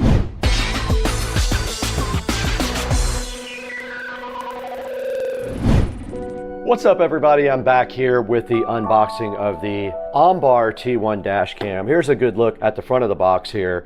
And you can see on the top here, it does show you some support addresses here. And on the front, it shows you that it uses HDR3 and the Starvis 2 sensors. It comes with a 128 gig SD card as well, which is very useful. And on the back here, it does just show you the 3-channel recording capabilities of this and how you can configure each one of them. And then your dash cam right here does have some QR codes for you to scan and shows you the barcode and the model number. A bunch of the features on the side right here about the screen, the HDR channels, the UHD 4K video, full night vision as well, full night vision color, the GPS functionality, the loop recording capability, meaning it will just keep recording in loop over your SD card, and also the parking monitoring is pretty important when you park so that you're protected all the time. And it does have a 170-degree field of view. The OnBar T1 is sitting right here looking so fresh. Let's get it out of the box. And the presentation is really nice inside of the OnBar. Check it out, guys. On top, we have a user manual, a quick start guide, and some here's how-to stuff on these two cards. There's a video QR code right here for you guys to check out as well if you would like to. And inside of this, there is a full user manual here for the T1. And on this side of the box, a nicely packaged camera here. Very good packaging. This is not going to get damaged. And here is the actual webcam itself. There's a peel off on the back for the LCD display there. There is the rest of the OnBar 4K camera. There's also a peel right there. There's going to be one connector for power and the other one for the cable that does run to the back for the OnBar. Now this does look like the rear camera here for the OnBar. Check that out. It does have a 3M tape on it and a USB connector right here. It is the old school type of USB connector. They do that, I think, on purpose so you can't mix up the connectors from the front to the rear. That's all that's on this side. And then on this side, we do have a SD card with an SD card adapter here. We've got a bunch of mounting hardware here for the camera. We have a tool to use to get your interior out to run the wiring. We have a USB to lighter adapter. And then this is the actual rear camera connector that plugs into this part of the camera. This is the rear camera connector here that goes all the way to the back of the car. So that is everything that is included with the OnBar T1. That is the unboxing of the OnBar 4K dash cam. There's only one thing left to do now. We got to get outside to the Tesla Model S Plaid and go ahead and install the camera.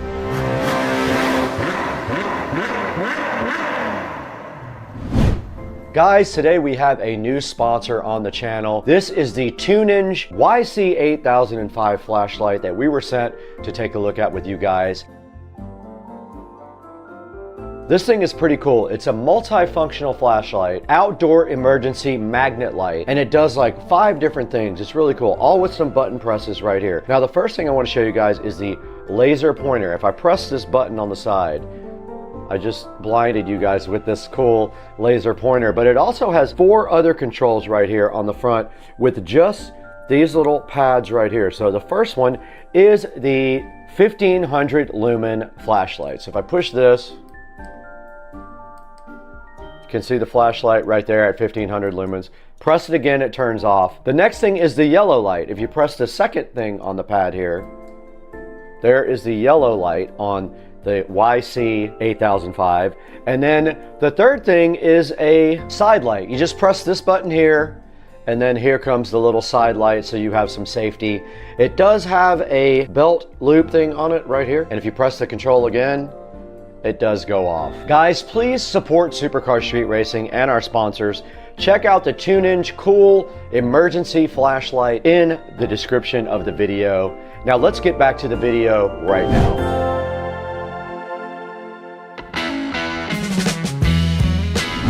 Okay, we're out here in the Tesla Model S Plaid, and you can see the OnBar T1 chilling so fresh and so fly in the car now, fully installed. So I wanted to give you guys a little overview of that. Now I do have the SD card in my hand right now. This is a 256 gigabyte SD card, and it just goes directly in this little slot right here. And then you can use your fingernail to kind of push it in. And it is recording right now with the new SD card. This button right here controls the display. So you can change to the front, the rear, the interior, or all three right there. And this little camera control here is how we see the cockpit of the car. And if you see right here, I took this down to the local car stereo store, not sponsored, but they did run the wiring so fly right up through that little opening right there, and through probably that part. You can still see all the fingerprint marks because they didn't clean my windshield after they were done. And then all they did after that was run the power right inside of the center console here to the cigarette lighter plug right down in here.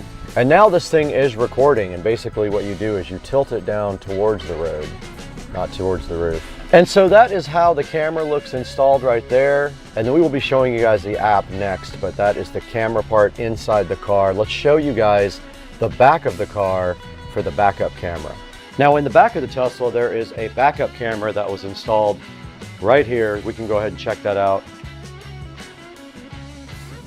And there is the backup camera right there, mounted to the back glass. It is not an outdoor camera, and they had to run a little wire loom right there to get the wire up into the back glass. But that is the back camera, and I had to adjust it a little bit at a time because, of course, the glass is up, it looks differently than when the glass is down. So that is the back of the OnBar T1.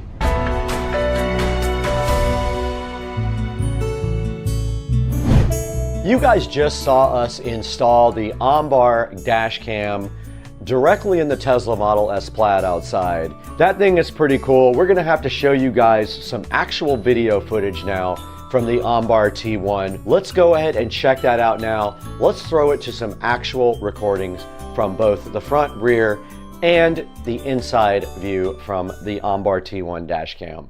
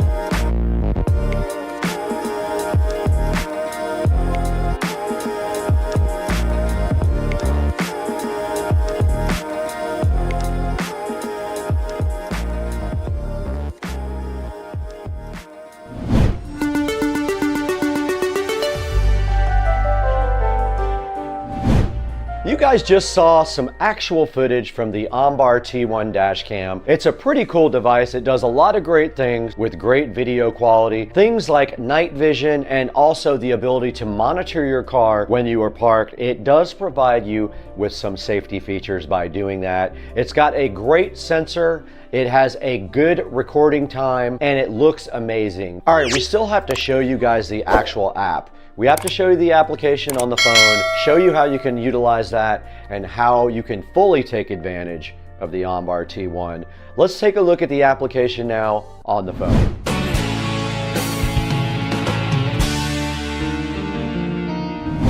Okay, we're on the phone now and we're going to download the Road Rec application for the OnBar T1 dash cam. So let's go to the store, Road Rec, and there's Road Rec. It's the one with the purple R on it.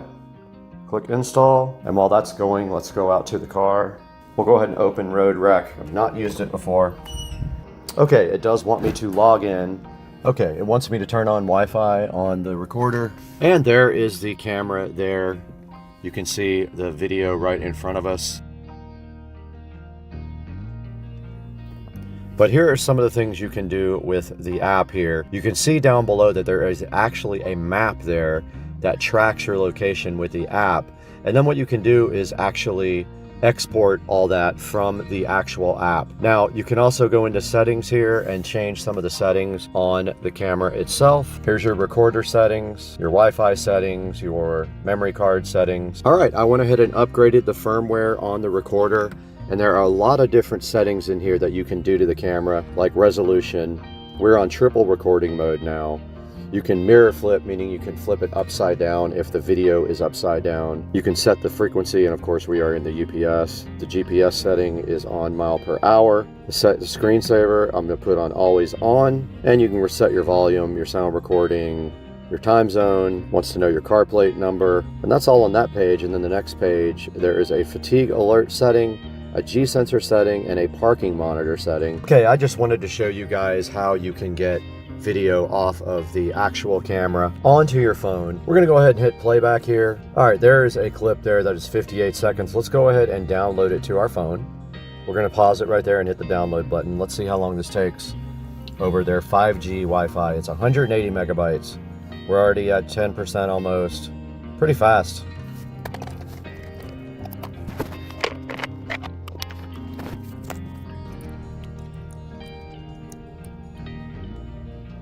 Okay, we downloaded that clip in about a minute. Not bad at all. And that's how you get files off of your OnBar dash cam.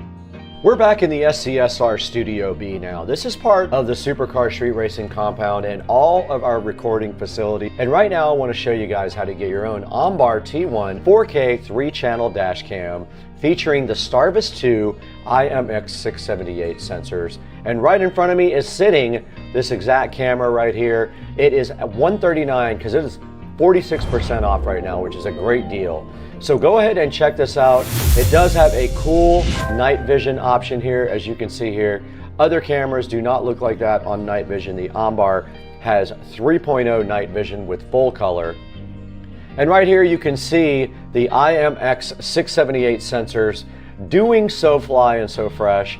And you can see the front, the rear, and the cabin sensors here, and the combination of 3-channel recording, 4K plus 1080p plus 1080p 3 HDR right there. Now this is the 24-hour parking monitor. This makes sure that even when you're parked, your car is protected from people doing anything to it. It transfers files much faster. Here's the license plate technology to read the license plate. It's called PlatePix. It does use 4K HDR full color night vision as well. Here's the built-in high precision GPS.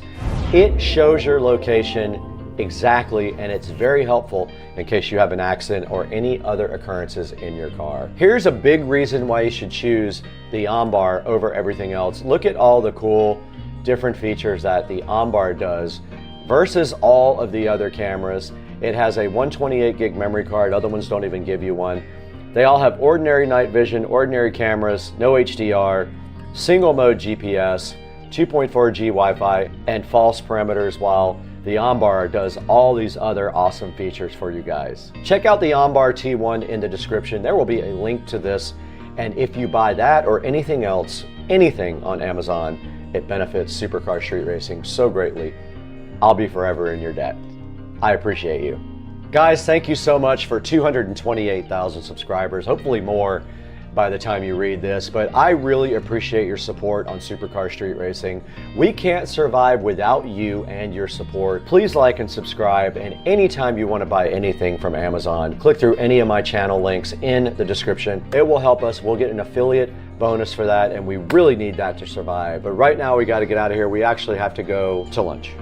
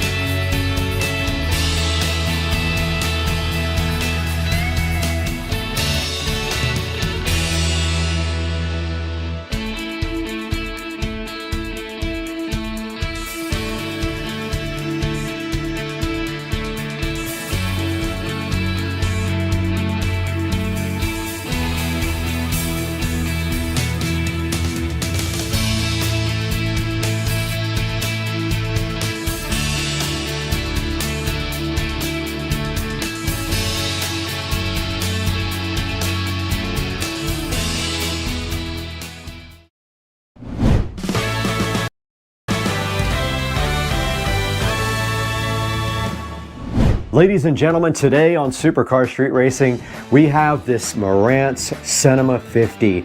Now, this is the best receiver I've ever owned. The other two receivers are Marantz Cinema 70S's. We stepped it up this time for the home theater room and have some other upgrades in mind too, which are hidden under this blanket. So today on Supercar Street Racing, we're gonna get this Marantz Cinema 50 unboxed. This is a 9.4 channel receiver, 110 watts per channel. It does everything. It does THX, it does Atmos, it does IMAX, everything in one box in the Marantz Cinema 50.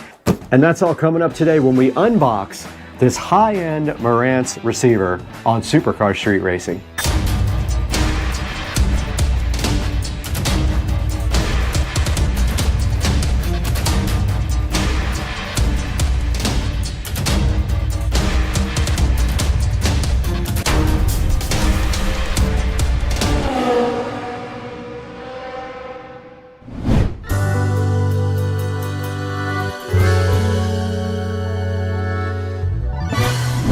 We are back on Supercar Street Racing. Welcome back. If you're new, welcome to the channel for the first time. And if you've been here before, we appreciate you coming back to check out the Marantz Cinema 50. Now, this is one of the 3 flagship models for Marantz. There is a Cinema 40 and a Cinema 30 that go below this one. But the Cinema 50 is a 9.4 channel receiver with 110 watts by 9. Plenty of power for what most everyone needs for a home theater. And then of course it also has 4 discrete subwoofer outputs. And from what I understand, you can control those separately in the software. Now this Cinema 50 I picked up on Black Friday for $500 off. It was a total of $2,000. It is not sponsored by Marantz. I was gonna try to get them to sponsor it, but they never answered my emails. This was paid for in full by Supercar Street Racing to bring directly to you guys so we can show you what this thing is all about. Now in the bedroom over there, we do have the Cinema 70S. The S is a slimline version of the Cinema receiver, and also in the living room we have a Cinema 70S, and I am super hyped to have this in my home theater. And you can see right behind me here we have a 4K projector from Anker. This is a Cosmos Max, and we have been using this projector for a couple of years and have had no issues whatsoever with it. We're going to be coupling this with the Anker Cosmos Max to see how good the sound is, and we're going to let you guys know Now I want you to be prepared when you get the Cinema 50 that this thing is heavy, so be prepared to lift when this thing comes to your house. I was actually out of town and my neighbors brought it in for me, but it is sitting right here on top of this mystery box, which will be revealed at a later date. I say we go ahead, get this thing unboxed so you guys can take a look at what's inside the box.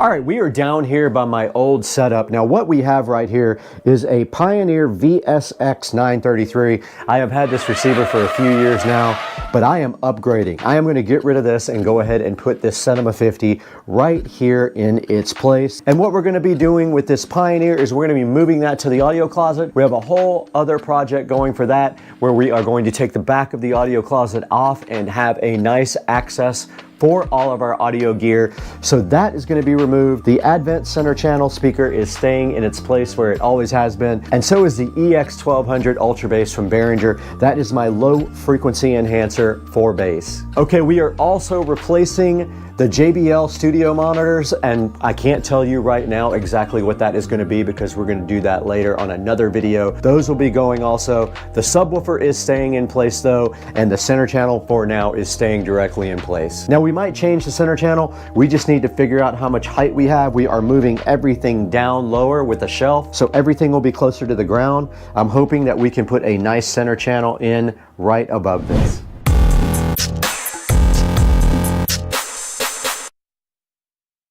All right, guys, we are right in front of this beautiful Cinema 50 box right now to get this thing unboxed on Supercar Street Racing. Do me a favor while you have a chance, go ahead and hit that like button and that subscribe button, and let's get this locked in so you guys can come back and check out all the cool stuff on the channel.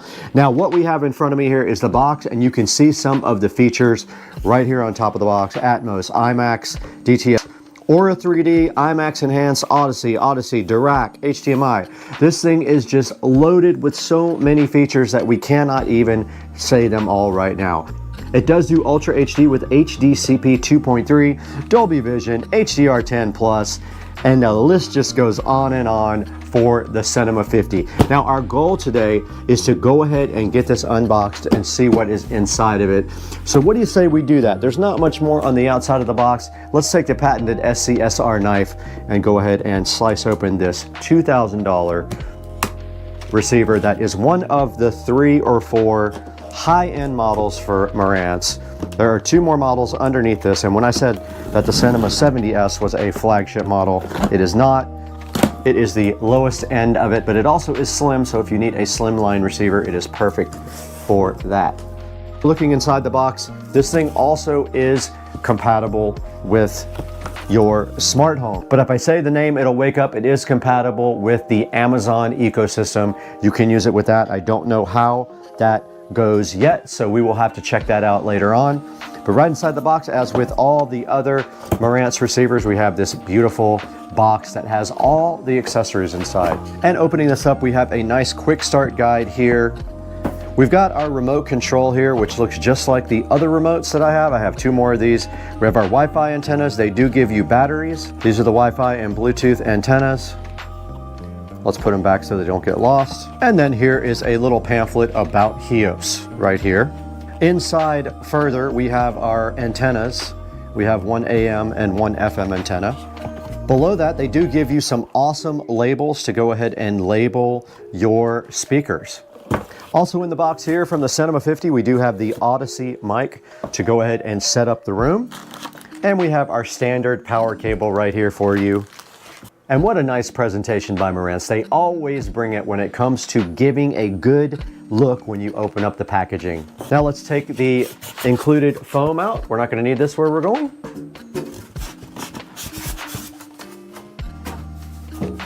And then sitting so fly and so fresh right below that is the Marantz receiver with a nice sticker on top and then covered in styrofoam to protect it. Now let's get this out of the box and onto the table.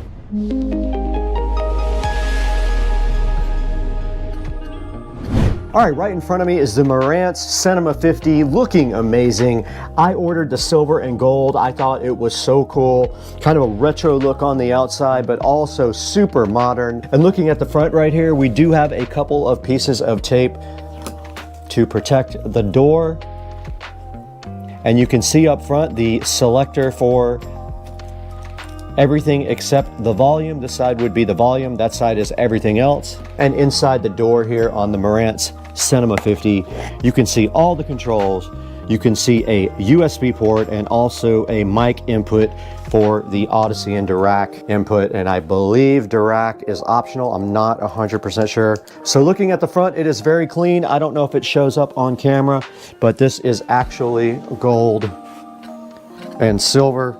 This is supposed to be gold right here. You can kind of see the reflection there.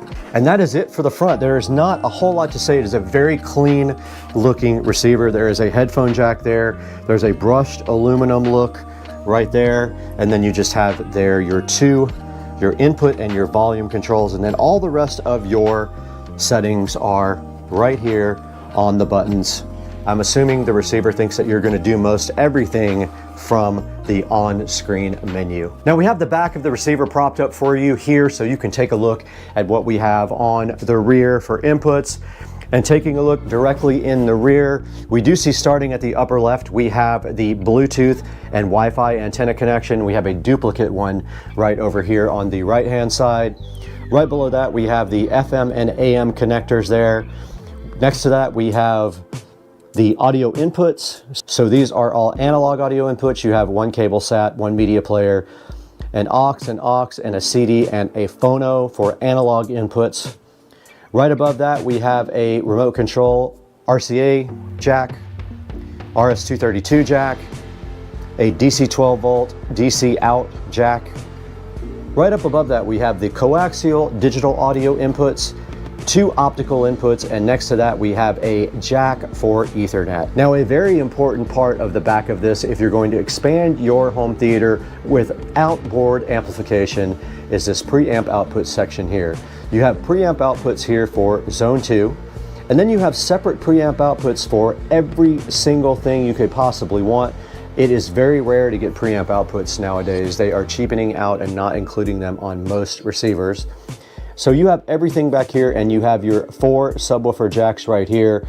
Now it looks to me, I'm not sure without looking at the manual and the software, but I think these are all discrete and available in the menu to fine tune. Now above that, we have our inputs and outputs as far as HDMI. We have a cable sat, we have media player, Blu-ray, we have game, we have aux 1, aux 2, and then moving to the right is our monitor outputs. We have a Zone 2 4K output. We have a Zone 1 ARC output. And then below that, you see the speaker outputs. Now these are configurable depending on your configuration of speakers from the software. So depending on if you're doing Dolby Atmos speakers or you're just doing in-ceiling speakers or what have you, you can go in and specify which ones of these jacks are going to be powering which speakers in your system. This is a 9.4 surround sound system, and it does have 110 watts per channel. Now at the very bottom on the speaker output, you see we have front right, center, surround right, surround left, surround back left, right, height right, and height left, and then height to right and height to left. And as I stated before, a lot of these are configurable from within the software, so they will help you determine your proper setup for your home theater system, depending on the speakers you have. Now in this room right now, we only have fronts, we only have a center, and we only have surrounds. So we will be changing that at some point. We're gonna change some things immediately and some things in a few weeks, but for right now, that's all we have.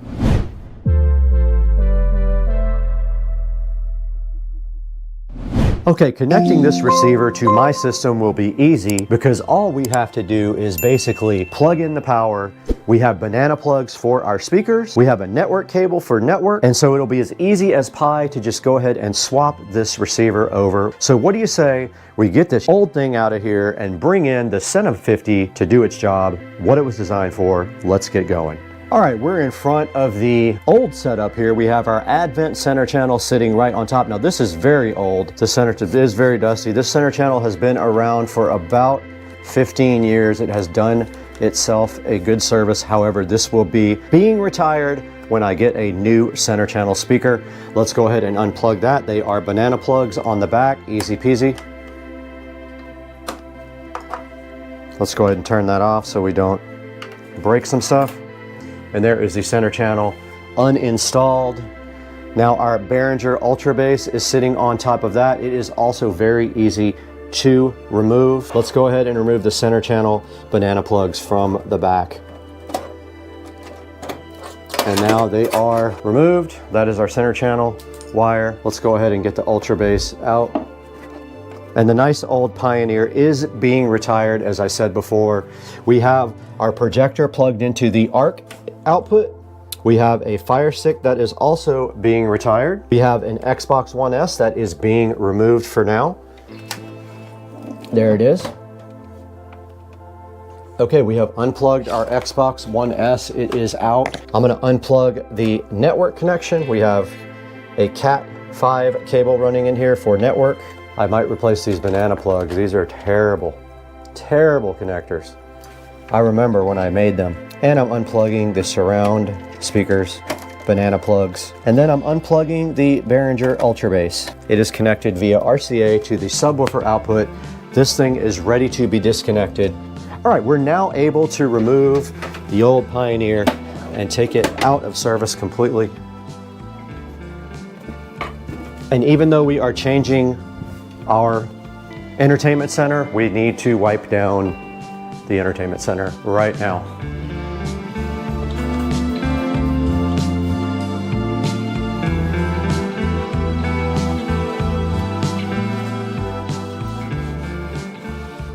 This is going away. I ordered a audio rack that sits directly on the floor. It'll drop everything down about 6 inches.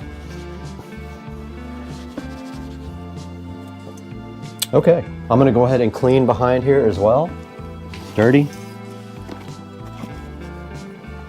Now I will be redoing the audio outputs because I have new wiring for this, but that is for the next video. For now, let's get the Cinema 50 over here where we can hook it up. Okay, we got our Cinema 50 here looking so fly and so fresh. And what we will be doing now is connecting it. Pay no attention to those crooked boxes that I put in when I wasn't good at it. Now I'm very good at doing it, so never mind those. What we're going to be connecting is power. So we have our power wire over here. We're going to be redoing this all as soon as we get our shelf. So this is just temporary. Let's get our power wire connected here. It is a standard 2-prong connector. All right, we got our Cinema 50 plugged in and it is not powered on yet, so pretty simple to wire up. We are going to we actually have 2 inputs for the Ultra Bass. I'm going to connect those to sub 1 and sub 2 there. Let's go ahead and get this up on top. We don't have enough slack, but that is sub 1 and sub 2. This actually accepts 2 inputs and outputs 1 output for your sub. Basically super easy. The rest of the hookups we're going to connect once we spin the receiver around. We'll connect the ARC. Now unfortunately it is on completely the other side from the other receiver, so that's a bummer. Very, very bummer. Let's go ahead and connect our surround. These are not surround back, these are surround. Surround back would go next to you, so surround goes, oh, they're way over here. Right here, the surround channels are down here. But working our way from this way to that way, we actually have front, right, and left, the closest. So why don't we hook those up with these awful, awful connectors that I almost threw away. Now I don't know which one is left and which one is right. I guess I could pop a battery, and it just so happened to come with some. We have a battery tester here. Let's go ahead and see which one is left and which one is right. Left here. So here is front, left, and right. This one is coming out of the actual connector. It's so bad. But don't worry, I am redoing that ASAP. This is surround. They are not marked. Wait, what? These nuts. That doesn't do anything. That's surround right. This should be surround left. It didn't do anything. Speaker's blown up. The speaker does not work. Surround left does not work. So I have some troubleshooting to do. Maybe the speaker died. I've had it happen before. And now let's plug network in. And our Wi-Fi and Bluetooth antennas. And the last thing will be our HDMI, but it's way on the other side, and that means it has to bend. Okay, it is plugged in to the ARC output. I am bummed about that speaker not working though. Okay, we did discover that our surround speaker is not working for whatever reason. I don't think it is the wiring from the receiver to the wall. I think it must be the actual speaker that is blown. Sometimes these old speakers do that and you have to like tap them and they will come back. But for now, we do have the Cinema 50 hooked up. We have not powered it on yet. I want to go ahead and get it powered up and get all the firmware updates done if there are any. So it is connected to ARC. So we need to move our projector input over to ARC. So we go to input. Let's power it up. And it did power on. We see the Marantz logo up front. Aha, we have 1920 by 1080. All right, we are in the setup assistant. Let's lower the lighting in this area. All right, it says 8 next. I don't have more than 9. Now it's asking me for all of my speaker setup. This is the wizard. I do have surround speakers. They are already connected. One of them is broken. That was the subwoofer setup. It will allow you to do directional if you have double subwoofers or more than one. Your sound from the left front. There we do. Ah, the right's not working. It's that awful connector. No sound from the back speaker. Something is up with that speaker. Yep, I'm gonna have to get that speaker taken out. I need to see what's wrong with it.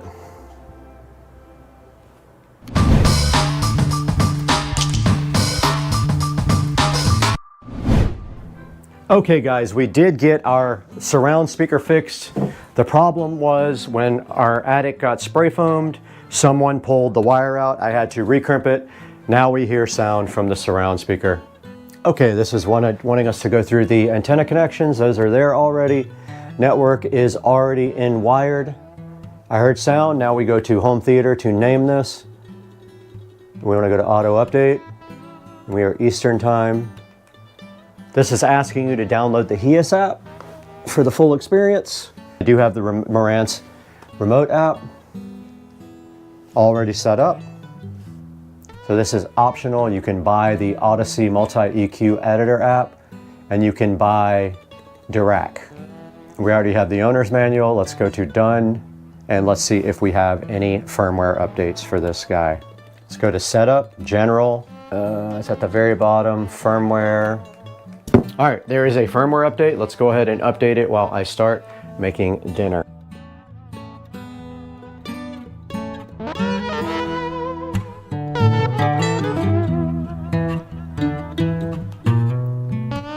All right, the receiver has updated and is starting up after the update. We'll go ahead and see if there is another firmware update available for this thing at that point, but I doubt it will update again. Let's see. It almost boots up like a computer. There is another update. We'll go ahead and let that update while we eat.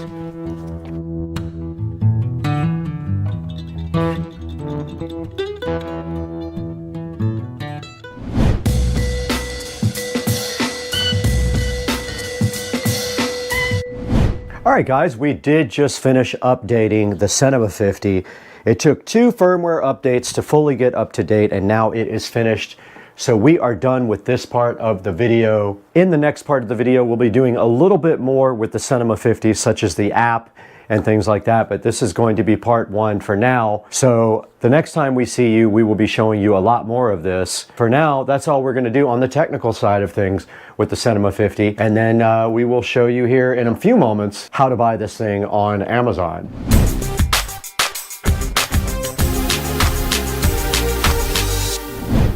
Hey guys, and welcome back to Supercar Street Racing once again. We're out here in the 4K production studio.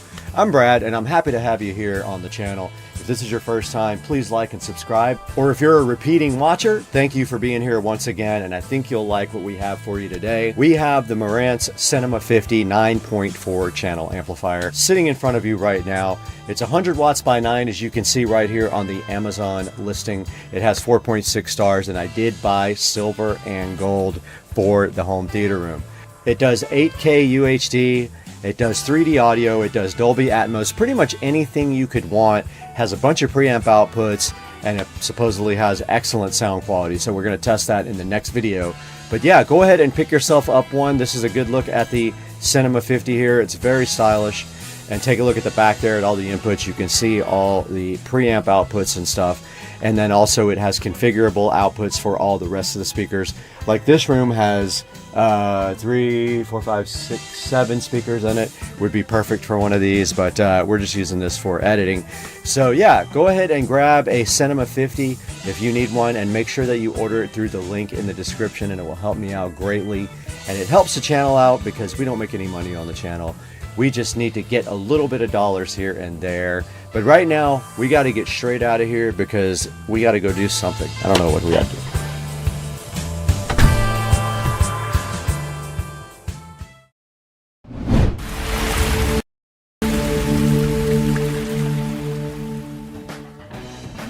Everybody, welcome back to Supercar Street Racing today. It is hot in the SCSR Studio A because I forgot to turn the air on early in the morning so we could shoot all day, and so it's having trouble keeping up with the hot. But regardless of that, we have something else hot right here in my hand. This is the Hdmi 600 Pro OBD2 car scanner. Now, Top Don did reach out to Supercar Street Racing to see if we were willing to take a look at this, and I said I thought you guys would enjoy this very much, and they sent one of these out. So today we're going to be taking a look at this on Supercar Street Racing. Let's get to work.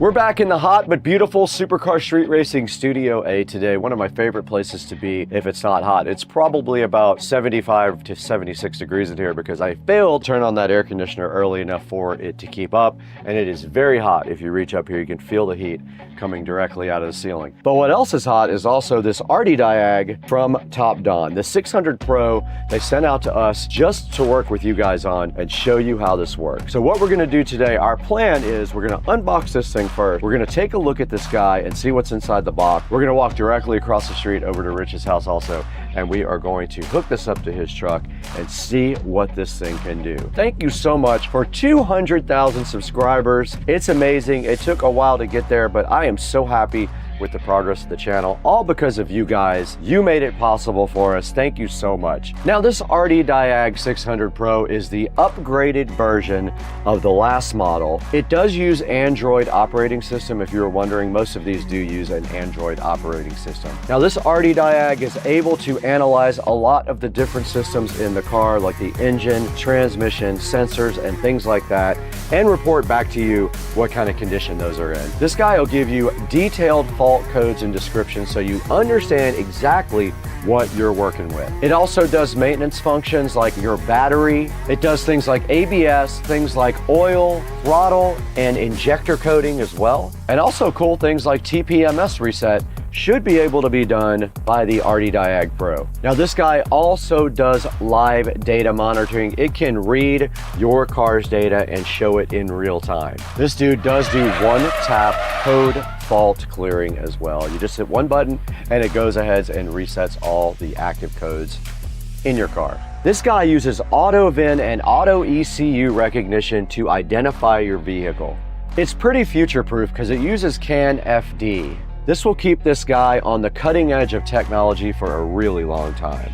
This powerhouse is compatible with 90 different vehicles and also 12 languages, so no matter where you are, you probably are able to use the Hdmi 600 Pro. It says that it has 2 years worth of updates built in. And now right back behind me up here, you can see some of the essential features it does for maintenance. It does things like oil reset, ABS bleeding, DPF reset, throttle relearn, SRS reset, brakes, battery matching, injector coating, and SAS reset as well. This guy has been on quite a few automotive sites online. You can see here, it's been featured on a lot of different places. You can see some of the technology right up here that it has: a 7-inch touchscreen, 3350 milliamp hour battery, a 4-core 1.5 gigahertz processor, and also it runs on Android 11. Now I am really hyped to get this Hdmi 600 Pro directly out of the box and see what's included with it. Let's go ahead and do that right now.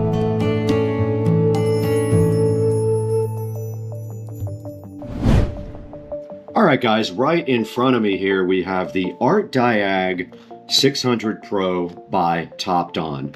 Now, Topdon sent us the 600 Pro. They call it their mid-range diagnostic tool here. They wanted us to check it out with you guys and go ahead and open it up and then maybe fire it up inside of a vehicle. So what we have right here is the Topdon Hdmi 600 Pro, and we're going to get this opened up right now. Now, taking a look at the box first, though, you can see right here just a picture of it on the front and a little car logo right there, Hdmi 600 Pro by Topdon. On the side, all it says is Topdon. So there's not much on the side of the box right here, but on the back we have a lot of information here. It says master the essentials. There's some contact information. They do have a North American phone number, and they do have other country phone numbers right here, and their website, www.topdon.com. There is a code right here indicating which one this is, and on the outside there is not much more to this box than that. Now let's go ahead and get this thing opened up and see what's inside. All right, so the first thing I see here, the presentation is real. We have a nice bag with all the stuff for the Topdon inside of it, so we don't need this box anymore where we're going. And nice looking case here for your OBD2 scanner. Let's go ahead and open it up and see. Has a nice handle on the top also for you to carry it. And inside of this, we do have the OBD2 cable. So it looks like it has an old school serial. I think that's a 16-pin connector there, and that's your OBD2 connector right there on the other side. Everything is nicely packaged in little bags, and inside of this probably is a charger. It is. It's a USB type A on one end, and thank goodness it's a USB type C on the other end. More and more companies are finally getting smart and putting USB type C in their devices so that everything is one standard. Then we've got the actual scanner right here, and there is a couple of little manuals as well. There's a quick user guide here. There is a user manual if you scan that. And the first part of the manual here is in English, and it kind of describes everything on the front of this, but let's get that opened up so you guys can see it in person. There is the nice Hdmi, really nice looking box with a nice large screen. It shows you what's on the front and on the top. Your top has your power button and your, I think that's a 16-pin serial connector right there. On the front you have your OK button, you have your return button, and then of course you have your keypad here. There is something on the side of the box, a charging port, and inside of there is your USB charging port. So there's not much else to do here except charge this. I'm not going to charge it right here. This is a slow charging. This is from the computer, so it won't have much amperage. So I'm gonna go plug it in the kitchen and start charging it, and I'll let you guys know how long it took to charge.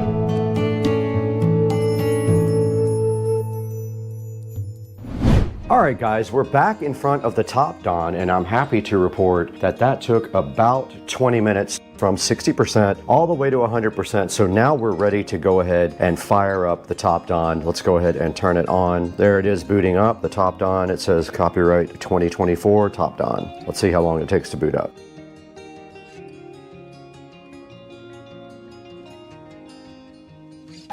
Now, I'm assuming this thing has Wi-Fi that it can download new things. Let's see. So we're in the setup area right now. It is a touchscreen. Nice. Okay, cool. English US. Next. That is the correct time zone. Now it's looking for my Wi-Fi network. Here it is right here. I'm going to go ahead and put in the code that you guys can't see. All right, I put my Wi-Fi information in. It says connecting. All right, so now it wants us to update the version to 2.3.0, and it's going to fix known bugs. Let's see if it updates. It's got a line. It's indicating the progress right here. Let's let it do its thing.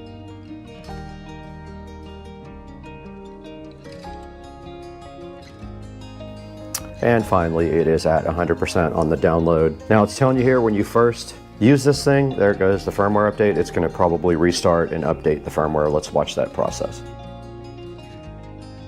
Oh, no, it's on, okay. Cool, so let's hit update. Oh, okay, this is loading. It says there's a bunch of updates. Let's look at that.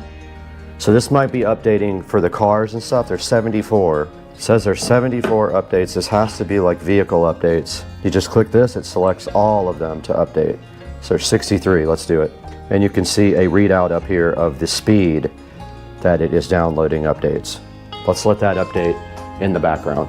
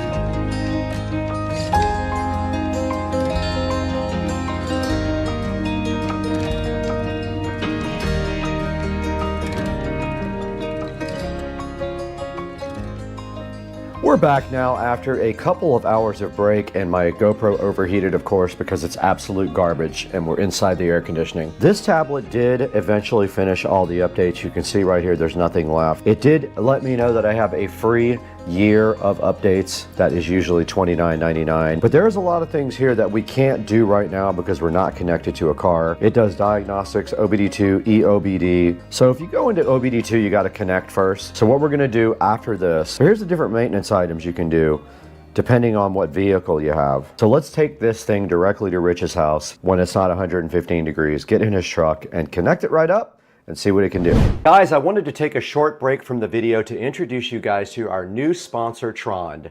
They sent us this very cool desk lamp right here, which is sitting so fly and bolted directly to Studio B desk. Now this lamp is awesome because it does tilt and articulate in a bunch of different ways. You can rotate it and do all kinds of stuff with it, and it is also kind of perfect for this area right here where we do the shooting. It does have controls on the very top, as you can see right here. All the controls that are on the top are also located on this remote control. The remote control does have a timer on it. It has brightness on it. It has color temperature. So as you can see right here, I'm rotating through the color temperature on the light from cool to really cool to warm white. And on the remote control right here, you can do the exact same things, if you guys can see that right here. The lamp just bolts right to the desk here. It bolts right from the underneath, and then all of the different areas of the lamp are articulable, so you can move everything. Especially these two little wands right here are very cool. I love that. You can almost see it in the webcam picture right there. So Trond donated this light. It is a 360-degree rotating Architect desk lamp. It has 5 colors, 5 brightness levels, a 24-watt light with eye care, and a 45-minute timer, and it does come with a remote control. Now right now it is $69.99, but there is a 20% coupon you can apply to this, and also there's a promotion that you can save another 10% when you check it out online. And you can see right here on the picture, they're actually using DaVinci Resolve, and they have the nice desk lamp above it. That's what I'm going to be doing, because I'm going to install this guy right here. I'm going to put a link in the description to the Trond LED desk lamp. Make sure you support Supercar Street Racing. Tell them we sent you and show your love for SCSR. Now back to the video.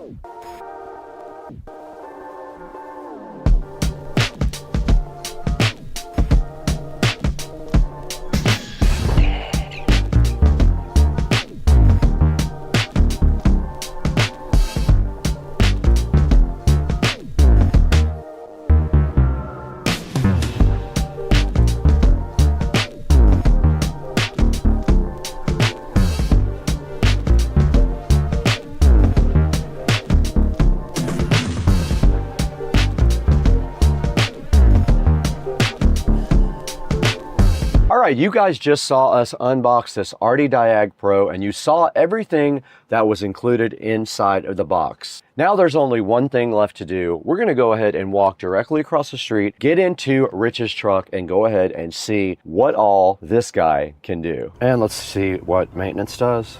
You can reset different things in the car, like your oil light, your throttle position, your EBP, steering, ABS, DPF, BMS, injector, and TPMS. I pushed maintenance, and now I'm going to go to Toyota. It found the VIN again, double cab, confirm, and there's the manual oil reset, so you can go ahead and reset the light if you do get your oil changed. That part is not supported with engine and ECT. And here's all the other functions you can use to reset to do maintenance on the car. So for example, if you need to reset your injectors, you can go in there and do that. So the mall is where you can purchase things for the Topdon. That's that button right there. The library has a bunch of useful information here, like a DTC repair guide, DLC location, warning light library, a user manual, and a quick support with TeamViewer. I guess they can remote in and work on this. And I'm doing one more auto scan on it. There it is, reading directly off of the computer. All the live data is like the fuel trim, the RPMs are right there. I'm at 700 RPMs, you can see right here. Vehicle speed sensor, timing, you've got all kinds of things that you can view in real time with this nice Topdon Art Diag 600 Pro. User info is just where you get all your information. You can also do firmware updates or system updates. We've already done all the updates. You saw that yesterday. That took a while for the cars to go ahead and get updated, but everything is current here now. And that is a look at the Topdon. It does a lot of cool stuff. Let's see what battery voltage does. All right, it shows you real time. The battery voltage is at 14 volts. That's cool. And under history, you can look at reports that you saved. You can replay old data. You can actually do screenshots as well if you need to. And you can screen record, which is pretty cool. All right, we are recording now on this device, and I'm gonna play back a little bit of the video that I record on this device if I can figure out how to get it off of here. This is recording right now, so if we go back into diagnostics and we go to VIN, all right, it's scanning now. Let's do auto scan. I'm gonna record the screen and see if I can get the file off of there to play back for you guys. And it is scanning now. It's at 30%. You can see at the bottom, 40%. It said no DTCs actually, but it is on. The light is confirmed on the dash. And it is at 70% now. Occupant detection, passenger door, driver door, and it said no TTCs on occupant detection. Passenger door, driver door now does not exist on that one. And if we do a report here, there is the report that you can get from this, and then you can save it and look at it later, and you can see the codes right there and what they mean. Pretty cool 600 Pro scanner.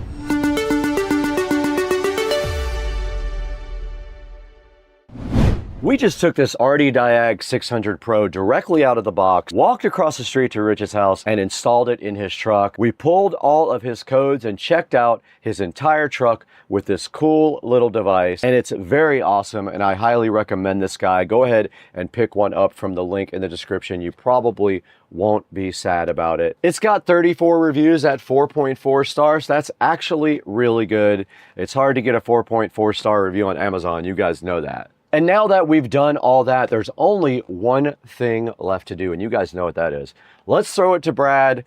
I will show you how you can get your own RD Diag 600 Pro on Amazon. Go ahead and order it from the link in the description. Let's toss it over to Brad right now.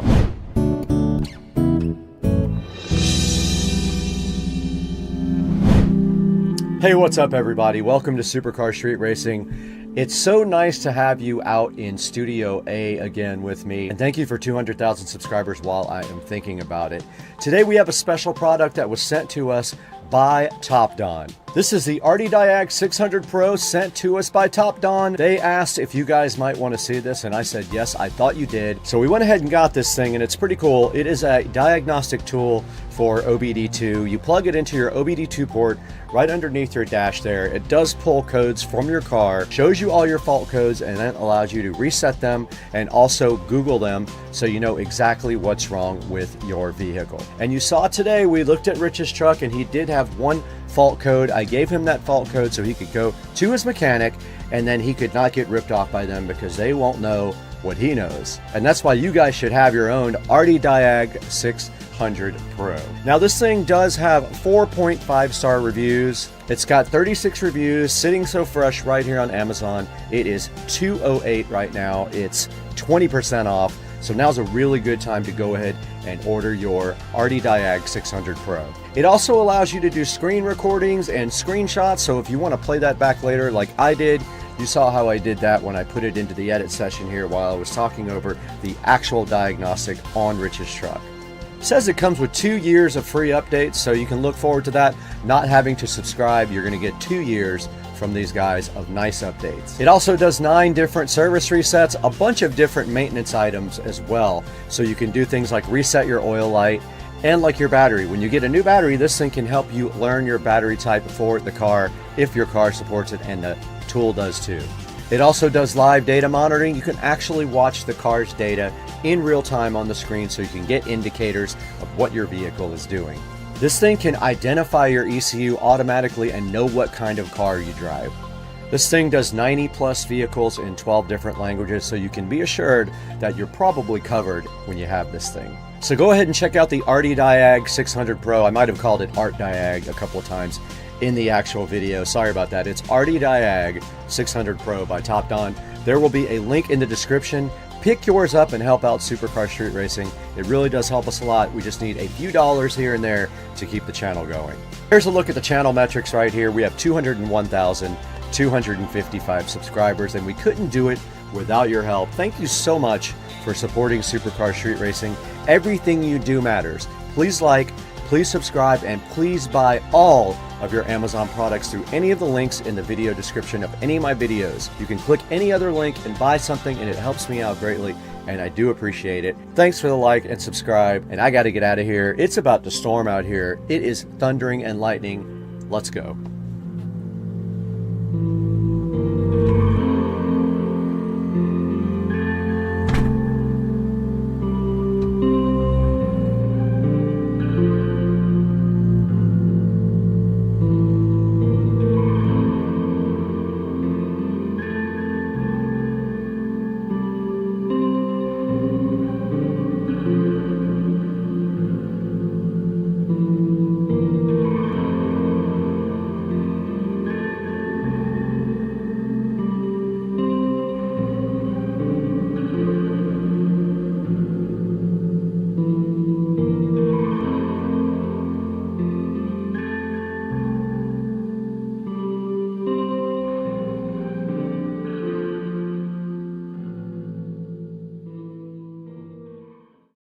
So that means in noisy environments, it'll capture all the sound without the noisy background hiss and environmental issues. It says it can go up to 160 feet. We will test that because it uses 2.4 gigahertz wireless. Now the M31 has a rechargeable battery that allows you to use it for up to 6 hours. And both the transmitters and receivers quickly charge via USB-C. Now the M31 comes with a rechargeable battery good for up to 6 hours. And it recharges very quickly over USB Type-C. They actually have USB Type-C connectors on the individual mics and on the receiver itself. It comes with multiple adapters also, one for Lightning and one for USB Type-C, which means you can use it on regular computers, smartphones, and other devices that allow USB Type-C audio. You're also going to find handy touches like real-time monitoring, volume control, and automatic pairing. So if you're looking for a mic that delivers lightweight, affordable, pro-level sound, the M31 is a mic for you. So in this next section, I'm going to leave you guys in the studio and I'm going to walk outside and actually test this mic outside where the real world conditions. I'm pretty sure they can hear us. All right, we're ready to do some real world testing here. So what we're going to do at this point, we got the phone rolling here. We're going to walk outside of the studio and towards the pool, down towards the dock, inside the house, and do some real world testing. Let's do it. I'm taking you with me. All right, I'm walking outside now. You guys can see that. And I am walking towards the pool. I probably am 50 feet away now, maybe 60 feet from the transmitter. There is the pond. Back to the studio, towards you guys.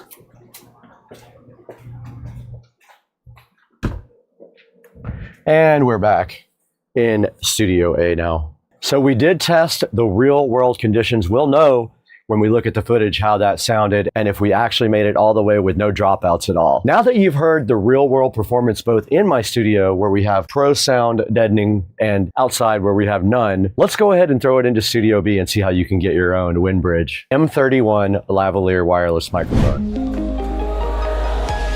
We might need a few hundred more.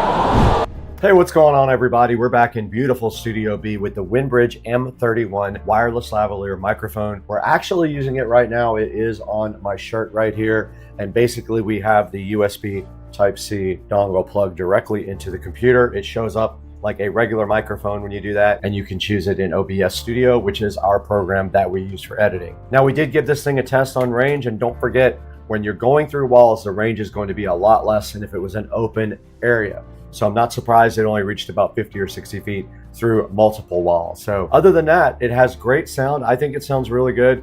It's comparable to it does provide you with some safety features by doing that. It's got a great sensor. It has a good recording time and it looks amazing. All right, we still have to show you guys the actual app. We have to show you the application on the phone, show you how you can utilize that and how you can fully take advantage of the OnBar T1.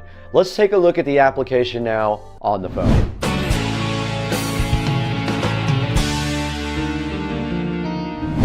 Okay, we're on the phone now and we're going to download the Road Rec application for the OnBar T1 dash cam. So let's go to the store, Road Rec, and there's Road Rec. It's the one with the purple R on it.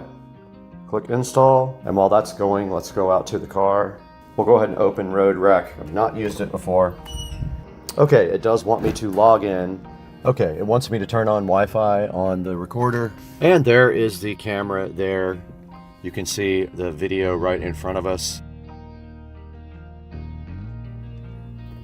But here are some of the things you can do with the app here. You can see down below that there is actually a map there that tracks your location with the app. And then what you can do is actually export all that from the actual app. Now, you can also go into settings here and change some of the settings on the camera itself. Here's your recorder settings, your Wi-Fi settings, your memory card settings. All right, I went ahead and upgraded the firmware on the recorder, and there are a lot of different settings in here that you can do to the camera, like resolution. We're on triple recording mode now. You can mirror flip, meaning you can flip it upside down if the video is upside down. You can set the frequency, and of course we are in the UPS. The GPS setting is on mile per hour. The screensaver, I'm gonna put on always on, and you can reset your volume, your sound recording, your time zone, wants to know your car plate number, and that's all on that page. And then the next page, there is a fatigue alert setting, a G-sensor setting, and a parking monitor setting. Okay, I just wanted to show you guys how you can get video off of the actual camera onto your phone. We're gonna go ahead and hit playback here. All right, there is a clip there that is 58 seconds. Let's go ahead and download it to our phone. We're gonna pause it right there and hit the download button. Let's see how long this takes over their 5G Wi-Fi. It's 180 megabytes. We're already at 10% almost. Pretty fast.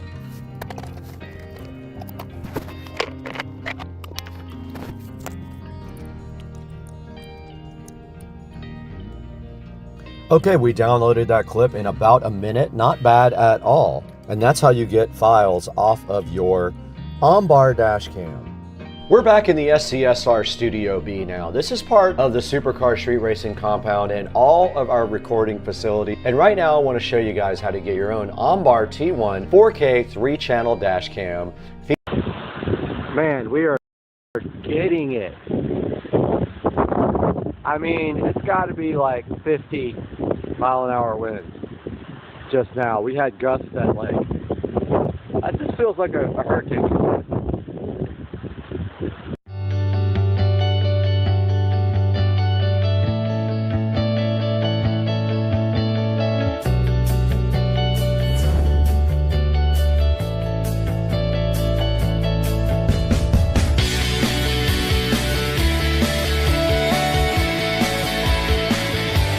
guys, we're taking a look at the Barebones factory, wherever that may be.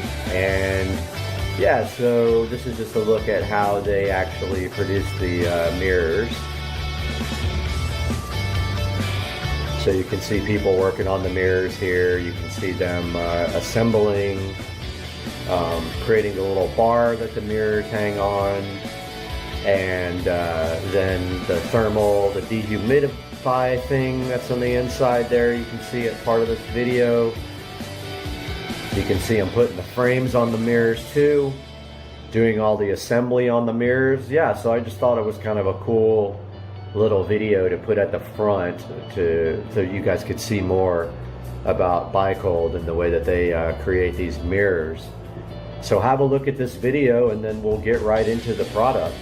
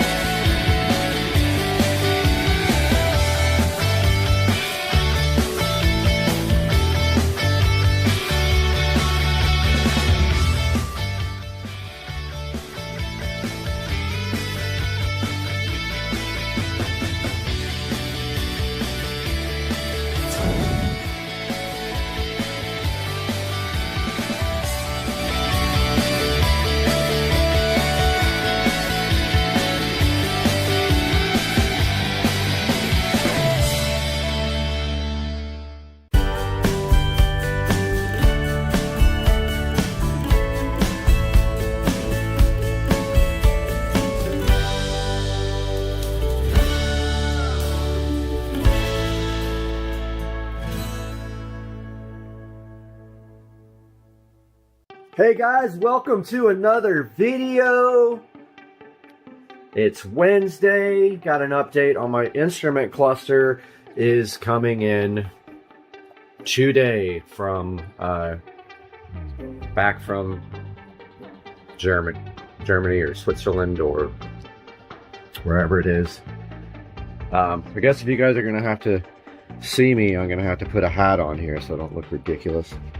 Hair's all messed up. All right, so we're taking a look today at the smart LED Wi-Fi mirror. Now, I wish that I would have saved the pictures of this being installed, but I deleted them a couple of days ago. I had some really good install pictures of what I did. Now, let's take a look at this and see how you install it, some of the features, and whether or not I feel like this was worth the money. So these guys were fairly expensive. I paid, I believe, over $500 for both. There will be a link down in the description for these. There are different brands. I'm going to link the brand that I used. And yes, I know it's overkill to have these on both mirrors, but I wanted these things to match. Now, what came out of here was just a regular wooden framed mirror that I actually created myself. I actually made it. I framed it up and everything. Now, this whole entire vanity, I wish that I had done a video on the replacement. That was quite a project for me because the old vanity was floating. I really wanted a floating vanity so I could underlight it like that. However, I looked and looked and looked and I could not find anything suitable. The other issue doing this vanity was that this trim had to come out. The vanity is too wide to fit through the space with the trim on. So I removed the trim and slid the vanity in there, and this vanity came from California. Very, very heavy and very well packed, very well made, solid wood vanity with also soft close drawers. And so really nice. I don't know why my computer's saying I have a meeting at 5 in the morning. I doubt that that's true. I'm going to show you this mirror next, and we'll be right back. All right, we're back taking a look at the smart Wi-Fi LED mirror. Now let's make one thing clear on this guy here. This does not come with these color LED strips. So this does not come with those. That is an addition that I did. And if you look back there, we might be able to see, yeah, you can kind of see what I did back there. So let's turn those off and get a look at what this looks like without my addition of the smart Govee RGB IC strips. Alexa, turn off the mirrors. Okay. Okay, so these lights are my own. So notice here, there's no light on here. So these mirrors actually come with this. Okay. Now, so that is the backlighting that is supplied with the mirror, which is actually pretty dang cool. Okay. It looks awesome. Let me turn off the regular lights here. So these guys look like this right out of the box. And that is backlit with a white LED strip. It is dimmable. You can change the color temperature.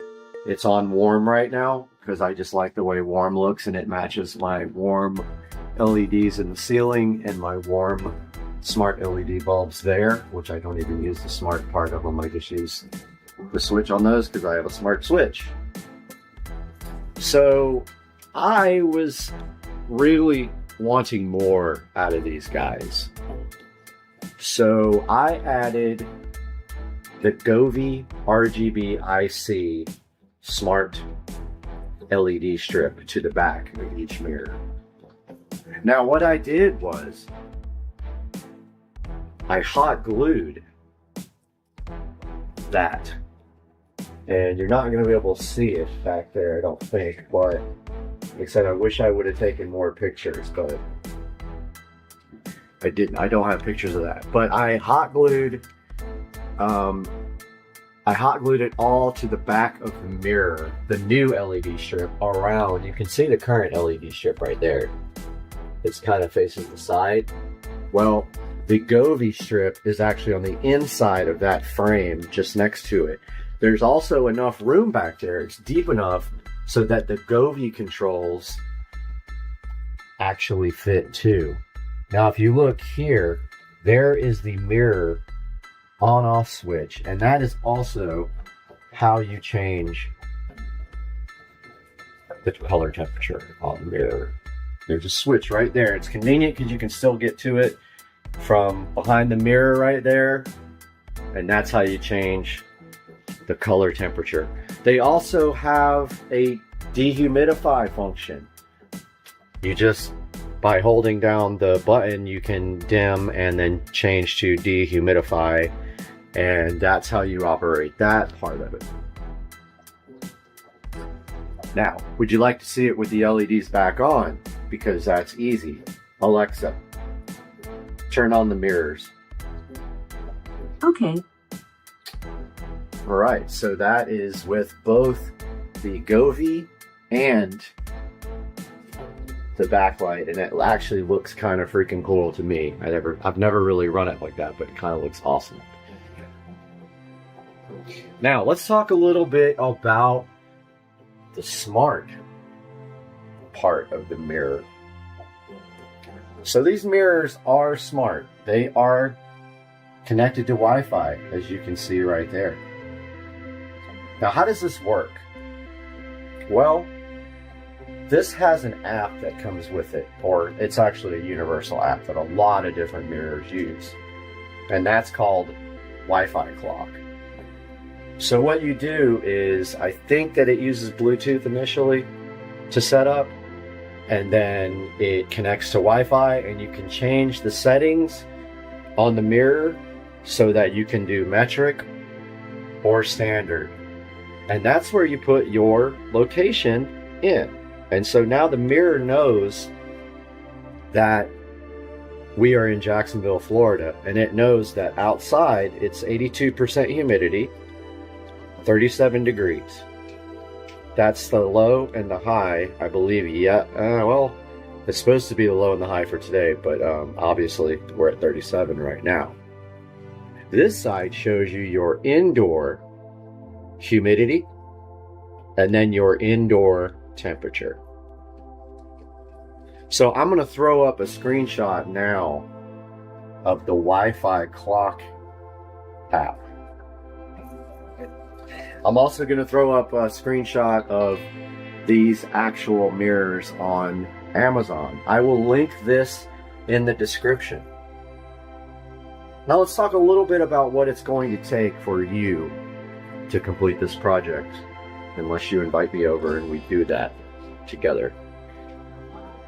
So, I always wanted lit, LED lit mirrors. When I took off this vanity, when I took off the old vanity in order to, let me get some lights going in here again. When I removed the old vanity in order to put the new vanity in, I had a really good opportunity there to do some electrical. Now, the difficulty with that being that this is an exterior wall, the outside of this, that is the outside of the house. You need to be aware that when you start working on exterior walls, you might have fire breaks, which is going to make running wiring difficult because they go across this way.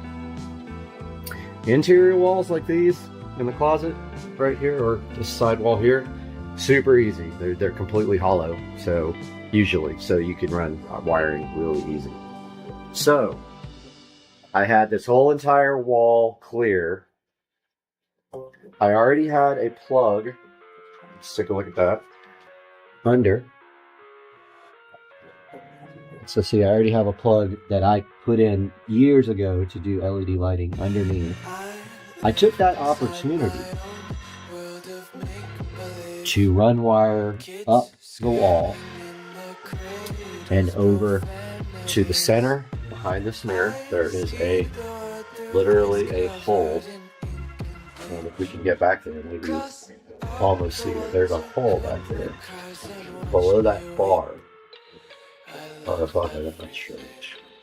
That is where the wiring came up from the receptacle down there. Now, I added another receptacle, and it's actually behind there. So there's two receptacles now, and that is where the power goes to the mirrors. So those run up the wall. Now, yes, there was tile there already. I actually used a tile bit to drill through the tile, and then I broke the tile with a hammer. It's that simple. It's going to be covered forever. There'll probably never be anything but mirrors over that, so I'm not too concerned about it. So I broke a hole in the tile, and then so these mirrors, you can see clearly right here, they mount with screws. So that was another challenge there. So how did I do that? Well, I used my tile bit, my masonry bit. It's designed to cut through tile or stone. I used really good drywall inserts. They're the ones that have a strap. You push them into the wall and then you pull the strap and the strap breaks off. They're really, really strong. I used those with some nice big screws to hang that bar right there. Well, if you can see it, but that's how you mount the mirrors. The difficult part of that you're going to find very quickly is getting the mirrors level. Completely even, completely level, completely the same exact space from edge to edge, the same exact distance apart. Very hard. One mistake and you have drilled through your tile, and then you have to either move up or down because you'll already have a hole and it'll be the wrong hole. And the most you can hope for is that if they're slightly off, you can actually manually take your hand and bend the mirror, and the screw might move a little bit and allow you to level But I highly recommend a laser level for this. That's what I use. Laser levels are awesome. I'll put a link in the description to one for you.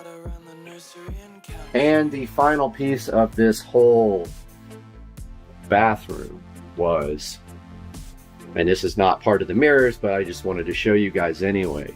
This is an Echo Show 5. Now I want you to notice, no wire, no wire, no wire, no wire anywhere to be seen. Now this is my favorite part of what I did with these mirrors.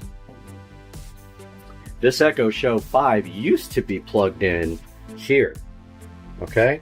So I ran the wire literally behind the shelf and through the mirror over here, and we had a plug right here. So it literally came out and plugged in right here. Well, that's not good enough. That is not acceptable. That worked for a little bit, but I had the opportunity. And so I made this shelf by hand. So this is just 2 pieces of wood. Those wood are then screwed to each other in the back there with flat screws. So I drilled the bottom shelf out, screwed in the back part to it with a flat screw, and then I caulked this. Well, actually, let's back up a little bit. When I put that receptacle in down there, that new receptacle, I took the existing Echo Show power plug, plugged it into that receptacle, drilled a hole in the tile with my tile saw, and then I used a coat hanger to fish this wire up through the wall. That is plugged into the new receptacle along with these mirrors. Okay, that's how I did that. Then I drilled a hole in the back of this wood, which it already had actually. I pushed the power plug through the back of the wood just enough so it's protruding. Just this much. Like, it's just the power part of the plug sticking through the back of this wooden shelf. You take the Echo Show 5 and you push it onto the power plug. The power plug does not move because it's very tight. I made sure when I drilled the hole, I drilled it just enough where it would barely go through and force the plug through the hole, so it was very tight. So that's how you plug it in. You just push the Echo Show 5 onto it. It's very clean. It's a floating shelf. I then took the shelf, hot glued it to the wall, just hot glued it long enough so it would stay. And then, I did hot glue and caulk on the back of this to glue it to the wall. So I put a bunch of hot glue, a bunch of caulk, pushed it onto the wall, the hot glue held it up, and then once the caulk dried, this thing is not going anywhere. This is a very light device. Now, if I ever want to upgrade, I could probably do an 8 in the same spot. An 8 might fit. I have one in my bedroom, so if I ever want to do that. But the 5 actually looks perfect right there. Came out really good. So yeah, so these are Wi-Fi smart mirrors. Time, temperature. They actually show you if it's sunny or raining or cloudy. And these are the brand Byecold. Byecold. It's kind of see it right there. Yes, I do think these come off. I haven't tried to take the sticker off, but I believe they said they come off. And yes, they have to put those on there. Amazon forces them to do that. I asked that question, why would you do that? Oh, another thing. You're probably wondering why they're both on the left side. Why not do one on the left and one on the right? Well, I tried to get them to custom make one, even though they said they could. They could not custom create one with opposing positions or both in the center, like one here and one here. So that's just the way that is. So if you guys have any questions about this, please don't hesitate to ask. And by all means, please click through my links on the description, because I do make a tiny bit of money for my time, and actually I'm just buying equipment to make videos. I'm not profiting. I don't have monetization because I don't have 1,000 subscribers yet. So I'm working on that hard. I want to do a bunch of content, reviews. I want to do car stuff. And later on today, we should be able to take a look at my instrument cluster reinstall. So I'll have something on that. I hope you guys have a great Wednesday. All right, guys, taking a look at the Wi-Fi clock app for the smart mirror. Just wanted to go through this real quick with you guys at the end of the video here, but or I might just drop this in right where we were talking about it. But basically here you can see both of the mirrors here, and if you click on the mirror, you got your basic settings here. So you can change the clock format, make it beep when you press the buttons. You can change the month of day format and make the degrees Celsius or Fahrenheit. And then you can change, I guess, the brightness to full normally. Or you can let it, I guess it can come on at a different brightness. I don't have any alarm set on the mirrors. That's how you set an alarms. Here's where you set where you are. So that's how it knows the weather. Not sure what sleep mode is. Here's your firmware version. And it looks like that the devices are on the latest firmware, and then you can remove your devices here. But yeah, so you can choose between each mirror here, and you can see one of them thinks the humidity is 24%, and the other one thinks it's 25%. That has a lot to do with the position where it is in the house. And then if we go to the little menu screen, it shows you the software version and all that. So this is how you configure the smart mirrors. So my dad made me this plasma cut guitar on his plasma table, and when I got back with it, I decided to try some modifications to it to see what they would look like. So the first thing I did was I acid washed it with muriatic acid. It had a nice copper tone to it, and then I accidentally messed it up by washing it with water. So I did, it does still have some acid wash on it. The look, kind of a patina look, but I also sprayed metallic copper paint and metallic silver hammered paint on it. Then I cut the holes around the edges just with a regular drill. Cut 2 holes to hang it with. Then the strings are made out of Romex ground wire. They were kind of hard to do, but if I get my dad to cut it again, I'd probably just put holes down here, and these slots could go away, and then the wires could go directly to the holes. And here's the backlit LED strip. So this is a LED strip that I ordered on geek.com. This is the remote for it. It has a bunch of different patterns. You can slow down and speed up the rate of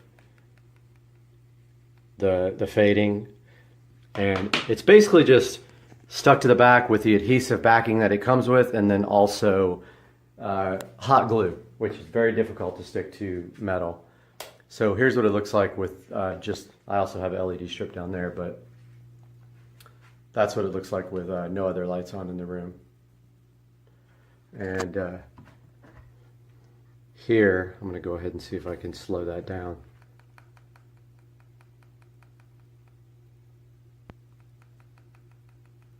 Okay, so that's it. LED backlit plasma cut guitar.